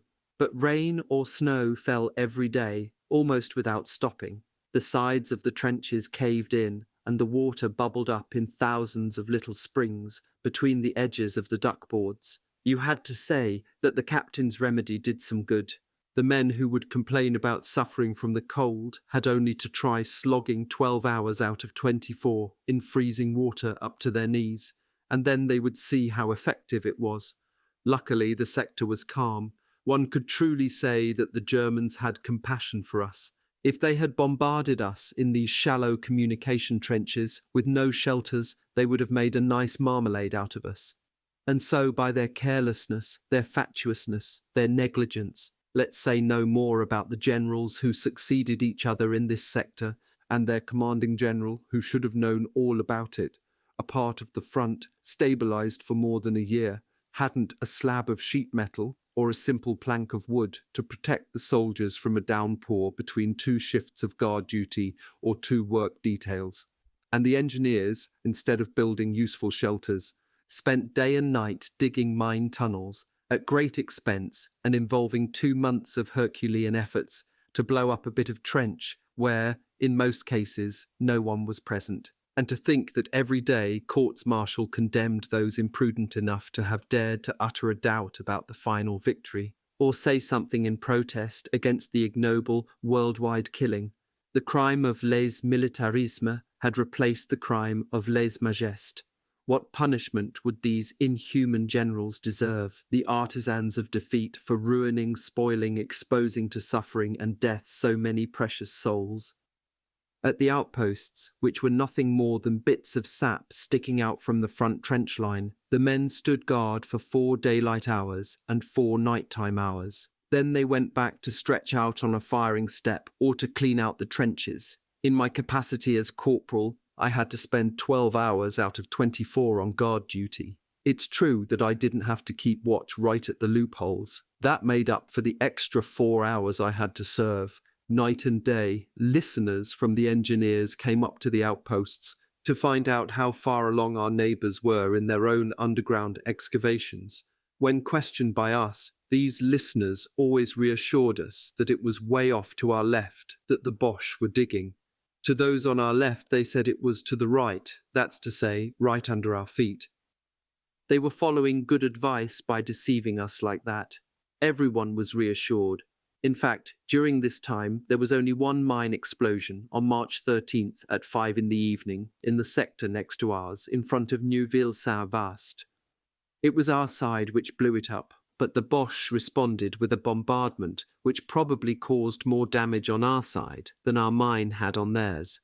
And our captain, what became of him in his deep shelter, where a well-fueled stove threw off plenty of soothing warmth day and night? He had the good company of his friend, the commandant, Kanzgrams, because the shortage of shelters forced them to bunk together. This shelter, with 2 staircases going in and out, was as busy as an anthill. Orderlies, messengers, couriers, signalmen, quartermaster sergeants, all piled up on the steps of these muddy, narrow staircases. But those who were privileged enough to stay there were greatly envied by those who were only visiting. On the front line there were a few individual shelters, a couple of mine tunnels, and some listening posts which had been started. Despite the constant danger of being buried there, alive or dead, by a mine explosion, those on frontline guard duty decided to stay out there and seek refuge once their shifts were over. The captain was against it, but in vain. Furious at being defied, he prohibited the rationers from bringing any food up to the front line. Those on guard duty were therefore obliged to make the difficult journey back to the second line if they wanted to eat. One can imagine the desire which the sentinels had for a cup of coffee in the morning to warm them up a little. You had to see the joy painted on their faces at the sight of the squad's rationer making an appearance. Thanks to the captain's orders, all that was over. They had to wait for their relief later in the morning. The temperature, rather than improving, turned frightfully cold. Gusts of snow alternated with downpours of rain. We had to give up trying to get the water out of the trenches, and it was 50 to 60 centimetres deep in certain places. In order to get through, some of us took off our shoes and rolled up our trousers like crayfishermen. Others wrapped their legs and feet in several sandbags. But how could you keep from getting soaked and getting bogged down in mud from head to foot? All this unprecedented suffering exasperated the soldiers. A spirit of revolt began to stir. At last, this was all just too much. One evening at 8 o'clock, I was up at an outpost with 3 sentinels, in utter darkness, sheltered precariously from the drifting snow by a barrier of frozen earth which we had built up during the day. The men had been looking at their watches with a flashlight at least 20 times. At last, 8 o'clock, the relief crew would be coming. But a quarter of an hour passed, then a half hour, 3/4 of an hour. No one showed up. I couldn't leave my post until midnight, but the 3 others declared that they were going to abandon me if I wouldn't go back to find their replacements. I calmly took off my shoes, rolled up my trousers, and launched myself into the canals which led back to the second trench line in temperatures 5 or 6 degrees below zero. As I passed by the next outpost, I found out that their relief hadn't arrived either. What was going on? But at this outpost they had accepted things philosophically. The sentinels were no longer on watch. With a couple of old planks, some sandbags and tent cloths, they had made a little cabin where they now crouched, dozing off, overcome with fatigue. I made my way back to the second line, and after a dozen slips and falls and as many collisions with the trench walls and shrapnel shields, I found the sergeant of grenadiers who was in charge of these 2 outposts. Dumbfounded, he told me that he had sent the relief detail up at 10 minutes to 8, so we had to get to work and find them. This game of hide and seek in such a place and in such darkness would be no child's play. I suggested that the men could be in the mine tunnel which we had discovered the first day. Indeed, that's where they were, these 20 rebels. To the sergeant's curses, they replied that they were all too sick to go on duty. They felt no shame about leaving their comrades to freeze at the outposts. Nothing doing, the sergeant could hardly bring himself to report what happened to the captain, who was also stupefied but recovered quickly. "Bring them here to me," he said. One by one they descended into the shelter, where the commandant, who was also sputtering with rage, held court, and the captain in a rough voice said, with no preliminaries, "You claim to be sick?" "Yes." "Fine, the Maggiore will see you. We'll take you to him. If you're not diagnosed as sick, it's a court-martial for you with the charge of desertion of your post in the face of the enemy. Get out of here." The rebels went out, but not one of them dared to submit himself to the Maggiore's diagnosis. All of them, terrified by the captain's threat, which they knew was not a bluff, took up the path, or rather the streams and water-filled ruts which led right to the outposts. Worried about the hints of rebellion, the captain himself went to the outposts that night, and each night thereafter, his legs protected in high waterproof boots. He didn't come to comfort or encourage the frozen sentinels. He was trying to find fault with their vigilance, and to do so he crept up like a wolf and suddenly snapped on his flashlight.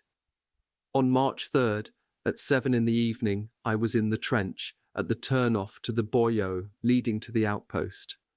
I was on the lookout for the coffee man, who had promised to supply us despite the captain's prohibition. I heard footsteps, no doubt announcing his arrival. But alas, it was our captain. I saluted and stood aside, thinking that he was heading for the outpost. But in a harsh voice he addressed me. "You should be a little busier than that." "Captain," I replied, "what do you mean?" "I mean that I want to see everyone hard at work. How many sentinels are there on guard duty?" "Since it's getting dark, just one. The other two are at rest." "Oh, they're resting, are they? Get them here right away with shovels." "But Captain, we haven't had any coffee, and besides, we cleaned out the boyau and the approaches to the trench as best we could, just this morning." "I've had enough of your excuses. Put these 2 men to work in the trench right away." "Captain, I don't think you know the danger there is letting yourself be seen in this part of the trench. It's in full view of the Boche, in enfilade of a machine gun. The last company here had several wounded. Yesterday, Private Delisle, moving along at a crouch, had his helmet shot right through." "Enough. All you have to do is obey orders," the captain cut me off. "I also have to obey my conscience." There we were, eye to eye, he exasperated, I defiant. "Yes or no, Corporal Barthas, will you obey me?" "Captain, I would do what you want, in dark of night or in thick fog. But while it's still daylight, I'm not going to risk the lives of my men needlessly." "Fine, you'll be punished." And he went away, furious.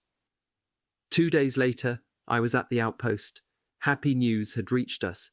We were being definitively relieved from the sector by the English, starting that very evening at 8 o'clock. This haste to relieve us was explained by the bad news from Verdun. The English were extending their front to make French troops available for reassignment. By 5 in the evening, with blankets rolled up and tent cloths stowed, we eagerly awaited the arrival of the Tommies. But here is the sergeant of the day, with a paper in his hand. He tells me, in a sad voice, "Barthas, I have some bad news to tell you." I grew pale. Perhaps it's illness or death of a loved one, announced by telegram. "What is it?" I said with anguish. He held out the paper to me, and I read, "Corporal Barthas is broken in rank and assigned to the 15th Company." I let out a breath, so that was all. I tore off my stripes and tossed them into the mud. I felt a sense of deliverance from remorse, liberated from chains. By accepting a rank, however minor it may be, one took on a bit of authority, of this odious discipline, and one was in some way complicit in all the misdeeds of this loathsome militarism. As a simple private, I recovered my independence, my freedom to criticize, to hate, to curse, to condemn this same militarism, the cause of this ignoble worldwide killing spree. Sergeant Mark had the assignment of conducting me immediately to my new company. It was only this change which saddened me, because it meant losing some fast friends and good comrades, which are made only over time. Since we were being relieved that very evening, I asked Sergeant Mark if he could get the captain to postpone my reassignment to the next day, so that we wouldn't have to make our way through the labyrinth of flooded, barely navigable trenches at the same time as the relief was taking place. The sergeant, who was equally uninspired by the prospect of this promenade, hastened off to present my request to Captain Cross. The captain flew into a rage, refused my request, and insisted that the sergeant carry out the order immediately. If there had been any gendarmes around in the trenches, I'm sure he would have had me clapped in handcuffs and hauled away. This refusal vexed me, and my hatred for the captain would have grown worse if there were room for it to do so. I shook the hands of the saddened sentinels, and after 2 hours of sloshing around, Sergeant Mark and I reached the command post of Lieutenant Breton of the 15th Company, who immediately assigned me to the first squad at hand. That same day, a corporal had been broken and expelled from the 15th Company. The reason, having said to a soldier who was being evacuated with frostbitten feet, "You're lucky, you." This corporal had forgotten the currently fashionable watchword, "Keep quiet, watch out, enemy ears are listening." And in my own company, the captain had made other victims. One snowy day, Private Vacher had the unfortunate inspiration to go eat his soup while sitting in a shelter occupied by a machine gun officer, right next to our captain's shelter. The machine gun officer, spotting Vacher, warned him about the standing order to keep the stairways clear. But Vacher had the bad manners to reply that he wasn't in the way, sheltering himself for a while. The officer, who'd been praised in the newspapers for voicing sentiments of fraternity between the ranks, defied this reputation by threatening to punish Vacher if he didn't clear off, in a tone which you wouldn't use when putting a dog out. Vacher answered back and raised the stakes by calling the lieutenant a toilet seat and a blockhead. He could have gotten into big trouble for these disrespectful words, but the officer felt remorse the next day and decided not to pursue the matter in which he hadn't played such a fine role. But the captain, when he heard about this affair, didn't take it so lightly.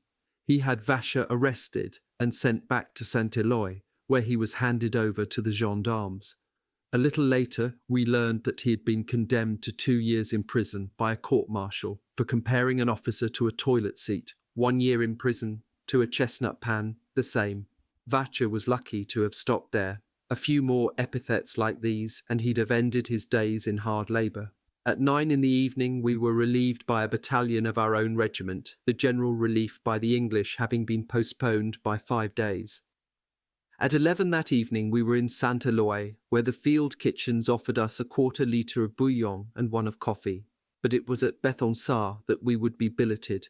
What a road to get there, and in what weather! The thermometer that night dropped to 10 degrees below zero. Gusts of swirling snow blinded us. The road was slippery because the snow froze as soon as it hit the ground. Soon our ranks were all jumbled up. The battalion was nothing more than a straggling mob of human rags leaning on sticks to ease our cold-ravaged feet. Most of the men didn't arrive until the next day. To see this disorganized band in dark of night and in such a snowstorm brought to mind a vision of the retreat of Napoleon's Grande Armée in Russia. Luckily, I had in my cartridge box a flask of 90% alcohol which I nipped at along the way.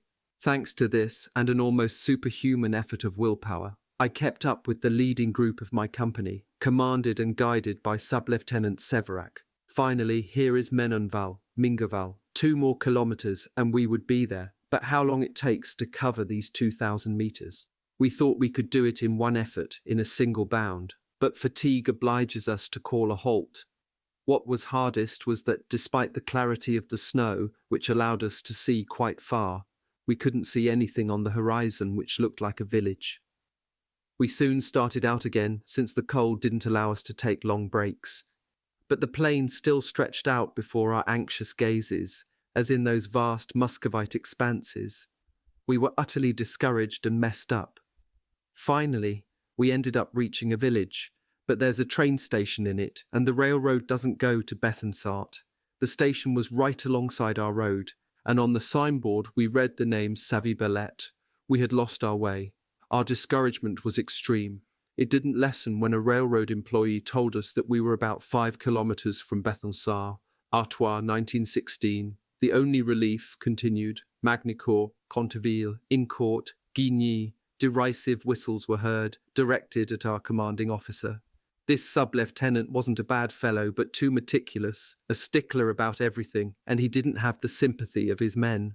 This was a good opportunity, or a bad one, depending on your viewpoint, for this to be made known. Scattered in the darkness, concealed by the thickly falling snow, just try to find out who is whistling. The soldier who is certain of impunity sometimes can become unjust and cruel. Of course, mistakes can happen. Anyone can miss a turn in the road when the snow is swirling around, blinding you, and obscuring the road ahead and its borders, and nobody else noticed that we had taken a wrong turn. In general, I have a strong aversion against those who wear gold stripes, who display a bit of authority, of despotism, of the militarism which had us all in its sharp claws. But this time, I didn't at all approve of the attitude of my comrades, because they didn't stop at whistling. They hurled all kinds of the rudest imaginable insults upon this officer. Others called out to him, "Go learn to read a map, to the schoolhouse. Do you need a lantern to show you how to get there? You don't deserve to wear those stripes, you should give them up." The officer didn't say a word, and after being shown the road to Barthas by the railway employee, he gave the order to head out. Those followed who wanted to or who could. I don't know how I found the strength to get to this village. The human body sometimes seems to be an inexhaustible source of energy, even if it means that legs, loins, and haunches demand an accounting later on, and remind us with sharp pains what excesses had been asked of them. When we arrived, we were counting on a quarter-litre of Jew coffee. We'd been promised it, but the field kitchens hadn't arrived yet. In a big shed, they had spread out a little straw.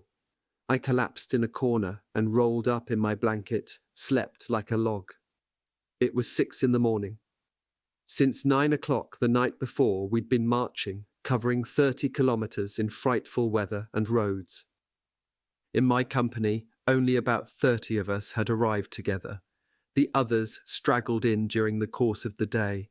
At noon, someone shook me awake to eat a bit of soup, but then I fell asleep again. My nerves were unwound, and I was like a marionette with broken strings. I couldn't even stand up.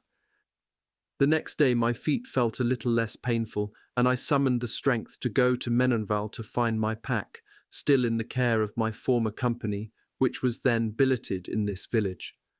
I took advantage of this opportunity to find out the reason for the punishment which the captain had inflicted on me. I expected to read a masterpiece of literature. After all, he had a law degree and had held a staff post at the ministry.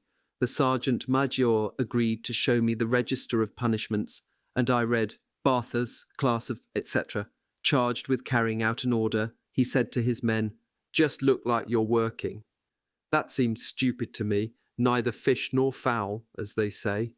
Surely Colonel Deuce must have been curious for other explanations for my being broken in rank.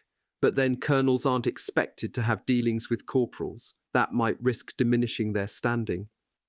I was just about to slam shut this libelous book where my name was forever inscribed for indiscipline, when I noticed that the charge was accompanied by the following amendments, signed by Commandant Leblanc. This corporal sets a bad example. He is unfit to serve as a non-com. There are a good number of candidates in his company who could replace him, to good effect. In consequence, I have the honour, Colonel, to ask you to reduce him in rank. These lines wounded and infuriated me. Take away my stripes because I lack military spirit. For my socialist and anti-militarist opinions, so be it. For me, that would be a badge of honour, just like the Croix de Guerre is for others. It would be evidence of fidelity to my principles in a time when so many had denied theirs. But the words setting a bad example were just too much. I immediately decided to file a protest with the colonel. But then I reflected that my poor stripes were hardly worth the trouble of stirring up a fuss, screwing up the whole hierarchical structure. And further, wouldn't it be satisfying for those who had taken them from me to see how hurt I was by losing them? But in the 13th Company, all my comrades begged me to protest, to give a humiliating lesson to the captain. Corporals offered to turn in their stripes in an act of protest. Deeply moved, I dissuaded them from doing this. Finally, when I left for Barthas, all hands were stretched out to me, and I saw tears welling up in the eyes of comrades, some of whom were with me since Montlouis. All these promises of support truly touched me, and this fortified me to resolve to ask for a hearing with Colonel Deuce. From victim, I would turn accuser against Captain Cross, for having forced men to work in a trench exposed to machine gun fire without it being absolutely necessary. I had to postpone my request for a hearing. The regiment was dispersed, the colonel was still at the front lines, not at an outpost, and finally we were pulling up stakes and shifting back and forth to make room for the English. On March 8th, in lousy weather always threatening to snow, we left Barthas and went to encamp at Magnicourt. The course was a short one, only 7 kilometers, but very hard, since everybody's feet were more or less afflicted by the cold. The next day, twice the distance to cover and twice the suffering. The regiment encamped at Conteville. That evening, I took a little walk by myself. I noticed, at the end of an empty courtyard, a little house with doors and windows wide open. I boldly entered this seemingly abandoned lodging. The ground floor consisted of a single darkened room. At first I couldn't see anything, but once my eyes grew accustomed to the darkness, I was not a little surprised to see a human body stretched out on the ground, covered with such miserable rags that it left parts of the body naked. I quickly approached the body, and once I touched it, I realized that it was a plaster statue dressed in beggar's cloths. Then I saw a door leading to a small chapel, and an inscription above told me that I was the guest of St. Benedict, and that this hovel was where he had lived and died in piety, zeal, and penitence. One was invited to send a wish or a prayer to this influential saint, which would surely be answered. I wanted to ask that all the cannon, rifles, and other murderous devices be hurled into hell, but I thought it would be useless. St. Benedict wouldn't have done that, no matter how highly placed he was at the Lord's right hand. It's curious how often you come upon shrines to saints in the Pas-de-Calais. One would think that a good portion of the inhabitants of paradise came from this very département. The next day we had to get back on the road and scratch out 23 kilometers, this time to get to Incourt. We arrived there hobbling along, leaning on sturdy sticks like a bunch of old men. I call upon those who have taken a walk with a simple blister on the heel or the ankle to think about our suffering, with feet that were nothing but one whole blister, or even worse, one whole chilblain. The name Incourt seemed to mean that it was unshort, and indeed the houses of this village stretched for almost 2 kilometers along the road.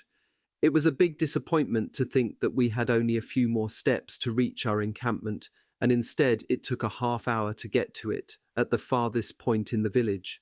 The next day, again on the road, we wondered what our goal was, where we were going, but in vain because no one told us anything. That day we encamped at Guigny. This village was so little that some sections, mine included, couldn't find any room in it, and we had to use our own tent cloths for shelter, which wasn't too comfortable. In the night, the cold chased us out from under them. As for me, I sought out a little space in a stable, where I slept like a blessed soul, despite the risk of catching a few kicks from the cows who were sleeping there. Finally, March 12th was supposed to be our last day of marching. But they told us that it would be a long and hard one, so they took 2 packs away from each squad. That way, after each rest break, by turns, 2 soldiers in each squad could march without carrying anything. 1916, Artois, Picardy, Crécy, Le Titre, La Motte-Bulleux, Favières, Le Crotoy. Along the way, we passed through Crécy and the famous battlefield, an episode of the 100 Years' War. Just one monument placed in the town square of Crécy reminded the passer-by of this historical fact. Today, this would only be a minor skirmish, a raid, compared to the titanic battles of the current war. After the battlefield, we had to cross an interminable forest. Who knows if these centuries-old oak trees hadn't been witnesses to the precipitous flight of the King of France and his companions. Finally, at 3 o'clock in the afternoon, our battalion arrived at its cantonment in the village of Le Titre, but 3 days later they moved us to the neighbouring village of La Motte-Bulleux. The squad I was in was lucky enough to be lodged with sturdy farm folk who also ran a roadside tavern where the tables and chairs were at our disposal for taking our meals. In the barn, a soft bed of fresh straw was heavenly for us. Of course, the drills began right away, and no doubt at the orders of our commandant, they became long and intensive. One day we were surprised at our exercises by the unexpected arrival of Colonel Douce, Lieutenant Groulois, nicknamed Gueule de Bois, wooden mug, slang for hangover, who commanded our company, obsequiously rushed up to the big boss. "How many hours of drilling are these men doing?" asked the colonel. 8 hours, replied Lieutenant Groulois, afraid that it wouldn't be enough, with 10 minutes rest each hour. 8 hours, exclaimed the colonel. I would be completely wiped out after that. Lieutenant, less drilling and more rest. And he disappeared. After this visit, our rest breaks were 10 minutes longer. That was 10 minutes less of getting wiped out, as the colonel had said.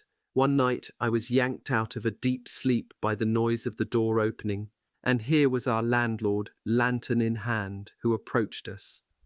"What's going on?" I asked him. "I need 2 of you to give me a hand." "Right away," I said as I got up and shook my neighbour awake. If he wasn't already a priest, my neighbor was training to be one. Steeped in devotion, he had little to do with us, except the most strictly indispensable relations and conversations. He spent his free time in the company of the battalion's curates, monks, and seminarians. Galen was his name. But what was this peaceable duty we were recruited for? There was no enemy outpost around here to be raided. It was simply to lend a hand to a cow who was having a hard time calving. Modestly, I confessed my inexperience in these matters. The Abbé Galen's inexperience was no less than my own. But as a true disciple of Christ, he couldn't refuse to help his fellow man. Besides, our landlord assured us that our role couldn't be easier and required no serious apprenticeship. As if he knew the dismal fate which awaited him in this world, the little veal calf had gotten his rear legs and his hindquarters out, but he obstinately refused to get the rest out. That's what we had to get him to do. The farmer tied a rope to the legs of the newborn. Galen and I were asked to pull on the rope while the farmer took care of the cow, but we had to act with care and a certain dexterity, which we lacked completely, in order to coordinate our efforts with the mother's contractions. We had to work with nature and not force it or abuse it. But you don't become a midwife of cattle in just a day. Despite our best intentions, we must have pulled too hard, because once the horned baby finally got his nose out, he seemed to be in miserable shape.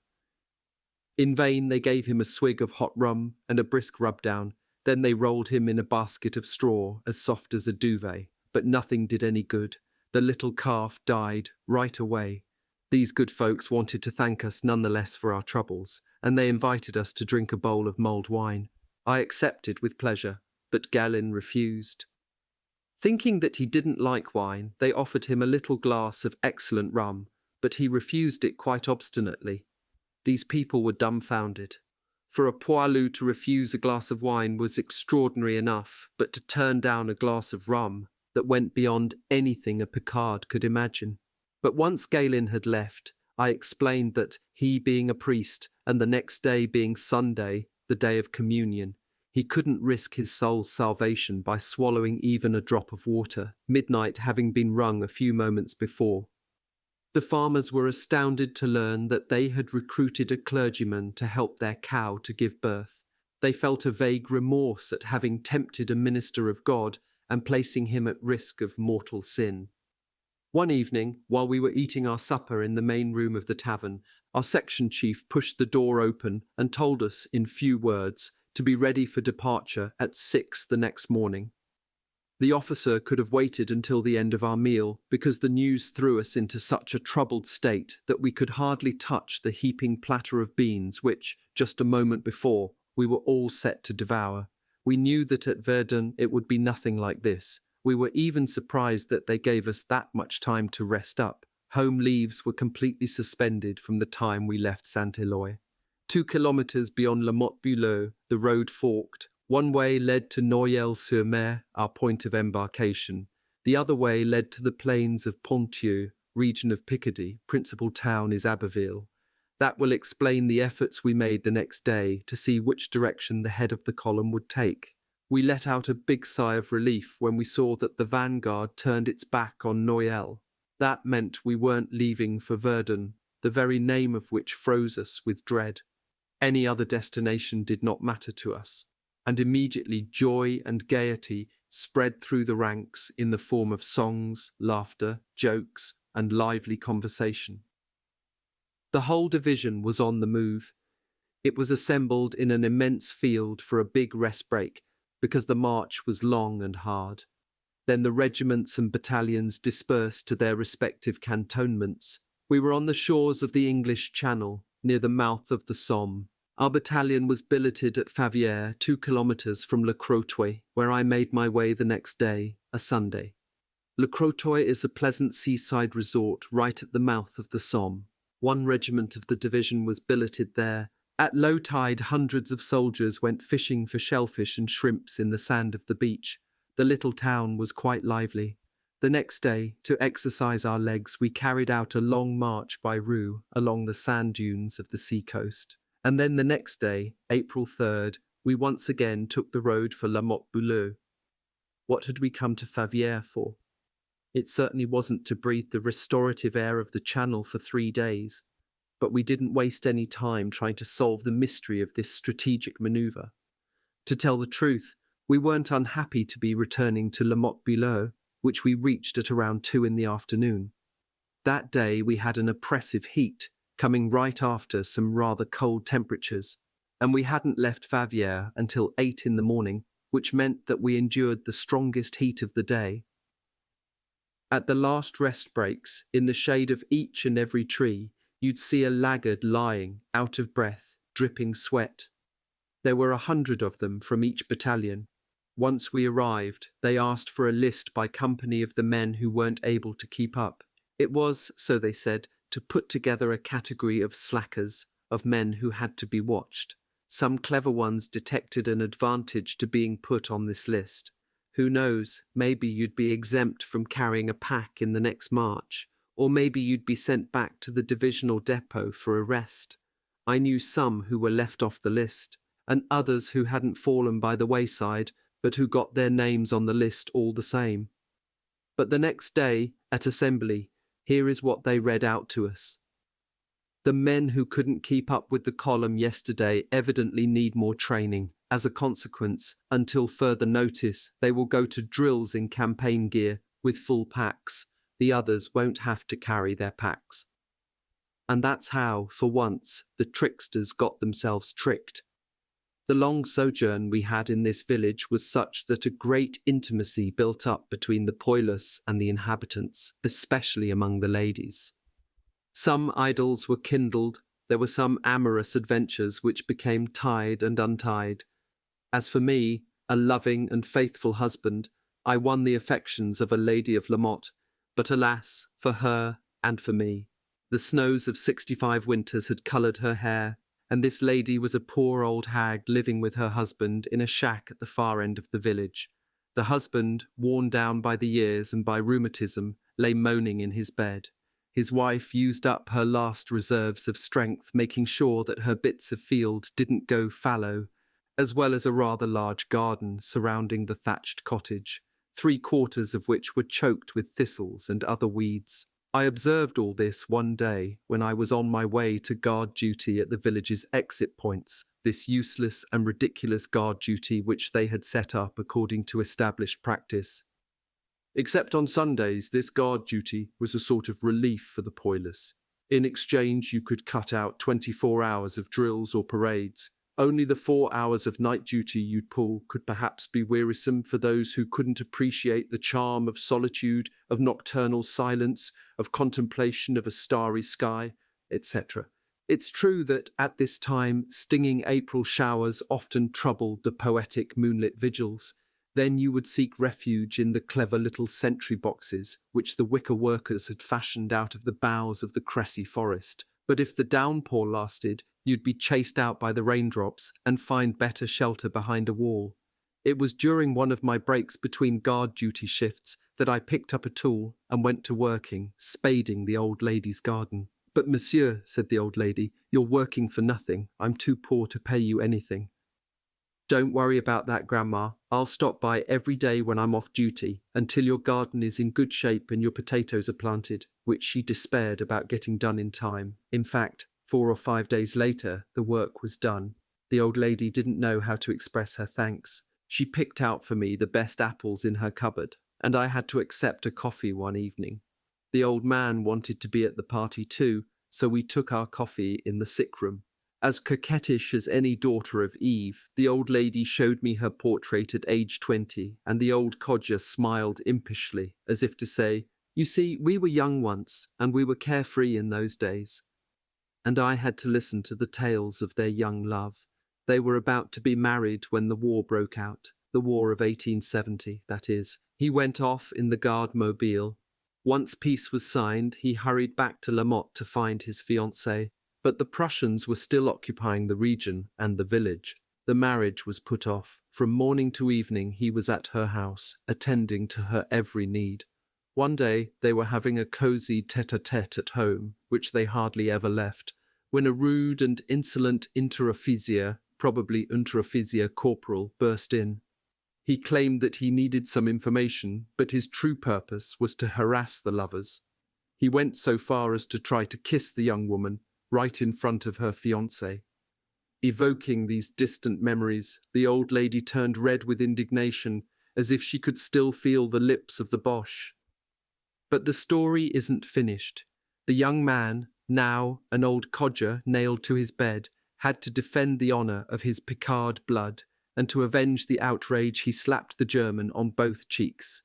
The non-com dashed out more quickly than he had come in, but he came back a moment later with a squad of policemen who seized the unlucky fiancé and dragged him off to jail under a rain of blows and kicks. The cantonment's commander was a captain who inspired real terror among the inhabitants for his severity, his brutal discipline. He decided to set an example, to make it known that whoever dared to raise a hand against a German non-com would be shot the very next day. He had no idea of the circumstances which brought on this incident, but luckily for our pair of young lovers, he was billeted at the home of the town's mayor, who told him the whole story.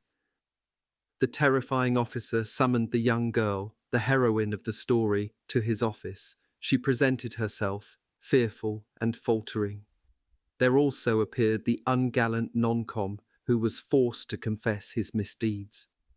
The next day, they released the young Frenchman who was expecting to be shot. 3 days later, the village was delivered from German occupation, and our two young folks got married, loved each other, and had many children, now either dead or living far away. And they remained there, at home in the poor thatched cottage, from which only death would take them away. I took advantage of our stay in La Motte to try to see the colonel about my punishment. I submitted my request for a hearing at my company's office.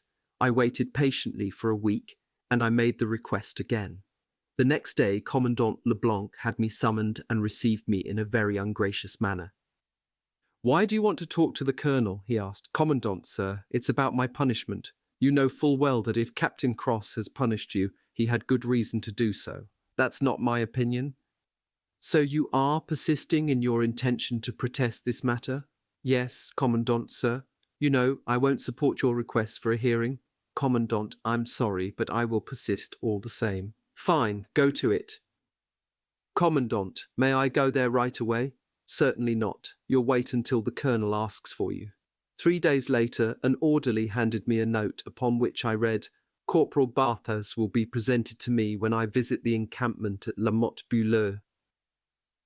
In fact, the colonel, who was based at Le Titre, did pass through the encampment a short while later, but he didn't have me summoned. Hey, what was going on? Simply this: the commandant and the captain, fearing troubles for themselves on account of my appeal, could find nothing better to do than to intercept my request, and the colonel's reply was a fabrication to make me wait patiently and then to lose patience, to put me off through failure. What can you call the conduct of these two stripers? Counterfeiters, liars, cowards? Decidedly, I said to myself, it was easier to obtain an audience with the Sun King Louis XIV in the olden days than it was today to approach a simple colonel. Seeing, or rather not seeing, anything happening, I decided to write directly to this Olympian personage, in spite of the rigorous rules which applied to those who didn't strictly follow the sacrosanct hierarchical channels. I made sure to mention that I was going outside the prescribed procedures because I hadn't been able to reach him through the regular ways. Things now moved quickly. That very evening, Lieutenant Breton, commanding the 15th Company, had me summoned and told me that he was being asked to present me himself to the colonel the next morning. The next day, April 10th, I made my way to Le Titre. After an hour's wait in the courtyard of the chateau which sheltered the colonel, Lieutenant Breton and I were brought inside. Vestibules, corridors, staircases, everything shined with fresh wax and polish. There were carpets everywhere. Orderlies, batmen, chambermaids, all looked at me in a way which signified, "Where is this filthy Poilu going?" Muddy too, with my clodhoppers, leaving a nasty imprint on the parquet floors and the carpets. Finally, they opened a door for us. We entered a room where Colonel Douce, alone, leaning against the marble mantelpiece, received us like a judge receives an accused man. After an inquiring look at my humble person, He said to me in a rough voice, "What are you asking for?" I told my complaints against the punishment which had been inflicted upon me, and I handed him my written appeal, which he read in full. When he finished reading it, he was silent for a moment. "Nevertheless," he said, "according to your commandant and your captain, you're a pretty lousy soldier. Colonel, sir, I have no punishments on my record, neither during the 3 years of my military service nor during the current campaign. And as I have spelled out in that paper, I've done my duty in every situation, and I can, if you want, give you statements from irrefutable eyewitnesses. If I refused an order that Captain Cross gave me, the whole company will attest that it would have exposed the men to certain death, uselessly, by making them work in daylight in a trench enfiladed by enemy machine guns." "But then," said the colonel in a softer voice, "how do you explain the bad marks in your record?" "Colonel, sir, I can't say, but it might be helpful to know that Captain Cross has some friends in my village who are political adversaries of mine." "Fine, you're dismissed. Lieutenant, stay here." And these two personages discussed the fate of my 2 humble corporal's stripes. That afternoon, in a large fallow field, our company was conducting an exercise. At the far end of my section, deployed as skirmishers, I was crouching with my comrades in the high grass when we spotted, riding toward us, 2 horsemen whom we recognized as the colonel and our commandant, Hans Graham. The latter looked quite exhausted and worn out. He normally seemed to have all the difficulty in the world staying balanced on his horse, but today it was truly laughable. He was making the most comical efforts to cling to his nag, which was having trouble keeping up with the colonel's mount. One would have said it was Sancho Panza trying to follow his master, Don Quixote. The 2 cavaliers turned toward us, and we could see from the liveliness of their gestures and the sounds of their voices that a spirited discussion was underway. They came right past us without seeing us, and we could hear their words clearly, proving that I was the topic of their conversation. It was the commandant who was saying in his nasal voice, "You know, Colonel, sir, this corporal has very extreme socialist ideas." But right then the 2 officers spotted us, and the colonel, quite surprised, changed the subject. This terrain would be good for a battalion to maneuver in. The next day, I learned from the colonel's aide, who was from Homps, and who was killed on Coat Hill, 304, at Verdun a short time afterward, that Commandant Leblanc, Hans Graham, and Captain Cross, the Kronprinz, were harshly lectured by the colonel. What made him the maddest was that they had blocked my requests for a hearing. He ordered them to restore my stripes to me at the next promotion ceremony. That meant little to me, but I was satisfied by the stroke of bad luck which these 2 interesting characters had encountered. That didn't keep Captain Cross from being promoted to Capitaine Adjutant Major. This news brought great rejoicing to the 21st Company. The men were beside themselves with joyous exclamations in Occitan. "No more Kronprinz! Four Eyes is gone." But our own joy turned into consternation throughout the battalion, because now he'd be wielding his petty tyranny over all of us. The useless functions of Capitaine Adjutant Major had been abolished by a superior officer less stupid than the others, but then they were restored by some idiot at headquarters. The next few days at the daily assembly, it was nothing but prohibitions, orders, punishments, threats. Beforehand, we had enjoyed a state of relative liberty at our cantonments. The good times were at an end.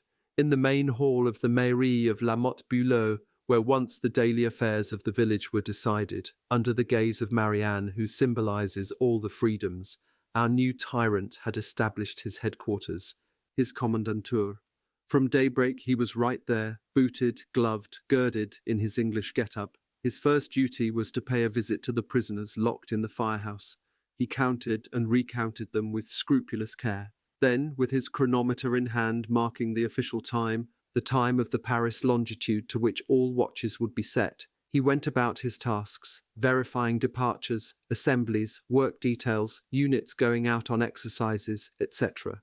Each day a whole company, armed with long brooms made of branches so abundant in the nearby Crécy forest, scoured the streets of La Motte, with shovels, spades, rakes, wheelbarrows, tumbrels, sweeping, scraping, scouring, until the appointed hour when the work detail was completed.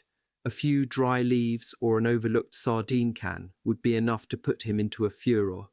Would that there had been a quarter-line in our battalion. He would have made Captain Crossmereville into a legendary character like Adjutant Flick. Around noon, during a break in the exercises, he would convoke the small fry of the stripers, the sergeants, and the corporals, and fixing his glasses on a book as thick as the Old Testament, he would interrogate them on the mysteries of military theory.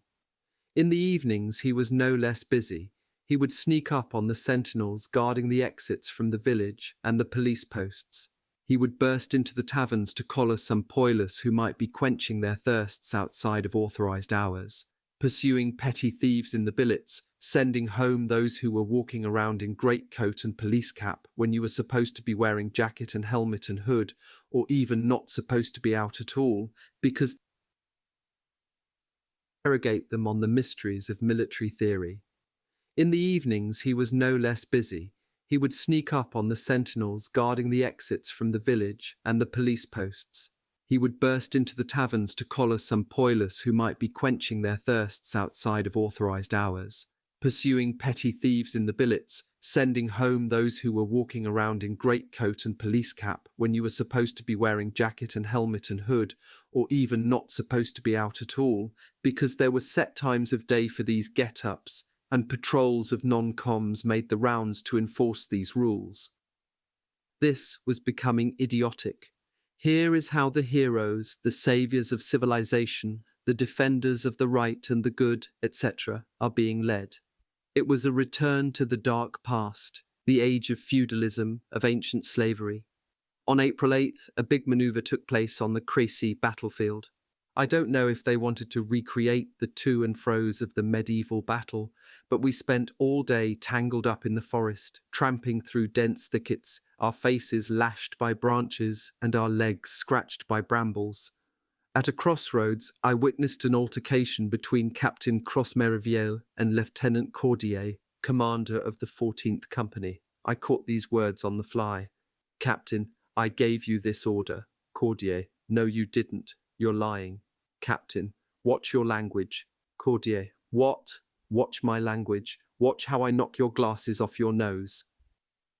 Captain Cross was particularly fond of his glasses, and even fonder of the nose which held them on his face, because he quickly sped off on horseback, to the great joy of all who were watching. 1916, toward the furnace, Revigny, Villers-le-Sec, Noyer, Condé-en-Barrois.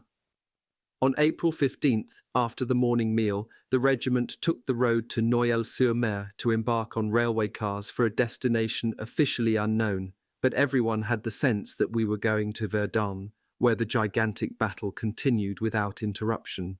Therefore, you heard no singing along the 10-kilometre route which took us to Noyelles. Nevertheless, some of us clung to the vague hope that we were going to rejoin our corps in the Oise department north of Paris. Others said they had tips that we would take up a sector in Champagne. At 7 that evening, with 40 piled into each of the cattle cars, and with no straw or benches, the train took us away. Even the colonel didn't know where. Stacked one on top of another, without even being able to stretch out our legs, which accordingly cramped up, we spent a very bad night indeed. At 7 in the morning, we passed through Le Bourget. At noon, we were at Cézanne, in Champagne, and we still kept heading east. At 4 in the afternoon, the train entered the station at Vitry-le-François. At this point, we still didn't know our destination, but we would soon find out. If the train took the direction of Châlons, we'd be going to Champagne, which was very calm at that moment. If we continued on toward the east, there could be no more doubt we were going to Verdun. Alas, that's exactly where we were headed, and at nightfall we disembarked at the station in Revigny. Revigny was a pretty little town, now half destroyed. 3 months earlier, a Zeppelin had been shot down there. No doubt to stretch our legs after 24 hours of immobility, they sent us off to encamp 12 kilometres from Revigny. It was a moonless night, but starry, and the North Star told us that we were turning our backs on Verdun. What did that mean?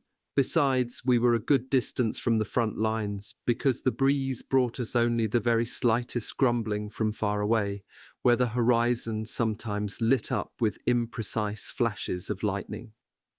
While passing through one village, a brief order ran along the column. "Attention! The general, in the village square beside his automobile, General P, watched the regiment parading by.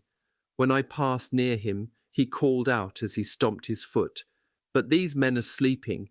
Will you look at that?' The general was right. All the men were dozing off, but he was wrong to reproach us, because he had travelled first class, then in an automobile, while we, jumbled together like a herd of animals, were obliged to pace off the kilometres heavily weighted down. We arrived around midnight in a little village where my section was billeted in a shed with half-demolished walls. For bedding, some scraps of straw and hay, of a very doubtful cleanliness. We arrived just in time because the rain soon started to fall, forcing me to change places 3 times to escape the bothersome drain spouts. The next day it kept right on raining. I read the name on the signpost at the village entrance, Villers-le-Sec, Marne, Villers-the-Dry. It should have been called Villers-le-Mouille, Villers-the-Wet. The next day, April 17th, we rested because the day after we had to begin our approach to Verdun. The Germans had occupied Villers-le-Sec for a few days, but according to the inhabitants, they weren't guilty of any serious depredations. The farmer's wife, with whom I was billeted, was still complaining that a Uhlan had threatened her with his revolver. He had discovered some chocolate, sugar, and other delicacies hidden under the good woman's bed, and he wanted to confiscate them. But she protested so energetically that this Uhlan, who in truth was not very ferocious, did not press the matter further. I know Frenchmen who, if they'd been in Germany and in a similar situation, would have had fewer scruples and would have taken possession of the chocolate from under the bed without any hesitation, and of the woman too as part of the deal if she'd been young and pretty. At the corner of a little square, while walking around, I saw a crowd gathering and ran over. At first I could see nothing very unusual. They had formed a circle around a brownish, greasy mass, containing what were clearly pieces of bone. What then was this? Someone explained to me that in August 1914, after the terrible struggles which took place in this region, the Germans, masters of the battlefield, gathered up all the dead, their own and ours, and made an immense funeral pyre which they doused with gasoline and lit. For several days the wind carried the hideous odour of grilled flesh for miles around. No one knew how, but this shape which I had before my eyes was a piece of what remained when the sinister bonfire burned out. On April 18th, at 8 in the morning, we left Villers-le-Sec. As if to mock us, the rain fell in a heavy downpour. Each of us protected himself as best he could.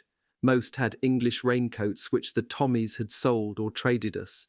Others improvised hoods with tent cloths. All of a sudden I thought I heard wrong.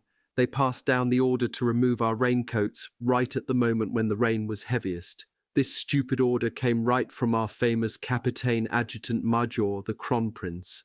He was no doubt recalling, with perfect timing, that a circular had gone around a few days ago, prohibiting the wearing of raincoats, which weren't the colour blue, the only one allowed, no doubt at the instigation of a supplier.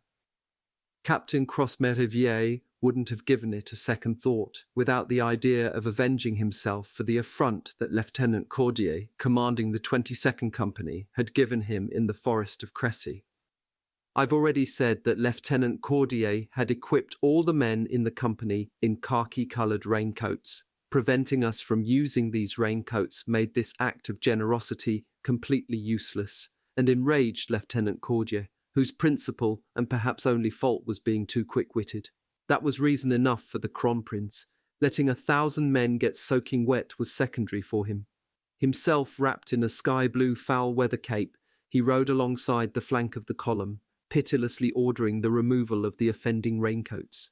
Those who had put their packs, canteens, haversacks, and other gear on top of the raincoats were obliged to halt and fall behind a kilometre or so while they arranged their attire. At noon we arrived, still in the rain, at the village of Noyers-Eauzecourt, in the Meuse, where the regiment would be billeted.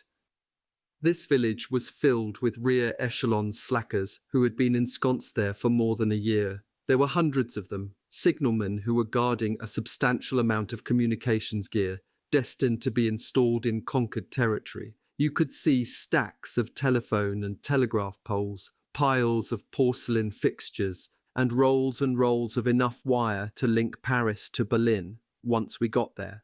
While waiting for that, the main task of the slackers was to go fishing in the river, to pass time carving on artillery shell caps, and to flirt with the ladies of Noyers. Our untimely arrival troubled the peace of these pacifistic soldiers, and we had a tough time finding something with which to shelter ourselves, so we had to wait in the rain for someone to make room for us. My section was lodged in the attic of a tumbling-down old house, inhabited by poor folks, a woman with 5 or 6 children, not counting the 3 others who were out in front, defending this dump. The floorboards where 30 of us were lodged were half rotted away, and we feared that at any moment we'd all go crashing down onto the ground floor. We didn't get any straw, and I was considered a lucky stiff by my comrades for having found in a nook an armful of dried pea plants to stick under my backside. In 1914, a skirmish had taken place in Neue. The church was grazed by a shell, and in the adjacent cemetery a few soldiers, both French and German, rested fraternally partnered in death.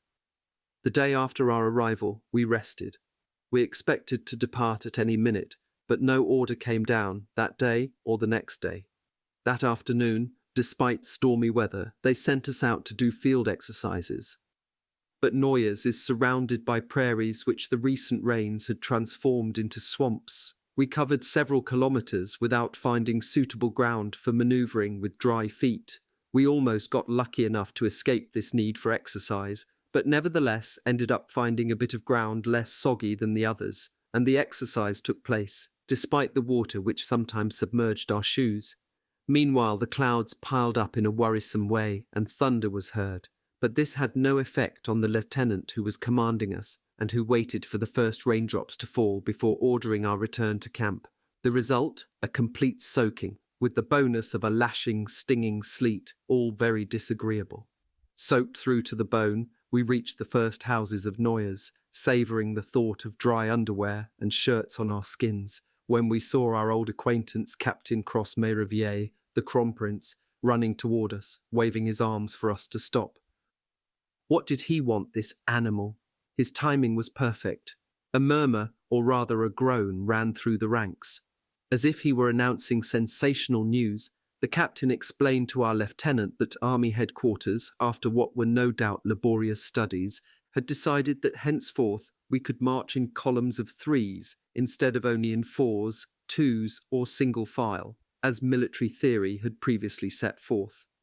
All that had been missing was 3s, and this highly regrettable omission was now rectified. Our enthusiastic Capitaine Adjutant Major couldn't wait to try it out on the first unit which fell into his hands. Cursing under our breaths, we did a left face, then counted out 1, 2, 3, then the lieutenant commanded, "To the right, by 3s, march."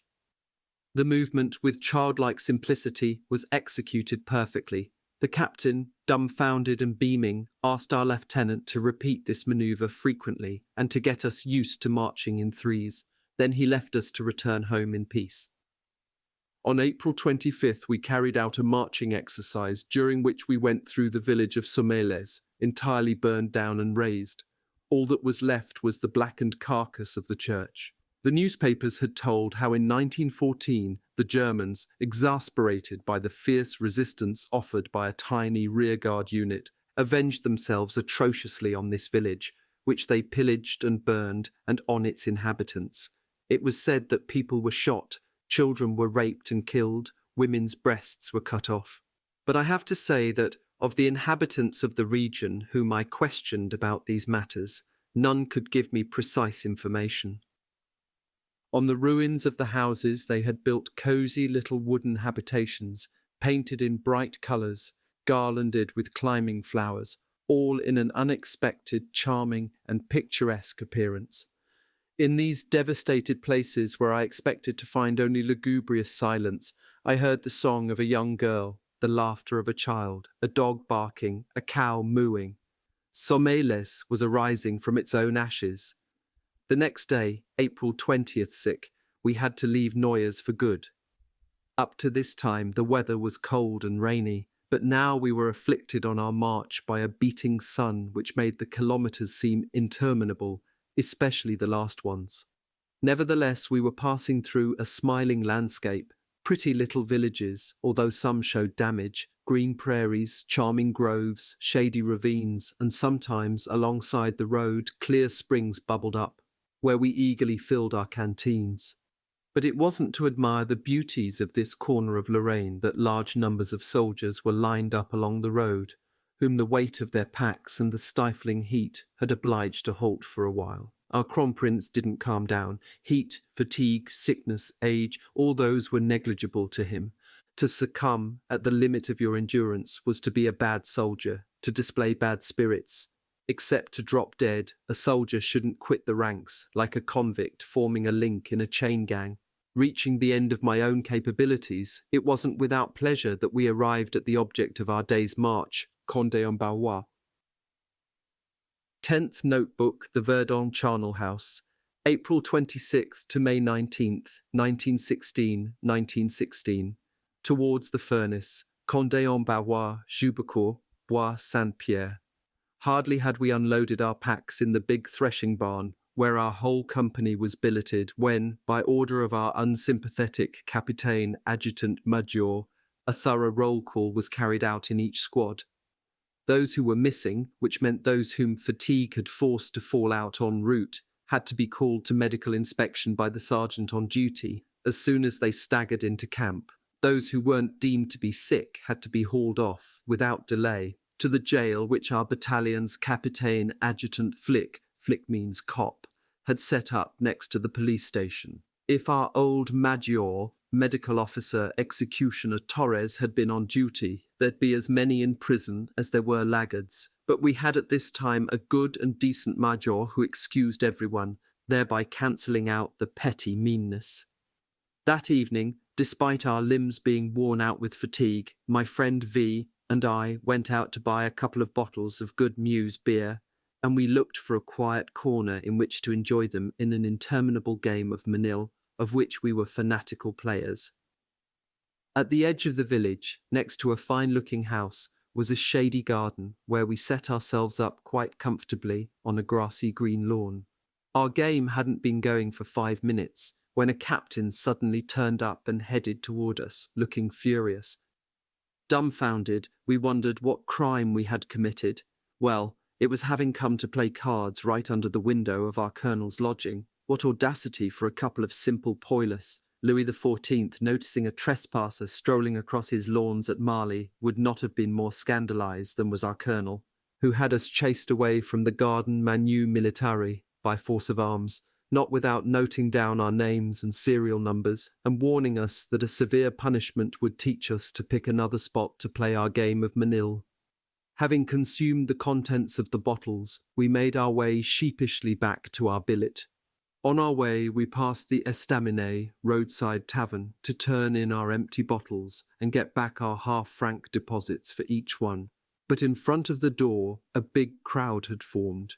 The reason was that the doors and windows were shut tight, under the apparently false pretext that there was no more wine or beer. Nevertheless, some thought that local slackers were enjoying themselves inside.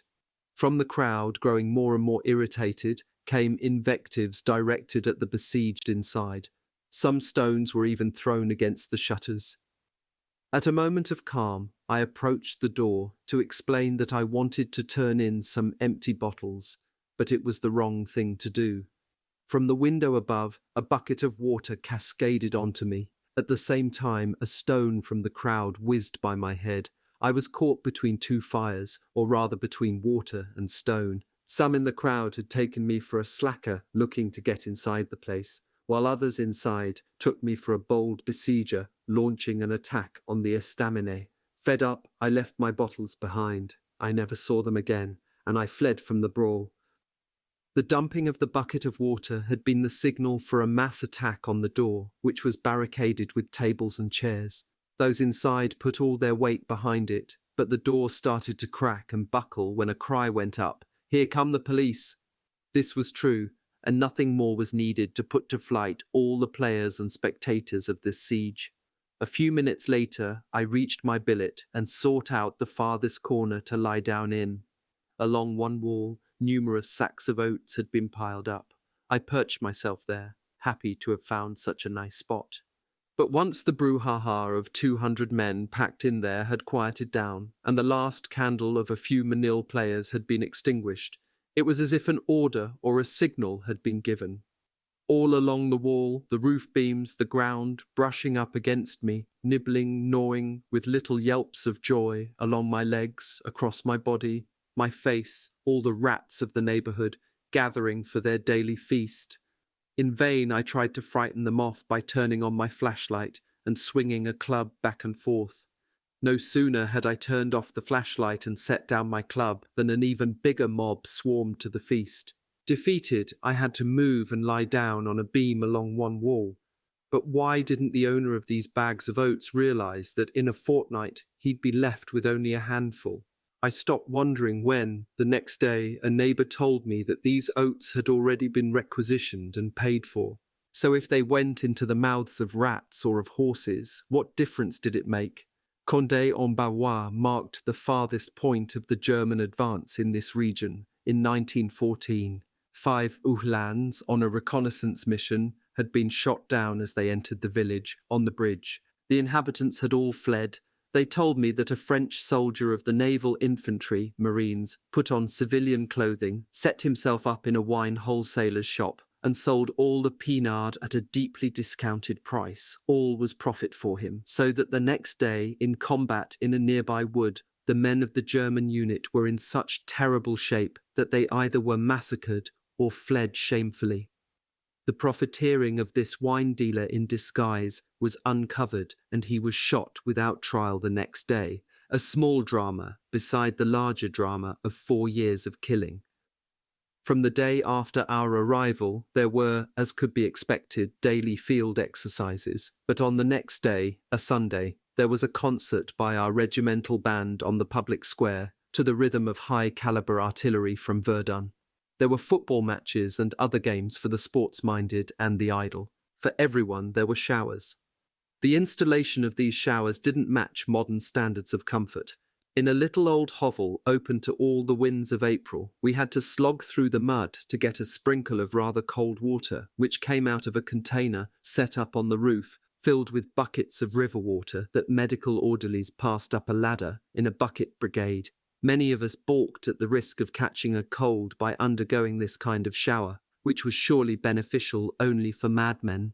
But inexorably discipline was brought to bear in the person of our Capitaine Adjutant Major. Stiff-necked, haughty, all decked out in his field outfit, he cast a suspicious eye on those who were getting dressed, lifted up their helmets to examine whether their hair was wet or not, and went away, only to survey the arrival and departure of the sections, which had to come and go in the best possible order, sometimes having to redo their march at the wave of his hand, signalling to the right by 4s or line left. On May 3rd, at 6 in the morning, the 296th Regiment made its way to Arizella-Petite, about 12 kilometres from Condé, to take part in a review, or rather, a sensational ceremony. It was the awarding of the Grand Croix of the Légion d'honneur to General Pétain, the self-proclaimed saviour of Verdun, at the hands of Generalissimo Joffre himself. The whole division, including the 114th and 125th Line regiments, the engineers, the artillery, with all their flags and their bands, was assembled there. Despite the grandeur of the spectacle, not one local inhabitant came to have a look. They figured, with good reason, that the time would be better spent ploughing a few more furrows in their fields.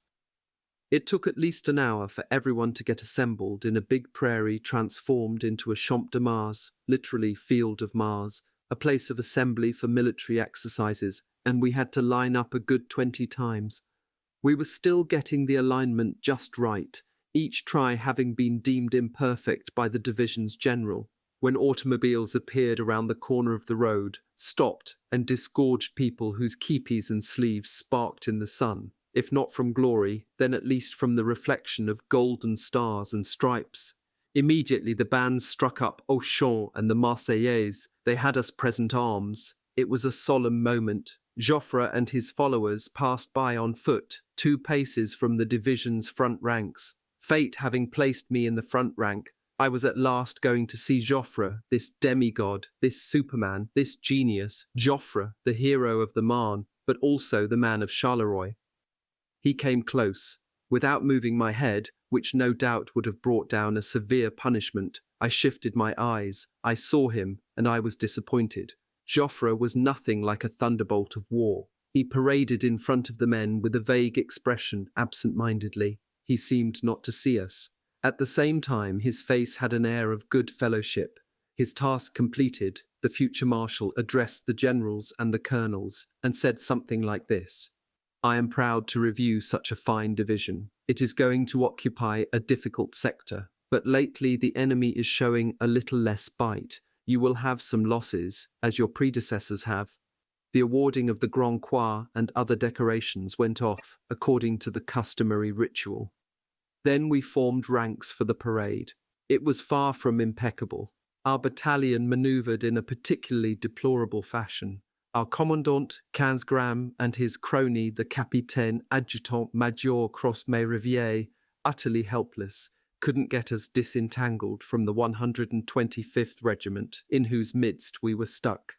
But Joffre, as a good prince would, closed his eyes, or rather turned his back so as not to see, and appeared to be absorbed in a discussion of strategy with his generals.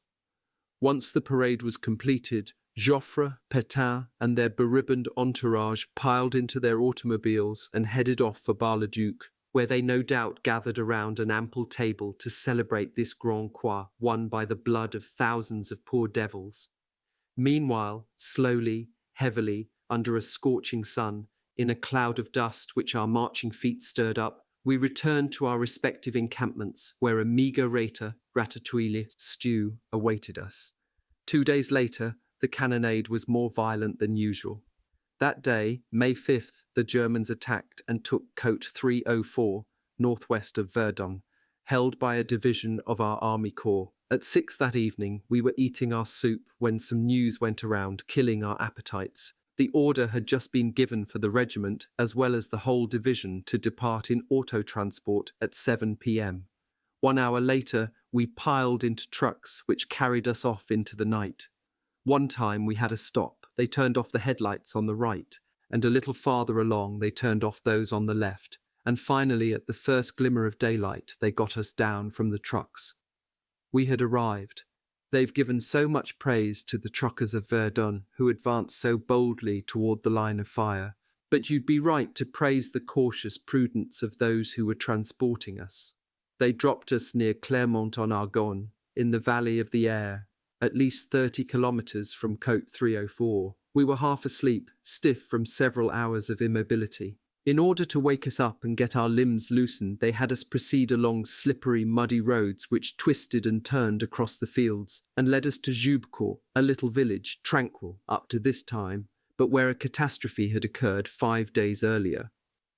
On Sunday, April 30th, an enemy air squadron had come and dropped bombs on the village. Houses had collapsed, fires had broken out, and in the midst of this noise one could hear the cries of the wounded and the moans of the dying. In telling these stories, the inhabitants still trembled with terror. Many had already fled. There were 100 or so victims, of whom about 30 had died. A non-com and a private had fled into the fields, but a Boche aircraft had chased them, and strafing the ground, cut them down with his machine gun. Hardly had we arrived at Jubecourt than the rain started to fall in abundance. We learned that the 114th and 125th regiments were ahead of us and had the assignment of retaking Côte 304. We had to await the call to go to their rescue. By 8 in the evening, no such order having arrived, we were authorized to bed down. With no better billet at hand, I set myself up rather badly in the corner of a stable, where I was sheltered from the rain, but not from the kicks of a bad-tempered mare who was nursing her young colt, and whose horseshoes nearly dislocated my knee. A few pieces of bread which I offered earned her good graces, and I could lie down with no further problems and even sleep peacefully, despite this sword of Damocles suspended over my head. A comrade who approached imprudently without the proper olive branch of peace in his hand, that's to say, without a few pieces of bread, was kicked in the ribs and had to be evacuated, which he wasn't sorry about, despite all the glory that we would grab without him. The next morning, the rain had stopped. When we left Jubecourt, the sky was clear and sunny. At 8 kilometers from Jubecourt, we reached the Bois Saint-Pierre, St. Peter Woods, which the regiment entered and where we then bivouacked. With tree branches and our tent cloths, we organized impromptu shelters for the night to come. At 9 in the evening, right when the winds, rains, and lightning flashes of a violent thunderstorm reached their climax, there was an alert. In the dark of night, in a torrential rain lashed by a wind which twisted the plaintive oaks, we had to hoist our packs and get ready. Panic-stricken, men looked in the gloom for some lost object or other, a rifle, a pack, cooking utensils, pots and pans. Then came the roll call. Some who were asleep or too widely scattered didn't hear the call to arms and didn't join us until the next day. They weren't punished. They arrived just in time for the sacrifice. Once we got out of the woods, we could advance only very slowly. Artillery batteries, caissons, wagons, interminable lines of all sorts of vehicles were crossing each other and passing each, all in the midst of the shouts, curses, and threats of their drivers. We had to halt perhaps 100 times, and it took us all night to cover the 8 kilometers which separated the Saint-Pierre woods from the Bethelin-Ville woods, where they had us halt. At nightfall, they brusquely ordered us to leave. Our battalion was going to encamp in reserve at Bethelin-Ville. This village was only partly destroyed. Nevertheless, the inhabitants had prudently taken off, except for one poor old fellow who couldn't bring himself to die far from the church tower of his birthplace. Despite finding ourselves at the mercy of an enemy bombardment, we took up quarters happily in the barns, where we rested up from the preceding nights we had spent in the rain. But for the past 2 or 3 days, I'd been doubled over with terrible pains in my belly. I made my way to sick call. Without even looking at me, the Major medical officer gave me an opium pill and asked me not to come back, saying that he too had a bellyache and continued to do his duty all the same. As I insisted that I hadn't been able to eat hardly anything for 3 days, he generously had me swallow 2 pills instead of 1 and sent me off with the word go, which signified that I was not to return. At the eve of each day of carnage, they tried using lies to counter the depressed morale of the soldier. According to self-proclaimed reliable sources, and from encouraging notes passed around, the division was going to be relieved. We weren't going up to the front line. The rationers were giving us only 2 days' worth of food, and other tales which bolstered our confidence and chased the anguish from our hearts. But these illusions were short-lived. On May 11th, our battalion got the order to head up to the front line. Departure was set for 8 in the evening. Each of us had to carry 250 cartridges, grenades, reserve rations, flares, assorted tools, etc. Weak, still suffering, I had to make a superhuman effort to keep up with my comrades, who lightened my load as best they could. Many times a cold sweat soaked my temples, and it looked like I was going to fall over. A few swallows of eau de mélisse fortified me. Along the route I threw away everything: food, cartridges, grenades, tools. Boy, if our Kronprinz had seen me. We passed through Vinneville and Montseville in ruins, and at about 11 at night we set ourselves up in a trench about 1 kilometre to the right of Esnes, 50 metres from a windmill. Its walls, riddled by shellfire, were still standing. There was, at this moment, a relative calm. All night long they brought forward pieces of sheet metal, planks and tree branches to cover up this trench and hide us from the view of aircraft, just as had been recommended to us. We were going to fill up our canteens at the mill, next to which a pretty little spring bubbled forth. 1916, The Defence of Verdun, Cote 304. As day broke, I looked out upon this famous nameless hill. Our trench lay at the foot of it. For several months the hill had been disputed as if it had diamond mines on its slopes. Alas, All it contained now were thousands of shredded, pulverized corpses. Nothing distinguished it from neighboring hills. It seemed to have been partly wooded at one time, but no trace of vegetation remained. The convulsed, overturned earth offered nothing but a spectacle of devastation. All day long we stayed close to the ground, huddled in this covered trench, suffering from heat and lack of air. The Boche planes hadn't spotted us, so we weren't bombarded by howitzer fire. We waited impatiently for nighttime, when we could walk around and breathe at our leisure. But at nightfall, our company received orders to go forward and occupy a trench a couple of 100 meters ahead. Separately, by squads, we made our way there. The terrain had been much more heavily bombarded than what we had seen farther to the rear, at the mill at Esnes. I think that the strategic necessity which brought us there was simply to provide more security and peace of mind for our colonel, whose deep dugout was right nearby. But what had the 114th and the 125th regiments of our division already done to retake Côte 304?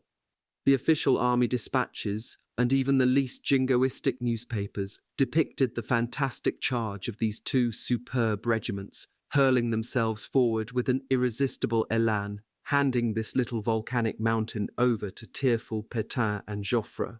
The truth was altogether different. After a prodigious expenditure of all sorts of projectiles, these two regiments moved forward and reconquered, or rather simply reoccupied, some positions they had previously lost, because the Germans had pulled back to their own lines without waiting for the assault.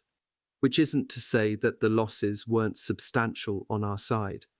In brief, things were as they were before May 5th, the French on one side of the hill, the Germans on the other, the crest once again a neutral zone blasted by the two artilleries. At the summit, the Germans still held a redoubt, which an Algerian division hadn't been able to take. This was very bothersome for us.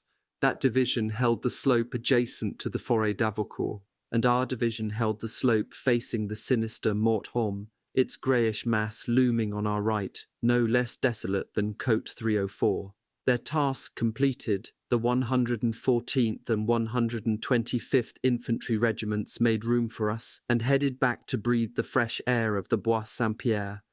Our regiment, the 296th, had the mission of once again consolidating and fortifying the French positions. The trench we had just occupied was about halfway up the slope.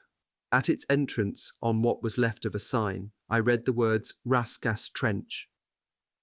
In reality, this wasn't much more than a miserable boyau dug in one night by troops who were hanging on there and who, the next day, were pulverized by howitzer fire. There, human flesh had been shredded, torn to bits. At places where the earth was soaked with blood, swarms of flies swirled and eddied.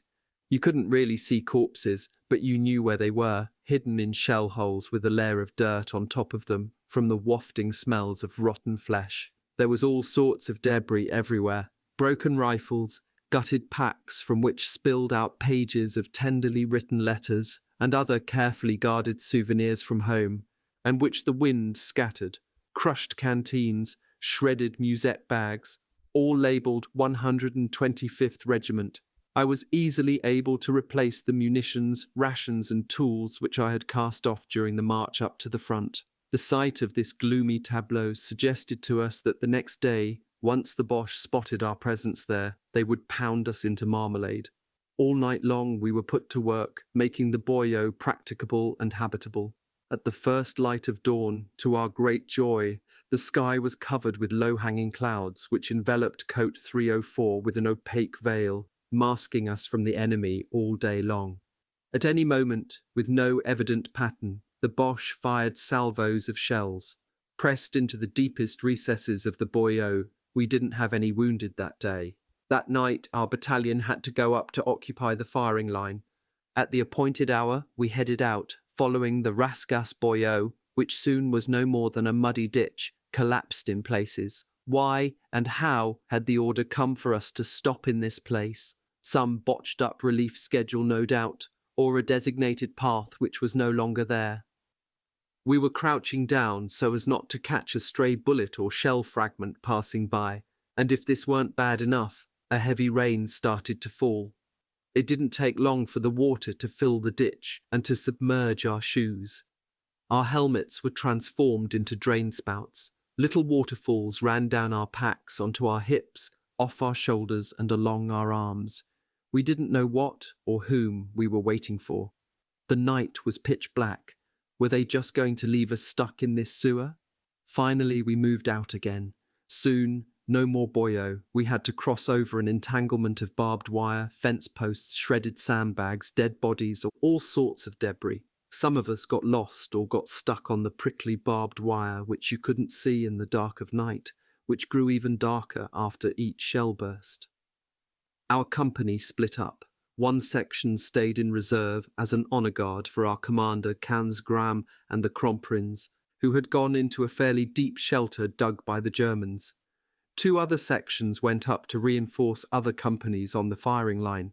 The 4th section, to which I belonged, was sent to observe on the slope of Côte 304, facing the Mort Homme.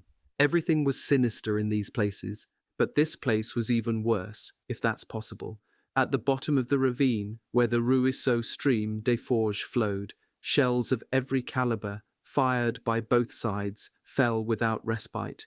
This dark abyss seemed like a volcano in constant eruption, and there we were, hanging right on its rim. Our mission consisted of maintaining liaison by patrols with the troops who held the facing slopes, but these patrols took place only on paper, in fictional reports. In reality, the patrols had ceased after 3 days. There was no one to send out on patrol. The morning after our arrival, curiosity led me to inspect the immediate surroundings of our emplacements. We were still protected by a veil of fog which the May sun would soon dissipate. Just then, in a shell hole, I saw the body of a soldier, thickly encrusted from head to toe in dried mud. "Well," I said, "here's a dead one already," and I poked him with my foot to make sure he was no longer among the living, but had entered the realm of Pluto.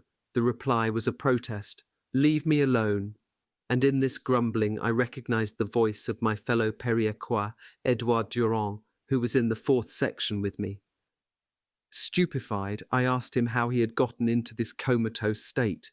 He told me how, tangled up in a jumble of barbed wire, he couldn't get himself loose until nightfall, after much trouble, and then he couldn't rejoin our section, which had disappeared in the darkness. After having wandered around for hours, he finally was able to rejoin his squad at daybreak. "But," I told him, "don't stay there, immobile, all soaked on the damp ground. Get up and shake yourself off." Overcome with fatigue, he didn't budge. "One way of croaking is just as good as another," he said, and I wasn't able to pull him out of this state. Besides, his half-section had left us to go who knows where, and I didn't see my comrade again. Only 2 squads of us stayed to cover a gap in our lines of several hundred meters. It's true that, right above us, a French machine gun section was installed in a rather solid, well-hidden dugout. But one morning we saw, to our horror, that this emplacement had been completely destroyed in an avalanche of big shells. Machine guns and machine gunners had disappeared. We were alone, quite alone, 30 men with Sub-Lieutenant Laureus, abandoned, sacrificed in this den of cutthroats. Our firing line was broken, with gaps of as much as 400 meters between sections and companies. No one really knew whether we had Germans or Frenchmen in front of us. Some of the gaps were heavily bombarded, and no one could hold them. That evening, Sergeant Fontes got the mission from Sub-Lieutenant Laureus to take with him a courageous fellow, and that night to reconnoitre and to find out who was up ahead of us, subjects of the Kaiser or of Poincaré. Sergeant Fontes couldn't find one volunteer in the section who sought to earn the label of courageous. Each one had a perfectly good reason to invoke. One had blisters on his feet, another had rheumatism, yet another could prove that he'd been in the latest patrol. Young men begged off because of weakness, old men out of exhaustion. Finally, reluctantly, Sergeant Fontes turned to me, the ex-corporal who had been busted in rank for his advanced socialist ideas and his pacifism. He spoke to me not as a superior, but as a comrade and even as a friend. I accepted, but with conditions that took a lot of the shine off my apparent zeal. I demanded to be exempt from 3 nights of outpost duty, patrols and chores, with nothing more than a rifle, a bayonet, and 2 packs of cartridges in our pockets. The 2 of us headed out. A sliver of moonlight shone the way for us, across a terrain as pockmarked as a kitchen strainer. In some places the ground was worked over, slashed and overturned as if by a recent earthquake. Any living thing had been snuffed out. After covering a few hundred meters of this chaotic terrain, our senses were able to discern the limits of this immeasurable horizon of nothingness. We thought we were lost in the middle of an immense desert. It was impossible for us to tell from where we had come and where we were going. Crouched in a shell crater, we sought in vain to orient ourselves by flares or by the sound of artillery batteries firing. All of a sudden, the jumbled sound of voices reached us. Anxiously, we listened. A German patrol, a French work detail. But we soon picked out a few emphatic maquerelles and nom de Dieu and other sonorous curses which could come only from natives of the banks of the Garonne River in southwestern France and the Mediterranean. It was a providential ration detail from my old company, the 21st Captain Houdel's, which was just passing by us.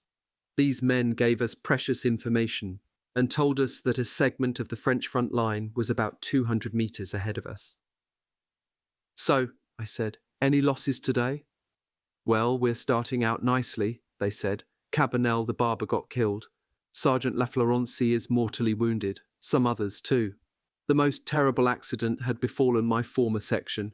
3 of my old pals, fooled by either a moment of calm or their own bravado, decided to make up a game of Manil without finding a 4th hand. No sooner had the cards been dealt than a 105mm shell fell right in their midst, blasting them to bits. Only Corporal Larche was able to cry out, 'Oh my God, my God!' The other 2 unfortunates were Corporal Peyret and Private Courtaulli. If I had still been with them, wouldn't I have been tempted to take up the 4th hand of this fatal Manil game? And right now, wouldn't I be blown to pieces like my luckless comrades? It gives me chills just to think about it." Our buddies told us that 200 or 300 meters in front of us, we'd find scattered remnants of the 22nd Company. To cover this distance, we had to tumble into a crevasse, a kind of twisted corridor which linked one shell hole to the next. This was the front-line trench, or rather a segment of it, which the soldiers, silent shadows, dug out and extended, while others, flattened against the slope, immobile, seeming to sleep with rifles at hand, burrowed into the darkness. Right when we arrived, bullets whistled around our ears, and a cry and a death rattle were heard in the trench. A fellow just had his skull shattered by one of these bullets fired from a machine gun on the slopes of the Mort Homme. Sergeant Fontes got our patrol order countersigned by Lieutenant Cordier, who commanded this company. The command post was no more than a shell hole, half covered by a wooden plank. This done, we made our way back to our own emplacement, guided only by the instinct developed in us after long months of nervous tension.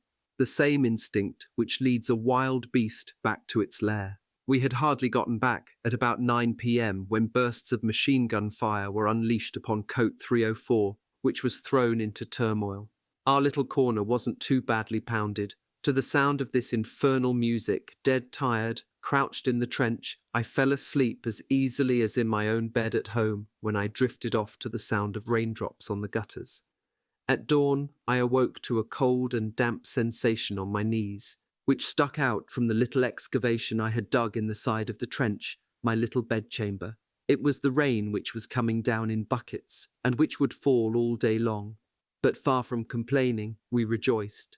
No sun meant no German airplanes overhead, no sausages. It was a truce, a rest. We were free to walk around, to chat, to stick our noses out of our holes, to get some food brought up from the rear.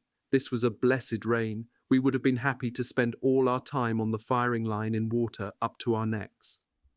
But on the morning of May 16th, a cool breeze swept the sky clean of clouds, and a bright sun rose.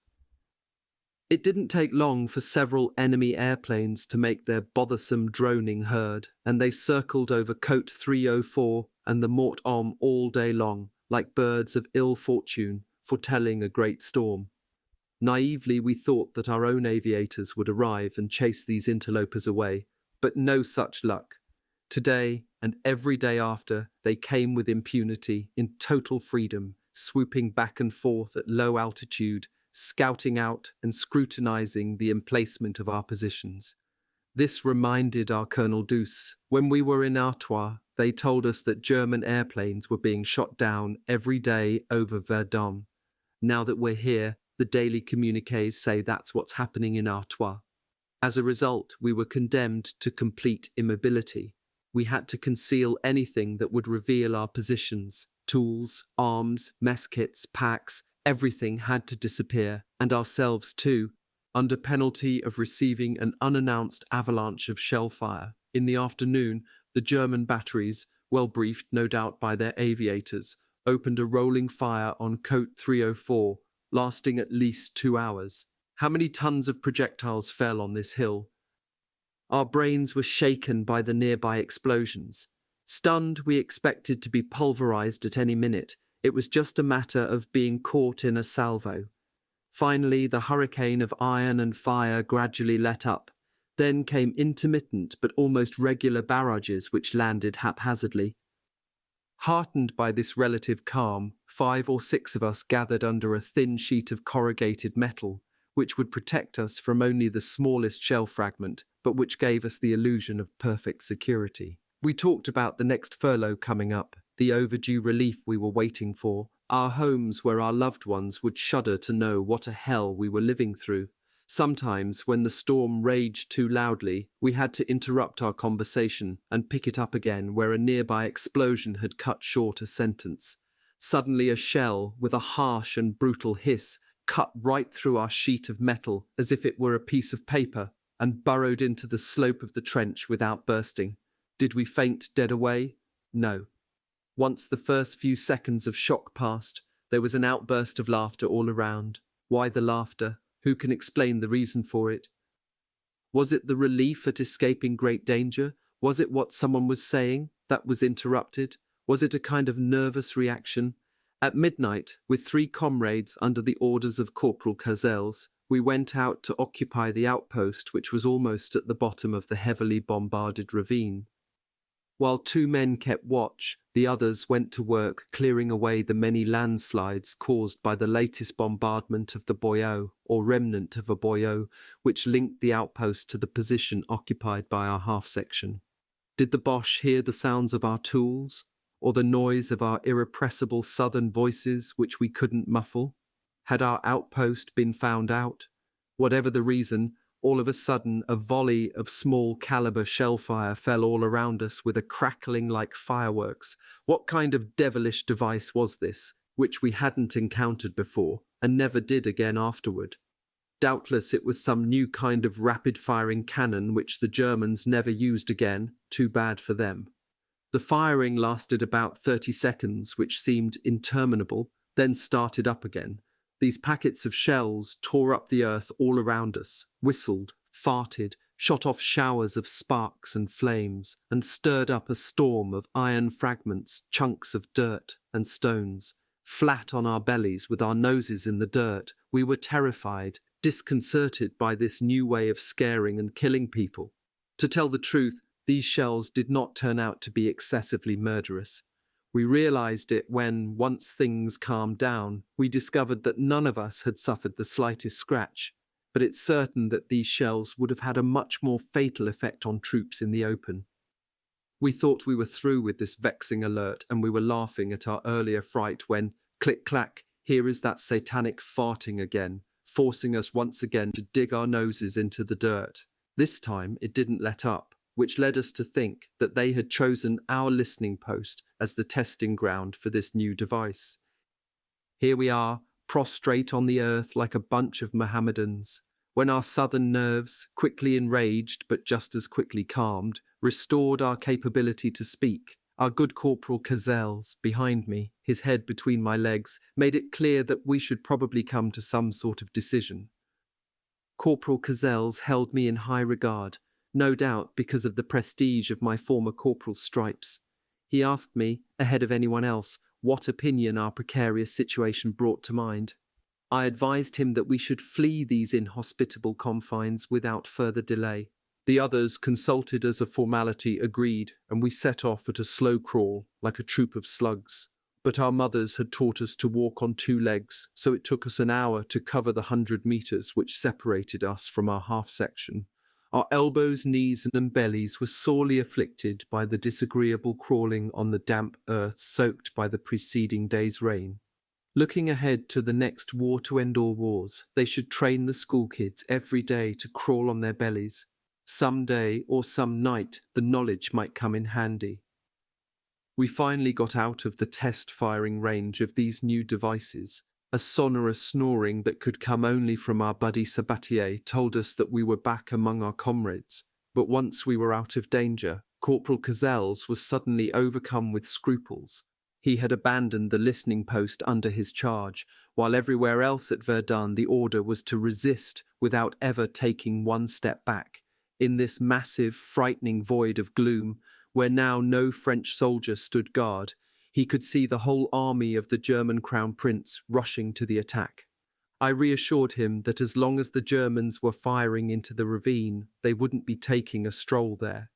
Let's look after our own comrades. That's what's important. At this moment, our ration teams arrived. Each night they went to pick up our meals, our letters and packages from home, at the field kitchens which were advancing, not without risk, on the road between Vigneville and Esnes. A shot of hooch could set aside our little nighttime cares. Right then, the snoring of Sabatier ceased. A 420mm shell falling right next to him might not have awakened him, but the one word, hooch, or just the smell of it, got him up right away. The ration teams gave us the comforting news that our relief would come up the following night. Soon the first indistinct glimmers of dawn scattered the protective shadow which surrounded Cote 304, and like owls we sought shelter in holes scraped out of the slopes of the trench. We brought our comrades up to date about our nighttime adventures. They burst out laughing at our fright, but they didn't laugh for long. On several occasions our trench was assaulted by the same diabolical devices we had encountered. One of us saw his mess bag disappear. Another had his canteen half melted.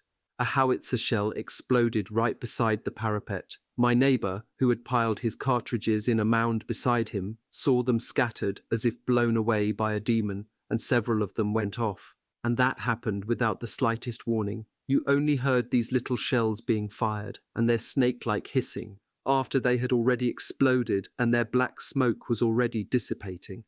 This was an ordeal. We would have preferred a violent bombardment, which would eventually come to an end, to this rain of little farting shells which fell on us indiscriminately, seeming to come right out of the earth. And to make it worse, as I have already described, all of us, one after the other, suffered from an epidemic of intestinal disorders. The resulting diarrhea sure cleaned us out, but inopportunely. As soon as one of us got over it, his next-door neighbour was afflicted with it and had the bad luck to have to climb out of the trench and head for the shell hole which served as a latrine. Of course, we did this only as a last resort, at the last moment of agony, stretching our guts until they were about to burst. One of us was surprised in the latrine by one of these sudden fusillades and collapsed into his own excrement. So as not to expose oneself to similar incidents, some use sardine or monkey meat cans as chamber pots, so as not to have to leave one's hole in the ground. One even sacrificed his cast iron dinner plate. We soon had other pressing reasons not to move. On that day, May 17th, from noon to 4 in the afternoon, the Boche unleashed upon Cote 304 one of the most terrible bombardments that I heard and saw throughout the whole war. A thick cloud of smoke mixed with dust, marked with black smudges, or by the vivid green left by bursting flares against the sun's rays, burned our eyes and parched our gullets, while the stench of sulphur or of I don't know what, mixed with the lingering smell of rotting flesh, grabbed us by the throat. Like the waves of a raging ocean, the salvos of iron and fire marched forward, retreated, advanced again, submerging Cote 304 in a torrent of shellfire. And to think that we were only one small link in Verdun's chain of defence. To our right, at Avocourt, and to our left towards Chattancourt, the cannonade went wild. And on the other side of the Meuse, at Damelou, Fleury, the fort of Vaux, it was even worse. Behind us did our own artillery respond, I cannot say.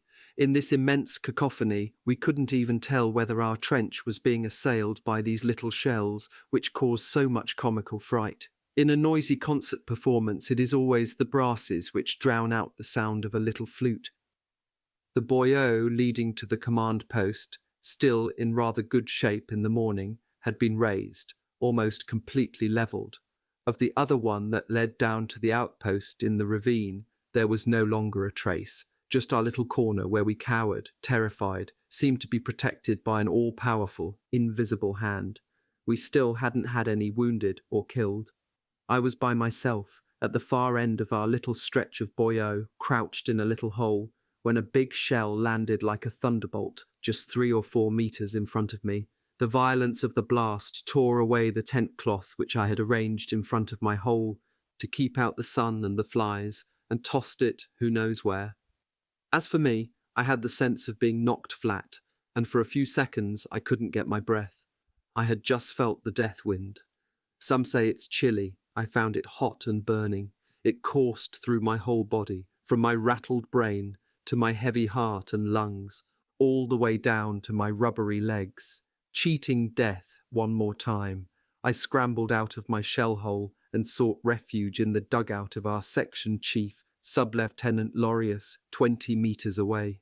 He welcomed us as comrades, but going there was admitting to being afraid, which is tougher than one might think for a native of the Aude or the Garonne, département, southeastern France, adjacent to the Aude. Principal town is Toulouse, to admit, even when, like me, you feel like you've already got one foot in the grave. The collapse of my shell hole was an excuse which safeguarded my reputation for courage. Sub-Lieutenant Lorius, seated philosophically in his shelter like Diogenes in his barrel, smoked cigarette after cigarette. To calm me down, he offered me a Valda pastille, a lozenge to heal colds and bronchitis, which was better than nothing.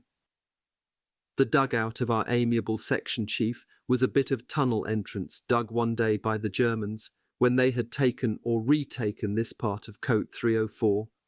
Unfortunately, they didn't have the time to finish it, and it had only 4 steps going down. Other soldiers nearby, emboldened by our presence and fearful of being buried alive in their own foxholes, came to the shelter. I remember Corporal S. Each time a shell whistled overhead, dipping his head and his shoulders in an instinctive movement, like a condemned man who sees the executioner brandishing the axe over his head. Our sub-lieutenant finally told him that it wasn't worth the trouble to scrunch your head down each time, as if the shell was coming right down on us. "We don't need you to scare us all stiff," he said. Sub-Lieutenant Lorius wasn't one to stay put.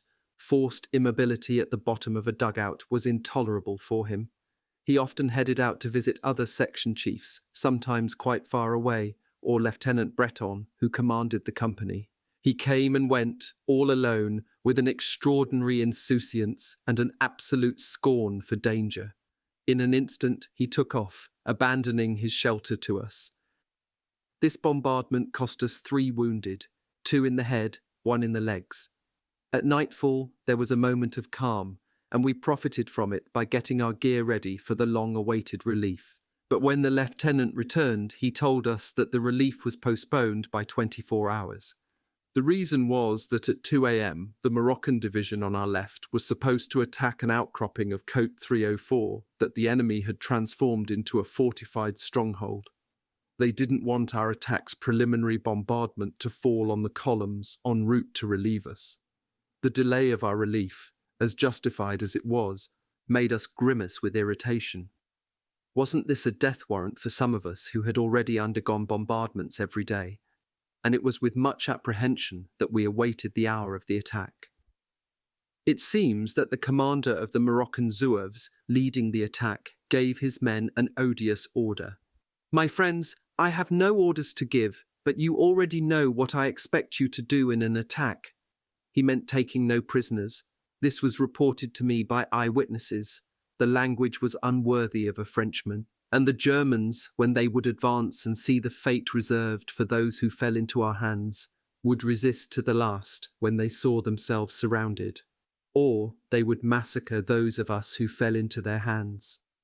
That's the way they killed those who were at one of our first aid stations. The medical officer, the orderlies, the wounded, some of them finished off with blows from rifle butts.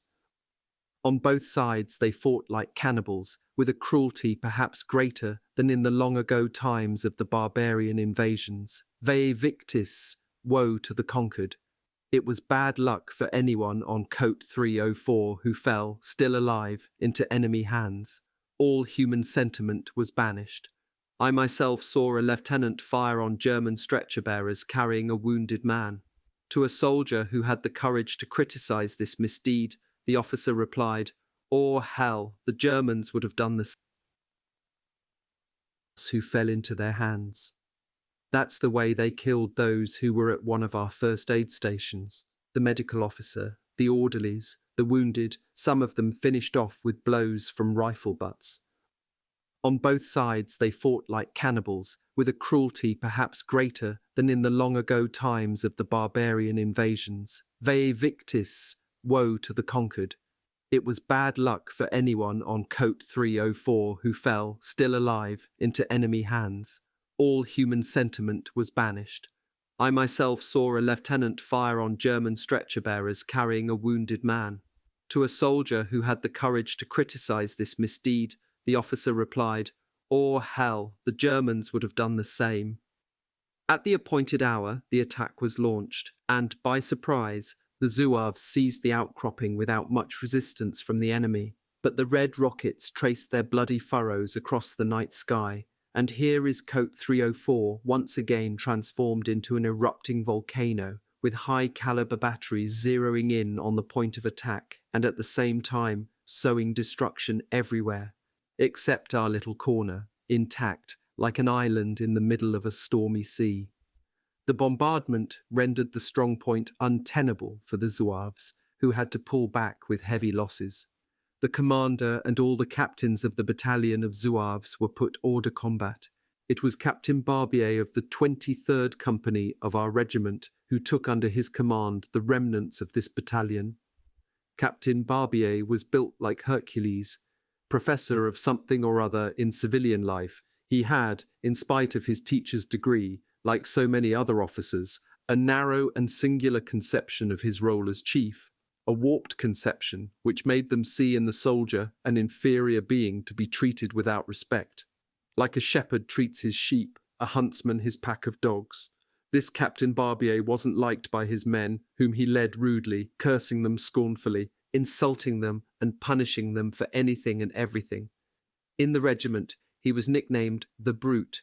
At the same time, we couldn't reproach him for any lack of courage. He was right up at the front line, tossing grenades with remarkable strength and skill. In fact, it was he who organized all the front lines, filled in the gaps, installed outposts, established a more or less continuous front.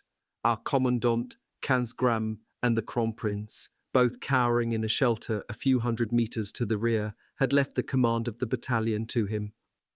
On the morning of May 18th, when Captain Barbier saw the Germans batter the Zouaves and retake the outcropping, he got really excited. He sent men and work details out in every direction, looking for boxes of grenades, cartridges, flares, etc.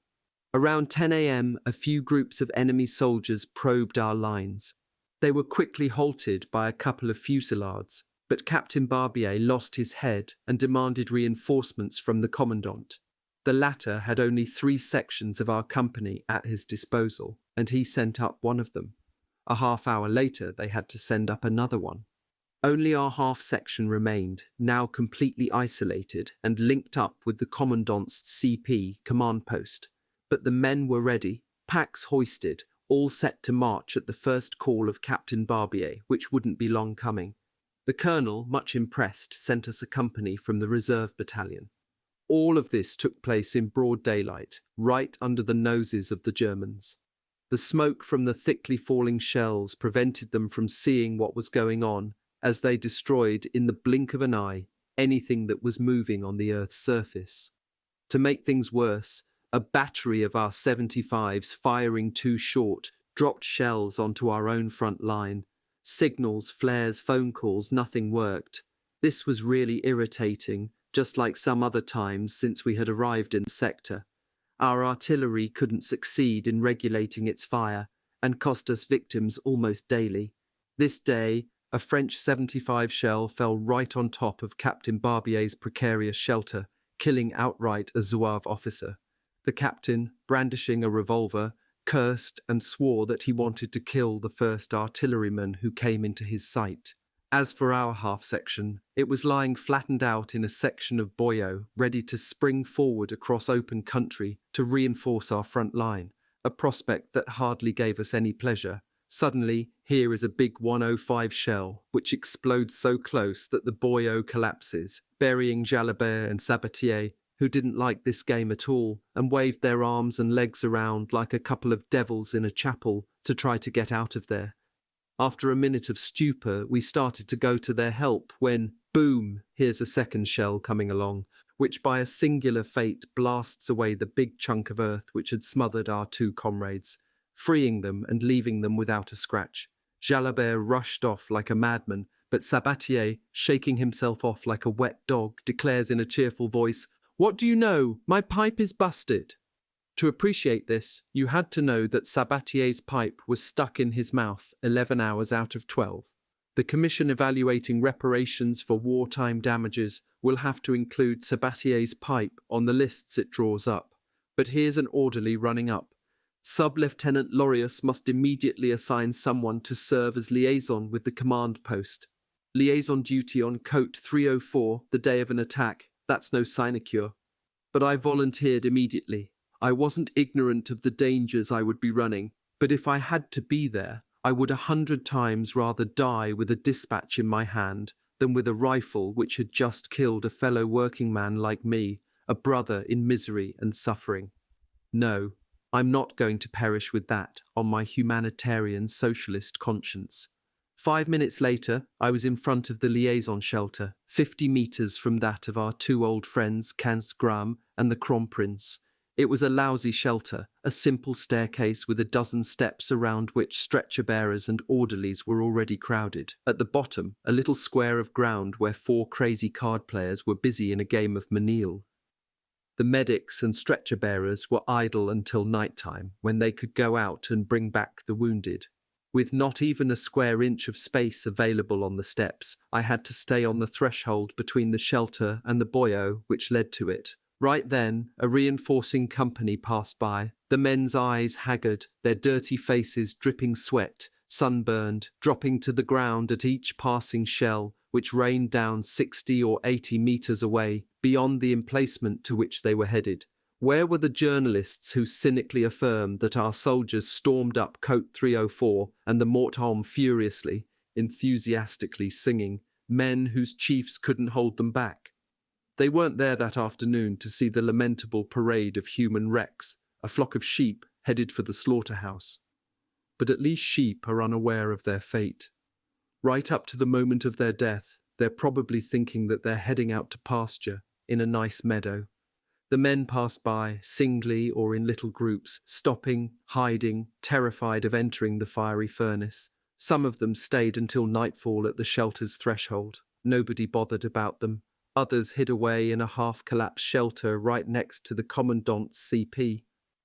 But at one point, Capitaine Major Cross, sticking his nose out, noticed the latter and ordered them to rejoin their company. But they categorically refused. "We won't move up to rejoin them until nightfall," they said. The captain, not disposing of any means to make them head out, gendarmes didn't venture this far forward, rapidly disappeared back down into his hole.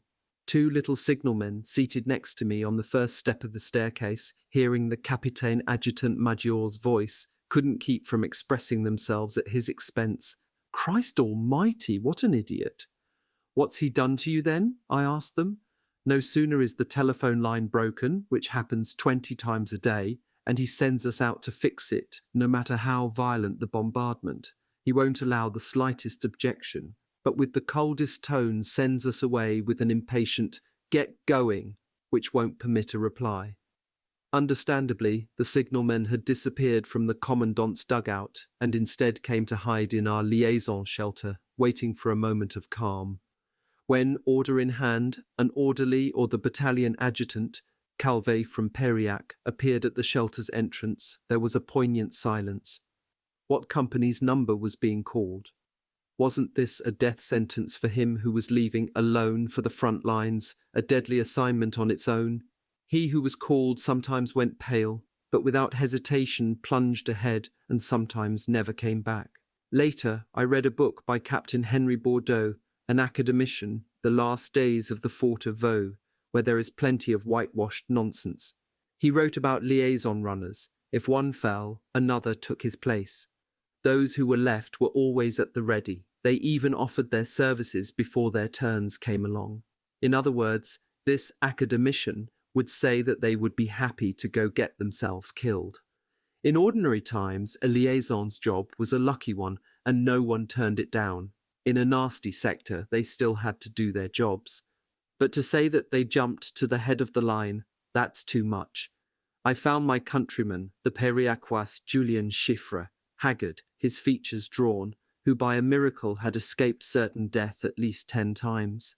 Today, he said, was the worst ever. He confided to me that in despair of getting out alive, he had just said confession to a stretcher-bearing priest and then stayed on his knees in prayer. I tried to boost his morale, affirming my own good hope of leaving this place alive. The relief will be here tomorrow night. Have courage. Hold on until then, I told him. At this moment, any hope seemed like an illusion, the cannonade reaching a new level of violence. The dispatches reported that this afternoon, the aviators flying over Côte 304 couldn't see it through the thick cover of smoke, pierced by flashes of lightning. As for me, no one called for me, no one asked for me or bothered with me. I still wonder why they had made me come there. At nightfall, a signalman informed us that the colonel, comfortable in his shelter, wanted to let our battalion have 24 hours more. But, he said, the commandant and the capitaine adjutant major cried out on the telephone that that was impossible, that the exhausted men couldn't hold on anymore, etc. In the face of such energetic protests, the colonel granted our relief for the next night. The order of relief stated that, once replaced, each unit had to make its way immediately back on its own to the Bois Saint-Pierre, the battalion's assembly point. At 11 at night, the liaison from the relief unit arrived. We could now head out, but we had to await our bosses, 15 Gram, and the Cromprins, who didn't seem to be in any hurry to get out of their holes, while the cannonade still raged. Crouched around the shelter, making ourselves as small as we could, we were eager to go, but no one dared to leave. Some timed fuse shells exploded above our heads, and a piece of shrapnel hit my helmet. Those shells generally announced the imminent arrival of even more dangerous armor-piercing shells. The fear of this caused a couple of shadowy figures to break off from our group and disappear into the darkness. I suggested to my friend Chiffre, sprawled beside me in the same shell hole, that I had had it with the company of the commandant and his partner in crime, and was ready to head out myself. Together we took off with all the speed that our heavy loads and our state of exhaustion would allow. By following the regular route of the relief units and the work details, in 10 minutes one could be at the base of the hill, at the mill of Esnes. But at this moment all was madness. A veritable curtain of steel and fire blocked the road.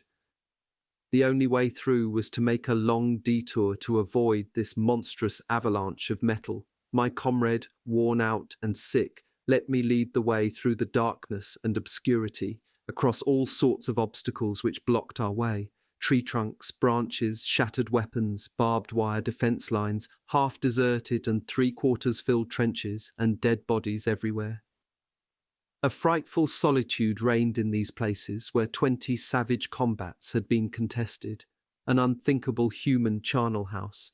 But we were indifferent to these horrors, thinking only of getting out of this macabre place. That wasn't easy, because we had to clamber over big bunches of barbed wire, which grabbed our trousers and the tails of our greatcoats, like invisible hands grabbing us and holding us back in this hell. Sometimes we had to crawl along on our hands and our bellies to make our way through. My friend Shifra, afflicted with chronic bronchitis and incipient asthma, huffed and puffed behind and had to stop every now and then. I used these pauses to reconnoitre a pathway ahead. Bothered by this, he called my name, fearing that I would abandon him. Of course, the howitzer shells rained down on these slopes, forcing us to throw ourselves to the ground as soon as the violent, sinister whistling announced that they were heading in our direction. To guide us in our flight, we turned our backs on the flares and rockets which marked our front line. Each step forward took us farther to the rear. There was no need for a map or a compass. It didn't matter where we ended up. Here and there appeared other shadowy figures, fugitives like ourselves seeking the road to safety. All of a sudden, an imperious voice behind us called on us to halt, and at just the right time, in the middle of a salvo of shellfire, a minute lost could be fatal, so we played deaf. After a second summons, which we also ignored, we heard the jumble of footsteps coming toward us, and suddenly someone jammed the barrel of a big revolver right under my nose, crying out in a terrible voice that if I took one more step, I'd be a dead man. Another stranger was shaking Chiffre by the collar as if to strangle him. Christ, had we run into a couple of madmen? There were plenty of examples of those who had lost their wits altogether in places like Côte 304. But I soon recognized that I had in front of me the young Sub-Lieutenant Roquet of the 23rd Company, that of the brute, the terrible Captain Barbier. Sub-Lieutenant Roquet represented a common type of young officer, brave, courageous, well-trained but immature, play-acting, filled with pride, treating the men like children, sometimes having fun with them, but, in a quick mood swing, capable of meanness and petty vexations. In a word, just as likely to commit dramatic acts of egotism and cowardice as acts of heroism, depending on the circumstances and the amount of hooch consumed. Outraged by this highly impolite way of stopping people, I hoisted my level rifle and replied to him, "You've got your revolver, I've got my rifle, so what do you want to do now?" Seeing us moving downhill at all deliberate speed, he had figured that we knew where we were going, and he had wanted us to wait for him and his orderly so that we could guide them along too. He swore besides that he had no intention of using his revolver on us, but just like Captain Barbier, he wanted to shoot down the first artilleryman he ran into, which he didn't do, nor would he have. Soon after that, we met up with a Poilu completely draped in armour, made of platters, canteens and cooking pots and pans. It was a conscientious rationer transporting all of his cooking equipment. We were joyfully surprised to discover that this peaceable warrior was none other than our fellow Periacois, Paul Alpech.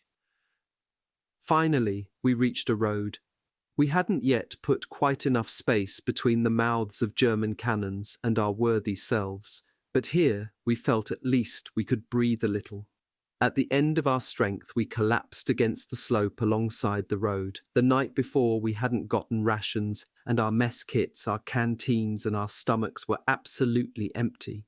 Exhausted and famished, we wondered if we'd be able to pick up the march again, when all of a sudden we sniffed the tempting aromas of coffee, of bouillon, of garlic wafting their way into our nostrils. The darkness had kept us from seeing, a short distance away, some field kitchens, awaiting in complete silence the arrival of ration teams.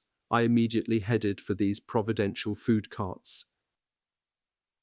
11th Notebook, the 296th Regiment in Champagne, May 19th to July 12th, 1916. By a happy stroke of luck, these field kitchens belonged to the 142nd Territorial Regiment. A long-standing friendship united this regiment to our own, further strengthened by a winter of great danger and suffering, 1914 to 1915, shared in the plains and the swamps of Vermelles and Givenchy in Artois when we were side by side. They welcomed us like brothers and offered us as much food and drink as we wanted. As for me, I wolfed down a plateful of codfish and salad, the plat du jour. These territorials definitely didn't deprive themselves of anything. While we were savouring a second quarter-litre of coffee, Sub-Lieutenant Roquet sprang up, still brandishing his revolver. His state of confusion was still at an early stage. he spotted a poor devil of a rationer who was arriving loaded down with canteens and mess tins. Pouncing on him, Roque stuck his revolver right between his eyes, crying, "You're an artilleryman, aren't you? You're going to pay. Speak up, you're an artilleryman, right?" The rationer, baffled, dropped all his pots and pans and sputtered that he was a territorial. "Well, consider yourself lucky to have gotten off so easy," said the officer to him, finally holstering his pistol and wandering off, whistling a popular tune. The territorial had to believe that he had just met a madman or a sick practical joker. The three of us from Peyriac, well rested, strength regained, and informed of our whereabouts by the territorials, headed down the road to the Bois Saint-Pierre. Soon we ran into some groups, or rather some disorganized gangs, from the 296th Regiment. Men from different companies were all mixed up. Each one marched, or rather dragged himself along as best he could, stopped to rest, headed out across fields, lingered in villages he passed through, Montreville, Vigneville, Bethelonville, variants respectively of Montseville, Vigneville and Bethelonville. What a miserable picture. 7 days of insomnia, fatigue, thirst, anguish had transformed these sturdy men, these superbly disciplined companies, into ragged troops of laggards, of sickly, moribund figures, who nevertheless displayed an air of calm contentment for the joy of simply being alive. At the summit of a hill, we paused at the foot of a spring which bubbled clear, fresh water beside the road, where each passer-by paused to quench the feverish thirst which consumed him. We took one final look back at Côte 304 and the Mort Homme, which stood out in the rosy horizon of dawn. As if from two erupting volcanoes, clouds of smoke rose up from each of the two hilltops, and the flames of explosions burst forth like jets of incandescent lava. From where we stood, we could look down on our artillery batteries hidden in the nearby ravines, valleys and woods, firing away with all their guns. It shook up this whole corner of the Argonne. What did this insane bombardment signify? Were the Boche launching a fresh attack on Côte 304 and the Mort Homme? Our curiosity wasn't strong enough to make us go back and find out. A few shells landed on a nearby hill, spurring us along our way. At Bethelonville, someone showed us a connecting road which would save us a kilometre in distance. But we came upon several crossings in the road, and we couldn't pick the right one, so we had to cover at least 2 kilometres more. At the edge of the Bois de Bethelonville woods, we reached the main road. There was a large gathering of stragglers, and some officers were trying to regroup their units with varying degrees of success. Suddenly 2 men on horseback appeared. It was our old friends, Cansgram and the Kronprinz. Seeing all these people in headlong flight, the Kronprinz scowled even more grimly than he usually did when he was angry. Good God, what was the world coming to if we let soldiers do what they please instead of forming up properly? It was the end of everything. Good thing we had spent so much of our rest time in close order drills, with ranks as tightly formed as he could make them. It wouldn't have surprised me if he had tried to take this shapeless mass of men in hand, as he liked to say, but he restrained himself. Meanwhile, Cansgram, always on the lookout, scanned the 4 corners of the horizon, fearing the appearance of an enemy airplane squadron in search of prey on which to drop its murderous bombs. Despite the fact that the sky was crisscrossed not by aircraft, but only by inoffensive larks and swooping swallows, he curtly ordered us to disperse into the Bois Saint-Pierre. Like a couple of medieval knights returning from the field of combat, covered with glory, our 2 leaders, proudly mounted on their steeds, rode off at a gentle gallop, followed at a respectful distance by their aides, or should I say their pages. To reach the Bois Saint-Pierre, the road made a big curve as far as Dombasle.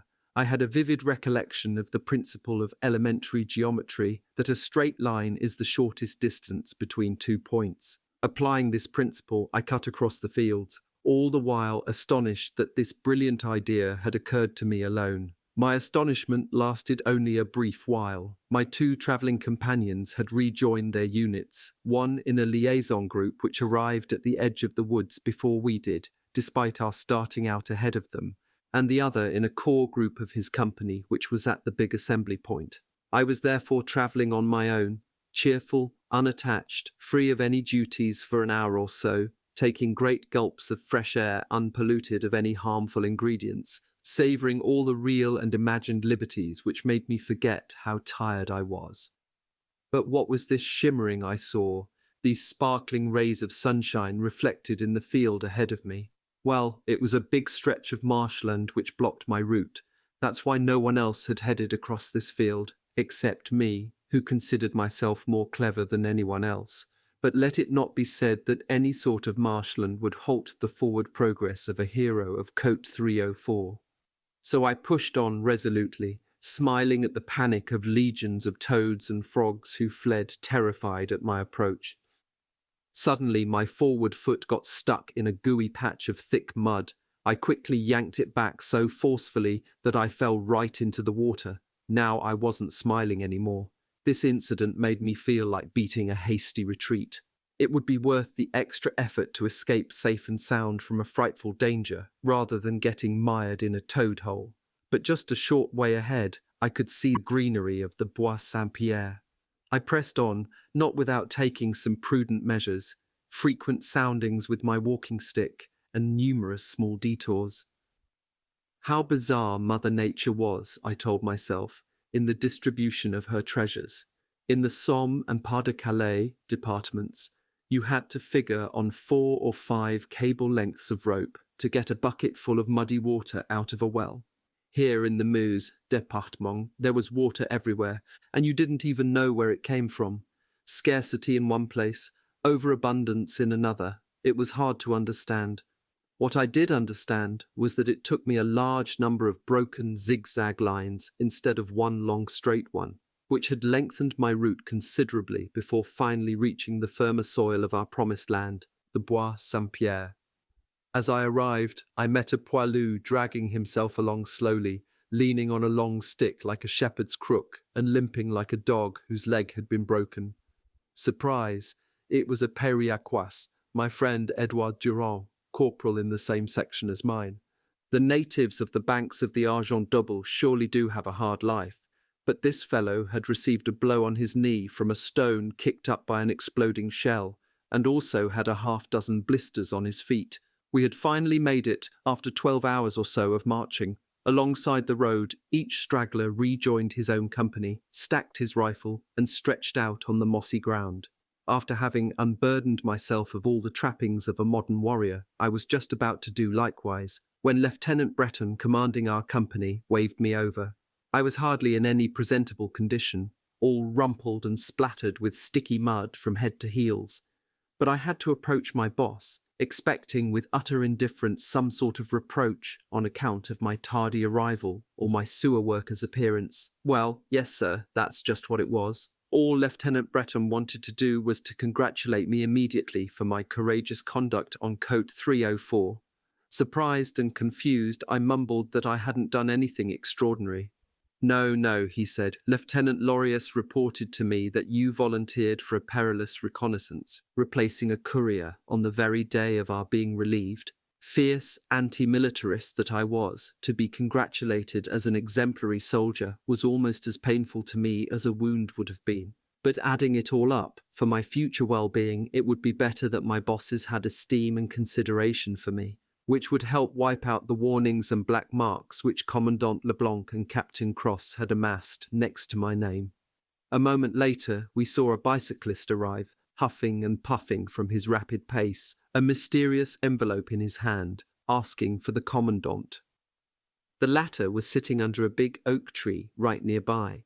His household staff was bustling around, setting up a splendid meal for him. The Commandant read the fatal note and stood speechless. Over his shoulder, Captain Cross-Merivier read it too and made an indecipherable grimace. I could see no good coming out of any of this. There was something ominous about it. It was nothing less than an order from Colonel Douce, ordering us to take the road back to Cote 304 immediately. The Germans were once again massing for an assault, and our 2 frontline battalions were poorly positioned. To set out again, when a quarter of the battalion hadn't arrived yet, to redo 20 kilometres under a leaden sun, with the cheerful prospect of returning to that hellhole, all this was too much. There was murmuring, Some declared that they were going to lie down and would have to be carried up there. But the great majority greeted this news with a dumb silence, apathetic, not seeming to realize the gravity of the order. The commandant ruled that we would leave in an hour, once we had eaten our supper. We ate without any appetite, having dreamt of a restorative siesta, and now thinking that soon we would be reliving the hours of nightmare, making the superhuman effort to return to such awful places, didn't do much to stimulate our appetites. Suddenly, a cloud of dust rolls down the road and stops in front of us. It clears away, and a handsome automobile appears before our eyes. On the hood and the sides are painted a square with red stripes. It's a divisional staff car, and from the door which an orderly hastens to open descends our divisional general, General Andrieux. His face radiates joy. At the sight of him, the commandant and the capitaine adjutant major interrupt their repast and rush up to their big boss, bowing and saluting, grimacing with smiles. "I bring you good news," the general calls out. "The division is relieved." Embarrassed, the commandant puts the colonel's message in front of him. "Oh, the devil," the general says, scratching an ear. "This is serious." He took a look at us, a look filled with pity, then got back into his car, saying, "I'm going to Corps headquarters in Bar-le-Duc. In an hour, you'll be all set." This hour was, for us, an hour of anguish. The anguish of a condemned man who is awaiting his final judgment of life or death. At the end of 3/4 of an hour, we were all fixing our gazes on the dusty road, bleached almost white-hot by the sun. Like Sister Anne, we saw nothing coming.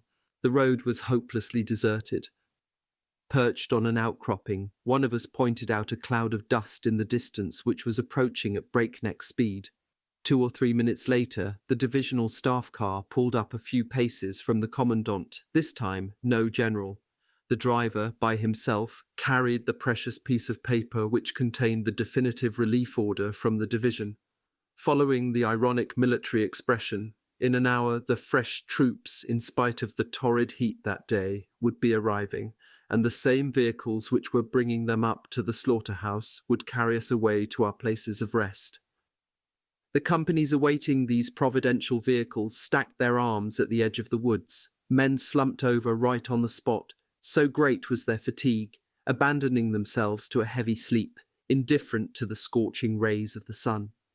Captain Cross-Mérevielle, catching sight of this, gave the order for everyone to get back into the woods.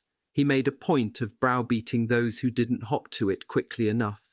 It was enough to melt your heart. This man, so egotistical, so hard on the others, so indifferent to suffering elsewhere, now displayed the kind attentions of a mother. The only thing missing was someone to point out how ridiculous it all was.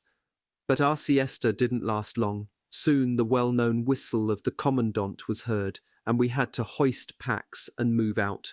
There was a moment of worry. Was this some terrible counter-order? Luckily not, but we had to go as far as a village, the name of which I didn't ask, to get to the trucks. Someone had figured out that it was better to save on a few litres of gasoline, which cost money, and instead add to our fatigue, which cost them nothing. Whoever gave this order had no thought for the amount of suffering and weariness which he was imposing on us. These several kilometres of marching opened up the scrapes and blisters on our feet, and the straps of our packs cut painful furrows in our shoulders. Finally, the liberating vehicles arrived and disgorged onto the roadside clusters of soldiers who silently examined our cadaverous faces, our untidy uniforms, our coatings of mud, our shaggy beards, all of which made us look like highway robbers. They posed few questions as they looked at us and listened to the incessant rumbling of the cannonade in the distance. Even the stupidest among them understood where they were going and what was awaiting them. They surely envied our lot, and on our side we surely pitied them. But to each his turn, and to each his destiny. The trucks carried us off in the direction of Bar-le-Duc, which we passed through at 5 in the afternoon, nearly twilight. We saw tall smokestacks profiled on the horizon. They were the steel mills at Saint-Dizier. We halted 2 kilometres from the city at the village of Bethencourt, variant of Betancourt. The 15th Company was billeted in a dilapidated barn, largely open to the breezes and quite filthy, but it looked like a palace to us, compared to our uncomfortable lodgings on Côte 304. and we enjoyed a calm and restorative sleep with no fear of falling shells. The next day, early on, General Andrea himself came to bring us the happy news that home leaves would start up again after having been suspended for 3 months. And that very evening, the first leave-takers headed off to get the train at Saint-Dizier, to the envy of everyone else. Leaving for home was a moment of rare joy, of consolation, of happiness, awaited with feverish impatience.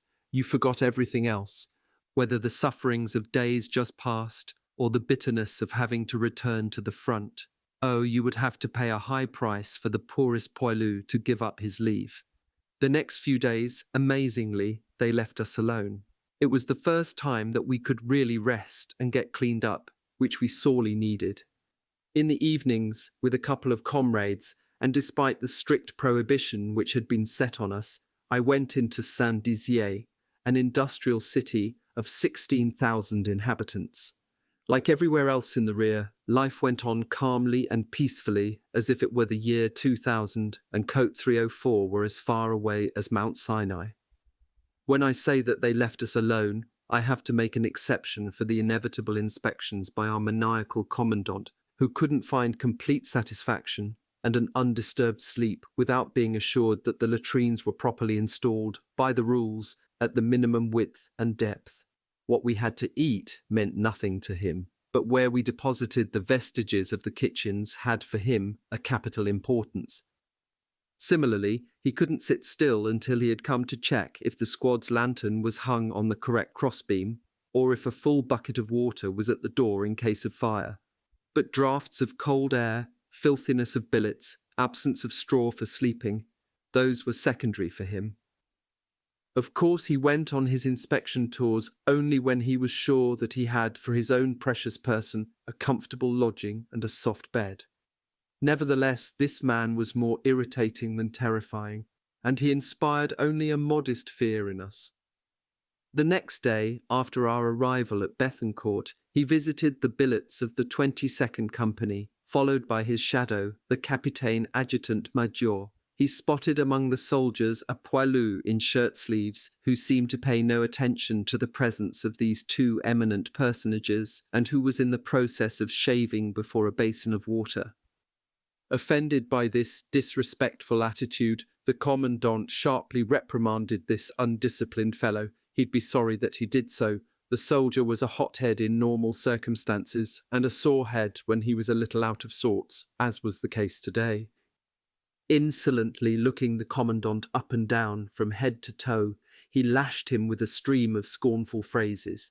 "You little runt, you little ragamuffin, it's out there, on the front lines, that you should come visit us, and now, on the first day of rest we have, you show up and bother us. On Côte 304, you didn't even dare come out of your hole. Now get out of my sight." The commandant was as stunned as if a 250 caliber howitzer shell had landed at his feet.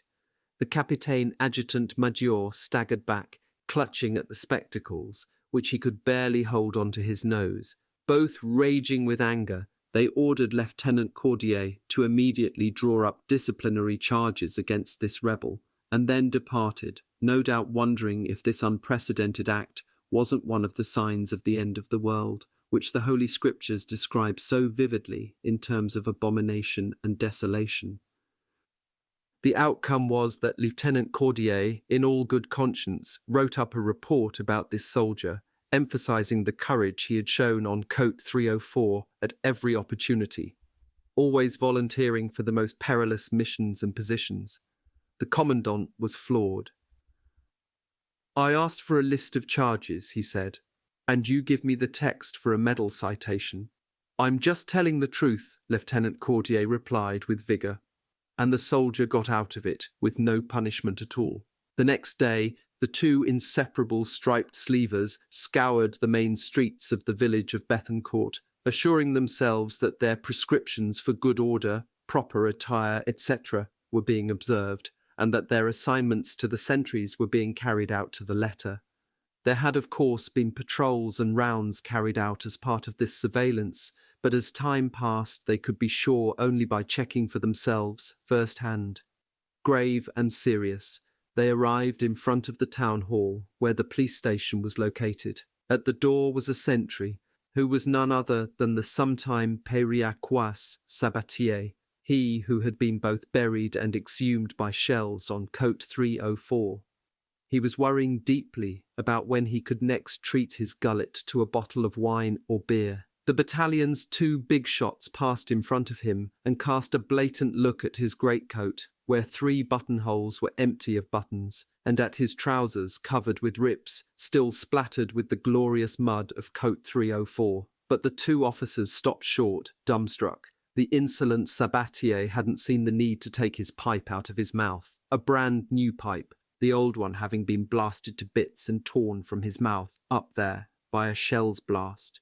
That was already a grave misstep for a sentry, but the imprudent Sabatier took things even further, to the crime of lèse-majesté, by not saluting his bosses with his rifle. He took no more notice than if the village constable had strolled past. This was too much. Violated discipline required vengeance. The commandant approached the guilty party and severely demanded, "Since when do you not pay your respects?"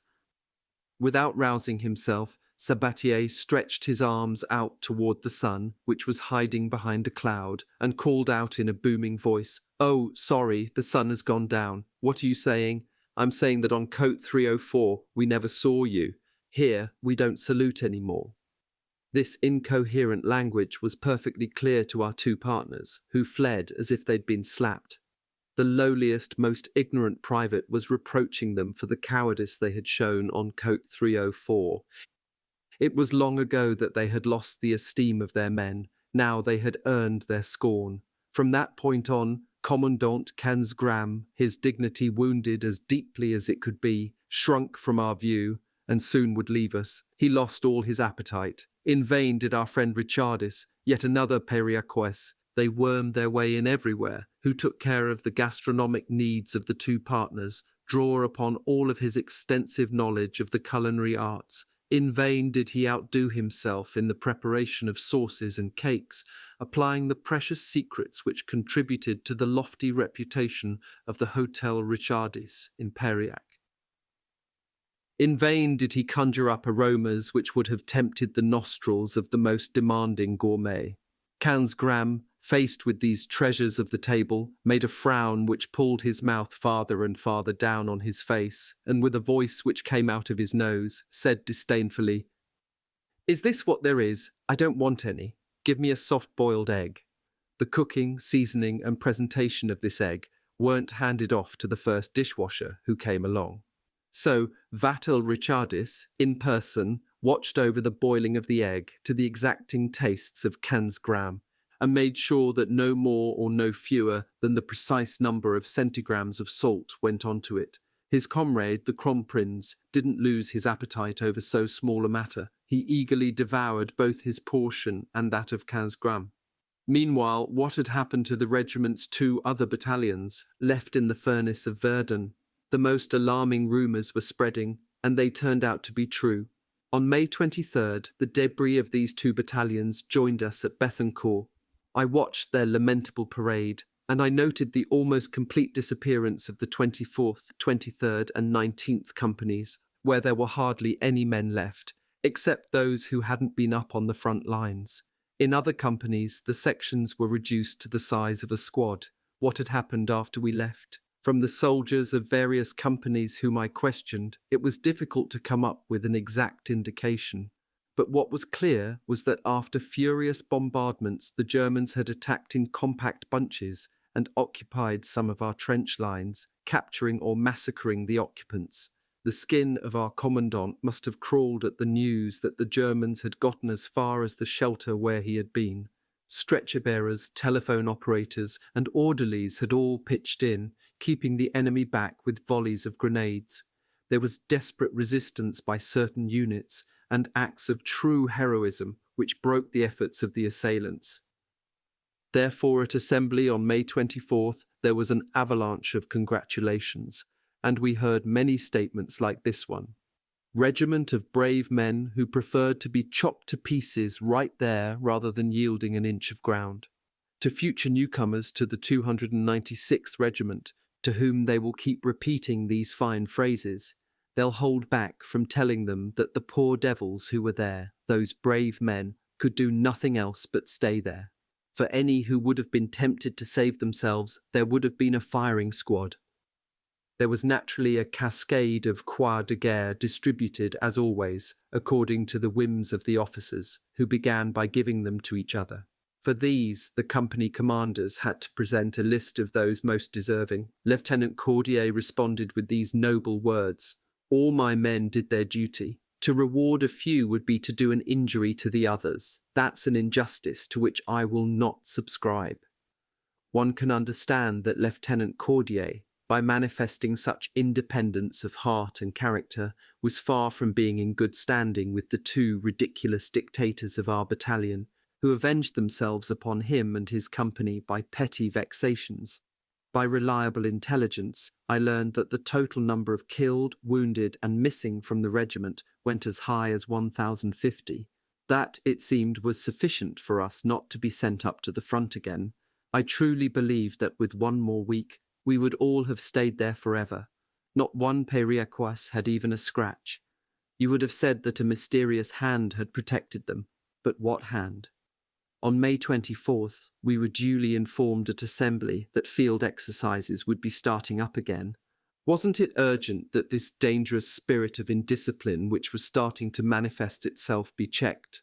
To bring everyone back to a strict conception of his duties, there was surely nothing like a few sessions of bayonet drill, of basic training singly and by section, supplemented by a few excursions across rugged terrain, from which one would return with shirts dripping with sweat. Commandant Kanzgram had already drawn up a training program in which not one paragraph, one article, one subsection of theory had been left out. We'd get something out of it. We were being treated like raw recruits. But the next day, rather than heading out onto the training ground, we had to get ready to depart. An order which came from the mysterious and invisible high reaches of headquarters enjoined the 296th Regiment to embark for an unknown destination. We had to leave Bethencourt by 6 in the evening. We all thought this meant embarking at the Saint-Dizier station, right nearby. But to our stupefaction, we took the opposite direction. The route that we took looped its way across countryside rich in vegetation. Fields with a variety of crops filled with fruit trees, grapevines lined the road.